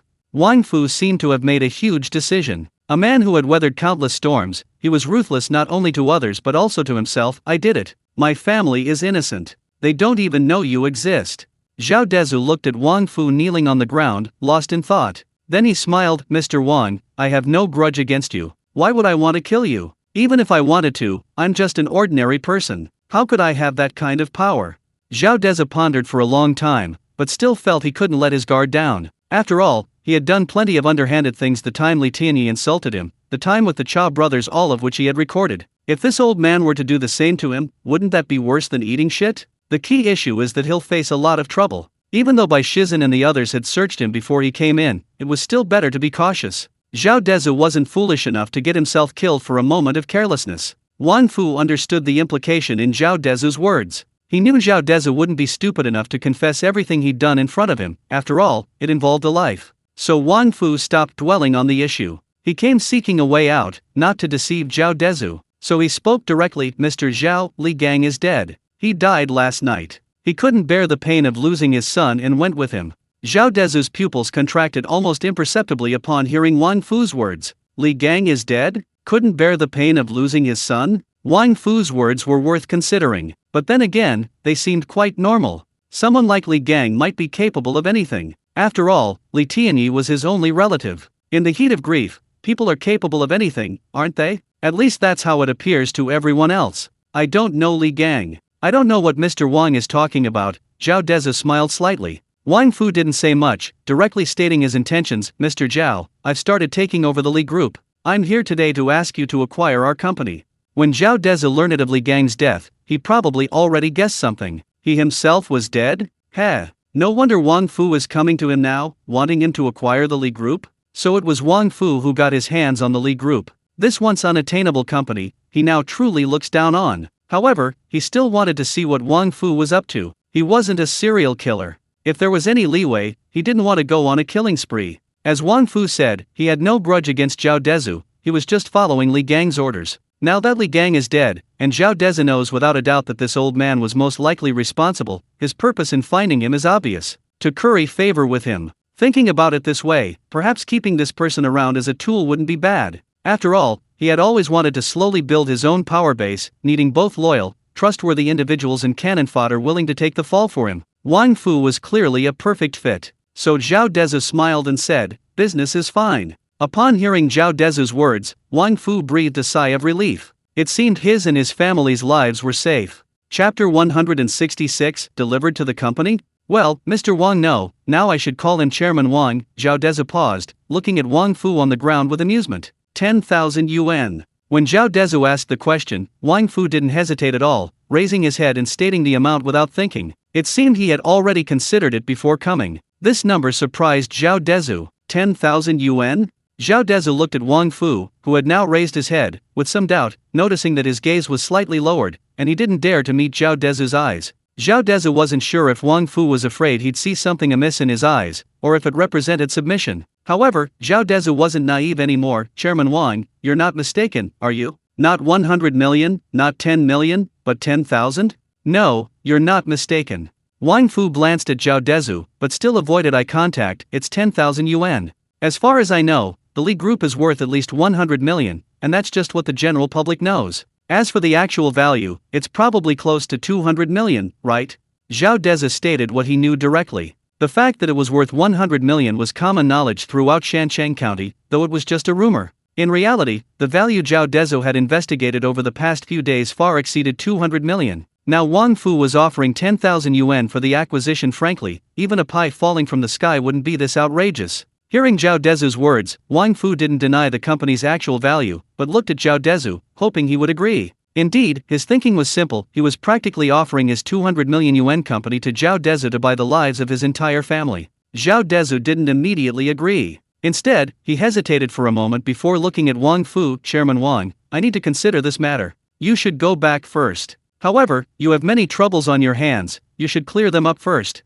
Zhao Dezhu didn't explicitly tell Wang Fu that wanting to work for him wasn't impossible, but regardless of whether Li Gang's matter was resolved, even if the people they knew who were initially sent to burn down his house in the village and were eventually arrested were still in Shancheng County, those people might have already implicated him. Zhao Dezhu could use him as a tool, but only if that tool wouldn't get his hands dirty. Wang Fu, being a shrewd man, immediately understood from Zhao Dezhu's simple words that Zhao Dezhu wanted him to get his hands dirty. He repeatedly explained, "Mr. Zhao, Li Gang was responsible for what happened last time. His death this time has nothing to do with me. I guarantee I'm clean." Zhao Dezhu glanced at Wang Fu, then exchanged a look with Yang Wenlong, both seeing the same doubt in each other's eyes. Those people could implicate Wang Fu in front of them last time, so naturally they would implicate him in front of the police. How could he possibly be clean after such a serious matter? But upon closer reflection, as the de facto head of the Li Group, a figure akin to a local tyrant in Shancheng County, he might not be able to get the people already arrested released, but he certainly had the ability to pin the blame on a dead man and absolve himself. After all, the dead can't speak or refute, and it's useless to some people. Otherwise, Wang Fu should be in prison now, not here. Zhao Dezhu felt that in such a short time, he had truly grown. How could he have imagined these problems before? It seems that one learns from experience. He didn't reply to Wang Fu, but simply said, "Chairman Wang, please leave. If you are truly innocent, then we do have an opportunity to cooperate. However, these matters still need to follow proper procedures. I will have my assistant contact you to discuss the cooperation." Yes. Although Zhao Dezhu seemed to be dodging the question, he had made his point very clear. This made Wang Fu instantly grateful to Zhao Dezhu. It seemed he had made the right gamble. Wang Fu stood up, bowed deeply to Zhao Dezhu, and said nothing more. He knew that since the other party had already given the order to leave, any further words would only annoy him. 13th brother, please see Chairman Wang out." Zhao Dezhu raised an eyebrow and turned to look at Bai Shizhen beside him. "Yes, boss." Bai Shizhen nodded in agreement, then said to Wang Fu, "Please, Chairman Wang." All right.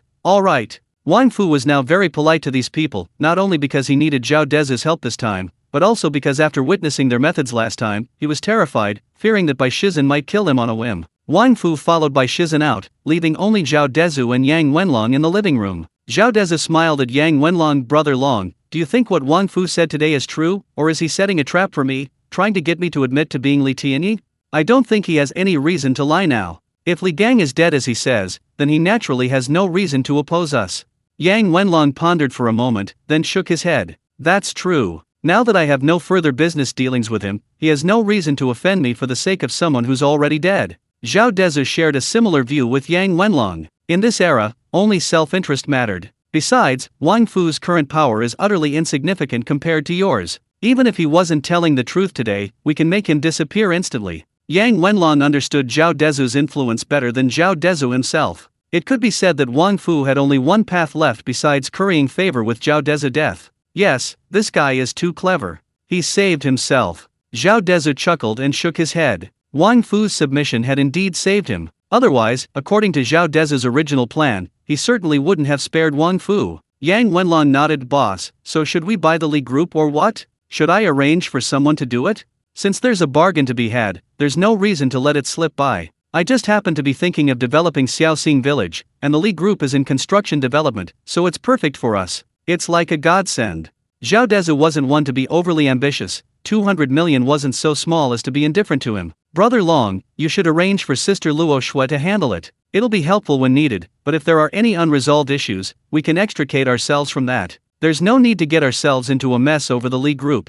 Zhao Dezhu only wanted to use her, he had no interest in helping with unresolved issues. "Of course, before that, we should investigate Li Gang's case, otherwise I won't feel at ease." "Okay." Chapter 167. The Old Man's Mindset. Yang Wenlong immediately called Lin Luoxiu, asking her to investigate the matter. Lin Luoxiu had already assembled a professional team, such matters were handled by specialists. He himself instructed Li Feng to investigate whether Li Gang was dead and how he died. Li Feng was skilled at gathering information, and now that the manpower to protect Zhao Dezhu's family was available, he could focus on his professional work. With these arrangements made, Zhao Dezhu and Yang Wenlong had some free time. After practicing several difficult moves with Yang Wenlong, Zhao Dezhu asked him to teach him some martial arts. To Yang Wenlong's surprise, Zhao Dezhu initially couldn't even do a simple split. Clearly, he hadn't even stretched his ligaments. But after only half a day, Zhao Dezhu could not only easily place his feet behind his neck but also effortlessly execute the moves Yang Wenlong had taught him. This greatly surprised Yang Wenlong.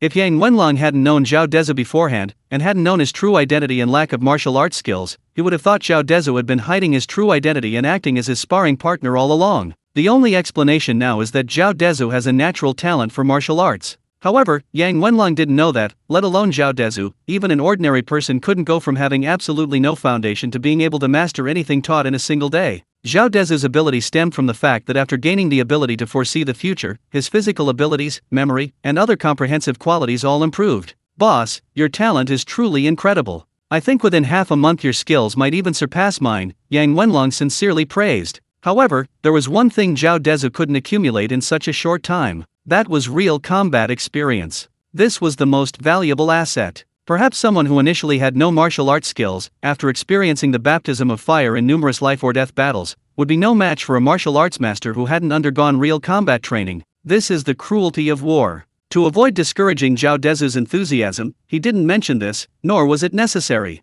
He couldn't very well let Zhao Dezhu enlist in the army because of this, could he? "Brother Long, am I really that good?"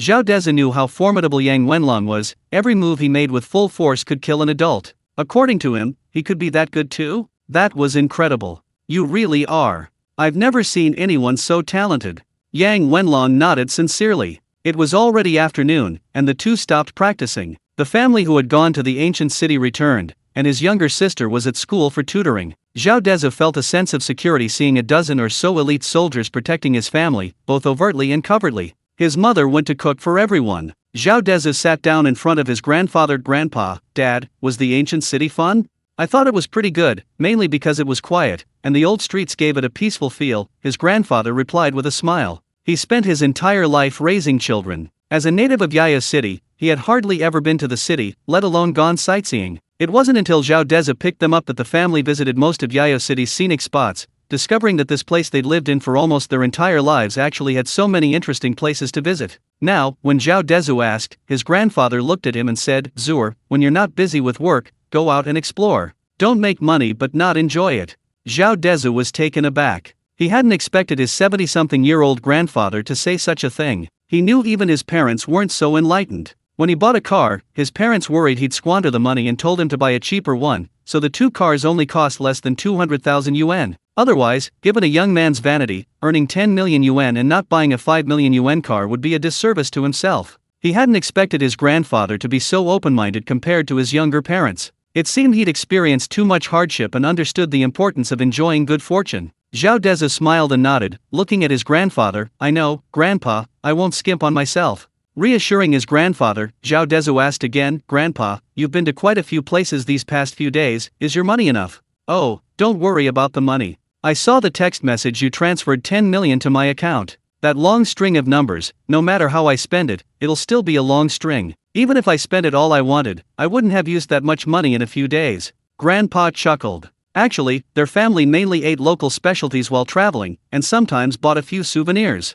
Although things were expensive in tourist areas, their spending habits didn't really cost much. "Zur, if you ever run out of money or need anything, just tell Grandpa. Grandpa's saved all this money for you." Grandpa looked at Zhao Dezhu, his eyes full of expectation. He had always said his grandson would amount to something, and he never imagined he'd see that day come. The money Zhao Dezhu gave him was definitely saved for him. After all, life has its ups and downs, and he'd experienced a lot. He was worried that one day his grandson might need this 10 million, which he now considered insignificant. Zhao Dezhu had only asked a question out of concern, but he hadn't expected his grandfather to say so much. Every word was full of concern, and Zhao Dezhu was touched. He felt that while he wouldn't call himself heartless, he could easily be described as ruthless. However, what had never changed was his concern for his family, and his family's unwavering support filled Zhao Dezhu with a deep sense of happiness. Before he knew it, his eyes were a little moist. Sensing the heavy atmosphere, he tried to lighten the mood. "Grandpa, aren't you illiterate? How do you know it's 10 million? Your dad knows, doesn't he? I just showed him the text message, and he knew immediately," Grandpa replied with a smile. Zhao Hai nodded. Whether in the past or present, whenever he was with his father-in-law would always show him a text message. Zhao Dezhu also remembered this matter and couldn't help but smile wryly as he comforted his grandfather. "Grandpa, this money is for you to spend. If it's not enough, I have more. Your grandson is not short of money now, more than you'd believe. You're just a child, and you already have such a large fortune at such a young age. I still think I'm dreaming. I really can't believe it." His grandfather first smiled at Zhao Hai, then turned to Zhao Dezhu, "But one should always plan ahead. 10 million is no small sum." Looking at his grandfather's wrinkled face and the shrewd look in his eyes, Zhao Dezhu felt somewhat helpless. It seemed his grandfather thought his current assets were only so 10 million was a lot, and that it might come in handy someday, hence his reluctance to spend it. This wouldn't do. He had so much money now, and his family was still so careful with it, it really pained him. It seemed it was time to have a serious talk with his family again. He told them he was very rich, so rich he couldn't possibly spend it all, and that they should never suffer hardship, that he was afraid to spend his money. After chatting for a while, Grandma and Mom brought out the food. At the table, Zhao Dezhu solemnly looked at his family, Mom and Dad, Grandma and Grandpa. "I have something very serious to discuss with you today." The atmosphere at the table immediately became tense. Chapter 168. Please stop trying to save me money. "What's wrong, Zur? What happened? Just tell me, don't keep me in suspense." Li Ying was as timid as ever, afraid her son's expression meant something was wrong, her face showing worry. Grandma was the same, only Dad and Grandpa guessed what was going on. Seeing his family's reactions, Zhao Dezhu, afraid of worrying them, said what he wanted to say directly. "I just wanted to tell you to spend more money. Don't try to save money for me anymore. You can't take money with you when you die. If you're always reluctant to spend it, you'll never have enough." Zhao Dezhu said this with unusual seriousness. His family visibly paused upon hearing this, their tense mood easing considerably. "Zur, there are ways to spend money when you have a lot, and ways to spend money when you have little. Xiao Yang said you have about 100 employees now. With so many people to support, you must be spending a lot of money every day. How could you possibly not spend it all?" It was Grandma who spoke up. Actually, after hearing Yang Wenling mention Zhao Dezhu's large workforce, they hadn't said anything, but they had become even more cautious with their spending. In their view, no matter how rich Zhao Dezhu was, he would eventually run out of money. They didn't know how much Zhao Dezhu earned in a day, they only knew he must spend a lot. A 20-year-old supporting over 100 people, plus these few idle employees, the pressure must be immense. The remaining employees nodded in agreement. They were used to being frugal their whole lives, and suddenly having to spend so lavishly was quite a shock. But Zhao Dezhu knew that their discomfort stemmed from their lack of confidence in his current wealth, or rather, their lack of understanding of his financial situation. Otherwise, they wouldn't have thought this way. Zhao Dezhu glanced at his family and carefully explained, "Well, that's true, but I'm really rich now, about 100 billion. If I didn't give it all away, but instead spent it all on things, I really couldn't spend it all." "What?" Zhao Hai was stunned by his son's words, 100 billion. The other three adults also looked at Zhao Dezhu in disbelief, afraid he had misspoke or misheard. "It's true, so we need to work hard to spend money, otherwise we won't be able to spend it all in several lifetimes, because it's still increasing at a rate of tens or hundreds of billions every day." Zhao Dezhu's eyes were serious. "I'm telling you this so you won't wrong yourselves. Don't be so rich, yet you still wrong yourselves for money. Really, there's no need. You've suffered for the family your whole lives, now it's time to enjoy life." Hearing Zhao Dezhu's words, Zhao Hai fell silent, clearly distressed, lost in thought. Li Ying's face was already streaked with tears. Yes, she had toiled and suffered her whole life. What parent wouldn't want their child to say those words? She felt she was the happiest mother in the world. Zhao Dezhu could tell that his words had a significant impact on his family. However, if he didn't say it, they would still feel they didn't have enough money and would still be reluctant to spend it. This made him feel that earning money was meaningless, since his family was still struggling to make ends meet. What was the point of the money? Alright, now you know how much money we have. The only thing you should be thinking about now is how to spend it and how to enjoy yourself. As for everything else, I'll take care of it, Zhao Dezhu joked with a smile. If you continue to be so frugal, I'll have to give you a task from now on. You must spend a certain amount every day to achieve this. Okay. Seeing Zhao Dezhu's serious expression, and not wanting to worry him, the family agreed. Whether they would become extravagant or not, Zhao Dezhu didn't know, but at least they wouldn't be so careful with their money anymore. After finishing the story, Mom looked at her son. "Son, have your report cards come out yet? Your aunt called to ask me today. She said the news said several provinces have already released theirs." "Yes," asked the teacher. "Even though we have money now, we can't neglect our studies. Education is very important," Grandpa chimed in. He always felt guilty that his children couldn't afford school when the family was poor. "Okay, I'll ask," Zhao Dezhu nodded to his family. He had indeed seen on the news that some places had already released their results, but the release time varied by region, so he could only ask first. He took out his phone and opened the class group chat. There were over 99 messages. He glanced through them. It was all casual chatting, nothing important. However, in the last few messages, someone tagged the homeroom teacher in the group, asking when the results would be released. "It should be today or tomorrow, but it's uncertain. Everyone should keep an eye out," the homeroom teacher, Sun Haiming, replied in the class chat. "If any of you find out the private messages, let me know." Below were dozens of OK. Zhao Dezhu left the group chat and noticed that many of his former classmates from his previous sick leave class were also asking about his exam scores. Zhao Dezhu answered them all, telling them the results weren't out yet. Then he looked up at his family and said, "Our teacher said it should be out today or tomorrow. We can just check online then. So, where are you planning to apply?" This was the question his parents always cared about most. Even now, they still hoped their son could get into a good university. After all, it's a lifelong decision. A university of finance and economics, Zhao Dezhu thought for a moment. His dream used to be to study at a teacher's college because after encountering scum like Cha Wenzhang, he felt that such teachers were the pests of the teaching profession. He wanted to be a fair and upright teacher, ensuring his students could enjoy a fair environment for growth. But now, he clearly didn't have the time to be a glorious teacher. Furthermore, my main job is in financial investment, so studying this related major would be the most suitable option. Of course, the most crucial factor is that Su Jin is at the University of Finance and Economics in Yunnan Province, so having someone I know there would be ideal. Yes, keep it up, your grade should be good enough. Grandpa had always had a lot of confidence in Zhao Dezhu. Okay, Grandpa. Zhao Dezhu himself felt that he could get into the University of Finance and Economics in Yunnan Province, because his grades had always been good, and the university's admission scores weren't too high in previous years. It's just that the required scores varied for each major. After dinner, Zhao Dezhu watched a movie with his family. After the movie, he still wasn't sleepy at all, probably because he was used to staying up late. So he went to the rooftop, opened a bottle of red wine, and drank with Yang Wenlong. Since there were enough security personnel now, Yang Wenlong didn't refuse this time and drank with Zhao Dezhu for the first time. Chapter 169 Wang Chao's photos and videos. Brother Long, any progress between you and Sister Luo Shui? Zhao Dezhu, his gossip-loving nature piqued, clinked glasses with Yang Wenlong. Upon hearing this, Yang Wenlong seemed a little awkward. Since he and Zhao Dezhu were so close, he sighed, and said somewhat helplessly, "Sigh, I always feel she's too outstanding, I'm not good enough for her." Zhao Dezhu rolled his eyes at him, exasperated. "Nonsense! How many men in this world are better than you? Look, you have a high income now, you feel secure, and you're skilled too. Where can you find a man like that?" Zhao Dezhu gave Yang Wenlong an example, then joked, "If it were a woman, she'd definitely choose someone like you. I think you're just underestimating yourself." "Really, boss?" Yang Wenlong hadn't expected Zhao Dezhu to think so highly of him. "Of course, you know who my brother is."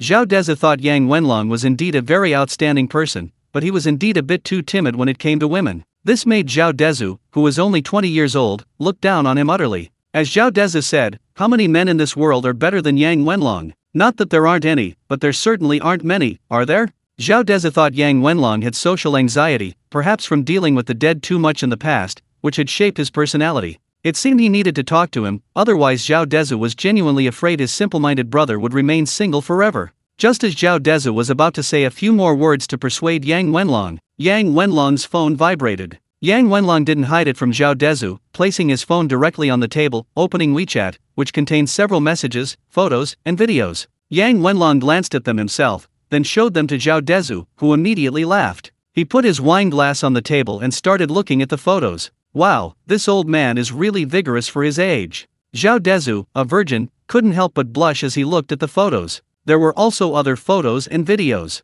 The main characters remained the same male and female leads. "Boss, when do we start?" Yang Wenlong chuckled. He had been investigating this person for some time, following his boss's instructions, but hadn't made much progress. Later, he frequently followed up on the registration process. So he handed the task over to Li Feng. This message came from Li Feng. These videos and photos were evidence of Huang Chao's infidelity back in Yunling Middle School. There were photos and videos of him and his mistress being affectionate, as well as photos of his illegitimate child. In short, it was irrefutable evidence. Huang Chao probably never imagined that Zhao Dezhu would be so petty, plotting to kill him just because his children slapped Zhao Dezhu's sister. He completely disregarded the fact that Huang Chao was now just a nobody in his eyes. Zhao Dezhu glanced at the photo, a playful look in his eyes. "Brother Long, take action now to get him featured in the splash screen videos on major websites." "All right," Yang Wenlong agreed. He showed no mercy to this kind of scum. Yang Wenlong took the phone, transferred the data to his computer, and immediately began operating on the dark web.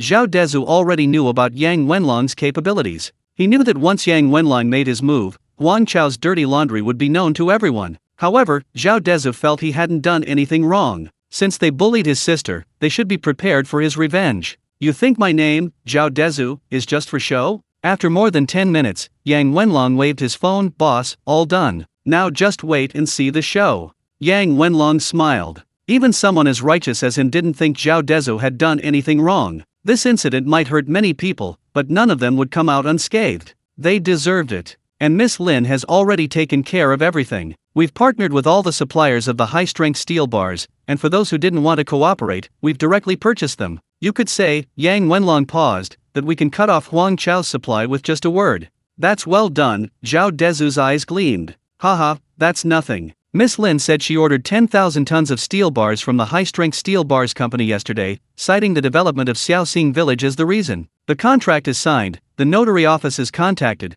and the deposit has been paid." Yang Wenlong chuckled. "Oh, what's the deal with that?" Zhao Dezhu had never bought steel bars before and naturally didn't know the intricacies. He was very puzzled as to why, when he clearly wanted to destroy Huang Chao, he had to sign a purchase contract with him and even pay a deposit. The key point was that it went through a notary office? Once it went through a notary office, it was legally recognized. Yang Wenlong smiled mysteriously. "I was confused at first too, but Miss Lin said that our contract with him includes a delivery date, and if we can't deliver, we'll have to compensate 30% of the total price." At this point, even Zhao Dezhu, who was usually oblivious, understood Lin Luoxiu's scheme. "She's definitely a top student, her brain works really well." Zhao Dezhu sincerely praised Lin Luoxiu, then sighed, "Actually, with our current capabilities, we don't need to go through all this trouble." But then again, watching him slowly despair is the most satisfying thing. When he received the order, he probably never imagined it was a trap set for him. Yes, Miss Lin said she was quite happy when she first received the order. After all, it's 10,000 tons, which means a lot of money. Yang Wenlong also admired Lin Luoxiu's methods. It's normal to pay a portion upfront for steel bars, especially since this is such a large order. He naturally wouldn't let it slip by. All he needs to do is buy all the steel bars by the agreed time and have them at his company. He'll easily make money. But he didn't expect that he wouldn't be able to buy all 10,000 tons, because his supplier is us, right? Zhao Dezhu swirled the red wine in his glass, the wine dancing merrily within. Yang Wenlong nodded. He contacted his supplier yesterday after receiving payment, and the supplier told him the steel bars were on their way. After all, it's 10,000 tons, so it's normal that they can't arrive immediately. He's probably not surprised and is still basking in the joy of making a big deal. How much does he need to compensate us this time? Zhao Dezhu didn't know the current price of steel bars, so naturally he didn't know what 30% of 10,000 tons of steel bars was. The price we signed with him for steel bars was 4,900 yuan per ton, which is the current unified price for steel bars in Yunnan province. Yang Wenlong recalled the figures Lin Luoxiu had told him and then calculated. 10,000 tons is 49 million yuan, and 30% is 14.7 million yuan. Tisk tisk, Sister Luoxiu is really ruthless. Huang Chao's total assets are at most less than 10 million yuan. He'll never be able to pay us back now. Zhao Dezhu found that Lin Luoxiu was becoming more and more like him. Chapter 170. Money makes things easier. Actually, it's not Miss Lin's fault, Yang Wenlong said, taking a sip of his drink. It's mainly because he was too greedy. He didn't realize that all his suppliers were our people. And Miss Lin followed all the proper procedures from ordering to payment. The only difference was that she ordered a little too much.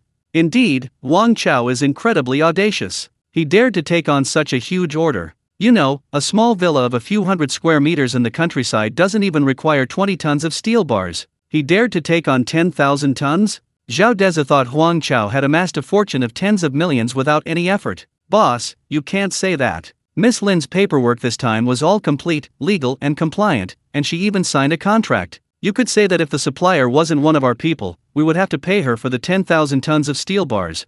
Yang Wenlong knew that Huang Chao was fooled because Lin Luoxiu had done everything legally and compliantly. The only loophole, the one Huang Chao hadn't considered, was that his supplier was actually an employee of the person he bought the steel bars from. Otherwise, he wouldn't have dared to take the order even if he had a lot of courage. That's true. After hearing Yang Wenlong's explanation, Zhao Dezhu understood. No one would let such a golden opportunity slip by. How much was the deposit? To allay his concerns, Miss Lin paid the full amount. Zhao Dezhu, if it were him, he definitely would have taken it too. This was indeed a chance to completely turn his life around. This also showed that Lin Luoxiu's boldness was truly extraordinary. She was willing to invest so much money to achieve her goal. Zhao Dezhu couldn't help but chuckle. Sister Luoxiu, aren't you afraid Huang Chao will take the money and run? Our people are keeping a close eye on him. We know he might even go to the bathroom. Yang Wenlong was full of confidence. They certainly wouldn't make such a mistake. After all, even someone like Zhao Dezhu, fresh out of school, could think of this. How could they not? Awesome. Zhao Dezhu gave Yang Wenlong a thumbs up. Money really does make things easier, otherwise, people spend their whole lives rushing around chasing money. Half an hour passed as the two chatted. Zhao Dezhu subconsciously opened Douyin on his phone. Sure enough, the opening screen showed a video of a middle-aged bald man and a woman shopping together. At first glance, there seemed to be nothing wrong with it, but the striking headline read Shanshang County's super strong steel boss keeps a mistress, illegitimate child is 17 years old. The long title, devoid of fancy words, was undeniably captivating. By the time Zhao Dezhu clicked, there were already numerous comments. On a positive video platform like Douyin, Huang Chao's behavior unsurprisingly ignited public outrage. The comments section was filled with condemnation of Huang Chao, tens of thousands of comments from both acquaintances and strangers. Some even began doxing Huang Chao. Meanwhile, Zhao Dezhu, the instigator, was engrossed in browsing the comments. If there hadn't been no watermelon available, he would have taken out a slice and eaten it while reading. Shanshang County. Inside Huang Chao's house, an 18 or 19-year-old girl was leisurely snacking, legs crossed, playing a game on a brand new iPhone, completely absorbed in her game. Just then, a call came in on her phone, but she was engrossed in the game and simply swiped the caller ID. Damn it, which idiot called? I almost got killed instantly. She cursed, then focused even more intently on her game character. Just as she was about to unleash her full power, the call came in again. Her character paused momentarily, instantly being taken down by Angela's 231 combo. Looking at her now blacked out phone screen, fuck you. The young woman cursed angrily, a reaction completely out of character for her youthful and vibrant appearance. A well-dressed woman approached, looking at her daughter with concern. Can, what's wrong? Why are you swearing? Yes, the girl lounging comfortably on the sofa playing games was Huang Chao's daughter, Huang Can. And this woman was Huang Can's mother, Yang Xiaowan. She was watching TV nearby when her daughter suddenly started swearing. so she came over to ask her what was wrong. "Oh, nothing, just some idiot called me and ruined my life." Even in front of her mother, Huang Kankan was unrestrained, waving her phone in front of Yang Xiaowan and immediately launching into a string of profanities. Yang Xiaowan seemed used to her daughter's behavior, shaking her head indulgently. Her daughter was indeed spoiled. Yang Xiaowan glanced at her daughter helplessly and sat down next to Huang Kankan. Just then, the same number called again. Huang Kankan felt like her inner universe was about to explode, but there was nothing she could do. The call kept going on and on. She couldn't concentrate on her game, so she answered the phone. "Hey, Kankan, you." A very anxious voice came through the line. Huang Kankan recognized the voice as her best friend, Li Hao. Her anger subsided considerably, and she jokingly scolded, "What's wrong, you little brat? Why are you in such a panic?" "Kankan, something bad has happened." Li Hao was still flustered, and sounded hesitant to speak. "Spit it out. I'm playing a game." Huang Kankan wasn't going to tolerate her best friend being AFK, her teammates would complain. "Sai, you should check Douyin, TikTok, something terrible has happened." In the end, Li Hao didn't say anything. It seemed her best friend was unaware that Douyin was already buzzing with gossip. She'd let her see for herself. After saying that, she hung up the phone. Looking at the phone that had just ended, Huang Kankan didn't care at all, muttering to herself, "Damn it, what could be more important than me playing games?" With that, she started controlling her game character again. Sitting next to her, Yang Xiaowan naturally heard her daughter's urgent yet hesitant words, so she advised her, "Kankan, your friend seems to have some urgent business. It sounds quite pressing. You should check on her." "Ugh, I know, it's none of your business," Huang Kankan said impatiently, without even glancing at her mother. Yang Xiaowan was completely helpless and could only smile awkwardly and remain silent. Finally, after more than 10 minutes, Huang Kankan finished the game. Her pouting lips clearly indicated she had lost. Just as she was about to rematch, she remembered Li Hao's words and opened Douyin. Chapter 171 Chaos. But what she saw next was shocking. Huang Kankan froze on the spot. Because what caught her eye were several large, bright red words. Shancheng County's super strong steel boss keeps a mistress, child is 17 years old. Then she saw the bald man in the photo. Huang Kankan was struck dumb, completely stunned. Because at that moment, she recognized the person in the photo as her father, Huang Chao. In her eyes, her father had always been a devoted family man. But now, with videos and photos all available, it was no use for her to disbelieve. She finally understood why her best friend had kept calling her. And ultimately, why she was told to look at the Douyin, TikTok, videos herself. No, it can't be. Huang Kankan shook her head repeatedly, her face filled with disbelief. She couldn't accept that her father had kept a mistress, and that the child was the same age as her. In other words, her father had been having an affair when he married her mother. For all these years, he'd been running between the two women. He'd been deceiving her and her mother all along. Thinking about all this, Huang Kankan felt like she was going crazy. At that moment, Yang Xiaowan, sitting next to her, saw the video on her phone. She froze on the spot. She couldn't believe that her husband of over 20 years had betrayed her. And now everyone knew. It all made sense. All those excuses about working overtime at the company or going on business trips all made sense. Yang Xiaowan had always thought her husband was hardworking and ambitious. She never imagined he was working overtime at another home. While she was still standing there, stunned and at a loss, her own phone started vibrating incessantly. Yang Xiaowan picked up the phone, distraught. It was her mother. As soon as she answered, a distressed and anxious voice came through. "Wan, your father has fainted. Come back quickly." Yang Xiaowan froze on the spot. Misfortune never comes singly. She didn't have time to think, nor to worry about her husband's messy situation. Hearing that her father had fainted, she cried out, "Kankan, your grandfather is in trouble. Come quick." Huang Chao's house, which he had bought after making his fortune, wasn't far from Yang Xiaojuan's. So, just as the mother and daughter arrived at her parents' house, the ambulance was already carrying the elderly man, wearing an oxygen mask, into the vehicle. Huang Kankan went with her grandfather in the ambulance, while Yang Xiaowan drove her mother after the ambulance to the hospital. "Mom, what happened to Dad? He was fine, why did he suddenly faint?" "Sai, your dad loves playing on his phone, doesn't he? He's getting on in years, and I've told him not to listen. Just now, I don't know what startling thing he saw, he just couldn't catch his breath and passed out. If the ambulance hadn't arrived in time, he probably would be dead." Yang Xiaojuan's elderly mother looked relieved. She was already very happy that her husband hadn't died. Upon hearing her mother's words, Yang Xiaowan seemed to understand. She knew her father liked scrolling through Douyin, TikTok. She had taught her parents this game because she saw them bored. However, her mother wasn't very interested, while her father played it more. She never imagined that what was meant to be a way to relax would almost become the vehicle for her father's passing. Thinking of this, Yang Xiaowan couldn't hold back her tears anymore, her heart filled with hatred for her unfaithful husband. Don't be fooled by her mother's calm demeanor. If she knew what had happened, the old woman would probably suffer the same fate as her husband. To avoid worrying her mother, Yang Xiaowan didn't say anything, simply holding back her tears and diligently driving after the ambulance. Inside the ambulance, Huang Cancan was still unaware of why her usually healthy grandfather had suddenly collapsed. However, seeing that he was doing well under the doctor's care, her resentment towards her father surged. Huang Chao had said he had a big business trip these past few days. He was probably holed up at his mistress's house now. Her grandfather had almost died, such a terrible thing had happened, and yet he was at the house of the woman he was keeping on the side? Thinking of the scene in the Douyin video, Huang Cancan grew angrier, and tears streamed down her face uncontrollably. The doctors and nurses nearby thought this girl was truly filial, so considerate of the elderly. They couldn't help but comfort her, saying, "Young lady, the old man is out of danger now, don't cry." But Huang Cancan wasn't crying because of her grandfather. So no matter how the doctors tried to comfort her, it was to no avail. Just then, Yang Xiaowan and Huang Cancan's phones kept ringing. They were calls from relatives and friends who had seen the Douyin video, calling to check on her. Yang Xiaowan was driving, so she didn't answer the phones. Her only thought was for her father's safety. Meanwhile, Huang Cancan answered the phone. The moment the call connected, the person on the other end immediately asked, "Cancan, are you all right?"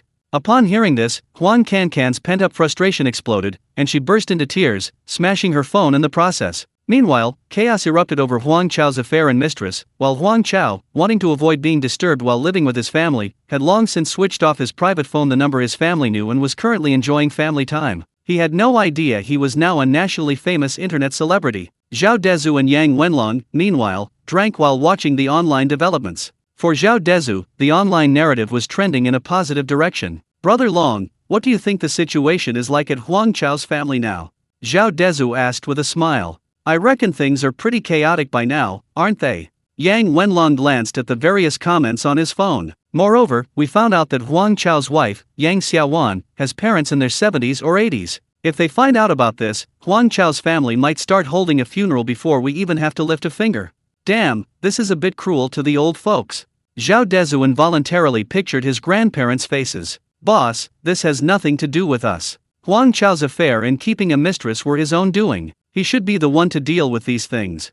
Yang Wenlong was indeed ruthless towards his enemies. Zhao Dezhu nodded. He agreed with Yang Wenlong's assessment. He had only mentioned it casually. If he had to do it all over again, he would still choose to do the same. In his eyes, no amount of ruthlessness was too much for someone like Huang Chao. Chapter 172. Hello, is this 110? I want to call the police. In the middle of the night, Huang Chao was embracing his young wife, dreaming sweet dreams. His mood had been incredibly good these past few days. He was eating and sleeping well. Just 2 days prior, a development company claiming to be developing a village called Xiaoxing in Shancheng County had contacted him, ordering 10,000 tons of steel bars. Initially, he was somewhat skeptical, but the company not only produced legal documents but also transferred the entire payment of nearly 50 million yuan to him in one lump sum. Keep in mind, this was 10,000 tons of steel bars. Even with the recent surge in steel prices, he could still make millions. This deal essentially doubled his net worth, and all it would take was a few days. Earning the money he had worked his entire life for in just a few days filled him with immense pride. Now, as long as his suppliers delivered the goods, the money would be firmly in his pocket.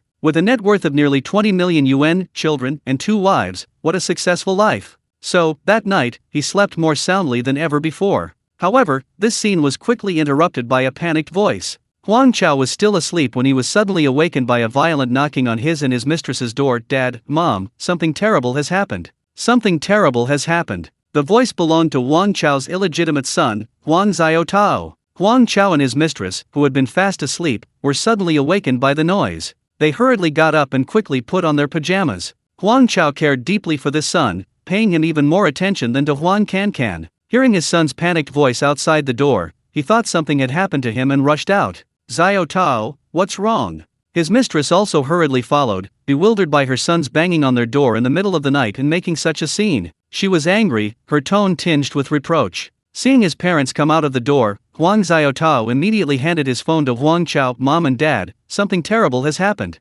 Huang Xiaotao and his mother knew that Huang Chao had a family in Shancheng County, but while they knew of each other's existence, the other party was unaware of his relationship with his mother. So, when he saw this Douyin video late at night while playing on his phone, Huang Xiaotao knew something terrible had happened. His mother was, after all, a mistress, which meant he had known since childhood that he was an illegitimate child. Fortunately, only he knew about this, none of his friends knew. Now that it had been exposed, he immediately felt a sense of crisis. Because the video contained not only photos and videos of his parents, but also his own. He knew that from tonight onwards, he would be ridiculed by everyone around him. He had always felt like a thief. Especially in front of Huang Cancan and Yang Xiaowan, whom he had never met, he felt ashamed. Let alone this 17-year-old illegitimate child. Even Huang Chao, who always considered himself superior and a self-proclaimed success, was stunned when he saw the video. He immediately dropped Huang Xiaotao's phone to the ground. It's over, it's over.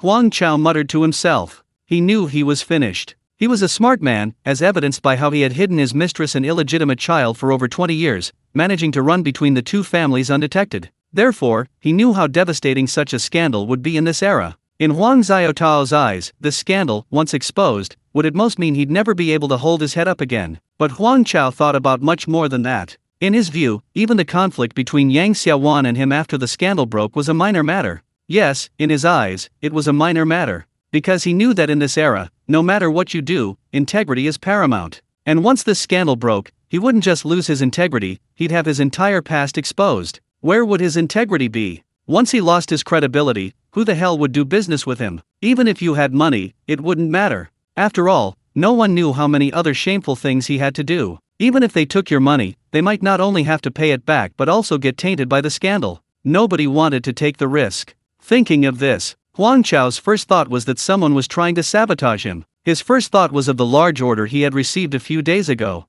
These past few days, in order to secure inventory, he had repeatedly told his suppliers about the large order, asking them to prioritize his orders. Could it be that his supplier was jealous and deliberately sabotaging him? But that didn't seem realistic. With such a large order, his supplier should also be profiting. They had no reason to cut off their own source of income. But if that wasn't the case, Huang Chao couldn't figure out who he had offended. He racked his brains but couldn't come up with anything. Huang Chao could only pray that it was the middle of the night, and his suppliers might not have seen these things yet. If he could delete the videos and photos online before they saw them each morning, perhaps he could minimize the impact of the situation, and minimize his losses. So Huang Chao disregarded the fact that his actions constituted bigamy. He only wanted this matter to avoid jeopardizing his big business deal. As for what happened next, he could only wait and see. Without further hesitation, Huang Chao ran back to his bedroom, grabbed his phone, and dialed the police. Hello, 110? I need to report a crime. My privacy has been posted online. I need to report it.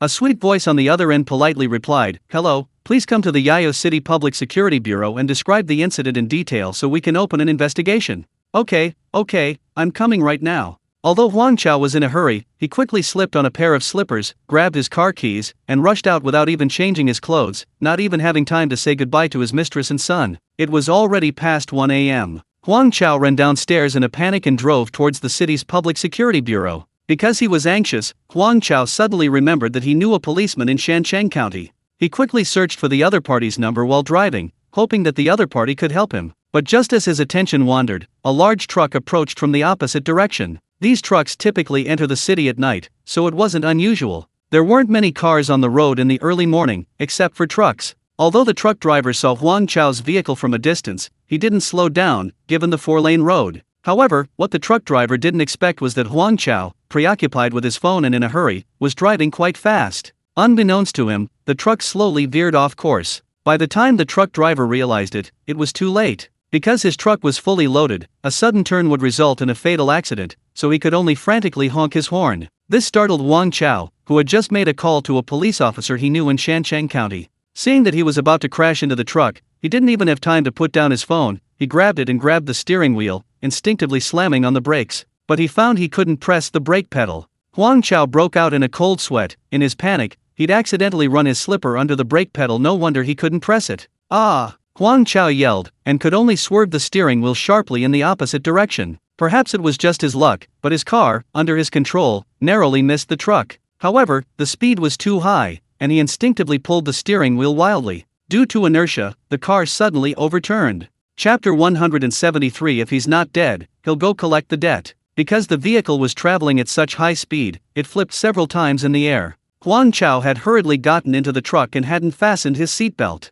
Huang Chao felt his mind go blank as he was thrown from the vehicle. The truck driver finally stopped after driving nearly 100 meters and immediately ran back to where Huang Chao's truck had overturned, calling 110 and 120 as he ran. Because of the distance, it took him several minutes to reach Huang Chao's truck. He hurriedly ran to the mangled truck and turned on his phone's flashlight to check on Huang Chao. But after searching for a long time, he couldn't find Huang Chao. As an experienced driver, he knew that Huang Chao had most likely been thrown from the vehicle, so he used his phone's flashlight to search for him. Finally, they spotted a man covered in blood about 10 meters away. The driver quickly checked him. The man was still breathing faintly, but one leg was bent in a bizarre position, seemingly broken. The driver didn't dare move Huang Chao's body and stayed by his side, not daring to leave. Although the accident wasn't directly related to him, he knew that once the investigation was completed, he would be fine. If he fled, he would be considered a hit-and-run driver even though it wasn't his fault. Even though it was past midnight, the police car and ambulance arrived in about half an hour after receiving the report. The efficiency was quite fast. Huang Chao was taken to the hospital for emergency treatment, while the truck driver was taken to the police station for questioning. However, the truck driver probably drove frequently, as he had a dashcam. After explaining the situation to the police, he was cleared up. Because of Huang Chao's incident that night, Huang Cancan and her daughter received too many phone calls. So, to avoid being disturbed, they both turned off their phones. This time, when Huang Chao was in the car accident, the police and the hospital couldn't contact a single relative, because his records didn't include Huang Xiaotao's or his mother's contact information. Finally, they managed to contact Huang Xiaotao and his mother one by one using a phone they found on the roadside. Only after Huang Xiaotao signed the consent form could Huang Chao undergo surgery. Meanwhile, Zhao Dezhu and Yang Wenlong, having spent their nights trading US stocks, weren't sleepy at all. So the two ordered some barbecue and beer online, enjoying a late-night snack while admiring the night view of Yao City. "Boss, we got news from Li Feng. Li Gang is indeed dead."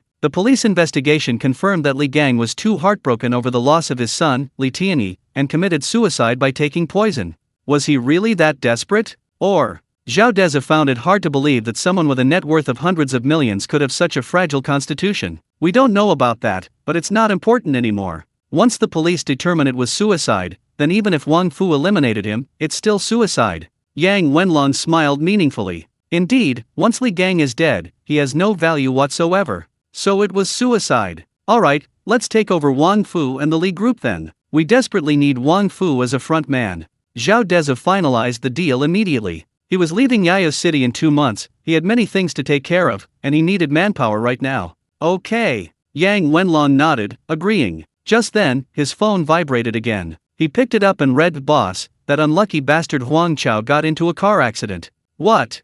Zhao Dezhu was incredulous. Wasn't Huang Chao sleeping at his mistress's place? How could he suddenly get into a car accident? He found out about the video, called the police, and then the police sent him to the station. The accident happened on the way. Yang Wenlong looked at the video and photos on his phone. They had many surveillance cameras at Huang Chao's mistress's house, so they naturally knew everything about Huang Chao. It wasn't one of our people who did it, was it? Zhao Dezhu looked at Yang Wenlong suspiciously. This was truly gratifying. Yang Wenlong shook his head. "Our men didn't touch him. I reckon he'll lose a leg." Yang Wenlong sent a photo of the hospital. Even God couldn't stand his arrogance anymore. Zhao Dezhu sighed, somewhat disheartened. He hadn't even made a move yet. He hadn't expected Huang Chao to ruin him like this. "Boss, what about our plan?" Yang Wenlong asked, looking at the photo of Huang Chao. Zhao Dezhu didn't seem too concerned. "Our plan will continue, and we need to hurry. Otherwise, if he dies, we'll have nowhere to collect our tens of millions." Understood. After hearing Zhao Dezhu's words, Yang Wenlong took out his phone and ordered someone to continue watching Huang Chao, lest he discover something and escape. "Alright, Brother Long, go rest. I need to rest too. Tomorrow we'll go directly to Huang Chao to demand the money." Zhao Dezhu felt it was time to talk to Huang Chao. Going to him now would only make things worse. The two went back to their rooms to sleep. The next morning, Zhao Dezhu asked Yang Wenlong to call Lin Luoxiu and head directly to the affiliated hospital. Several cars quickly arrived outside the hospital, and Zhao Dezhu realized he should buy another car. The original car was practically empty. With so many people, Yang Wenlong's car and his sister's car were clearly insufficient. However, this wasn't a problem. He could just have Lin Luoxiu buy a batch later. Led by Yang Wenlong, Zhao Dezhu and Lin Luoxiu went directly to Huang Chao's ward. Huang Chao was lying in bed, seemingly alright, with a woman who appeared to be under 40 taking care of him. This woman was naturally Huang Chao's mistress, Hua Yuma. Zhao Dezhu and the others had seen the video and recognized her. However, this woman seemed completely unfamiliar with the three people who had suddenly entered the ward. Seeing them walk in, he couldn't help but feel a little flustered and tentatively asked, "Who are you?" "We are Mr. Wang's friends. We heard he was in a car accident, so we came to see him," Yang Wenlong said, glancing at Huang Chao, who was lying on the bed looking somewhat confused. In Huang Chao's eyes, Zhao Dezhu was nothing more than a nobody. Furthermore, Zhao Dezhu's demeanor and appearance had changed, so naturally, he couldn't remember Zhao Dezhu as the poor boy he had once insulted. He had never even seen Yang Wenlong before, so he didn't recognize him either. It wasn't until he noticed Lin Luoxiu that an incredulous look appeared in his eyes. He definitely remembered Lin Luoxiu. The seemingly frail woman had ordered 10,000 tons of steel bars from him 2 days ago and paid him 49 million yuan. In his eyes, such a person was a truly important figure. He never expected her to come to see him now. How could he not be excited? The moment Huang Chao saw Lin Luoxiu, he was about to stand up to greet her, "Ms. Lin." However, this exertion aggravated his recently stitched wound, causing him to let out a painful scream. Hua Yueme saw that Huang Chao genuinely knew several people, and that he treated the newcomers with great respect. She immediately went to help Huang Chao up, and then hurried off to make tea for the group. Seeing Huang Chao's disheveled appearance, Zhao Dezhu's lips curled into a smile. Chapter 174 I Want All Your Property.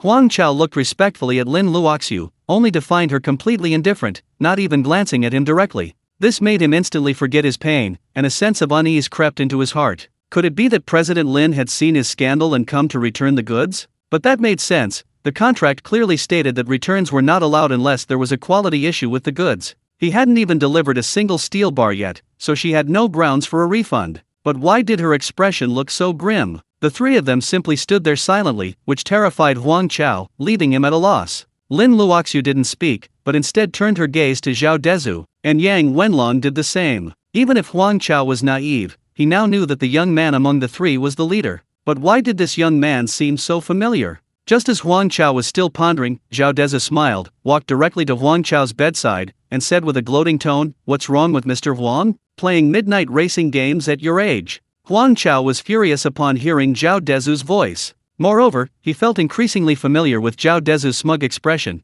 but he couldn't remember where he had seen it before. However, seeing Lin Luoxiu's respectful attitude towards him, he didn't dare to breathe too loudly, afraid of offending some important figure. He could only smile and appease Zhao Dezhu's mockery, afraid of saying the wrong thing, so he nodded and chuckled ingratiatingly. Zhao Dezhu didn't realize that Huang Chao hadn't recognized him. He thought Huang Chao knew his identity. He had come prepared to be verbally abused by Huang Chao. Now that Huang Chao was being so polite, Zhao Dezhu was somewhat at a loss, especially when he saw the hint of confusion in Huang Chao's eyes. Zhao Dezhu felt a little confused himself. He genuinely didn't know what was wrong with Huang Chao. He looked at Lin Luoxiu and Yang Wenlong with a puzzled expression, only to see them both gently shaking their heads. Zhao Dezhu turned to Huang Chao, "Mr. Huang, don't you recognize me?" Huang Chao shook his head blankly. He really couldn't remember where he had seen this familiar young man before. "Haha, Mr. Huang, you really do have a bad memory."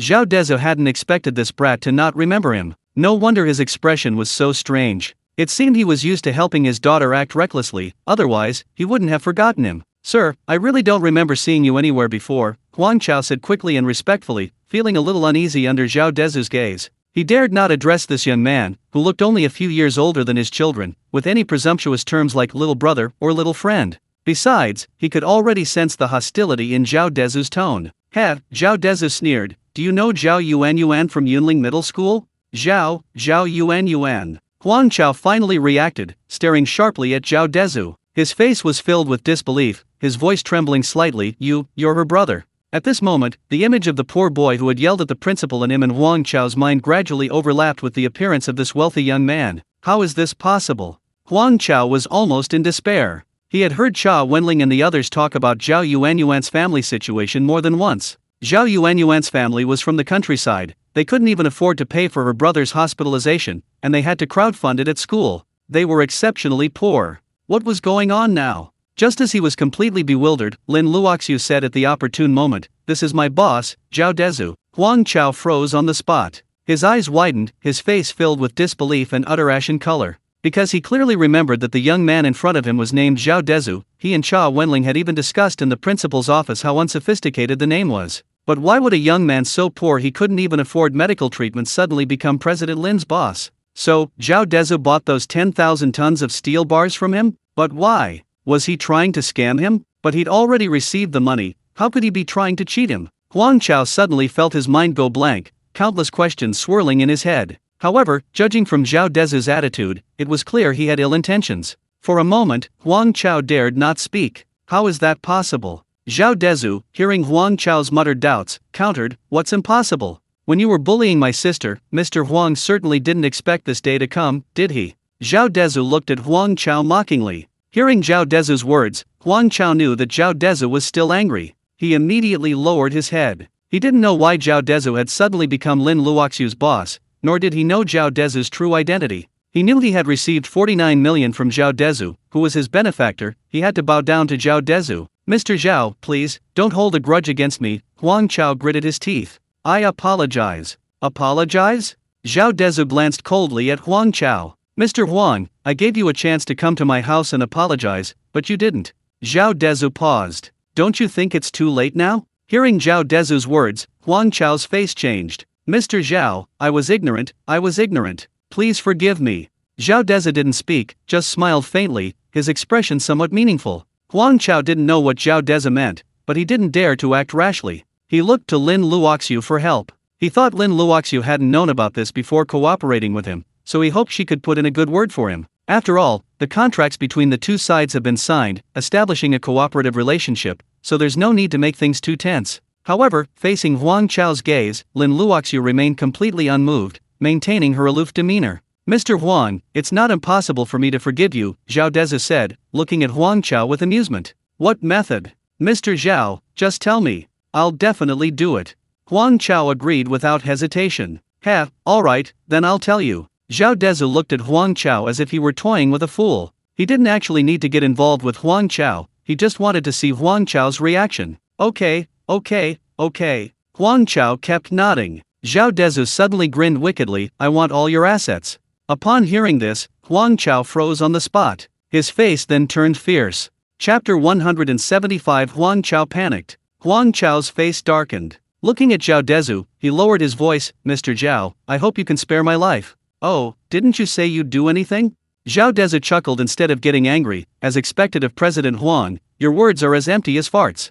Mr. Zhao, I've already apologized for what happened before. We're business partners now, and going too far won't be good for anyone." Huang Chao knew that continuing business with Zhao Dezhu was impossible now, but the contract was already signed, and there was no going back. The contract not only stipulated that he would have to pay 30% compensation if he couldn't deliver the goods, but also that the other company would have to compensate him if they backed out. Having figured this out, he was no longer afraid of Zhao Dezhu. Since begging wouldn't get him to let him off the hook, there was no need for him to continue to swallow his anger. At most, he would simply avoid doing business with them again. That's right. The reason Huang Chao had apologized so humbly to Zhao Dezhu was because he wanted to see if he could reconcile with Zhao. Only if Zhao Dezhu no longer held a grudge against him could they cooperate with him again when they needed steel bars, allowing him to earn more. He originally thought that Zhao Dezhu, being a young man who cared about his pride, would perhaps let it go if he gave him face. After all, he was a man of some standing, perhaps Zhao just wanted him to back down. To his surprise, Zhao Dezhu not only refused his apology but also went further. He felt that since a proper conversation was impossible, he might as well tear off the mask of civility. As for Zhao's conditions, give him all his assets? How could that be possible? Did he really think he was joking after decades in the business? If just anyone could scare me, Huang Chao, with a few words, I'd have no millions. Thinking this, Huang Chao's attitude hardened. Haha, that's right, that's why he's called General Manager Huang. Who in this world dares to mess with General Manager Huang? Zhao Dezhu didn't yell or make a scene as Huang Chao had expected, instead, he laughed happily. I came here because I heard General Manager Huang had a car accident, so I came to see how he was doing. What I said just now was just a joke with him. I hope General Manager Huang won't take it to heart. Zhao Dezhu smiled at Huang Chao. It was like a young man speaking to an elder. At this moment, Huang Chao not only didn't sense any malice from Zhao Dezhu, but even detected a humble and approachable side in his words. However, Huang Chao wasn't happy. Instead, his brows furrowed tightly. He wasn't stupid. He could naturally see that Zhao Dezhu wouldn't be intimidated by his few words. Even if Zhao Dezhu were to yell and shout at him now, he might feel more comfortable, but Zhao Dezhu's current behavior gave him a chilling feeling. He just couldn't put his finger on what was wrong. But upon hearing Zhao Dezhu mention the car accident, Huang Chao looked at Zhao Dezhu and asked, "Was that truck driver one of yours?" He believed the main cause of his car accident was the driver. If the driver hadn't suddenly honked and startled him, he wouldn't have had the accident. Furthermore, after seeing Zhao Dezhu, he suspected the driver was likely sent by Zhao Dezhu. If he hadn't flipped the car, that person would have killed him. Zhao Dezhu and the others were clearly taken aback by Huang Chao's words. Mr. Huang, if you think so, then I have no objection. Just take it as that, Zhao Dezhu said, speechless at how Huang Chao had connected him to the driver. But if he wanted to think that way, so be it. He didn't care. Anyway, you can't do anything to me with such a ridiculous reason. It also made him fear him a win-win situation. Sure enough, after hearing Zhao Dezhu's words, Huang Chao interpreted it as an admission and couldn't help but think of something. His eyes widened in disbelief as he stared at Zhao Dezhu. You released those videos online too? Yes, I must say, Mr. Huang, you have quite the energy. Many young people can't compare to you. Zhao Dezhu readily admitted it. At this moment, Huang Chao finally felt fear. In his mind, if Zhao Dezhu admitted to doing all these things, it meant he was retaliating against him. His affair, the car accident, Zhao Dezhu was responsible for all of this. It was terrifying. He had bullied him and his sister because they were poor, even knowing it was his daughter's fault. Now, so little time had passed, and this person had gained a status that could completely crush him, and now he was seeking revenge. Feeling the pain from his broken leg, Huang Chao felt an intense sense of crisis. I'm warning you, don't go too far. You've already ruined my reputation and broken my leg. Let's just leave it at that. Even as he spoke, Huang Chao felt his confidence falter. Zhao Dezhu smiled and glanced at Huang Chao, saying calmly, Mr. Huang, what if I can't let it go? Beads of sweat immediately streamed down Huang Chao's forehead. He now hated his past self. If only he had apologized, said something nice, and offered some compensation back then, things wouldn't have turned out this way. But now it was too late. He could only look at Zhao Dezhu, hoping his words would make him think twice and not do anything further. I'll call the police. Yes, I'll call the police. If you don't stop, I'll call the police. I don't believe you dare kill me. If you can't kill me, I'll call the police to arrest you, so you'd better not mess with me anymore. Huang Chao looked at Zhao Dezhu, mustering his courage, hoping Zhao Dezhu would let it go. But after hearing his words, Zhao Dezhu showed neither fear nor threats. Instead, he burst into laughter. Zhao Dezhu found Huang Chao utterly hilarious. When he used to bully others, he never considered the existence of police in this world. Now that it's his turn, he's the one who suddenly remembers that police exist. This made Zhao Dezhu find it somewhat amusing. There are always some people in this world who like to treat others like fools. He used to be rich, and when he bullied others, he thought the police would protect him because of his wealth. When he couldn't compete with others financially, he thought the police would help him, the weaker party. What? So, the police will always be around you, no matter what? Who the hell do you think you are? Huang Chao also noticed that Zhao Dezhu's smile was somewhat chilling, and he forced himself to remain calm. I'm not joking with you. You're not a child, you should know that some things are acceptable and some things are not. Mr. Huang is right, he makes sense. Zhao Dezhu sneered. Then, Mr. Huang, take good care of your injuries. I'll be leaving now. Zhao Dezhu had no interest in arguing with Huang Chao anymore. His purpose in coming was actually to scare Huang Chao. As for what happened afterward, Lin Luoxiu could handle it. Huang Chao didn't speak again, a hint of worry on his face. He didn't believe Zhao Dezhu's silence meant he was truly afraid. To be honest, he was genuinely panicked. He knew Zhao Dezhu was after him, but he was powerless to do anything about it. All he could do was worry of his family and tell them to stay home unless absolutely necessary. So he picked up his phone and tried calling his wife and children, but both phones were switched off. This terrified him. His first thought was that Zhao Dezhu had kidnapped his wife and Huang Cancan, which was why he was here. His aim was to blackmail him into giving him his assets. Otherwise, why would Zhao Dezhu suddenly appear here with such a demand? Why couldn't he reach his wife and children? Huang Chao recalled Zhao Dezhu's calm expression earlier, and the more he thought about it, the more plausible it seemed. Finally, his suspicions turned into certainty. He was terrified. Chapter 176 Zhao Dezhu's bewilderment. Call the police. Call the police. I need to call the police.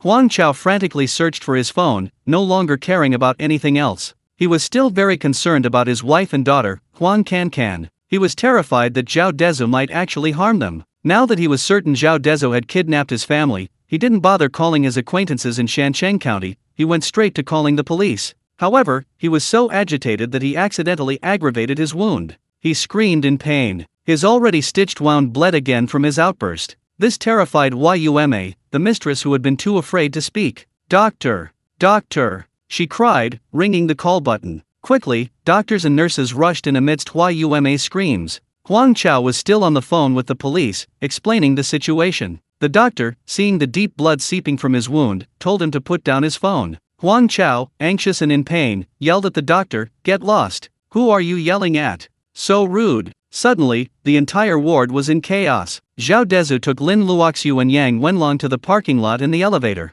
Zhao Dezhu had no idea what was happening in Huang Chao's ward. He was completely unaware that he had essentially kidnapped Huang Cancan and her mother, and that Huang Chao had called the police. The police were looking for him. But one thing Zhao Dezhu was certain of: his visit to Huang Chao's ward had indeed made Huang Chao very uneasy, and that was Zhao Dezhu's purpose in coming. "Boss, where are we going next?" Yang Wenlong asked Zhao Dezhu as he started the car. Zhao Dezhu thought for a moment, then glanced at the Honda following behind his car. It was Yang Wenlong's car. The three of them were currently driving Zhao Yuan's Audi. Zhao Dezhu immediately knew what they were going to do. Originally, he had wanted Lin Luoxiu to buy a batch of cars. Now that he had some free time, he figured he might as well go and take a look himself. After all, every man, regardless of wealth, loves cars. It's human nature. "We're going to buy cars. 2 cars for so many people is really pathetic, and more importantly, it's not enough." Zhao Dezhu patted the car. "Okay," Yang Wenlong replied, driving straight to the car market. Behind him, in his Toyota, were 7 or 8 burly men.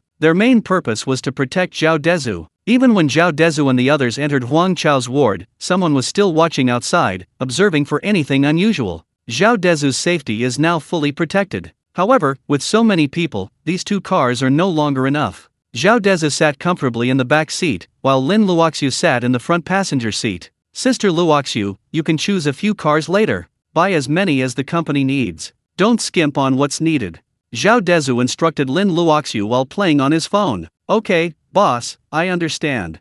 Lin Luoxiu turned to Zhao Dezhu and nodded. Several cars were indeed needed, both for daily use and as a status symbol. Therefore, she didn't stand on ceremony with Zhao Dezhu. No rush with Huang Chao's matter. Tell him to deliver by the deadline. If he can't, just compensate him. Don't crush him all at once, that's pointless. Zhao Dezhu lazily looked ahead. Lin Luoxiu carefully noted down every word Zhao Dezhu said. She was originally Zhao Dezhu's assistant, but recently, due to staff shortages, she had to handle many things personally. Now that she had gradually built up the company's team, her workload was relatively lighter. Her main task now was to relay Zhao Dezhu's words to the subordinates. "Okay, I understand, boss." Lin Luoxiu nodded again. Seeing that Zhao Dezhu had no further instructions, she reported to him on matters such as the acquisition of the office building. After hearing Lin Luoxiu's report, Zhao Dezhu also shared his thoughts. And so, by the time they arrived at the Auto City, most of the work had already been handed over. Zhao Dezhu knew this was truly due to Lin Luoxiu's competence, otherwise, someone else might not have been able to complete it so quickly. After parking the car in the Auto City's parking lot, the people in the Toyota immediately dispersed, all vigilantly observing their surroundings. These men, along with Yang Wenlong, all wore earpieces for communication. With Zhao Dezhu's abilities, he could see 1 or 2 people in the open, but he had no idea where the others were. This also demonstrated that these men's abilities were far beyond those of ordinary people. "Brother Dasan, come here for a second." Zhao Dezhu called out to a burly man, the leader of the 20 elite soldiers. He was reserved, with sharp eyes, clearly a ruthless man who had seen blood and killed many. Seeing Zhao Dezhu call him, the man said something to the secondary road and quickly ran to Zhao Dezhu's side. "Boss." After meeting Zhao Dezhu, they knew he was easy to talk to, so they followed Yang Wenlong's lead and addressed him as boss. Zhao Dezhu glanced at Dasan, who looked somewhat simple-minded but was actually a killing machine. "Brother Dasan, we're here today to buy a few more cars. Pick the ones we need." "Okay, boss, I understand." Dasan glanced around the car market, but it was clear they didn't have the cars he wanted. Just as everyone was chatting and preparing to go inside to choose cars, Yang Wenlong picked up his phone, looked at it, and then looked at Zhao Dezhu speechlessly. "Boss, Huang Chao called the police. He says we kidnapped his family. According to the brothers, the police are on their way and should be at our house soon." "Kidnapping?" Zhao Dezhu was stunned. "What was this? Brother Long, our men didn't do it, did they?" Zhao Dezhu was confused, he was genuinely baffled. "No." Yang Wenlong shook his head. Without Zhao Dezhu's authorization, Yang Wenlong and his group would definitely not do such a thing. And given Zhao Dezhu's current status, he might still play tricks on people. After all, it could kill time, like when he just scared Huang Chao. But kidnapping was something Zhao Dezhu would never stoop to. So when he saw Yang Wenlong shake his head, Zhao Dezhu was a little confused. He didn't know where Huang Chao got the idea that he would kidnap his family. "Brother Long, check on his family. What happened? Why did they suddenly say we kidnapped them?" Zhao Dezhu looked bewildered, "But the police should just tell them to come here. Don't bother the family, or the adults will worry." "Okay, I'll arrange it right away. Yang Wenlong picked up his phone and started working on it. Soon he looked at Zhao Dezhu. Boss, we have people following Huang Chao's family. Oh? What's going on? Chapter 177. So cheap? Last night, Huang Chao's father-in-law saw what happened to Huang Chao on his phone and was so angry he went to the hospital, Yang Wenlong explained to Zhao Dezhu, recounting the message he had received. Afterwards, Huang Can and Yang Xiaowan went to the hospital to take care of the old man. But because of Huang Chao, they received so many phone calls. Not only did family and friends inquire, but people online also expressed sympathy. Some even offered them legal aid, telling them to seize the assets from Huang Chao. So, overwhelmed by the calls, they simply turned off their phones. After we went to find him, Huang Chao called home, but no one answered. He assumed we had kidnapped his family and were threatening him, so he called the police. Ever since Lin Luoxiu transferred the 49 million yuan payment to Huang Chao, to prevent him from causing trouble, not only were people assigned to follow him, but Yang Wenlong also arranged for people to follow his family. Therefore, Huang Chao was unaware of all this, but Yang Wenlong found out everything with a simple investigation. After hearing Yang Wenlong's explanation, Zhao Dezhu was speechless. Is Huang Chao's brain filled with shit? How could he have such a bizarre idea? Zhao Dezhu shook his head with a smile. Couldn't he just call and ask someone in Shancheng County? He's probably just scared out of his wits by you, Yang Wenlong chuckled. He was also surprised by Huang Chao's actions. It truly was a case of concern clouding judgment. Never mind him, let's go choose a car first, this oddball. Zhao Dezhu led the group into a BMW dealership, surprised to find a Rolls-Royce parked inside. Seeing a Rolls-Royce in Yayo City was quite rare. The sales assistant quickly made tea for everyone upon seeing Zhao Dezhu and his group, politely asking what kind of car they wanted. How much is that Rolls-Royce? Zhao Dezhu felt that compared to that car, the other BMWs held no appeal whatsoever. Hello sir, this is a Rolls-Royce Cullinan BB edition, the current price is 8.25 million. The saleswoman's heart skipped a beat when Zhao Dezhu immediately asked about the car. This was the most expensive car in the dealership. If she sold it, her commission would be the highest. So cheap? Zhao Dezhu looked at Dashan and the others beside him in surprise. He hadn't had much experience with cars before, let alone luxury cars like Rolls-Royces. He'd only seen them on his phone and heard that Rolls-Royces started at tens of millions. He'd assumed this one would cost that much, but the price the saleswoman quoted was so different from what he expected. It seems hearsay really can't be trusted. Actually, Zhao Dezhu genuinely didn't know, but Yang Wenlong and the others thought he was just showing off. Listen to that. Listen to this. He's describing an 8.25 million yuan car as cheap? Is he even speaking human language? Even the sales assistant who had just been somewhat fond of Zhao Dezhu felt this young man was incredibly pretentious. Based on her past experience, people who act pretentious usually lack real ability, which quickly dampened her enthusiasm. She thought Zhao Dezhu thought the car was too expensive and was deliberately being sarcastic to mock her pricing. So, she said in a slightly cold tone, "Sir, this Rolls-Royce Cullinan is our store's prized possession, and this is the official price. We don't have the authority to change it." Yang Wenlong sensed the saleswoman's dissatisfaction and almost burst out laughing. His boss's pretentious act had actually been met with disdain from the saleswoman. Zhao Dezhu naturally also sensed the saleswoman's displeasure. Seeing Yang Wenlong's ambiguous smile, he knew he'd been misunderstood. He genuinely thought it was a good deal. He glared at the saleswoman. "You think I'm being sarcastic?" The saleswoman glanced at Zhao Dezhu. No. Zhao Dezhu sighed helplessly. Who couldn't see through her sarcasm? He was somewhat amused and exasperated, looking directly at Yang Wenlong. "Brother Long, we'll take this one. You can choose the others yourselves." "Okay, boss," Yang Wenlong laughed. "Miss, we'll take this Cullinan. We'll look around some more, and pay together later," Yang Wenlong said generously to the saleswoman. After all, the money belonged to Zhao Dezhu, and Yang Wenlong was happy to take advantage of the situation. Okay. The saleswoman immediately realized what he meant. It seemed she had encountered a truly wealthy man. She immediately apologized to Zhao Dezhu. "Sir, I'm so sorry, I thought you were joking." "It's alright, hurry up and take my brother to choose a car, we're short on time." Zhao Dezhu waved his hand, not arguing with the saleswoman. It wasn't surprising she misunderstood him. After all, they weren't familiar with each other. Yes, please rest here for a bit." Seeing that Zhao Dezhu wasn't bothered by her, the sales assistant thanked him repeatedly and called over a colleague to bring him a better pot of tea. Zhao Dezhu nodded and sat down on the sofa to play on his phone. He discovered that Huang Chao's affair was now trending online, with the entire internet buzzing about the steel bar boss from Shancheng County having an affair and an illegitimate child. Even many so-called experts were discussing the current state of society in this matter. Zhao Dezhu scrolled through the criticisms from various quarters. He thought that if Huang Chao were to do a live stream right now, he would definitely be the most popular person online. Boss, the police are here. Deshan touched his earphones. Okay, let them in. Zhao Dezhu looked up. Just as Zhao Dezhu was engrossed in looking at his phone and scrolling through Douyin, TikTok, a bodyguard led several uniformed men into the room. Zhao Dezhu looked up and saw that the person who had come was none other than Wang Xingwang, the director of the Yaya City Public Security Bureau, whom Yang Qiuhua had brought last time. Zhao Dezhu hadn't expected that Wang Xingwang would come in person this time. He seemed to take this matter quite seriously, or perhaps he himself. Wang Xingwang smiled broadly when he saw Zhao Dezhu, and didn't seem to be there to cause trouble. Mr. Zhao, are you buying a car here? Yes, I'm out of cars at home, so I'm here to buy a few. Zhao Dezhu gave Wang Xingwang plenty of face, standing up from the sofa. Come, Director Wang, have some tea. The tea here is very fragrant. Zhao Dezhu smiled and pointed to the teacups on the table. The sales assistants nearby were indeed helpful, although they didn't know why 4 policemen had suddenly entered. They quickly brewed a cup of tea. Chapter 178 Wang Xingwang's attitude. Alright.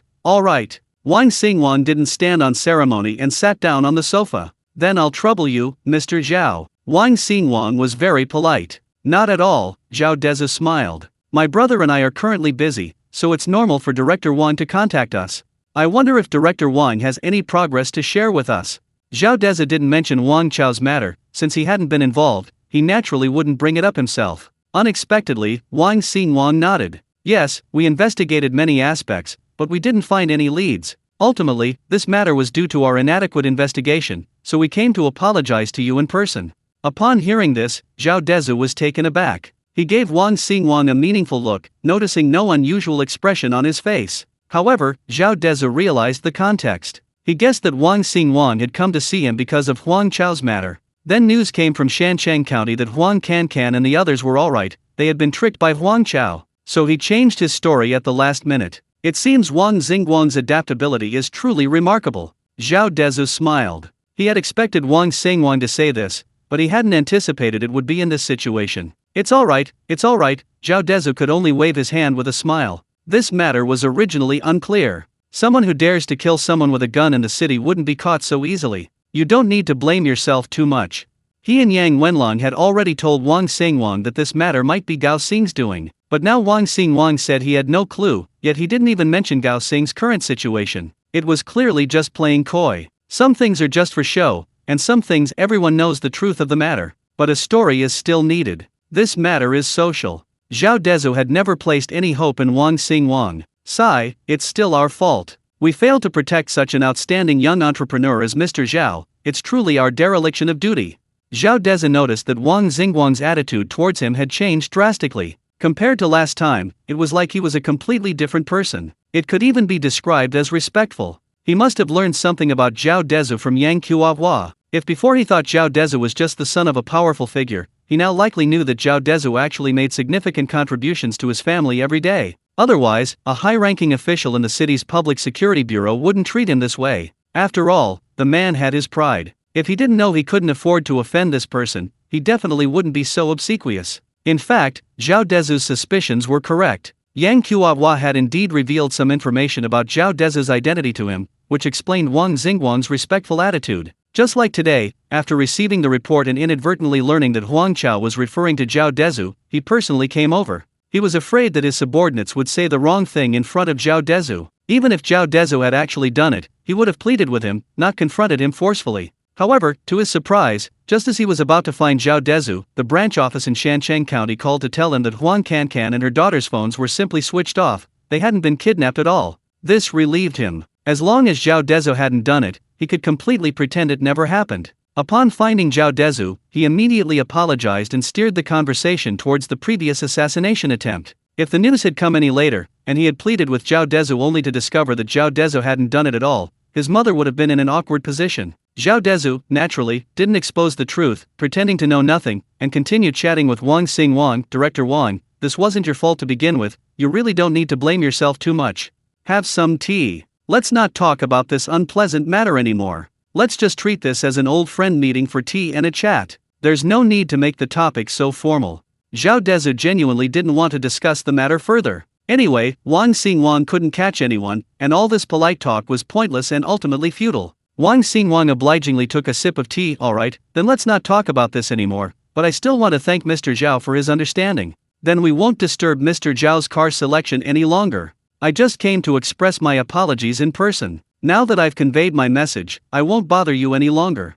Wang Xingwang was very polite, glancing at Dasan standing next to Zhao Dezhu. A hint of fear flashed in his eyes. He was now terrified of saying the wrong thing to Zhao Dezhu and displeasing him, because he had inquired with Yang Kuo-hua about the 20 people who had suddenly appeared around Zhao Dezhu. Yang Kuo-hua told him he couldn't reveal the specifics, as many things involved family secrets. However, Yang Kuo-hua told him that in terms of official rank, each of these 20 people was higher than Wang Xingwang. Upon hearing this, Wang Xingwang was terrified. 20 people, each with a higher official rank than him? And all of them were protecting a 20-year-old. What did this mean? It meant Zhao Dezhu's status was incredibly high. Therefore, he was now extremely cautious when speaking to Zhao Dezhu, not daring to say a single word that Zhao Dezhu might not like, because he knew that Zhao Dezhu might not hold any official position, nor was he part of the system. But he needed 20 people with higher ranks than him to protect him. Perhaps he wouldn't even need to say anything, just doing something slightly that displeased Zhao Dezhu would cause many people more powerful than him to bring him down in order to curry favor with Zhao Dezhu.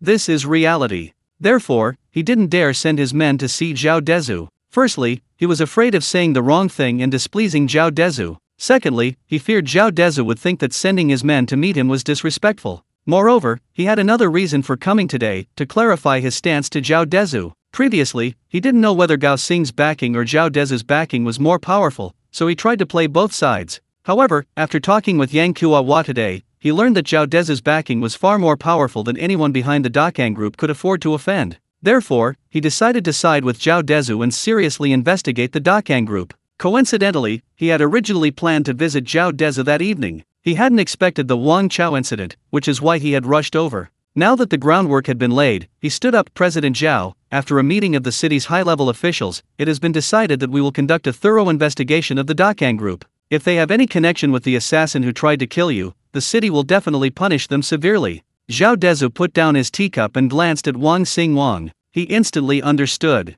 Wang Xingwang had come to state his position? Chapter 179 Wang Xingwang's Fear. Thank you, Director Wang. Zhao Dezhu stood up as well. After a few polite words, Wang Xingwang and his men left the auto city, without mentioning Huang Chao once. Brother Long, do you think he knows something? Zhao Dezhu asked, looking at Yang Wenlong, who had returned to his side. Probably. His attitude has changed so much. Yang Wenlong watched Wang Xingwang and his men leave. So, that means they really will investigate Dakang group? Yes, it seems he's not just being polite this time, but serious. Zhao Dezhu took a sip of tea and shook his head. No, we can't let him get involved. Once the police get involved, many things we agreed on will be difficult to implement. He might do more harm than good. Yang Wenlong nodded. He was now Zhao Dezhu's most trusted person, and Zhao Dezhu had told him many things. He also knew that Zhao Dezhu wanted more than just an assassin, he harbored great ambitions. Yang Wenlong looked at Dasan, who understood Zhao Dezhu's meaning. I'll handle things with boss Wang Xingwang. Keep him out of the way, just put on a show.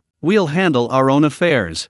Before they arrived, the higher UPS had instructed Dasan to fulfill any requests Zhao Dezhu made. As long as it wasn't something harmful to society, he could do it, and the 20 of them had to fully cooperate. It was essentially giving Zhao Dezhu a sword of Damocles. Crucially, they were required to obey Zhao Dezhu without reporting to higher authorities. In other words, they were only responsible to Zhao Dezhu. In other words, they were no longer part of the family. Although they still held official positions and power, they only needed to obey Zhao Dezhu. This was why the higher UPS had held numerous meetings and argued so much about this matter. Otherwise, if it were just about protecting one person, a single order would have sufficed. There would have been no need for so many days of delay, and the near assassination attempt on Zhao Dezhu. This sufficiently demonstrates Zhao Dezhu's influence at the higher UPS. To avoid causing him any resentment, they directly gave him these 20 elite soldiers, and as private bodyguards without needing to report to their superiors. Therefore, Deshan would absolutely obey Zhao Dezhu's orders, because he knew just how much profit Zhao Dezhu could generate for the family. Since Gao Xing and the Dakang group wanted to kill Zhao Dezhu, he naturally supported him wholeheartedly. Even if Zhao Dezhu directly ordered him to shoot, he wouldn't hesitate for a second. Alright, then this matter will be left to Brother Deshan. Some things are better handled personally. We'll handle this ourselves. After all, they can't achieve the results we want. Zhao Dezhu nodded. Gao Xing and the Dakang group behind him almost cost him and Yang Wenlong their lives. If they left it to Wang Xingwang to handle the procedures, no matter how hard Wang Xingwang tried, Zhao Dezhu certainly wouldn't be satisfied with the result. Perhaps Dukhan Group could just find a few scapegoats and brush this matter off. This is clearly unacceptable to Zhao Dezhu. Okay, boss, I'll definitely get it done. Deshan stood beside Zhao Dezhu. Alright, let's talk about the details when we get home. It's not convenient here.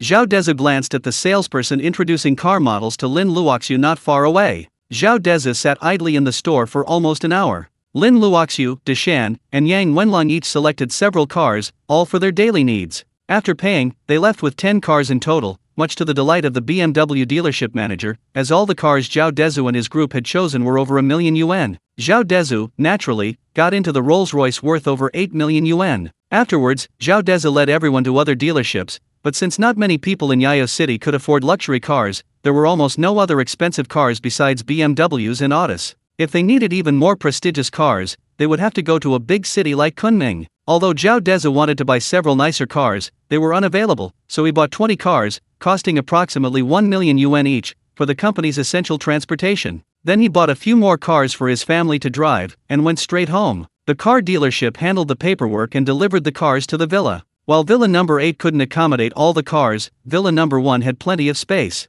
After parking, Yang Wenlong brought back 10 people he had contacted, along with 2 others. After introducing them to Zhao Dezhu, they arranged accommodations for them. This increased Zhao Dezhu's family security detail from Yang Wenlong alone to 33 people. And that wasn't enough, Yang Wenlong also hired 100 mercenaries from the dark web, who should arrive in a day or two. At this point, Zhao Dezhu's family was practically protected. No one could get close if they wanted to. Just then, Deshen approached Zhao Dezhu. Boss, our people discovered that Wang Xingwang has already established a special task force at the Municipal Public Security Bureau to investigate the Dakang Group. Looks like Wang Xingwang is serious, Zhao Dezhu remarked, glancing up at Deshan while playing chess with his grandfather. Yes. Then, brother Deshan, could you please go see him now? Just have him put on a show of compliance, there's no need to take it seriously. We'll handle the rest.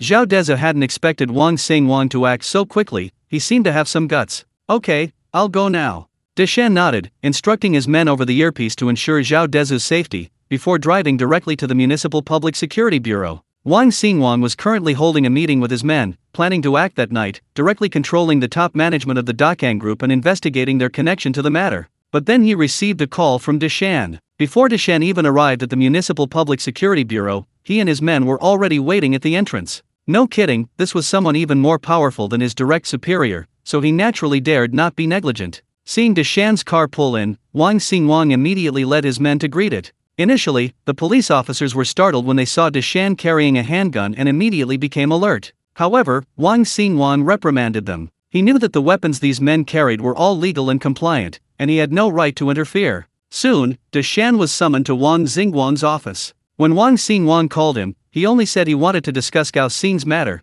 but didn't specify what it was about. Therefore, he didn't know what Deshan wanted to say and assumed it was Zhao Dezhu's instruction to tell him to investigate the matter thoroughly. After entering the office, he respectfully made tea for Deshan and waited for Deshan to explain his purpose. Chapter 180 Departure. Deshan, a forthright and straightforward man, didn't mince words with Wang Xingwang. Director Wang, no need for tea. I'm just here to relay a few words from the boss. I'll leave after I've said them. Yes, please speak. Wang Xingwang immediately stopped what he was doing. He assumed he had guessed correctly, Zhao Dezhu was indeed asking him to step up his efforts. However, what he didn't expect was, Deshan looked at him, his expression serious. Director Wang, regarding the Dakang Group matter, you only need to go through the motions. As for the rest, we'll handle it ourselves. We have our own arrangements.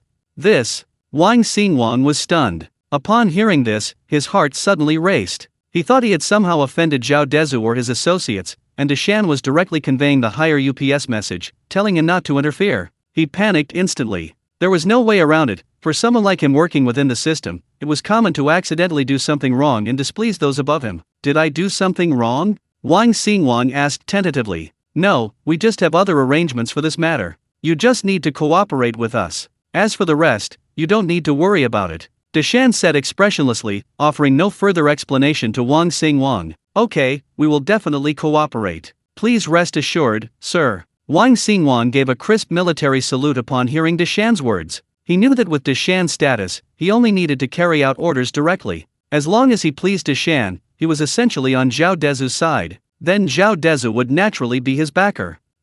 That's good. Just continue with what you're doing, just don't take it too seriously. Deshan returned Wang Xingguang's salute, speaking frankly without beating around the bush. I'm going back now. That's all. Deshan said goodbye to Wang Xingguang, walked out of Wang Xingguang's office, got into his car, and sped away from the Municipal Public Security Bureau. Wang Xingguang watched Deshan's car, with its temporary license plate, drive away, somewhat confused by Zhao Dezhu's intentions. He shook his head helplessly. Stop thinking about Zhao Dezhu's thoughts and returned to the meeting room to continue assigning tasks to his men. However, what was originally a firm order for his men to capture the person was now merely a formality. Boss, it's done. Deshan returned to the villa and looked at Zhao Dezhu. Good, brother Deshan, you should rest too. Dinner will be ready soon. Zhao Dezhu was currently engrossed in a game of chess with his grandfather. By this time, it was already dark, and the game of chess was finished. Soon, Lin Luoxiu and his mother brought the food up. The group gathered around the table, creating a lively atmosphere, while several people vigilantly guarded the villa's security outside. Around 9 o'clock in the evening, after the family finished dinner, everyone went about their own business. Zhao Dezhu then called Yang Wenlong and Deshan upstairs, and the three of them sat at the table drinking tea brewed by Lin Luoxiu. Has Gao Xing been found? Zhao Dezhu asked Yang Wenlong. As early as the second day after Deshan and his men arrived, Zhao Dezhu had instructed Deshan's men to protect his sister and family. Bai Shizhen and Li Feng secretly went to find Gao Xing. No, but we can be sure he hasn't left Yao City. Yang Wenlong shook his head. After the incident, Zhao Dezhu knew the police wouldn't seriously investigate Gao Xing, so he directly assigned him to keep an eye on him. However, Yang Wenlong used all his connections in Yao City but couldn't find any information that Gao Xing had left. Therefore, Yang Wenlong concluded that Gao Xing definitely hadn't left Yao City. Firstly, he felt Zhao Dezhu couldn't do anything to him in Yao. Secondly, both he and his boss had connections in Yao City, so the police wouldn't bother to investigate thoroughly. So he was simply hiding. Right now, he might be comfortably drinking red wine and embracing beautiful women in one of his establishments. It's time to make him pay. Zhao Dezhu sneered, his eyes flashing with malice. Shall we make our move tonight, or wait for the mercenaries from the demon realm? Zhao Dezhu looked at the two men. After all, the Dekong group started out in the underworld, they have too many men under their command. If he were to rush in recklessly, it would be difficult to handle. Perhaps his 30-odd men could handle them, but the commotion would inevitably escalate. That's why he wanted to ask for their opinions. Rushing in directly isn't realistic. In other words, the number of men doesn't matter much. This isn't the era where you could just take them down. Why not just grab Gao Xing's boss and make him hand him over? Deshan clearly had a lot of confidence in his men. Yang Wenlong agreed with Deshan's suggestion. Even if the mercenaries from the demon realm arrived, they couldn't just send over 100 men to fight them. The world isn't like that anymore. It's better to just control the chairman of Dekong and make him hand over Gao Xing. Gao Xing's master is Song Yang Yuan, the current chairman of the Dekong group. He must be supporting this, otherwise, Gao Xing probably wouldn't have that much power, Yang Wenlong added. Indeed, someone capable of shooting and killing in the city can't be someone like Gao Xing, that would be a stretch.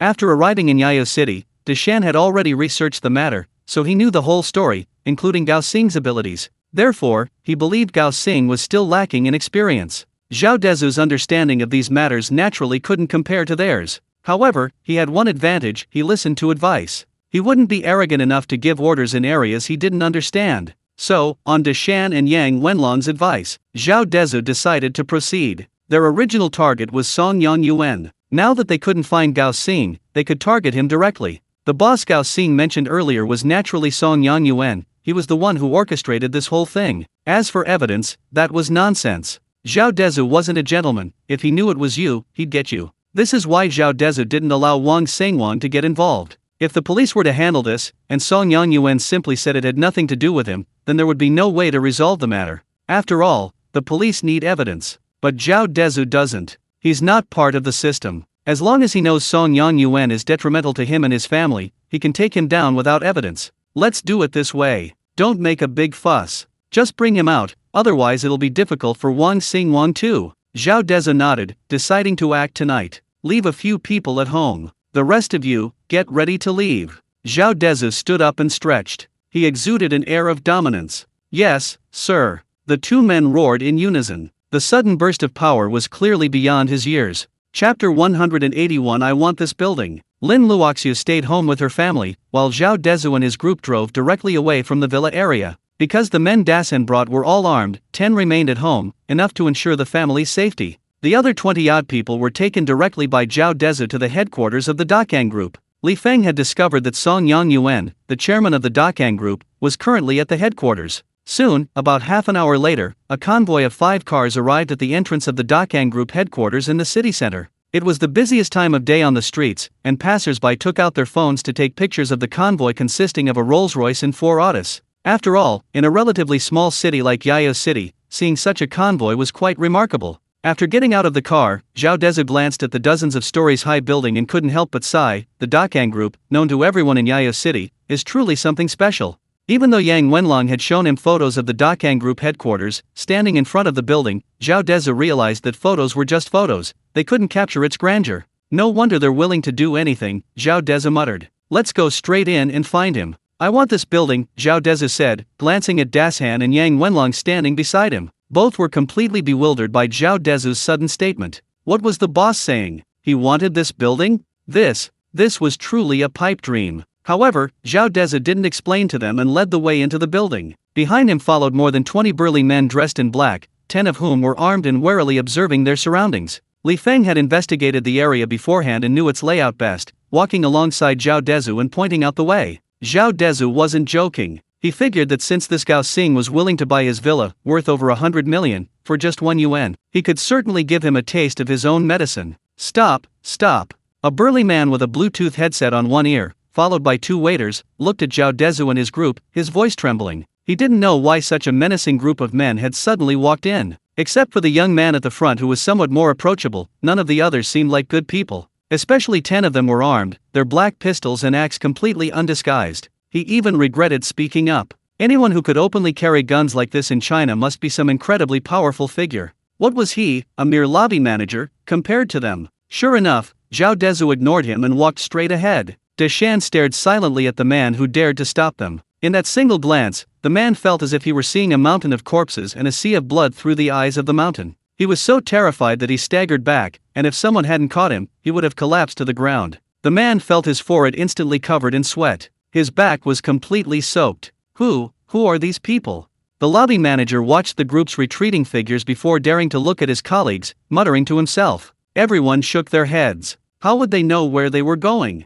Quickly, notify the chairman. The lobby manager didn't waste any more words, immediately pressing his Bluetooth headset. A group of people have broken in, and they're armed. The entire company was thrown into chaos. Soon, news reached Song Yangyuan, who was working overtime with his mistress, that a group of armed men had stormed into the company. Damn it, who are they? Bald Song Yangyuan panicked the moment he received the notification. Without even pulling up his pants, he jumped out of bed in his shorts and yelled into his phone, "Tell them to come up here. Don't do anything stupid. Come to me." Soon, dozens of people arrived at the chairman's office on the top floor. Who are they? Song Yangyuan asked, looking at his trusted lieutenant. Chairman, we don't know either. I don't recognize any of them, but the leader is a young man, looks to be in his late teens or early 20s. Song Xiaobao was Song Yanjiayuan's cousin. Tall and dark-skinned, he was Song Yanjiayuan's most trusted confidant. However, Song Xiaobao's face was also covered in sweat, clearly very nervous. Hearing his cousin's words, Song Yangyuan couldn't recall ever knowing or offending such a young man.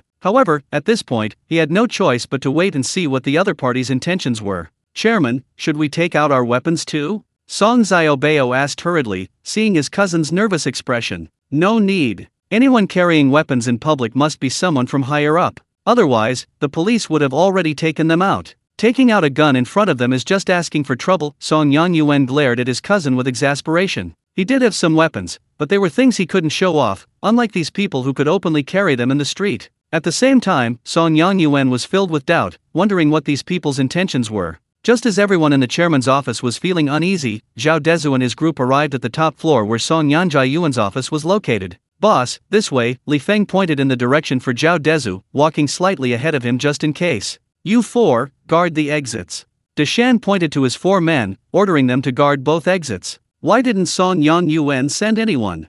Zhao Dezhu felt his journey had been too smooth. After the man in the lobby shouted stop. Not only were they not stopped, but they didn't even see a shadow. The group of people arrived at Song Yanjiayuan's office door without any hindrance. They probably didn't dare to stop us because of our presence. Yang Wenlong glanced at the dozen or so expressionless but murderous-looking men. Even if Song Yangyuan came to stop them, it would be useless, it would only anger them. Zhao Dezhu nodded. When they reached the chairman's office, the door was wide open. Upon seeing Zhao Dezhu arrive, Song Yuan immediately approached, his expression extremely humble. Hello, hello. However, at that moment, two burly men armed with axe blocked Song Yuan's path, preventing him from getting any closer to Zhao Dezhu. Zhao Dezhu looked at the bald, burly man before him and immediately recognized him as the chairman of Dakang Group from the photo Yang Wenlong had given him. He was nearly 60 years old, with a face full of menacing features. He clearly wasn't a good person. According to the information Yang Wenlong and his team had obtained, this was a ruthless and cunning man, a serial killer and arsonist. Therefore, his current subservient demeanor looked utterly ridiculous. "You're Song Yuan?" Zhao Dezhu completely ignored him, giving him a disdainful look before coldly asking. Chapter 182. Please be careful with your words. Song Yuan glanced cautiously at Zhao Dezhu, realizing he didn't recognize the young man at all. Before this, although he had heard of Zhao Dezhu from Gao Xing, he had only seen him as a country boy who had suddenly become rich. He never imagined this person would actually be Zhao Dezhu. Yes, that's me," he said, head bowed, not daring to look Zhao Dezhu in the eye. It wasn't just the many burly men surrounding Zhao Dezhu, all exuding murderous intent. Even Zhao Dezhu's overwhelming aura made him tremble with fear. When Zhao Dezhu asked his name, he could only nod repeatedly with his head down. Now, not only did he not recognize these people, but he also didn't know why they had suddenly come to his company. He dared not say a word, afraid of saying the wrong thing. Zhao Dezhu, hearing Song Yuan's answer, felt a little puzzled. This Song Yuan didn't seem to know him. What was going on? Or was it really just Gao Xing who did it, and he had nothing to do with it? However, Zhao Dezhu immediately shook his head, silently rejecting the idea. He remembered what Deshan and Yang Wenlong had said. Gao Xing couldn't possibly have that kind of power. If he dared to raise a group of armed thugs like Scarface without Song Yuan's knowledge, Song Yuan would definitely not let him off. Therefore, this bald man in front of him was definitely involved. Having figured all this out, Zhao Dezhu recalled how he and Yang Wenlong had almost died on the coastal road. He no longer held back with Song Yuan. "That's good. Do you know why I came to see you today?" Zhao Dezhu looked at Song Yuan. "I don't know. Please enlighten me." At this moment, Song Yuan displayed the demeanor befitting a powerful figure. If an ordinary person faced Zhao Dezhu and his group of armed men, they might have been terrified, but Song Yuan quickly composed himself. His tone was neither humble nor arrogant. He'd figured it out. Since it was already happened, and he was still completely bewildered, he might as well let Zhao Dezhu explain. Zhao Dezhu chuckled. "So all these so-called big shots are the same? Important people have such bad memories? They can trample on anyone they want, and then they can't even remember who they are?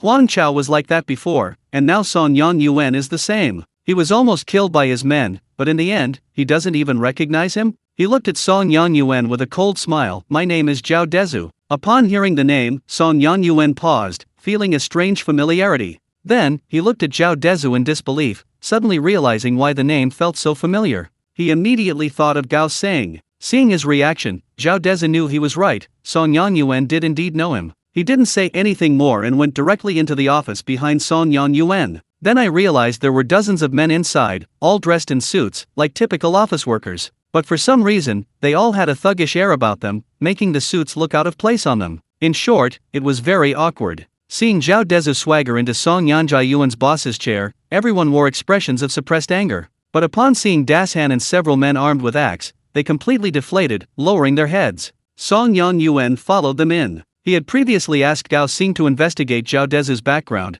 and Gao Xing had told him that Zhao Dezhu was just an ordinary rural man who had simply won the lottery by luck. But now, looking at the people around Zhao Dezhu and his demeanor, Song Yuan didn't see a suddenly wealthy rural man at all. He seemed like a high-ranking official who had long held a position of power. This filled Song Yuan with resentment towards Gao Xing. However, for now, he could only pretend to know nothing. "Hello, Mr. Zhao." Zhao Dezhu looked at the man and smiled slightly. "Chairman Song, do you recognize me?" "I'm sorry, Mr. Zhao, I didn't recognize you, but we do now." Song Yuan bowed slightly as he looked at Zhao Dezhu. He looked utterly bewildered. He knew perfectly well that regardless of why Zhao Dezhu had the ability to bring so many people, all he could do was play dumb and distance himself as much as possible. He had lived for decades and encountered countless things. He wasn't a clueless novice. He knew he absolutely couldn't anger Zhao Dezhu at this moment. However, Zhao Dezhu noticed every subtle change in his expression. He snorted coldly, staring directly at Song Yuan. "You think you know me now? It's certainly time for you to get to know me properly. Where is Gao Xing now?" Zhao Dezhu no longer bothered with politeness towards Song Yuan. He wouldn't feign politeness with someone like Song Yuan who wanted him dead. "Gao Xing? Mr. Zhao, you mean Gao Xing from our company? Song Yuan looked at Zhao Dezhu. Chairman Song seems to enjoy acting. Zhao Dezhu's face was full of sarcasm. He hadn't expected Song Yuan to be such a good actor. I don't know what Mr. Zhao is talking about, Song Yanjian said, his head still slightly bowed, his demeanor neither servile nor arrogant. Don't know? Zhao Dezhu was so angry he almost laughed. Chairman Song, are you aware of the street assassination attempt that happened in Yayo City a few days ago? Zhao Dezhu stood up and walked to Song Yanjian's side. Upon hearing this, Song Yanjian's eyes narrowed. He had initially wanted to say he didn't know. However, he was, after all, a member of Yayo City's upper echelons. To say he didn't know would be to make Zhao Dezhu look like a fool. So, after a moment's thought, he nodded slightly. I've heard a little about it. Then do you know that those people were your men? And that they tried to kill me? Zhao Dezhu's voice suddenly became loud. For a moment, it seemed as if the temperature in the entire room had dropped considerably. Song Yanjian hadn't expected this young man to be so blunt, showing him absolutely no respect. He felt a surge of anger. He, Song Yanjian, was, after all, the undisputed local tyrant of Yayo City. He never expected to be insulted to his face by such a young brat. It made him feel incredibly humiliated. His expression hardened considerably. He glanced at the men behind Zhao Dezhu and sensed that although they all exuded a menacing aura, they also possessed an air of righteousness, clearly belonging to a legitimate organization. Such people always acted with evidence. If they didn't have evidence, they certainly wouldn't listen to Zhao Dezhu and do anything to him. So he looked at Zhao Dezhu and said, Mr. Zhao, all employees of Dakang Group are law-abiding citizens. Please watch your words. Chapter 183. Can just anyone make me hand over people? Is that so? That's interesting. Zhao Dezhu looked at Song Yuan, then glanced mockingly at Song Yanjian's dozens of subordinates. If Chairman Song says that, then it's meaningless. Zhao Dezhu picked up a bottle of what looked like expensive red wine from the table and admired it for a moment. This seemingly ordinary action immediately attracted everyone's attention. Song Yuan was furious at Zhao Dezhu's words, but said nothing. The office, with dozens of people, felt incredibly cramped, yet no one dared to make a sound. Even their breathing was deliberately lowered. Only the soft sound of Zhao Dezhu's hand rubbing the wine bottle could be heard. The atmosphere became incredibly tense. Mr. Zhao, I don't know what you're talking about, Song Yuan broke the silence. He seemed to have overcome his initial fear. In his view, none of the men Zhao Dezhu brought were truly capable of wrongdoing. He didn't know what extraordinary encounter Zhao Dezhu had that allowed him to gather so many men to back him up. But this backing was merely for show. They couldn't possibly do anything real. So he stopped being so timid. His only course of action was to remain silent. He believed that unless Zhao Dezhu had evidence proving he had orchestrated this, Zhao Dezhu was powerless. If you suspect it was done by people from our Dakang Group, then let the police investigate. We will fully cooperate, Song Yuan said, standing firmly in place. Haha, Chairman Song, hand over Gao Xing, and I won't hold it against you, how about it? Zhao Dezhu said with a smile, his expression as if he were chatting with a friend, not angry at all. But an underlying sense of pressure emanated from him. Mr. Zhao, as I said, Gao Xing is an employee of our Dakang Group. If you suspect he's done something wrong, we can hand him over to the police for investigation. Song Yuan glanced at Zhao Dezhu, but if you want me to hand him over to a private individual, that's impossible. Then, Song Yuan glanced at his dozens of henchmen, saying with great righteous indignation, otherwise, if just one of you came and took the rest of my men away, my team would be difficult to manage. Upon hearing this, the group of thugs standing there all looked at Song Yuan with admiration. At this moment, Song Yuan was like a hero in their eyes. Zhao Dezhu smiled, looking at the thugs who were filled with worship for Song Yuan. He gave Song Yuan a thumbs up. This Song Yuan, to have reached this position, is indeed no ordinary person. Even with more than 10 guns pointed at him, he dared to protect Gao Xing like this. He truly possessed a courage unimaginable to ordinary people. But Zhao Dezhu was no longer the naive child he once was.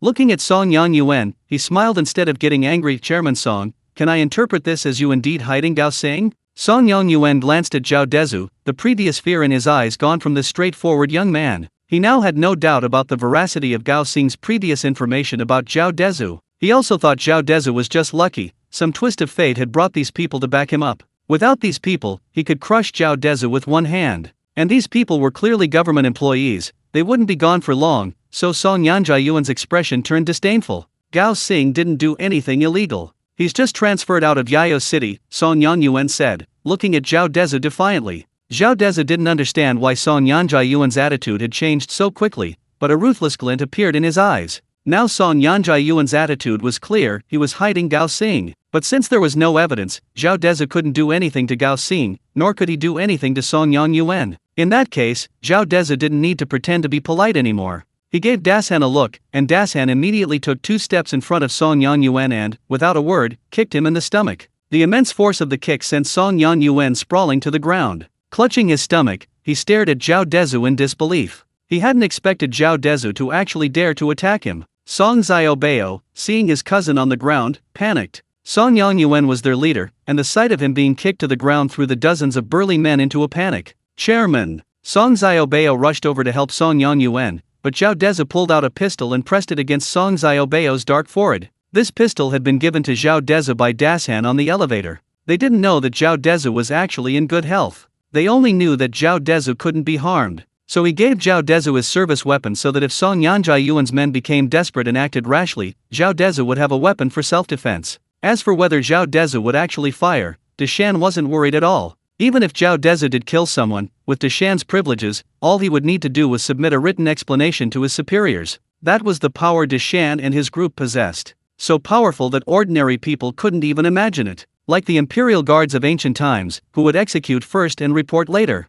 The moment the gun was pressed against his forehead, Song Xiaobao froze on the spot. He wasn't a good person. Not only did he start in the underworld, but even now, after going out of business, he still handled guns frequently in shady dealings. So when that cold gun barrel was pressed against his forehead, he knew that the gun in Zhao Dezhu's hand was definitely real, not a toy Zhao Dezhu was using to scare him. You can try moving again. This is my first time using a gun, so I'm just testing how to use it, Zhao Dezhu said expressionlessly, looking at Song Xiaobao. Song Xiaobao stood there, not daring to utter a single word. Upon hearing Zhao Dezhu's words, he was utterly terrified. He saw that the safety on the pistol was already off. And Zhao Dezhu said he'd never handled a gun before? What the hell? You've never handled one before and you dare point it at a living person the first time. How can you not value human life? Everyone was stunned by this scene. It wasn't that they hadn't seen ruthless people before. But who the hell has ever seen someone point a gun at someone in front of several armed regular soldiers? The crucial point is that all the soldiers are looking at him with unwavering support. It goes without saying that this kind of person wouldn't bear any responsibility even if he actually fired. Even Song Yangyuan, who had been so arrogant, now wore a look of astonishment. He truly couldn't understand just how powerful Zhao Dezhu's connections were, that he actually dared to point a gun at his cousin in front of so many people. At first, he thought these people were just there to back up Zhao Dezhu, and that if Zhao Dezhu did anything excessive, they wouldn't let him act recklessly. But now, looking at these people, their expressions didn't even change, and they didn't seem to have any intention of stopping Zhao Dezhu at all. Chapter 184 Admitting Defeat. This completely stunned Song Yangyuan. He yelled at Song Xiaobao, "Who the hell told you to move?" Song Xiaobao was actually too afraid to move at this point, terrified that Zhao Dezhu, who had never handled a gun before, would accidentally pull the trigger. He knew his cousin's words were meant to help him out. Zhao Dezhu, of course, could see through their act. Song Yangyuan appeared to be reprimanding his subordinate, but in reality, he was afraid he would actually kill him, so he was trying to calm himself down. It seemed Song Yangyuan really knew how to manage his men. Even at this moment, he was still thinking of his men, which was commendable. However, their paths diverged, and Zhao Dezhu didn't care about any of that. Slowly, Zhao Dezhu lowered his gun, looking at Song Yangyuan, who was slowly getting to his feet. I have no tolerance for my enemies. Even if you're the local tyrant of Yayu, even if you're the richest man in Yayu, if you want to kill me, then you can only die. As soon as Zhao Dezhu finished speaking, Song Yanjai-yuan's face filled with fear. Zhao Dezhu had just shown his determination, and Song Yangyuan could see that Zhao Dezhu was truly willing to do this. But he didn't understand why Zhao Dezhu really wanted to kill him. Who was he? He was the richest and most powerful man in Yayu City, with thousands of men under his command. Could Zhao Dezhu really just barge in and kill him? But no matter how much Song Yangyuan disbelieved it, no matter how absurd it seemed, he didn't dare to lose his temper in front of Zhao Dezhu. Even though he knew that hundreds of his employees had gathered in his building, if Zhao Dezhu wanted to kill him here, no matter how powerful he was, it would be useless. To save his life, he immediately knelt on the ground and begged, No, Mr. Zhao, whatever you want to know, whatever you want, just tell me and I'll do it all. Please don't kill me. Gao Xing did all this, I can hand him over to you. Instantly, Song Yanjai-yuan's previously upright pride crumbled. Zhao Dezhu smiled slightly. Sure enough, someone like Song Yangyuan, who had grown accustomed to the dangers of life and had risen to wealth and power step by step, knew better than anyone else to cherish his life. Chairman Song, you're very clever. Because if you had just one more second to oppose me, I would have sent you to meet your ancestors.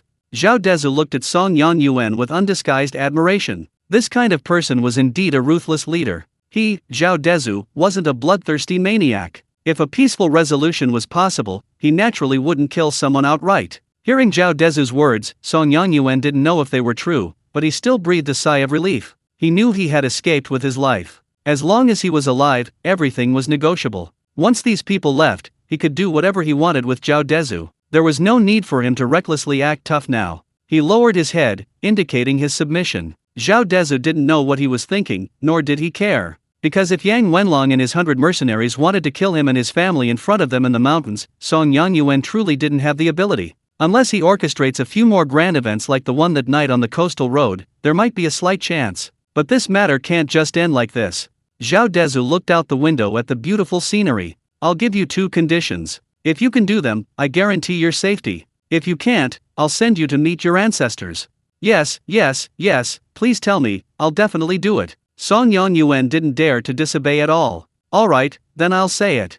Zhao Dezhu didn't even turn his head, just staring into the distance, as if talking about something insignificant, but his tone left no room for doubt. First, I need to see Gao Xing and those people involved in the assassination within 2 days. Second, this building is nice, I want it, and it needs to be transferred to my company's name within 2 days. At this point, Zhao Dezhu turned around. If you can't do that, I'll take it myself, but if I take it myself, it might cost a bit more. Zhao Dezhu slowly walked over. Song Yuan listened to Zhao Dezhu's words with trepidation. This young man's appetite is far too big. Even Yang Wenlong and the others wanted to laugh but dared not laugh out loud, watching Song Yuan's expression of utter disgust. They had initially thought Zhao Dezhu was just joking, but now he was actually making it seem so natural. He was really acting on a whim, and Song Yuan couldn't say no. Song Yuan felt the previous demands were reasonable. After all, Gao Xing and Scarface were either executors or initiators, so Zhao Dezhu wanting them was understandable. But wanting the headquarters of the Dekong group? That's going too far. This building is worth at least 1 billion yuan, how dare he ask so brazenly? However, although Song Yuan was very unwilling, he had no choice, his life was more important. If Zhao Dezhu killed him directly, not only would he lose the building, but he would lose everything. Despite his reluctance, Song Yuan nodded. Alright, Mr. Zhao, I will definitely get these things done within 2 days. Zhao Dezhu didn't say anything more and walked straight towards the door. Yang Wenlong and the others all followed him out of Song Yuan's office. After everyone of Zhao Dezhu's group had left the office, Song Yuan let out a long sigh and collapsed to the ground. Damn it, when did Yayo City produce such a hothead? In his eyes, Zhao Dezhu was indeed a hothead, someone who knew nothing and didn't care about the consequences. But there was nothing he could do. People like them feared no one. Gangsters, high-ranking officials, they could handle them all. Because at least those people followed reason and rules. But a hothead like Zhao Dezhu didn't care about anything, he only did what he wanted. So even if he were killed in a moment of impulsiveness, Song Yuan would be powerless. That's why he was so terrified of Zhao Dezhu. No one dared to respond to Song Yuan's words. Once Song Yuan had calmed down a bit, he looked at his cousin and said, Zhao Bao, bring Gao Xing over. You handle this yourself, and make sure nothing goes wrong. His face hardened with malice as he spoke. It's all this idiot's fault. I've never been so humiliated in my life. Chairman, are we really handing Gao Xing over? Song Zhao Bao was incredulous. He had thought his cousin's earlier words were just a delaying tactic, but now it seemed his cousin was really going to hand Gao Xing over? After all, as Song Yuan's most trusted confidant, Song Zhao Bao knew about this. Half the reason Gao Xing dared to do this was because of Song Yuan's tacit approval. It was true that Scarface and the others were Gao Xing's cronies, but the guns came from Song Yuan. So, Song Yuan was a classic case of using someone and then discarding them. Chapter 185. I want the entire Dekong group. This is truly disheartening. But that's just how society is, especially for those of them who were born into it. They'll do anything for their own benefit, they'll betray anyone. Song Yuan glanced at his cousin. His expression shifted constantly. He had initially intended to do as Zhao Dezhu suggested, planning to retaliate later. But if he actually did as Zhao Dezhu said, how could he, this local tyrant, continue to operate in Yayo City? Besides, the Dekong Group headquarters was something he and hundreds, even thousands of his brothers had risked their lives for. How could he willingly hand it over to Zhao Dezhu just because of a few words? So he started to have his own agenda. After going downstairs, Zhao Dezhu, Yang Wenlong, and Dasan got into the Cullinan. Dasan looked at Zhao Dezhu, glancing worriedly at the towering building. Boss, do you think this old guy will do what you say? Yang Wenlong also looked at Zhao Dezhu questioningly, wanting to see what he thought. Zhao Dezhu, sitting in the back seat, smiled slightly and shook his head. Of course not. Both men looked at Zhao Dezhu with puzzled expressions. Zhao Dezhu looked at the two men in the driver's seat and continued, "Who is Song Yuan? He's the most powerful person in Yayu City. How could he possibly hand over this building and Gao Sing and the others to me just because of a word I say?"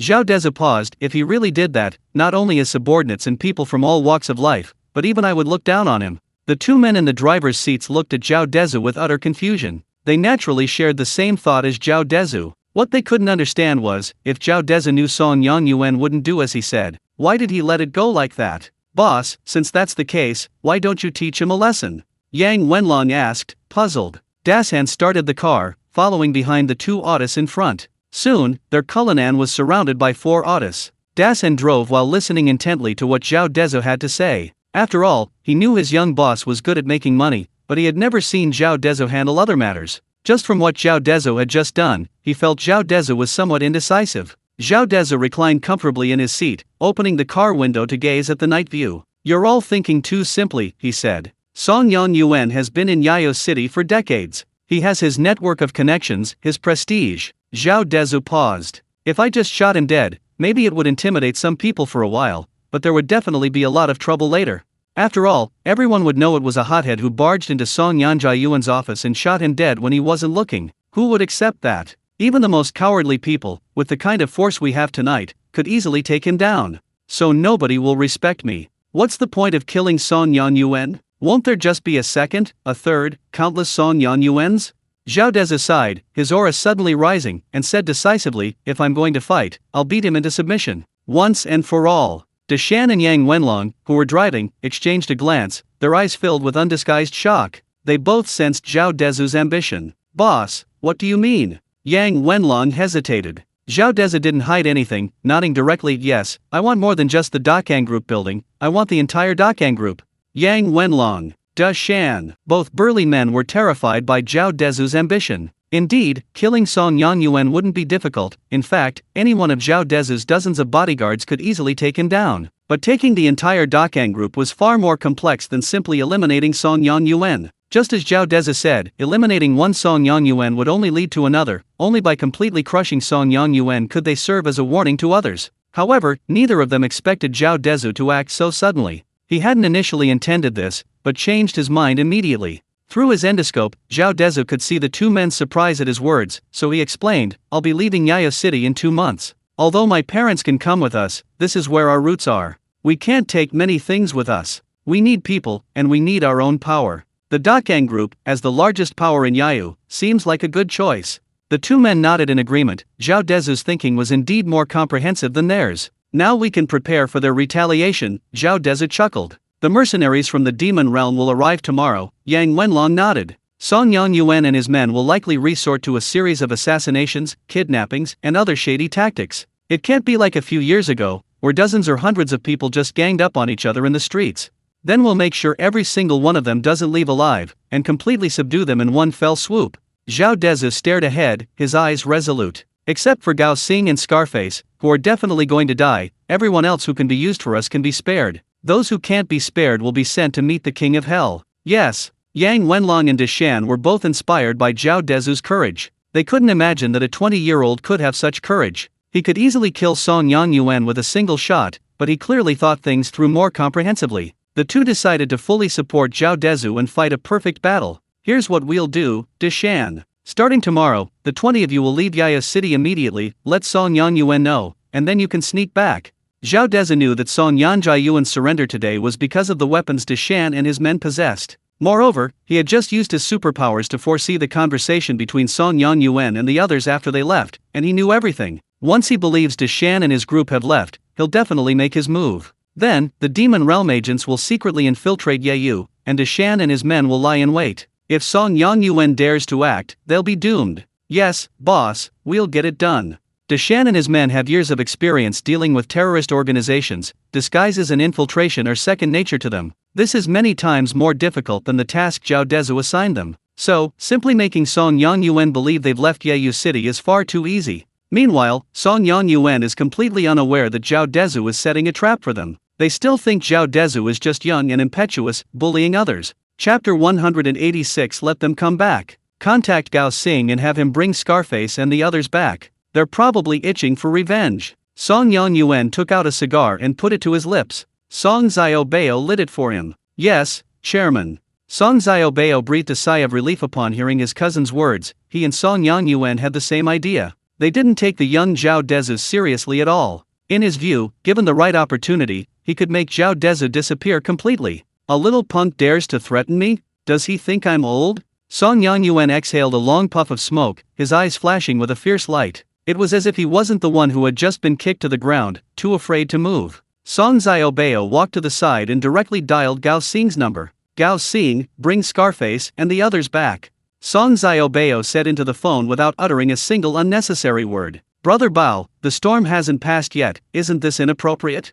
Gao Xing was still quite afraid of Song Xiaobao, because he was merely a mid-level manager at Dakang Group, while Song Xiaobao, as Song Yanjiayuan's cousin and a high-ranking executive, naturally wielded more power. Song Xiaobao looked at his phone impatiently. Nonsense, who is the chairman? What's this little thing? Gao Xing paused, then realized. Indeed, as long as Scarface and his gang weren't captured alive, given Song Yanjiayuan's influence in Yayo City, this matter really wasn't a big deal. Furthermore, he didn't know about Dashan and the others Zhao Dezhu had brought today. Gao Xing only knew that Scarface and his gang hadn't killed Zhao Dezhu. After that, he instructed Scarface and his gang to hide in a pre-arranged location. He himself had found Song Yangyuan after the incident, confessed, and although punished, Song Yangyuan had still hidden him. Now that Song Xiaobao was telling him he could come out and was bringing Scarface and his gang, Gao Xing knew there must be something to arrange. So after Song Xiaobao said the matter was resolved, Gao Xing didn't dare to waste any more words and immediately agreed. Okay, Brother Bao, I'll have them back tomorrow.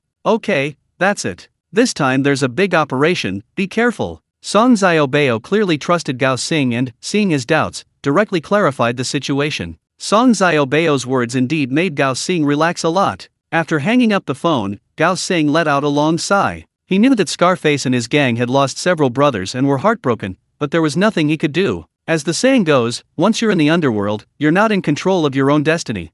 Once they entered the underworld, it was difficult to leave. They had no say in their own lives. Gao Xing had been hiding in Yayu City. After all, in Yayu City, the Dakang Group was full of casinos and nightclubs. Hiding Gao Xing was no big problem. At this moment, Gao Xing was hiding in a small cubicle in an underground casino. His life couldn't be more comfortable. He had plenty of food and drink, and beautiful women to accompany him. It was like being on vacation. Gao Xing took out a cigarette, and the beautiful woman beside him immediately wrapped herself in a bath towel and lit it for him. Brother Xing, what's wrong? Why do you look so worried? The woman asked, looking at Gao Xing's thoughtful expression with concern. The obese Gao Xing took a drag of his cigarette and slowly exhaled. After a few seconds, he looked at the woman and said calmly, women shouldn't ask about men's affairs, it won't do you any good. Oh, the beautiful woman replied resentfully, looking somewhat unhappy, but she didn't ask any more questions. Gao Xing then pinched the woman with satisfaction. Go, get the phone from the cabinet. The woman got up, opened the bedside cabinet, took out an old Nokia phone, and made a call. Scarface, he's back for revenge. Meanwhile, at Zhao Dezhu's villa number 8, Li Feng was wearing large earphones connected to a laptop. Li Feng was constantly adjusting something, and soon took off the earphones. Seeing Zhao Dezhu and the others give an okay sign, Li Feng said, Song Xiaobao just called Gao Xing, telling him to come back. Looks like he's going to make a move against us. That's right, Zhao Dezhu and his group not only intimidate Song Yangyuan, but they also planted a hidden device in his office. Not only could all the calls and messages made from the office be monitored, but Li Feng also managed to pinpoint Gao Xing's location by tracking the signal source during Song Xiaobao's brief conversation with him. In other words, Li Feng had intercepted Gao Xing's hiding place. Even with comprehensive police equipment, finding someone's location would take considerable effort and time. Li Feng, however, found and located Gao Xing's phone with minimal equipment and a short call. This shows Li Feng's considerable ability. With abilities like Li Feng's, even without Zhao Dezhu's help, he could easily make a name for himself in a small software development company. It just goes to show that everyone has their own ambitions. Li Feng still prefers the feeling of being with his comrades. Gao Xing's location has been found. We can find him anytime. Li Feng typed rapidly on his laptop, and soon a red dot appeared on the screen. Li Feng calmly looked at the red dot. I've implanted a tracking program in his phone. As long as his phone has a signal, we can find him. Zhao Dezhu looked at Li Feng's laptop screen with great satisfaction. He was incredibly impressed. This was damn impressive. In this information age, Li Feng's abilities were beyond question. Boss, should we go and arrest him? Yang Wenlong looked at the red dot on the screen. Yang Wenlong wasn't going to be lenient with Gao Xing, who had almost gotten him and his boss killed. Zhao Dezhu raised his hand, no need. Don't alert him yet. Just keep him under surveillance. He's just a small fry. If we arrest him, Song Yang Yuan will know we've made a move, and he'll definitely become more vigilant. Okay. Everyone nodded. Gao Xing was just a small fry, he really wasn't a big deal. I'd rather check if my results are out yet, Zhao Dezhu chuckled. He was supposed to be a soon-to-be college student, and he should be traveling or something, but so many things had happened, causing all this trouble. He'd have to find a chance to make it up to himself later. Upon hearing Zhao Dezhu mention wanting to check his scores, Li Feng quickly typed a few lines on his laptop, and the webpage for checking college entrance exam results appeared shortly.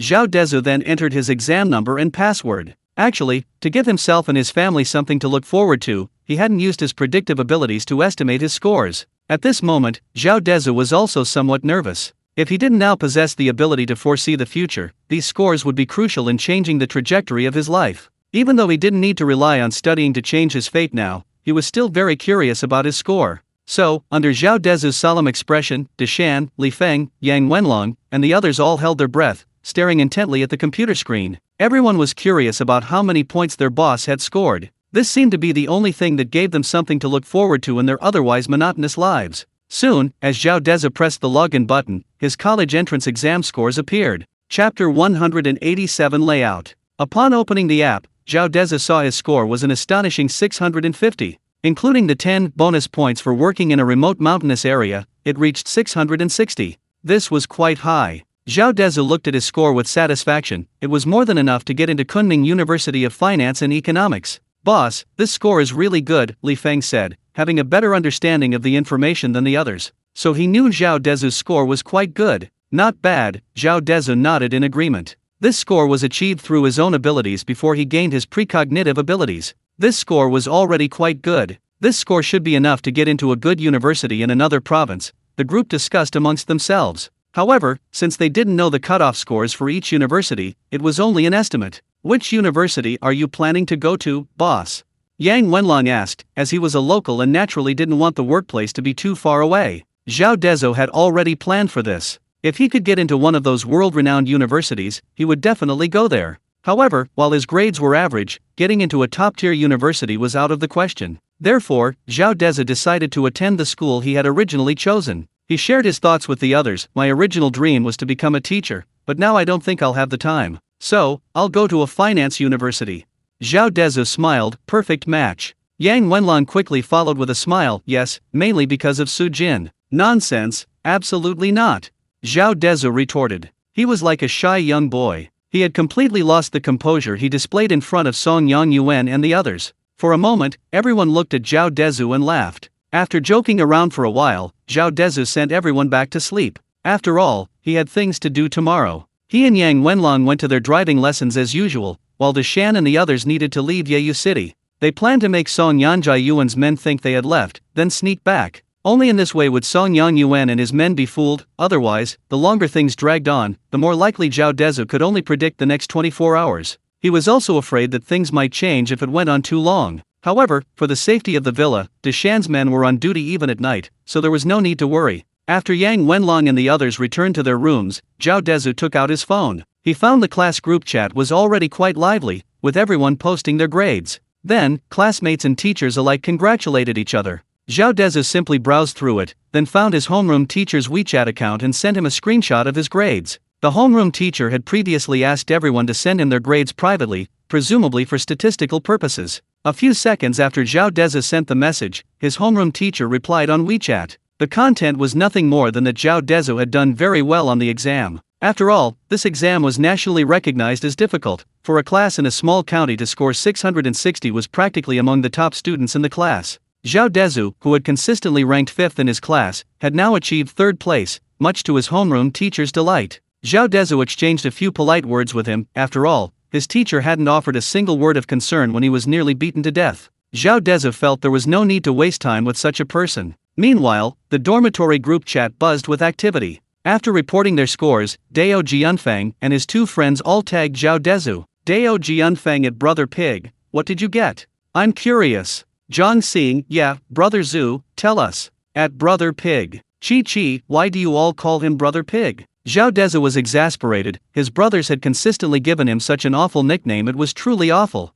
So he sent a laughing crying emoji to the group chat, then said, "Change the nickname, or I won't tell you." Zhao Dezhu chatted with his roommates until late before going to sleep. They mentioned that the class would be having a party after the applications were submitted. Zhao Dezhu didn't really care. After all, he was so busy, he probably wouldn't have time to go. Even Chang Chang messaged Zhao Dezhu asking about his grades. Zhao Dezhu had no choice but to show her his scores. But then the girl asked again which university he was applying to. Zhao Dezhu remembered she had asked him twice before. The first time was because of that question, which made Li Tianyi jealous. That's why he almost had someone beat him to death. The other time was when she and Dao Jianfeng came to his house. Both times, he had told her he had to wait for the results. But now that the results were out, he couldn't keep lying. Zhao Dezhu had no choice but to tell her his thoughts. Unexpectedly, Chang Chang only paused for a moment before replying to Zhao Dezhu with a simple She didn't send any more messages after that. Zhao Dezhu didn't know what she was thinking, but he didn't reply either. Thinking about his driving lesson the next day, he took a shower and fell into a deep sleep. The next morning, Yang Wenlong drove Zhao Dezhu to the driving school, while others discreetly protected Zhao Dezhu, and others protected their families. It was no different from usual. Deshan and his group also evacuated Yeyu City that morning. Xiao Bao, any news? Song Yang sat in his executive chair, smoking a cigar. Chairman, those armed special forces soldiers did indeed leave this morning. Song Xiaobao looked at Song Yang with great admiration. He hadn't expected that the armed special forces soldiers had really left Yeyu City, just as his cousin had said. Yeah, I knew this kid was bluffing me, Song Yang said confidently. The guys in the army have a mission, they have to go back on time. I was right. He didn't bother us for so many days, but he came yesterday precisely because those guys are leaving. That's why he came to give me a warning beforehand. Song Yang exhaled a puff of smoke with a hint of smugness. He just underestimated me, thinking I was really afraid of him. Song Xiaobao nodded, his admiration for Song Yang growing even stronger. They left quietly before dawn this morning, obviously, they didn't want us to know. Song Xiaobao said with a hint of smugness, they just didn't expect our Dakang group to have such power in Yeyu City. Yes, they'll definitely have to avoid us, Song Yang added confidently. This was all within his expectations. Unbeknownst to him, Zhao Dezhu had anticipated his prediction. Zhao Dezhu and his bodyguards went to driving lessons, and our people have been following them, Song Xiaobao continued, reporting Zhao Dezhu and his group's movements to Song Yang. As for his family, they are under tight protection. Chapter 188 Family Pride. Song Yang nodded. That's more like it. He offended us. Even if he's stupid, he should know we might target his family, so he'll prioritize protecting them. So, should we act now or what? Song Xiaobao was already eager to try. After Dashan and the others left, they felt that the dozen or so men around Zhao Dezhu were no longer a threat. After all, they were the Dakang group, the largest power in Yeyu City. If Dashan and his men hadn't been armed, they would have drowned them last night with just a spit from each of them. Why are you still as impulsive as that idiot Gao Xing? Song Yang looked at his cousin with exasperation. Who knows if he's setting a trap for us? Let's observe first. Didn't he give us 2 days? Song Yang sneered, then we'll give him 2 days. If his special forces are still there, we'll admit defeat. If they're gone, then it's his turn to back down. Compared to Song Xiaobao's impulsiveness, Song Yang appeared much calmer. Even though he felt humiliated by Zhao Dezhu, his pride completely shattered. However, after learning that Dashan and the others had left Yeyu City, his first thought wasn't to attack Zhao Dezhu, but rather to see if Dashan and his group had truly left or were bluffing. Okay, I understand, Chairman. Song Xiaobao nodded, unconditionally obeying his cousin's words. Well, that's all for now. Continue monitoring him and his family, but don't alert them. Song Yang waved his hand, signaling Song Xiaobao to leave. Song Xiaobao didn't say anything more and left the chairman's office. Unbeknownst to them, every word they uttered had reached Li Feng's ears. After receiving Li Feng's report, Zhao Dezhu smiled faintly, driving the training car while saying to Yang Wenlong in the passenger seat, "This Song Yang is truly not simple, he's definitely an old fox." Yang Wenlong nodded, agreeing with Zhao Dezhu's words. Indeed, if it were an ordinary person, upon discovering that Dashan and the others were gone, they would definitely be unable to restrain themselves. They wouldn't have this kind of patience. But it doesn't matter. Let him run wild for a few days. We gave him a chance. If he chooses to court death, it's no one else's fault. Zhao Dezhu chatted with Yang Wenlong as he backed the car into the designated parking space. Brother Long, have the people from Demon Realm arrived yet?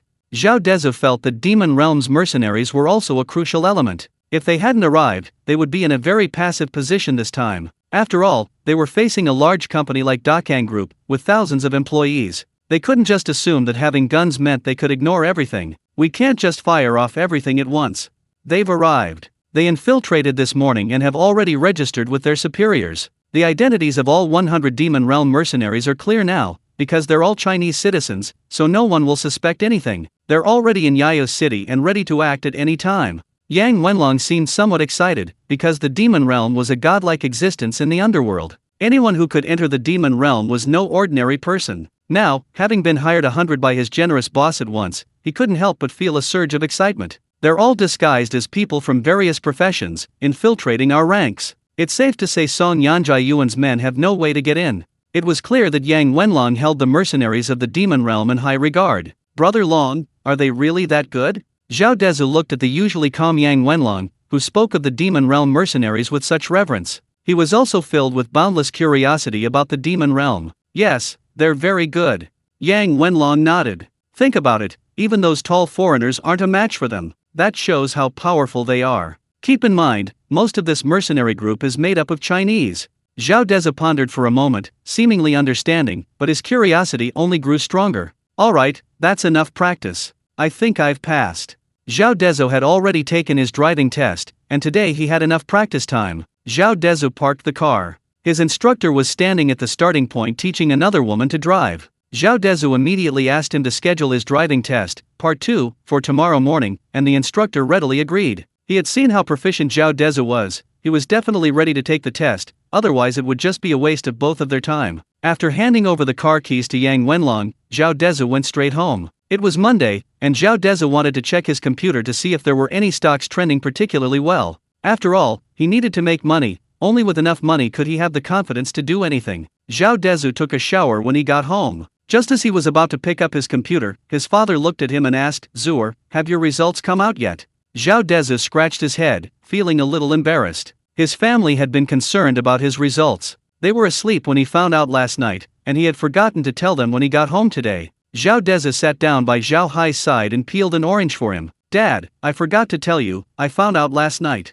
Hearing Zhao Dezhu say he had found out, Zhao Hai quickly asked, "How much did you get?" 660, third in the class.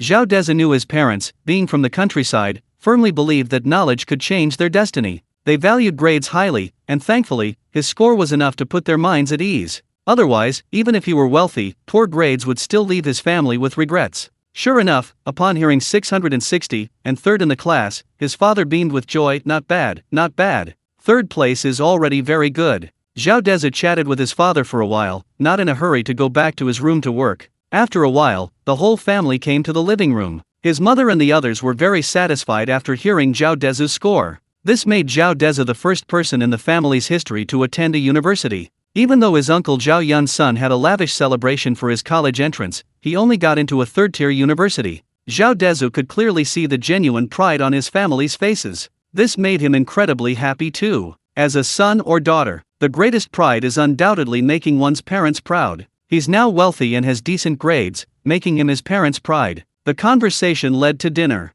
Zhao Dezhu shook his head. Well, spending time with family is more important than work. During dinner, Yang Wenlong received a phone call, but he didn't say anything. Only after dinner did he secretly tell Zhao Dezhu what had happened on the phone when the adults weren't looking. Chapter 189. Huang Chao and his daughter. "Boss, Huang Chao brought his daughter to apologize to you, but I didn't let them in," Yang Wenlong said, looking at Zhao Dezhu. Since they were in front of his family, Yang Wenlong didn't say anything. He told Zhao Dezhu to focus on finishing his meal with his family. Zhao Dezhu nodded. Yang Wenlong had that right, and he was quite satisfied with his approach. After all, many things weren't suitable to discuss in front of family. Zhao Dezhu smiled slightly at Yang Wenlong. "Don't let them in. It's not appropriate for just anyone to come into our house."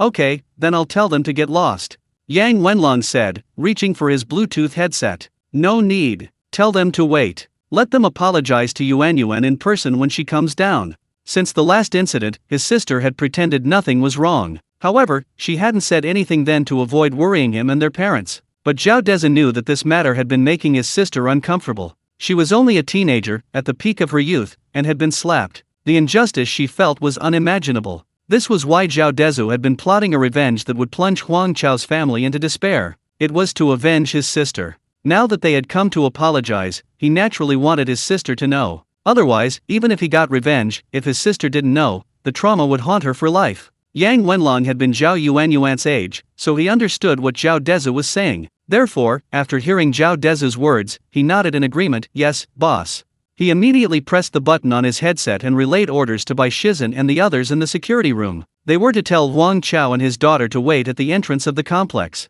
Zhao Dezhu himself carried his laptop to the living room and sent a WeChat message to his sister. He told her to come to the living room after she finished showering, without telling her the reason. A while later, Zhao Yuanyuan came down from the second floor. Brother, what's wrong? Huang Cancan and her father came to apologize to you. Go see them.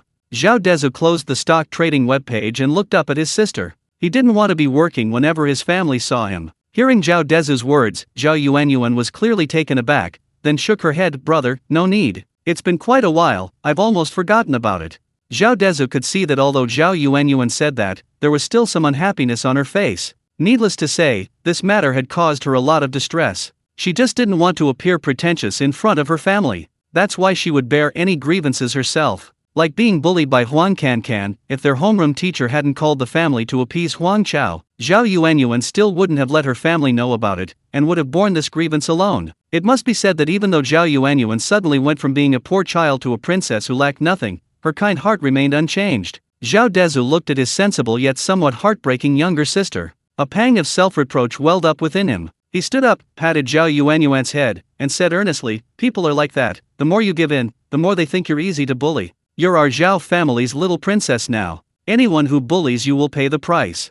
Zhao Yuanyuan's eyes instantly welled up with tears upon hearing Zhao Dezhu's words. A feeling of being protected and happy welled up inside her. She wasn't a child anymore. Her brother had sent many people to protect her. She knew it was because he was afraid she would be bullied again. Only by becoming stronger and more resilient would her family feel more at ease. Her submissive nature was indeed incompatible with her current status. Just as Zhao Dezhu said, if anyone could trample on his family and friends, where would he, Zhao Dezhu, put his face? Therefore, Zhao Yuanyuan decided to listen to her brother and go see Huang Cancan. She would forcefully demand an apology from her. After all, it was what she deserved. Zhao Dezhu looked at his younger sister, who seemed to be struggling with her own thoughts. He instantly understood what she was thinking. He couldn't help but sigh. His sister's personality was still too kind, too weak. However, this was a personality trait formed over more than 10 years. It would be difficult to make her become assertive overnight. It would have to be done slowly. Zhao Dezhu thought that even if he hadn't undergone countless years of endless trials in the hospital, his mind might not be the way it was now.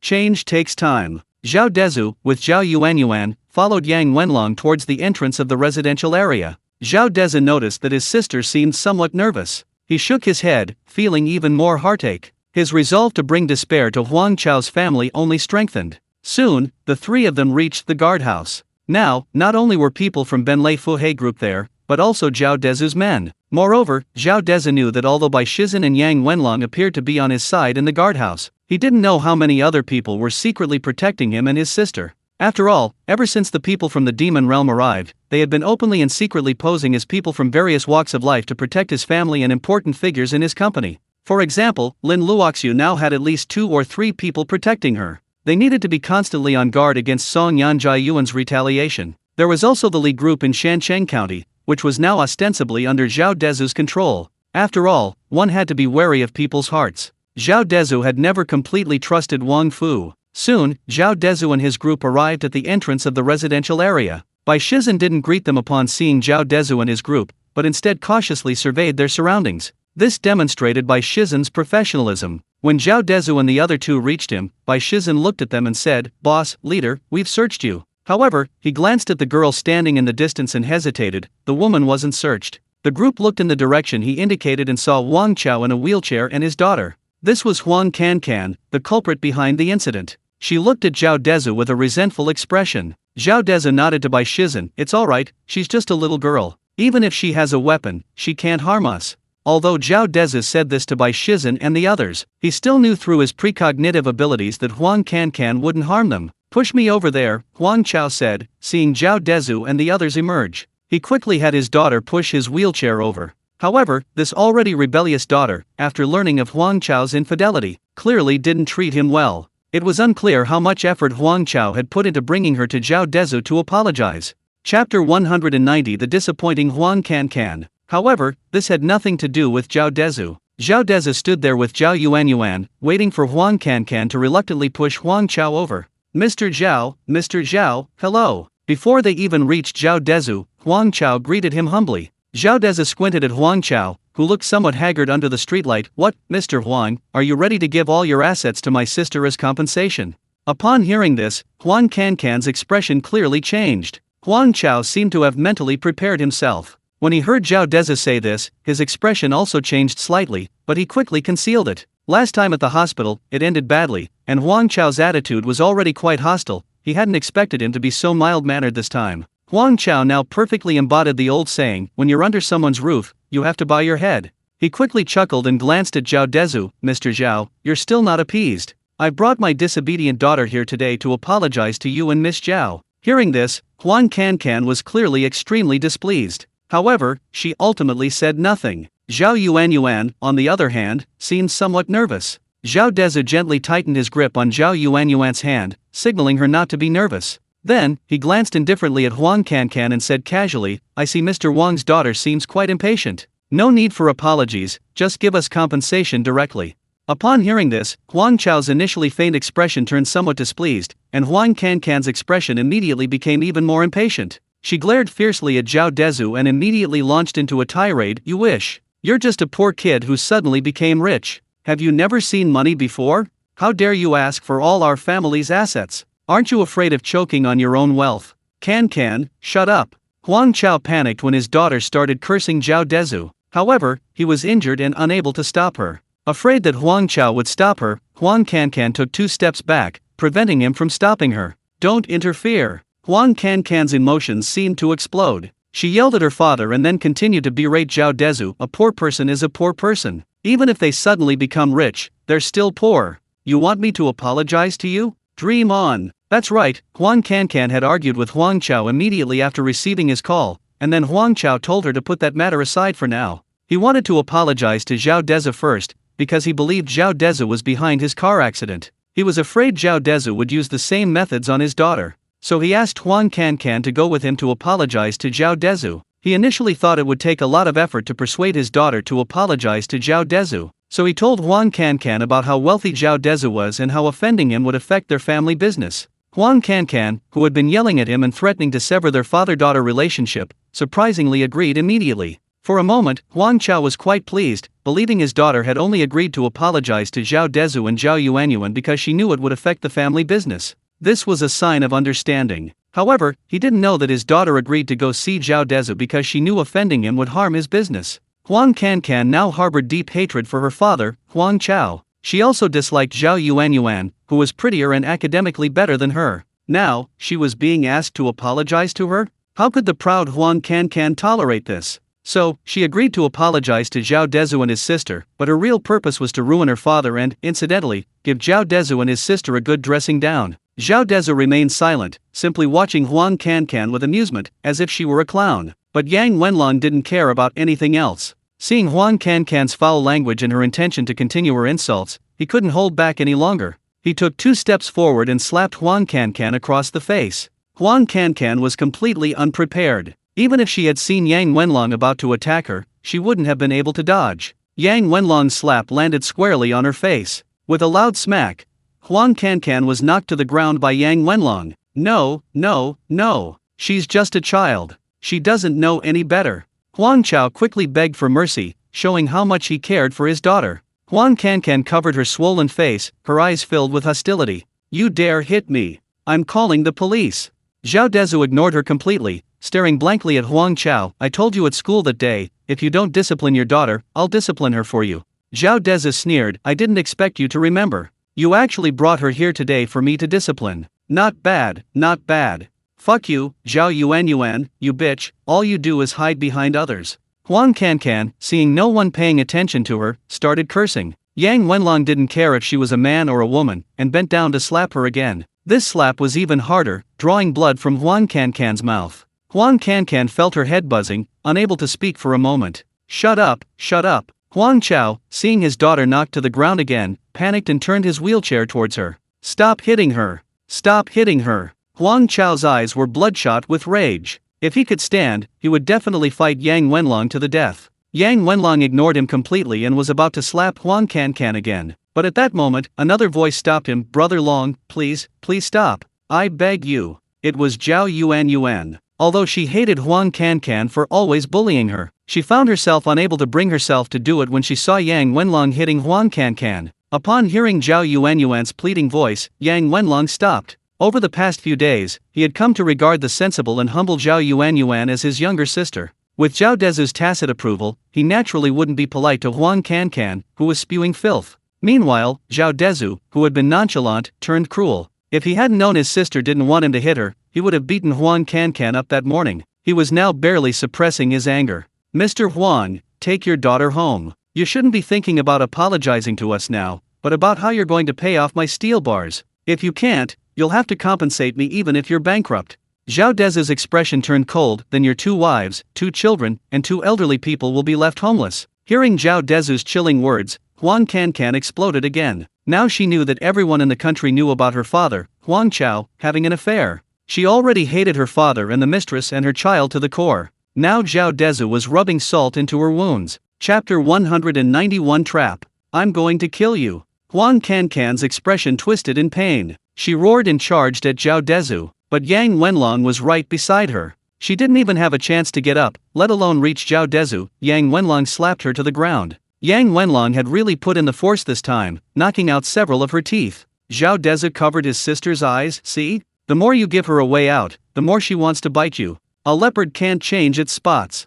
Zhao Dezhu sighed. I'm telling you this not to make you abandon your kindness, but to tell you that kindness should be selective. Zhao Yuan gripped Zhao Dezhu's fingers tightly, remaining silent, unresponsive, and not telling Yang Wenlong to stop. You two can leave, Zhao Dezhu said, ignoring Huang Chao's sinister and malicious gaze. In his eyes, this father and daughter were no different from the dead. But not now. He didn't want Zhao Yuan to witness too much bloodshed, nor did he want to cause himself too much trouble. He simply let them go. After hearing Zhao Dezhu's words, Yang Wenlong didn't attack Huang Cancan again, only watching the two of them warily. It was clear that both Huang Chao and Huang Cancan harbored intense hatred in their eyes, but they were currently powerless to do anything about it. Just as Zhao Dezhu and the others turned away, a man got out of a black sedan not far away. He hurriedly helped the father and daughter into the car. This man was Huang Chao's driver, whom Bai Shizhen and the others had checked earlier. However, Huang Chao himself had forbidden him from getting out of the car before Zhao Dezhu and the others left, which was why he had been watching everything unfolding in the distance without daring to utter a word.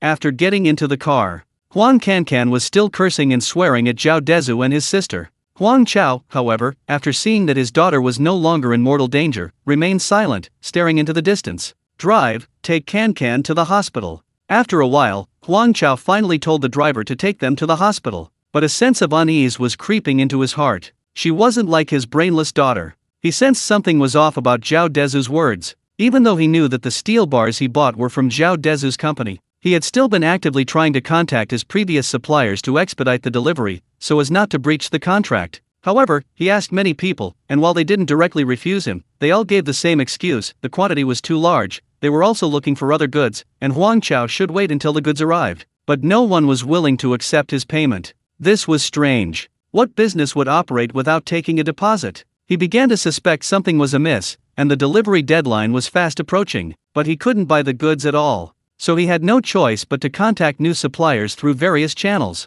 What frustrated him was that while everyone initially agreed to place orders, once they learned his name and wanted to discuss the details, they all seemed to have conspired to refuse to supply him. Even if he offered a higher price, they wouldn't sell. The reason was simple. Huang Chao had a bad lifestyle. He's famous nationwide now, so we won't do business with him. That's the simple excuse. But even a fool like Huang Chao knows it's not that simple. This world is about profit. Even with his terrible reputation, no one would refuse him when there's profit to be made. He even offered to forego profit, to get the end market price directly from them, and to pay upfront, only asking not to have to compensate Zhao Dezhu's company 30% for failing to supply the goods. But even with such tempting terms, no one took his business. That means something's fishy. Now, after hearing Zhao Dezhu's words, Huang Chao understands the real situation. But he's helpless. If he can't deliver the goods by the deadline, not only will he have to return the entire 49 million he received to Zhao Dezhu's company, but he'll also have to compensate them 30% of that 49 million according to the contract.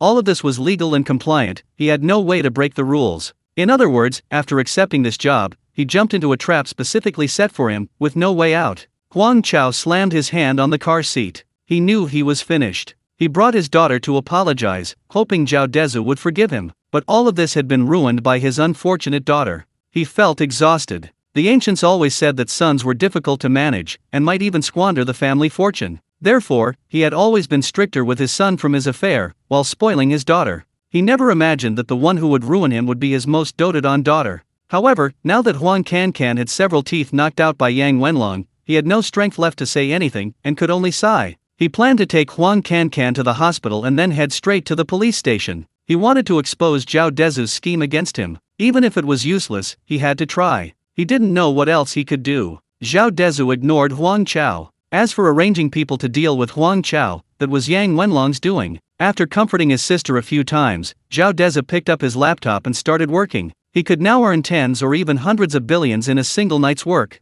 He didn't care about the compensation from Huang Chao's family. His only goal was to make Huang Chao's family pay. Meanwhile, Deshan and his group had secretly returned to Yeyu City and were now secretly protecting Zhao Dezhu's family. Zhao Dezhu could now work without worry. During this time, he would send screenshots to Su Jin when buying stocks, telling her what to buy. The two would video chat whenever they had time. Zhao Dezhu always felt a strange sense of ease when chatting with this girl. No matter what they talked about, it was very relaxing. While chatting with her tonight, Su Jin suddenly told him she had prepared a surprise for him. It was a way of repaying Zhao Dezhu for helping her along the way. It transformed her from a slightly wealthy woman into a genuine tycoon. Zhao Dezhu was also very curious about what kind of gift Su Jin would give him, but he was still very much looking forward to it. To maintain his curiosity, Zhao Dezhu didn't use his precognitive abilities to see. He felt that if he knew everything in advance, life would become utterly meaningless. Da Kang Group. Chairman's Office. Song Yangyuan looked at the trembling Gao Xing. Tell your people to hide well and not expose themselves.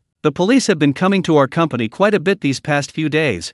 Chapter 192 Undercurrents. Song Yangyuan's tone wasn't harsh, as if he were talking about a trivial matter. But Gao Xing knew the extent of the trouble he had caused Song Yangyuan, especially after hearing Song Xiaobao say that Zhao Dezhu had led 10 armed men into the office and nearly shot Song Yangyuan dead. The sweat on his forehead finally broke free. No matter what, he had brought this upon himself. Although Song Yangyuan had essentially tacitly agreed. But what no one could have predicted was this. More than 10 men and several guns, yet they couldn't take down Zhao Dezhu and his driver. This was truly an unexpected turn of events that Gao Xing hadn't even dared to imagine. Originally, he thought that once Zhao Dezhu was dead, given Zhao Dezhu's background, no one would bother to investigate further. After all, the connections and status within the Dekong group were undeniable. But unexpectedly, Zhao Dezhu was not only alive and well, but also seemed to have connections to the military. They even brought people to his doorstep, which terrified him. What if something happened to his chairman? As the culprit, wouldn't he be torn to pieces and fed to the dogs by his confidants? Song Yangyuan noticed Gao Xing's nervousness. He poured Gao Xing a cup of tea. Don't be nervous. I called you here not to blame you. Now that this has happened, we shouldn't be thinking about assigning blame, but about how to resolve this. Song Yangyuan pushed the teacup towards Gao Xing. Sit down. It's annoying to see you standing like this. Yes. Gao Xing didn't dare speak and sat down immediately. After pouring the tea, Song Yangyuan stroked his bald head, his tone calm. That arrogant brat wants me to hand you over to him, and he even wants me to hand over the Dekong headquarters to him. At this point, Song Yangyuan's expression turned ruthless, filled with disdain. I don't know where he gets his courage. When I was committing murder and arson, he was probably still alive. Then, Song Yangyuan's tone changed, becoming very righteous. Even if he has incredible abilities, I'll still have to test him. You've been with me for over 20 years, how could I possibly hand you over to him? This Dekong group, which hundreds, even thousands of brothers fought tooth and nail to obtain, how could I possibly hand it over to him? When Gao Xing first heard Song Yangyuan say that Zhao Dezhu wanted him, his heart tightened, thinking he was about to be used as a scapegoat. Unexpectedly, Song Yangyuan's subsequent words moved him deeply. He secretly vowed in his heart. Even if he died this time, he would avenge his boss. The person he had followed for decades was indeed the right one. He couldn't bear to let him down, even if it meant death. Bound by this mix of self-reproach and brotherly loyalty, Gao Xing became even more devoted to Song Yangyuan. However, he didn't notice that as he secretly made his decision, a strange glint flashed in Song Yangyuan's eyes as he looked at him, but it vanished in an instant. Villa number 8, Fuhei Villa. Li Feng, Yang Wenlong, and Zhao Dezhu sat on the third-floor rooftop, drinking hot tea around a tea table. Two laptops sat beside them. One was Zhao Dezhu's work laptop. The other was Li Feng's. The three of them had overheard every word of Song Yang-yuan and Gao Xing's conversation. Song Yang-yuan is really good to his own people. This is different from what I see in movies and TV shows, Zhao Dezhu joked, having already ended his video call with Su Jin. In TV shows, Gao Xing caused such a huge mess and made Song Yang-yuan suffer so much injustice, not killing him would be considered lenient. But now Song Yang-yuan is speaking so softly. Zhao Dezhu felt that there was definitely a reason why Song Yang-yuan had gotten to where he was today. This was also why Yang Wenlong and Dasan dared not let their guard down around Song Yang-yuan. This was why the Zhao family was always protected at the highest level. He certainly has a system, but I think it's only because Gao Xing still has some use, Yang Wenlong said, having seen far more than Zhao Dezhu. Those gangsters, risking their lives, will stop at nothing to achieve their goals. They'd betray even their own brothers for profit, let alone someone as insignificant as Gao Xing. Li Feng nodded. They'd dealt with plenty of people like this during their border missions. They'd seen far too many people abandon all pretense of loyalty and righteousness for personal gain, so he wholeheartedly agreed with Yang Wenlong's statement. Zhao Dezhu nodded thoughtfully, seeing that both men agreed. He'd indeed learned a lot from these two mature and steady men during this time. Zhao Dezhu stared at the screen for a while, then picked up his tea and took a sip. Looks like this old man's up to no good. Yang Wenlong and Li Feng both nodded, that was for sure, they just didn't know how he'd do it. Zhao Dezhu made a prediction for the next 21 to 24 hours and found nothing unusual. This meant that Song Yang-yuan wouldn't cause any trouble in the next day. This only made Zhao Dezhu more vigilant. Perhaps Song Yang-yuan was plotting something bigger. Brother Long, tell everyone to be on high alert. That old bastard is probably up to something.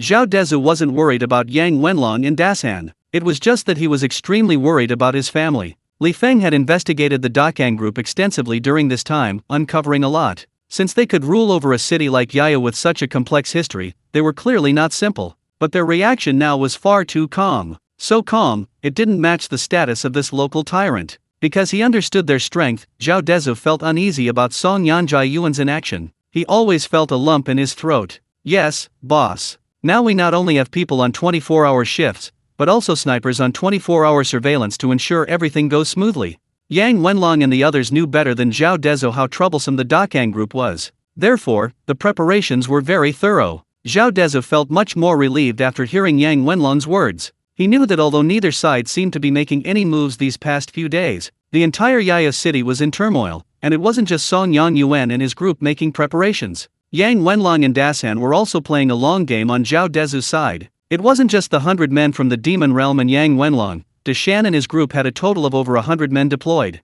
They were also secretly investigating the Dakang group, hoping to take down Song Yang-yuan and his high-ranking officials in one fell swoop. This way, Zhao Dezhu could legitimately acquire the Dakang group. Zhao Dezhu nodded and continued trading his stocks and futures. Chapter 193 Tears of Regret. The next morning, Zhao Dezhu had Yang Wenlong take him to the driving test center for Part 2, then found his instructor, paid the fees, and took the test. Part 2 is now entirely electronic, so the examiner doesn't need to be in the car. Zhao Dezhu quickly passed all the sections on his first try, achieving a score of 98. Afterward, he had Yang Wenlong and his instructor take him for a few more practice runs on the test route. At noon, Zhao Dezhu treated his instructor to lunch, and then ended his practice for the day. This was consistent with his itinerary during this period, leaving no room for suspicion. Huang Chao, however, was unable to report the incident to the police because he was injured when he returned home last night, and Huang Cancan had also been assaulted. This morning, I went straight to the police station to report the case as soon as I woke up.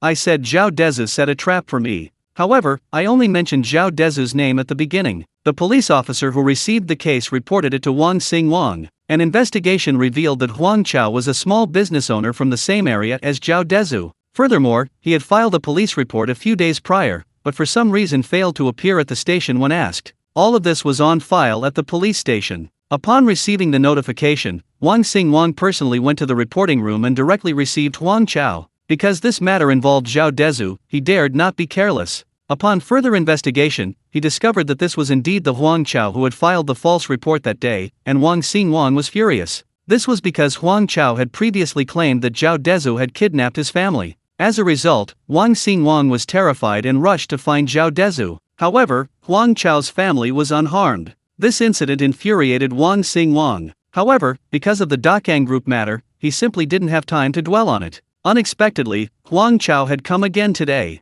The crucial point was that this time, he was calling the police to accuse Zhao Dezhu. This made Wang Xing Wang extremely dislike Huang Chao. However, due to their duties, they had to accept the report. But after listening to Wang Chao's explanation of the matter, Wang Xingguang's brows furrowed involuntarily. You say Zhao Dezhu set a trap to cheat you out of your money, what evidence do you have? Wang Xingguang asked in a deep voice. Yes, Huang Chao said, handing Wang Xingguang the contract he had signed with Lin Luoxiu. Wang Xingguang first looked at it himself and found nothing wrong. Then, without saying anything, he asked someone to call in a police officer, a law graduate. He usually handled contract cases. Wang Xingguang handed Wang Chao a copy of the contract he had given him and said, Xiao Li, take a look at this contract and see if there are any problems, including hidden wording traps or anything like that. Look closely. The policeman he called Xiao Li respectfully took the document. He sat down and carefully examined the contract. He read it almost word for word, for a full half hour. Then he adjusted his glasses. He said with great certainty, Director Wang, this contract is fine. It's been notarized, it's perfectly clear. Hearing this, Wang Xingguang was somewhat bewildered. The contract was flawless. How could he say Zhao Dezhu had set him up? He looked at Huang Chao suspiciously. The contract is flawless, and it states that all payment has been made. Could it be that you haven't received the money? No, the money is in my account.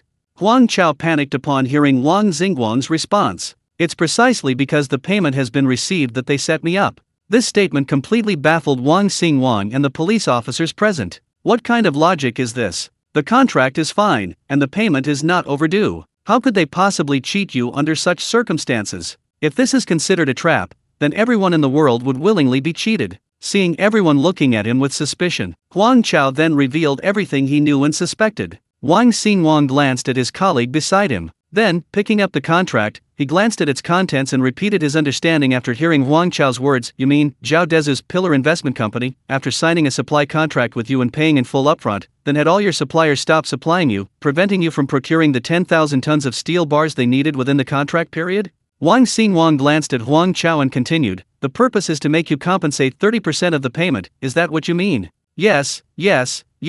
Seeing that the older policeman clearly understood him, Huang Chao felt a glimmer of hope. He thought this policeman might let him escape. However, the police rely on evidence. The contract Huang Chao presented was legal and compliant, hardly qualifying as evidence. And Huang Chao's words were even more useless. Do you have any concrete evidence to back this up? Wang Xingguang looked at Huang Chao. Like, videos or recordings of him talking to your supplier and asking them not to supply you? Hearing Wang Xingguang's words, the last glimmer of hope that had just risen was instantly extinguished. Where would he get such things? No, but it's obvious. Otherwise, why would they think of buying from me? Such a big company, easily paying 40 or 50 million, why would they order from a small factory like mine? Huang Chao didn't want to let go of even the slightest opportunity. So he told him everything he was thinking. However, after hearing his words, Wang Xingguang and the others all looked at him like he was a fool. Wang Xingguang paused, looking at Huang Chao and asking, if that's the case, why didn't you think of this before? Now you've signed a contract, taken the money, and can't deliver the goods, so you're saying they cheated you. After saying that, Wang Xingguang's face darkened. What's the point of the contract if you do this? Huang Chao immediately deflated. His already haggard expression looked even older. Indeed, it was all just his own conjecture. He had absolutely no evidence. Stop talking. I advise you to hurry up and find a source of supply. I see the delivery date on the contract is still 2 days away. Maybe you still have time to purchase 10,000 tons of steel bars. Looking at the stammering Huang Chao, Wang Xingguang didn't give Huang Chao a chance to continue. He stood up and said, I'm just trying to be helpful. You can only say this to us. If it gets out, the company might sue you for defamation and breach of contract. Then it won't be as simple as just paying money. With that, Wang Xingguang left. To be honest, he hadn't actually helped Zhao Dezhu at all. It was just the way things were. Huang Chao was simply grasping at straws in his desperation. Huang Chao slumped down, tears of regret streaming down his aged face. Chapter 194, Developing Xiaoxing Village. He hated himself for bullying others at school. He hated himself for greedily accepting the order. But it was all useless. It was too late. Everything Huang Chao did, even his conversations with Wang Xingguang and the others, reached Li Feng's ears. However, in Li Feng's view, this was a trivial matter, not worth telling Zhao Dezhu. It was far too insignificant. After dinner, Zhao Dezhu stayed home, playing chess and chatting with his grandfather and father. Dao Jianfeng sent Zhao Dezhu a message saying that the school's class group had announced that students should fill out their college applications the next day. Only then did Zhao Dezhu open the class group. It was already filled with all sorts of idle chatter. If Dao Jianfeng hadn't told him, he wouldn't have bothered to go through the entire chat history. There were simply too many messages. That's understandable. High school courses had always been very demanding, and everyone was also afraid of the teachers in the group chat, so aside from assignments and announcements, they only chatted about anything else. Now that they've graduated, they're no longer afraid of teachers, and the pressure has eased, so they naturally started chatting here. Zhao Dezhu quickly thanked his younger brother, Dao Jianfeng. If it weren't for him, he wouldn't even know about filling out college applications. The two agreed to meet at school the next day for a good get-together, and then Zhao Dezhu focused on playing chess with his two elders. In the afternoon, Lin Luoxiu entered the villa, made tea for all four of them, and then looked at Zhao Dezhu and his two elders. Boss, the development of Xiaoxing village has been finalized. Next, we'll start discussing compensation with the villagers. Upon hearing this, the grandfather, grandson, and father all became interested, especially the maternal grandfather and father, who were very concerned about this matter. However, after Zhao Dezhu and Zhao Hai finalized the development plan in the village, they went through many procedures, which is why it's only now being formally brought up again. Zhao Dezhu naturally understood his grandfather and father's intentions and, in front of them, inquired about the matter with Lin Luoxiu. Sister Luoxiu, what's the compensation plan? Lin Luoxiu took out a stack of documents she had prepared beforehand and was about to hand them to Zhao Dezhu. Zhao Dezhu waved his hand, refusing. Sister Luoxiu, this thick stack of documents makes my head spin. Just give us a brief overview. Okay, boss. Lin Luoxiu nodded and briefly introduced the general plan. It's like this: we need to develop a tourist area in the village. According to the professional plan we've hired, all the houses in the village need to be rebuilt. Our plan is to build a villa of the same size as each household's existing house. As for other facilities encroaching on anyone's land, compensation will be paid according to national standards. In just a few simple sentences, she directly described the situation. So, not a single house in the village is left? Zhao Dezhu asked Lin Luoxiu. Zhao Hai and his father-in-law shared the same question. No, our main purpose is to rebuild housing. There are two objectives. First, it's a benefit for the villagers. After all, most houses in the village are ordinary bungalows, or even mud brick houses. Replacing them with villas is a good thing. Second, it's for the overall image of the village. Lin Luoxiu continued, as for the other houses, those that are abandoned will be demolished. Other things like pigsties will be preserved. After all, everyone needs to live. This is their home, they have their own freedom. As long as they follow the sanitation requirements, that's fine, and our company will cover the costs of this. That's indeed a benefit for everyone. Zhao Dezhu was very satisfied with Lin Luoxiu's approach, as it was entirely beneficial to the villagers. It was also a way for him to do something good for his hometown now that he had become successful. His reason for doing this wasn't to make money, but simply to improve the living environment for his family. Dad, Grandpa, is there anything we need to add? If not, we'll proceed with this plan. Zhao Dezhu looked at his father and grandfather. This was for them, so naturally, their opinions were important. Any suggestions they made were welcome. The plan itself isn't a problem, but this, Zhao Hai was somewhat frightened after hearing Lin Luoxiu's words. Dad, but what is it? Tell me. Zhao Dezhu didn't know what his father was worried about. The money. Zhao Hai glanced at his son and Lin Luoxiu. How much will that be? There are about 150 households in Xiaoxing village. How much will 150 villas cost? Seeing that his father's concern was only about money, Zhao Dezhu immediately smiled and looked at the group. He noticed that his grandfather also had the same worry on his face. He didn't speak, but simply gestured for Lin Luoxiu to continue. Lin Luoxiu nodded slightly. He immediately started calculating the costs for Zhao Hai. Xiaoxing village currently has 161 households and 170 houses. Our plan is to budget an average of 2 million yuan per house, so 170 houses would be 340 million yuan. The total development budget for Xiaoxing village is 1 billion yuan. 1 billion, 1 billion. Zhao Hai was stunned. This was no small sum. Son, maybe we should just forget about it? And this is just the budget, it might have to be increased significantly. Zhao Hai was starting to regret it. Yes, Zur, this investment is too huge. How many years will it take to recoup the investment?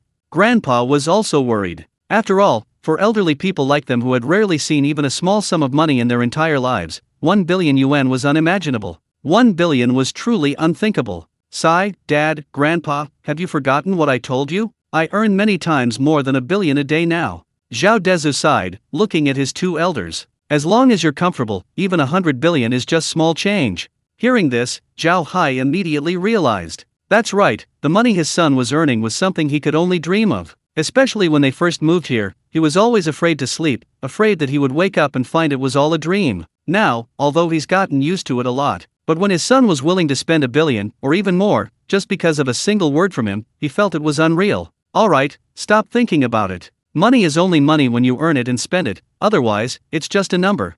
At this point, Zhao Dezhu was the absolute pillar of the family, and the 20-year-old was comforting his father and grandfather. Now Zhao Hai truly understood. After all, his son's spending was worthwhile. It was like building an asset for him. Even if he lost everything one day, at least there would still be a tourist area in Xiaoxing village, right? His grandfather was also open-minded. Seeing Zhao Dezhu's words, he nodded. Zuer has grown up. Let him be. Yes, Dad, Zhao Hai nodded. Zhao Dezhu smiled happily. Sister Luoxiu, let's begin. The main goal is to improve Xiaoxing village. As for trees and such, try not to touch them if possible. Okay, boss. Chapter 195 Back to School. The main purpose of developing Xiaoxing village is to improve the village's environment, to make your family more comfortable, instead of large-scale renovations. If it harms the environment, then the losses outweigh the gains. After a brief discussion with Lin Luoxiu, the family decided to drop the matter. After all, it was a major project, and it couldn't be implemented without time. Once everything was settled, they could let his father and the others provide Lin Luoxiu with a plan according to their preferences. The initial task should be handled by professionals. After finishing dinner with everyone, Zhao Dezhu returned to his room and began studying the stock and futures trends for the evening. Yang Wenlong and his team remained vigilant, closely monitoring the actions of the Dekong group. Tomorrow was the 2-day deadline Zhao Dezhu had given Song Yangyuan, and Yang Wenlong and his group were fully aware of Song Yangyuan's plan to act tomorrow. They just didn't know what methods Song Yangyuan would use. Although Zhao Dezhu didn't say it aloud, he anticipated that Song Yangyuan would send Gao Sing to lead the charge first. He didn't tell Yang Wenlong and his team because he knew they also knew about this through eavesdropping on Song Yangyuan and Gao Sing.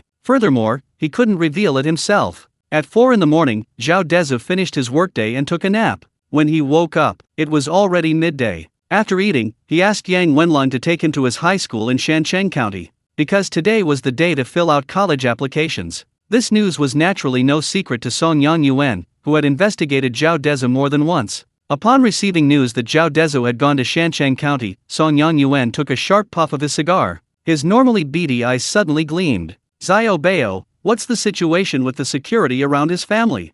Song Yangyuan asked Song Xiaobao, who was sitting beside him. Sit on the sofa. Song Xiaobao became excited upon hearing Song Yangyuan's question. After all, this meant his cousin was about to make a move. He himself had harbored a deep hatred for Zhao Dezhu ever since Zhao Dezhu nearly killed him, and had wanted to kill him constantly. However, they hadn't been sure whether the 20 Special Forces soldiers around Zhao Dezhu had really left or were just bluffing. Therefore, under Song Yangyuan's pressure, they hadn't taken any action. After several days of observation and investigation, they discovered that Zhao Dezhu actually had no connection with the military. He had only helped someone out of a small favor by chance, which was why the military was giving him face. Now that person was truly gone, they wouldn't help him anymore. As for killing Zhao Dezhu, they certainly wouldn't seek revenge. After all, he was just a worthless dead man. Besides, their Dakang group wasn't without backers. Therefore, Song Yangyuan's intention was to eliminate Zhao Dezhu today. As for him and the 13 veterans around his family, they would be insignificant compared to the Dakang group. So, upon hearing his cousin's words, Song Xiaobao was exceptionally excited. Zhao Dezhu had almost scared him to death. Chairman, he only took Yang Wenlong with him to Shancheng County this time. Everyone else is at home protecting his family. Everything is normal. Heh, a kid is a kid. His vigilance is really poor. Song Yangyuan smiled disdainfully. He seems completely unaware of the dangers of this world. Song Xiaobao was also very excited. This was undoubtedly a golden opportunity. Song Yangyuan looked at his cousin. Do you have any plans? Song Xiaobao nodded. Before, when he was at home, we planned to make our move when he went out. But today he went to school to fill out his college application, so we'll just intercept him when he comes back. Here's what we're thinking. It's difficult to act against his family in the city, and they have many people around them. There's a long stretch of deserted road between Shancheng County and the city, so we don't even need a burial place. Yes, that's the plan. Once that kid is dead, his family won't be a threat. Song Yangyuan's mood improved considerably after hearing his cousin's words. Having spent so many years in the underworld, he had never suffered such humiliation. At his age, he had been threatened by Zhao Dezhu, a young man from a humble rural background. This had been a nagging thought for him for the past 2 days, making him want to tear Zhao Dezhu apart. Today, seeing his revenge about to come, he was naturally overjoyed. Yes, Chairman. A fierce glint flashed in Song Ziobeo's eyes. I will personally oversee things and make sure it's done well. Handle it cleanly. This world isn't what it used to be, you need to use your brain. Song Yongyuan waved his hand, indicating that Song Ziobeo could leave. Okay. Song Ziobeo nodded and left the office. In his eyes, the small matter was far too simple to warrant much attention. However, he didn't notice the thoughtful expression that appeared on Song Yanjiayuan's face after he closed the door. He quickly picked up his phone from the table and dialed Song Ziobeo's number. Song Ziobeo, who hadn't walked far, immediately turned back after receiving his cousin's call. Meanwhile, on Zhao Dezhu's side, Yang Wenlong received a call from Li Feng, his expression turning somewhat grave. Li Feng had told him about the conversation he'd overheard between Song Yongyuan and Song Ziobeo. However, his expression only changed slightly, without much further emotion. After all, they had anticipated this. Zhao Dezhu's itinerary today wasn't as they had investigated. He wasn't alone. After all, they knew nothing about the Dekong Group. The Dekong Group, in turn, knew nothing about them, because Yang Wenlong's methods were far beyond the comprehension of the Dekong Group's thugs. An hour later, Yang Wenlong and Zhao Dezhu arrived at UKI Middle School. All parents' cars were not allowed inside, but when the school gatekeeper saw Zhao Dezhu's Cullinan, his eyes widened, and he didn't stop them at all. He simply opened the gate. Zhao Dezhu was already used to this kind of preferential treatment. Although he felt disgusted, he had to admit, it felt really good to be rich. Along the way, he received envious glances from passers-by, and everyone enjoys such admiration, Zhao Dezhu being no exception. After getting out of the car, Zhao Dezhu went straight to the location he had arranged to meet Dao Jianfeng and the others. Yang Wenlong followed Zhao Dezhu the whole time. He was vigilantly observing his surroundings while issuing instructions through his earpiece. Brother Zhu, over here. Soon, Zhao Dezhu saw Dao Jianfeng, Zhang Xing, and Qi Qi standing not far away, waving at him. Chapter 196. Seriously, this guy can't even pretend. The three roommates ran over when they saw Zhao Dezhu and Yang Wenlong. They greeted Yang Wenlong as well. Yang Wenlong recognized them, though not intimately.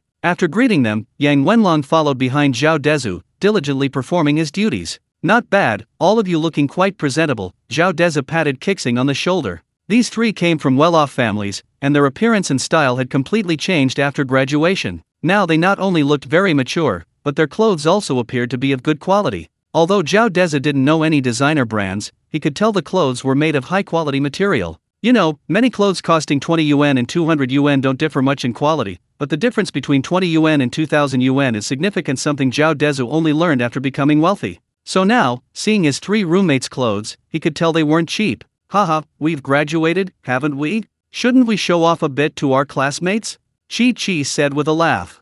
Yeah, Brother Zhu, you're the same, aren't you? The group was all close, so Dao Jianfeng and the others laughed along. After all, back in school, everyone wore those ugly, oversized school uniforms. Now that they had the chance, they definitely wanted to show off. Brother, your clothes look just as good as ours, Zhang Xing said, glancing at Zhao Dezhu's clothes and then touching them. By the way, Brother Zhu, what brand are those clothes?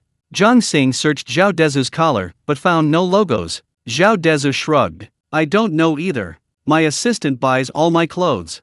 Indeed, all of Zhao Dezhu's family's clothes were bought by Lin Luoxiu. He had no idea what brands they were, but according to Lin Luoxiu, they were all custom-made by famous designers. Holy crap, his assistant's clothes are custom-made. Dao Jianfeng was stunned, as were his two roommates. They knew Zhao Dezhu had won the lottery, but now he actually had a driver, an assistant, and even his clothes were custom-made. Thinking about it, their own designer clothes seemed incredibly inferior. The three of them looked at Zhao Dezhu with envy. They all gave him a thumbs up. Brother Zhu, how much did you win? Kixing asked the question all three brothers wanted to ask. They knew Zhao Dezhu had won a big prize, but they didn't know exactly how much. Looking at their exaggerated expressions, Zhao Dezhu didn't know how to explain it to them right away. He could only tell them he won 100 million, and after that, he learned about stocks and now had a stable income of several million a month. But what Zhao Dezhu didn't expect was, even though he had already been considerate of his three brothers' feelings and tried to downplay the amount, the three were still shocked by Zhao Dezhu's words. They were all stunned. 100 million. Dao Jianfeng thought he had misheard. He looked at Qi Qi and Zhang Xing beside him in disbelief. The two men shared the same expression as him, a mixture of astonishment and envy. Over 1 million a month. Holy crap! Zhang Xing exclaimed in surprise. My dad's total savings don't even amount to 1 million. This is my parents' life savings. Qi Qi couldn't help but sigh. Zhao Dezhu felt uncomfortable under their astonished gazes. Alright, it's just good luck, Zhao Dezhu waved his hand, not wanting to dwell on the matter any longer. Sigh, I also want an assistant, $1 million a month. The three men said enviously. Zhao Dezhu was speechless. If they all thought that way, what would happen if he told them the truth? Wouldn't they explode? Okay, let's go find the teacher. I have things to do today after filling out my college application. Zhao Dezhu had originally wanted to hang out with them, but knowing that Song Yanjiayuan's men would make a move today, he didn't say it aloud. He feared that another accident might happen and harm them. He needed to stick to his original path to ensure the future wouldn't be altered. This involved the butterfly effect. Let's get together, brothers, after I'm done with this, Zhao Dezhu added, afraid they'd overthink it and think he was distancing himself from them now that he was rich. Okay, let's get down to business. The five of them walked towards the classroom together. Today, they were filling out their college applications in their usual classroom. Yang Wenlong stood outside, warily watching Zhao Dezhu's surroundings. When Zhao Dezhu and the others arrived, the classroom was almost full. Everyone looked at Zhao Dezhu with unusual expressions. Some were surprised, some were gloating. After all, the incident of Zhao Dezhu almost being beaten to death had caused quite a stir at school. Now, seeing Zhao Dezhu unharmed, and even more radiant than when he was in school, his clothes were clearly very nice, and he no longer had that unfamiliar aura about him. He exuded an invisible pressure. While Zhao Dezhu used to dress neatly and smartly, they knew that during the year they studied together, he wore the same few sets of clothes, washed until they were almost white. Although he was also aloof, he didn't possess this kind of aura that intimidated people even to the point of not daring to approach him. When Cheng Cheng saw Zhao Dezhu, she felt her heart race. She hadn't expected that in such a short time since she last saw him, Zhao Dezhu's demeanor had changed so drastically. Perhaps it was because Zhao Dezhu had almost been beaten to death, or perhaps his current aura was simply too powerful. The moment Zhao Dezhu entered, the previously noisy classroom fell silent instantly. How about it? Isn't my brother Zhu handsome? Dao Jianfeng stood smugly on the podium. Anyone who didn't know better would have thought he was Zhao Dezhu. TCH, what business is it of yours if my idol is handsome? If anyone should be proud, it's me. Chen Suesu, who always called Zhao Dezhu her idol, was quite outgoing and directly retorted to Dao Jianfeng. Then, she confidently walked up to Zhao Dezhu and circled him once. She said with great satisfaction, no wonder he's my idol, his charisma is amazing. In front of dozens of people, Zhao Dezhu felt his face burning. Am I really that handsome? Thank you, you really love telling the truth. Zhao Dezhu's previous perceived aloofness was actually just insecurity, but that wasn't an issue now. The other person was practically a friend. So Zhao Dezhu readily joked with her. However, while Zhao Dezhu and Chen Suesu were joking, someone became unhappy. Seeing Zhao Dezhu enter and immediately steal the spotlight without saying a word, someone said in an unfriendly tone, what a damn good actor.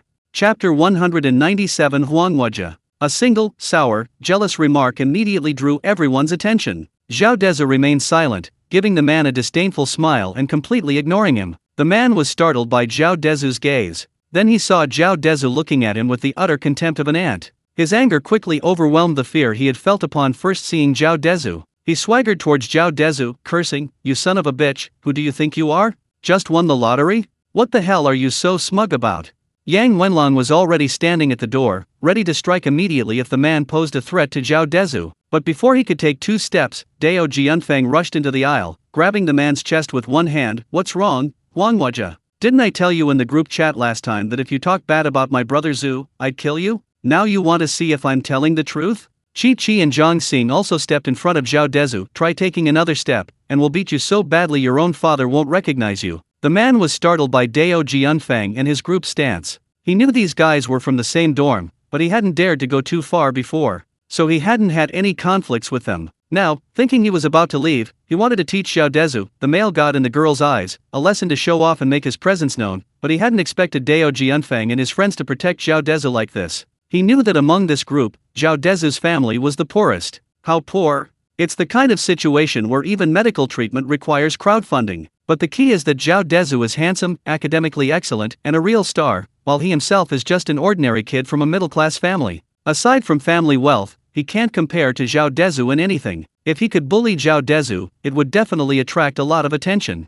However, he didn't expect that the 3 people who criticized him in the group chat last time would actually stand up against him now. On the other hand, no one on his side wanted to help him, so he was still a bit of a coward. But now he was truly in a bind. If he backed down and went back to his seat, he would lose all face in front of dozens of people. If he continued to charge forward, he might really get beaten up by Dao Jianfeng and his group. So, after his expression changed for a moment, he decided to use reverse psychology. Little knife, let me tell you, this is between Zhao Dezhu and me. Don't interfere.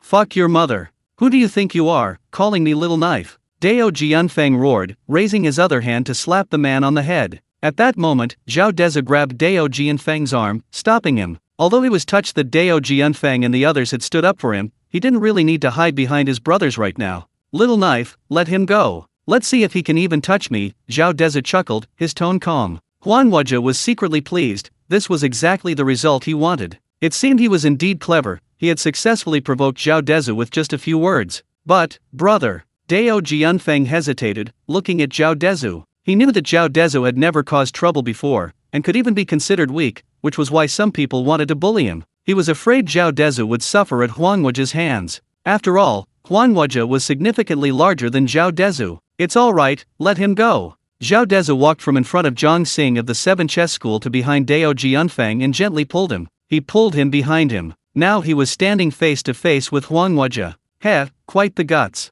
Huanhuaja looked at Zhao Dezhu standing there so nonchalantly. He felt even more furious. He felt deeply insulted and sneered at Zhao Dezhu. Yang Wenlong had unknowingly moved to Zhao Dezhu's side, ready to counterattack Huanhuaja the moment he made a move. Zhao Dezhu ignored his words, walked up to Huanhuaja, and slapped him across the face. The loud smack stunned everyone in the room. They couldn't believe that Zhao Dezhu, who had always been submissive, would act so decisively, without a word. However, after the initial shock, most people felt Zhao Dezhu had done the right thing. The more they tolerated such bullies, the more arrogant they became. Huanhuaja covered his swollen cheek with one hand, glaring fiercely at Zhao Dezhu. He couldn't believe Zhao Dezhu dared to lay a hand on him. You dare hit me? He shouted, lunging at Zhao Dezhu. But Zhao Dezhu's expression didn't change. He simply slapped him again. This slap was even harder than the previous one. It sent Huanhuaja sprawling to the ground. As he fell, his lower back was also struck by the corner of a table, leaving him temporarily immobilized by the pain. Only then did fear begin to fill his eyes as he looked at Zhao Dezhu. He dared not speak again, fearing that if he did, Zhao Dezhu would strike him again. He now knew that Zhao Dezhu's slap was incredibly powerful.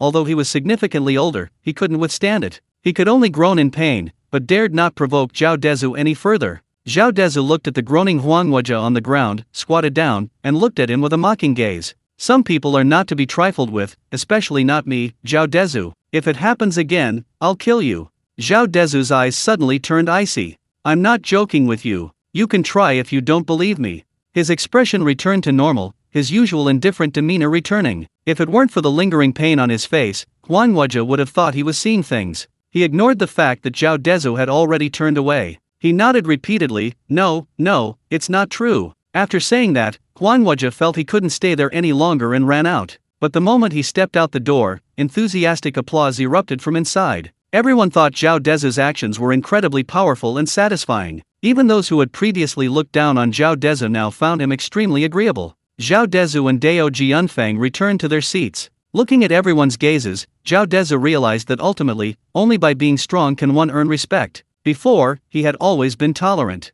This resulted in more bullying and contempt from most people. Now, his opponents feared him, and others respected him. Perhaps this is life. A while later, the homeroom teacher walked into the classroom with a stack of papers. Then she handed them out to everyone. These were the application forms for this year's college entrance exams. Chapter 198: The Luxury Car Effect. After roll call, the homeroom teacher asked if anyone knew why Huanhuaja wasn't there, but everyone tacitly said they didn't. What Zhao Dezhu couldn't understand was that the homeroom teacher didn't ask about Zhengyu, who had died with Li Tianyi. Perhaps he knew Zhengyu was dead. After filling out his application, Zhao Dezhu left the school, saying goodbye to Cheng Cheng and the others. Cheng Cheng seemed hesitant to speak, but ultimately said nothing. Dao Jianfeng and his friends went to the parking lot with Zhao Dezhu, as they had also driven their own car. The group chatted as they walked. Brother Zhu, that was really awesome. That idiot deserved a beating. Dao Jianfeng felt his blood boil as he recalled the scene. I bet he'll avoid Brother Zhu from now on, haha.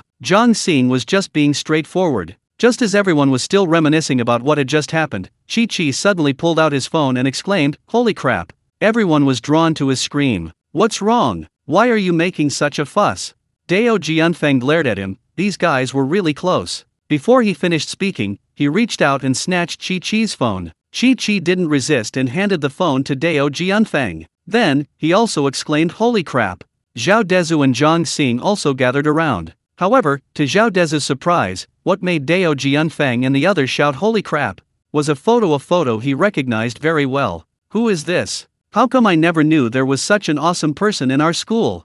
I've never heard of him either. The group chat says it's a Rolls-Royce Cullinan, worth over 8 million. Chi, who had seen it first, also gaped in astonishment. Holy crap, over 8 million? What does that even mean? Everyone was incredibly surprised. Standing beside them, Zhao Dezhu was speechless. That's right, the photo was of his car parked in the garage. Someone had taken a picture and posted it in the class group chat, which was why it had caused such a stir. Didn't you say it was in the parking lot? Come on, let's go see it. I've never seen such an awesome car in real life before. Dao Jianfeng shoved Chi-Chi's phone into his pocket. He rallied the group, ready to jog. After all, boys' love for cars is no joke. Especially a car worth over 8 million yuan. Every man loves that. These teenagers were no exception. Come on, let's go see it. They'll drive it away if we're late. Zhang Xing chimed in. The group pulled Zhao Dezhu along, ready to run. They were telling Zhao Dezhu, "Brother Zhu, this car is one you might never see in your entire life in Shancheng County.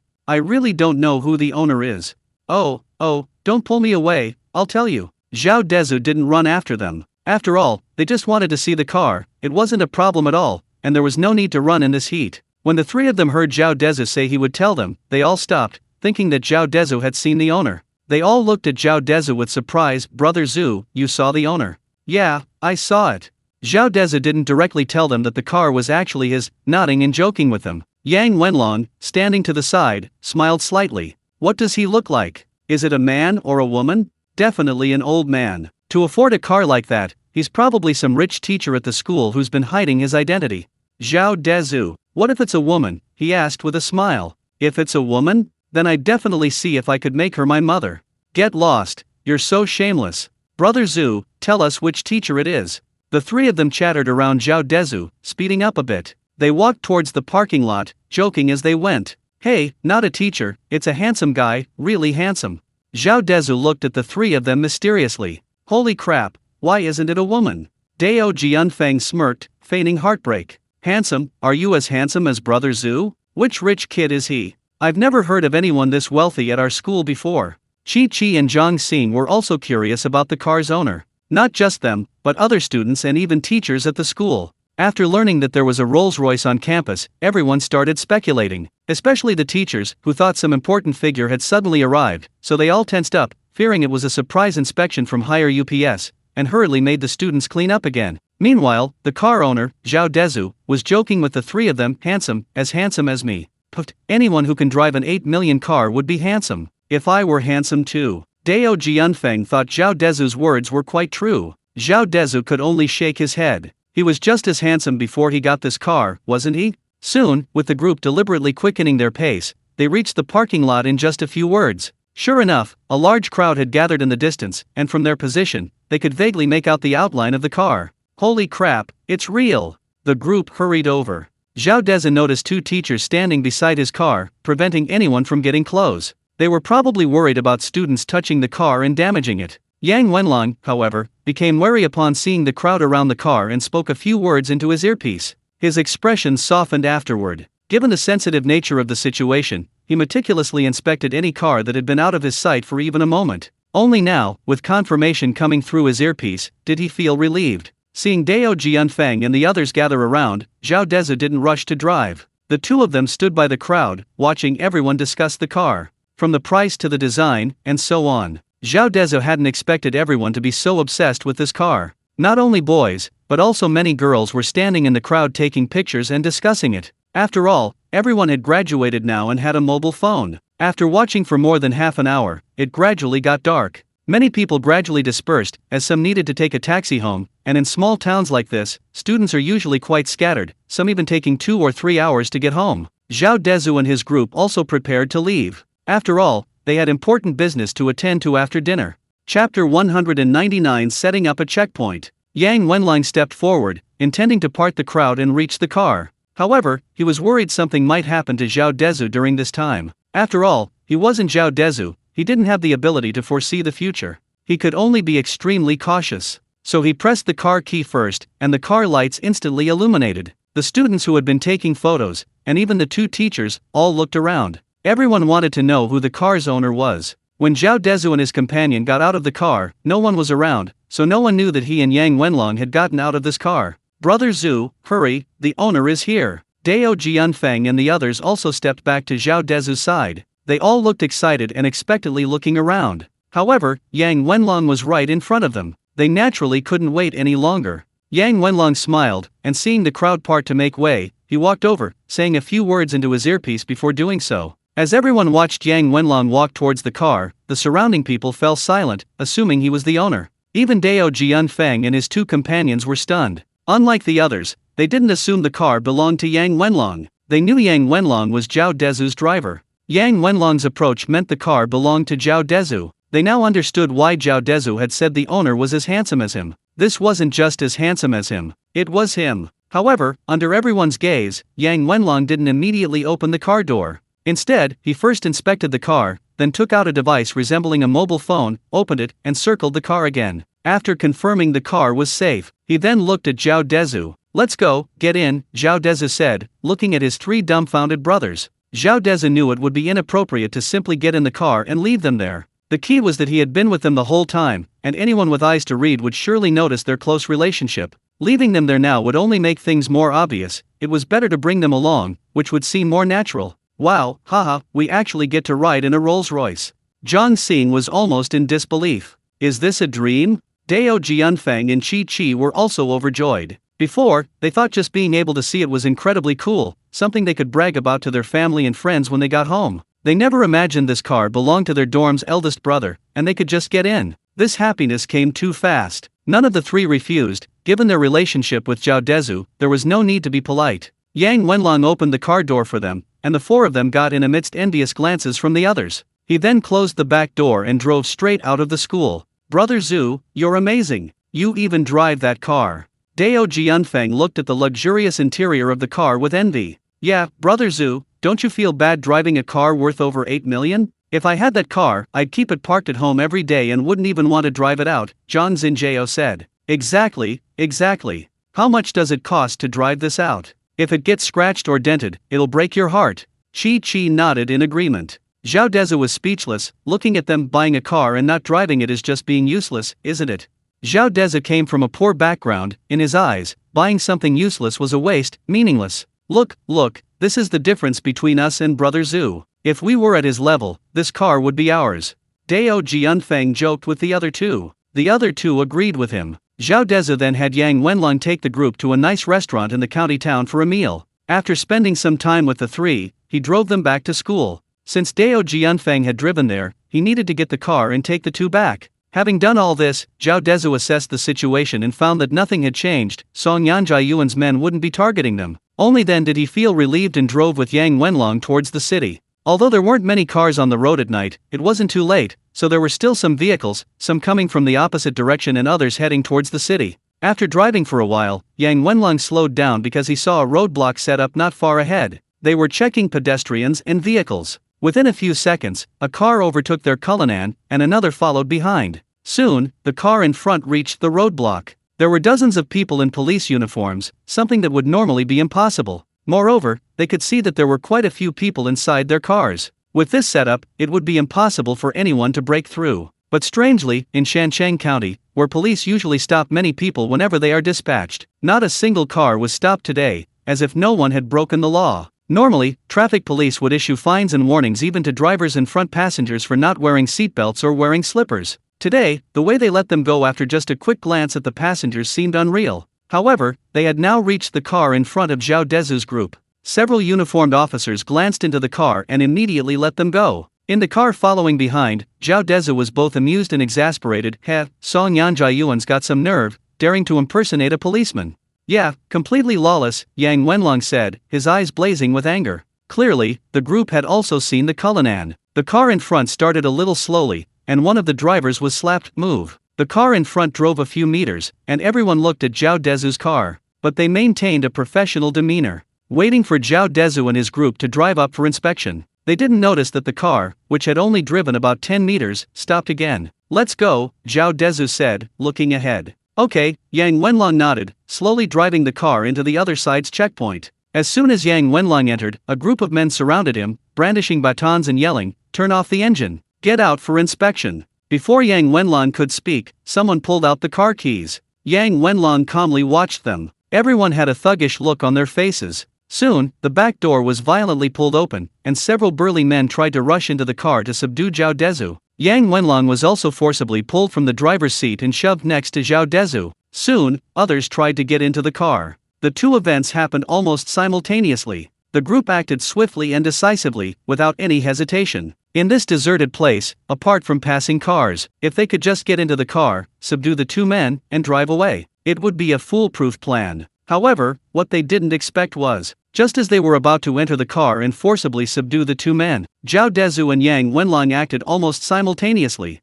Chapter 200 Ruthless and Silent. Yang Wenlong and Zhao Dezhu simultaneously kicked the man away. Then they quickly slammed the door shut. Taking advantage of the moment when no one was looking, Yang Wenlong also closed the driver's side door and locked it from the inside. Damn it, they dared to resist? Kill them! A police car nearby suddenly opened its door, and an enraged voice rang out from inside. The officer's gaze was filled with ruthlessness as he looked at the Cullinan, a gun in his hand. He was about to charge towards Zhao Dezhu and his group. Meanwhile, chaos erupted in the crowd. A group of men in police uniforms were struggling to open the car doors, while the man with the car keys was frantically pressing the unlock button. However, Yang Wenlong had locked the car from the inside, and they couldn't do anything about it. Damn it! Open the door!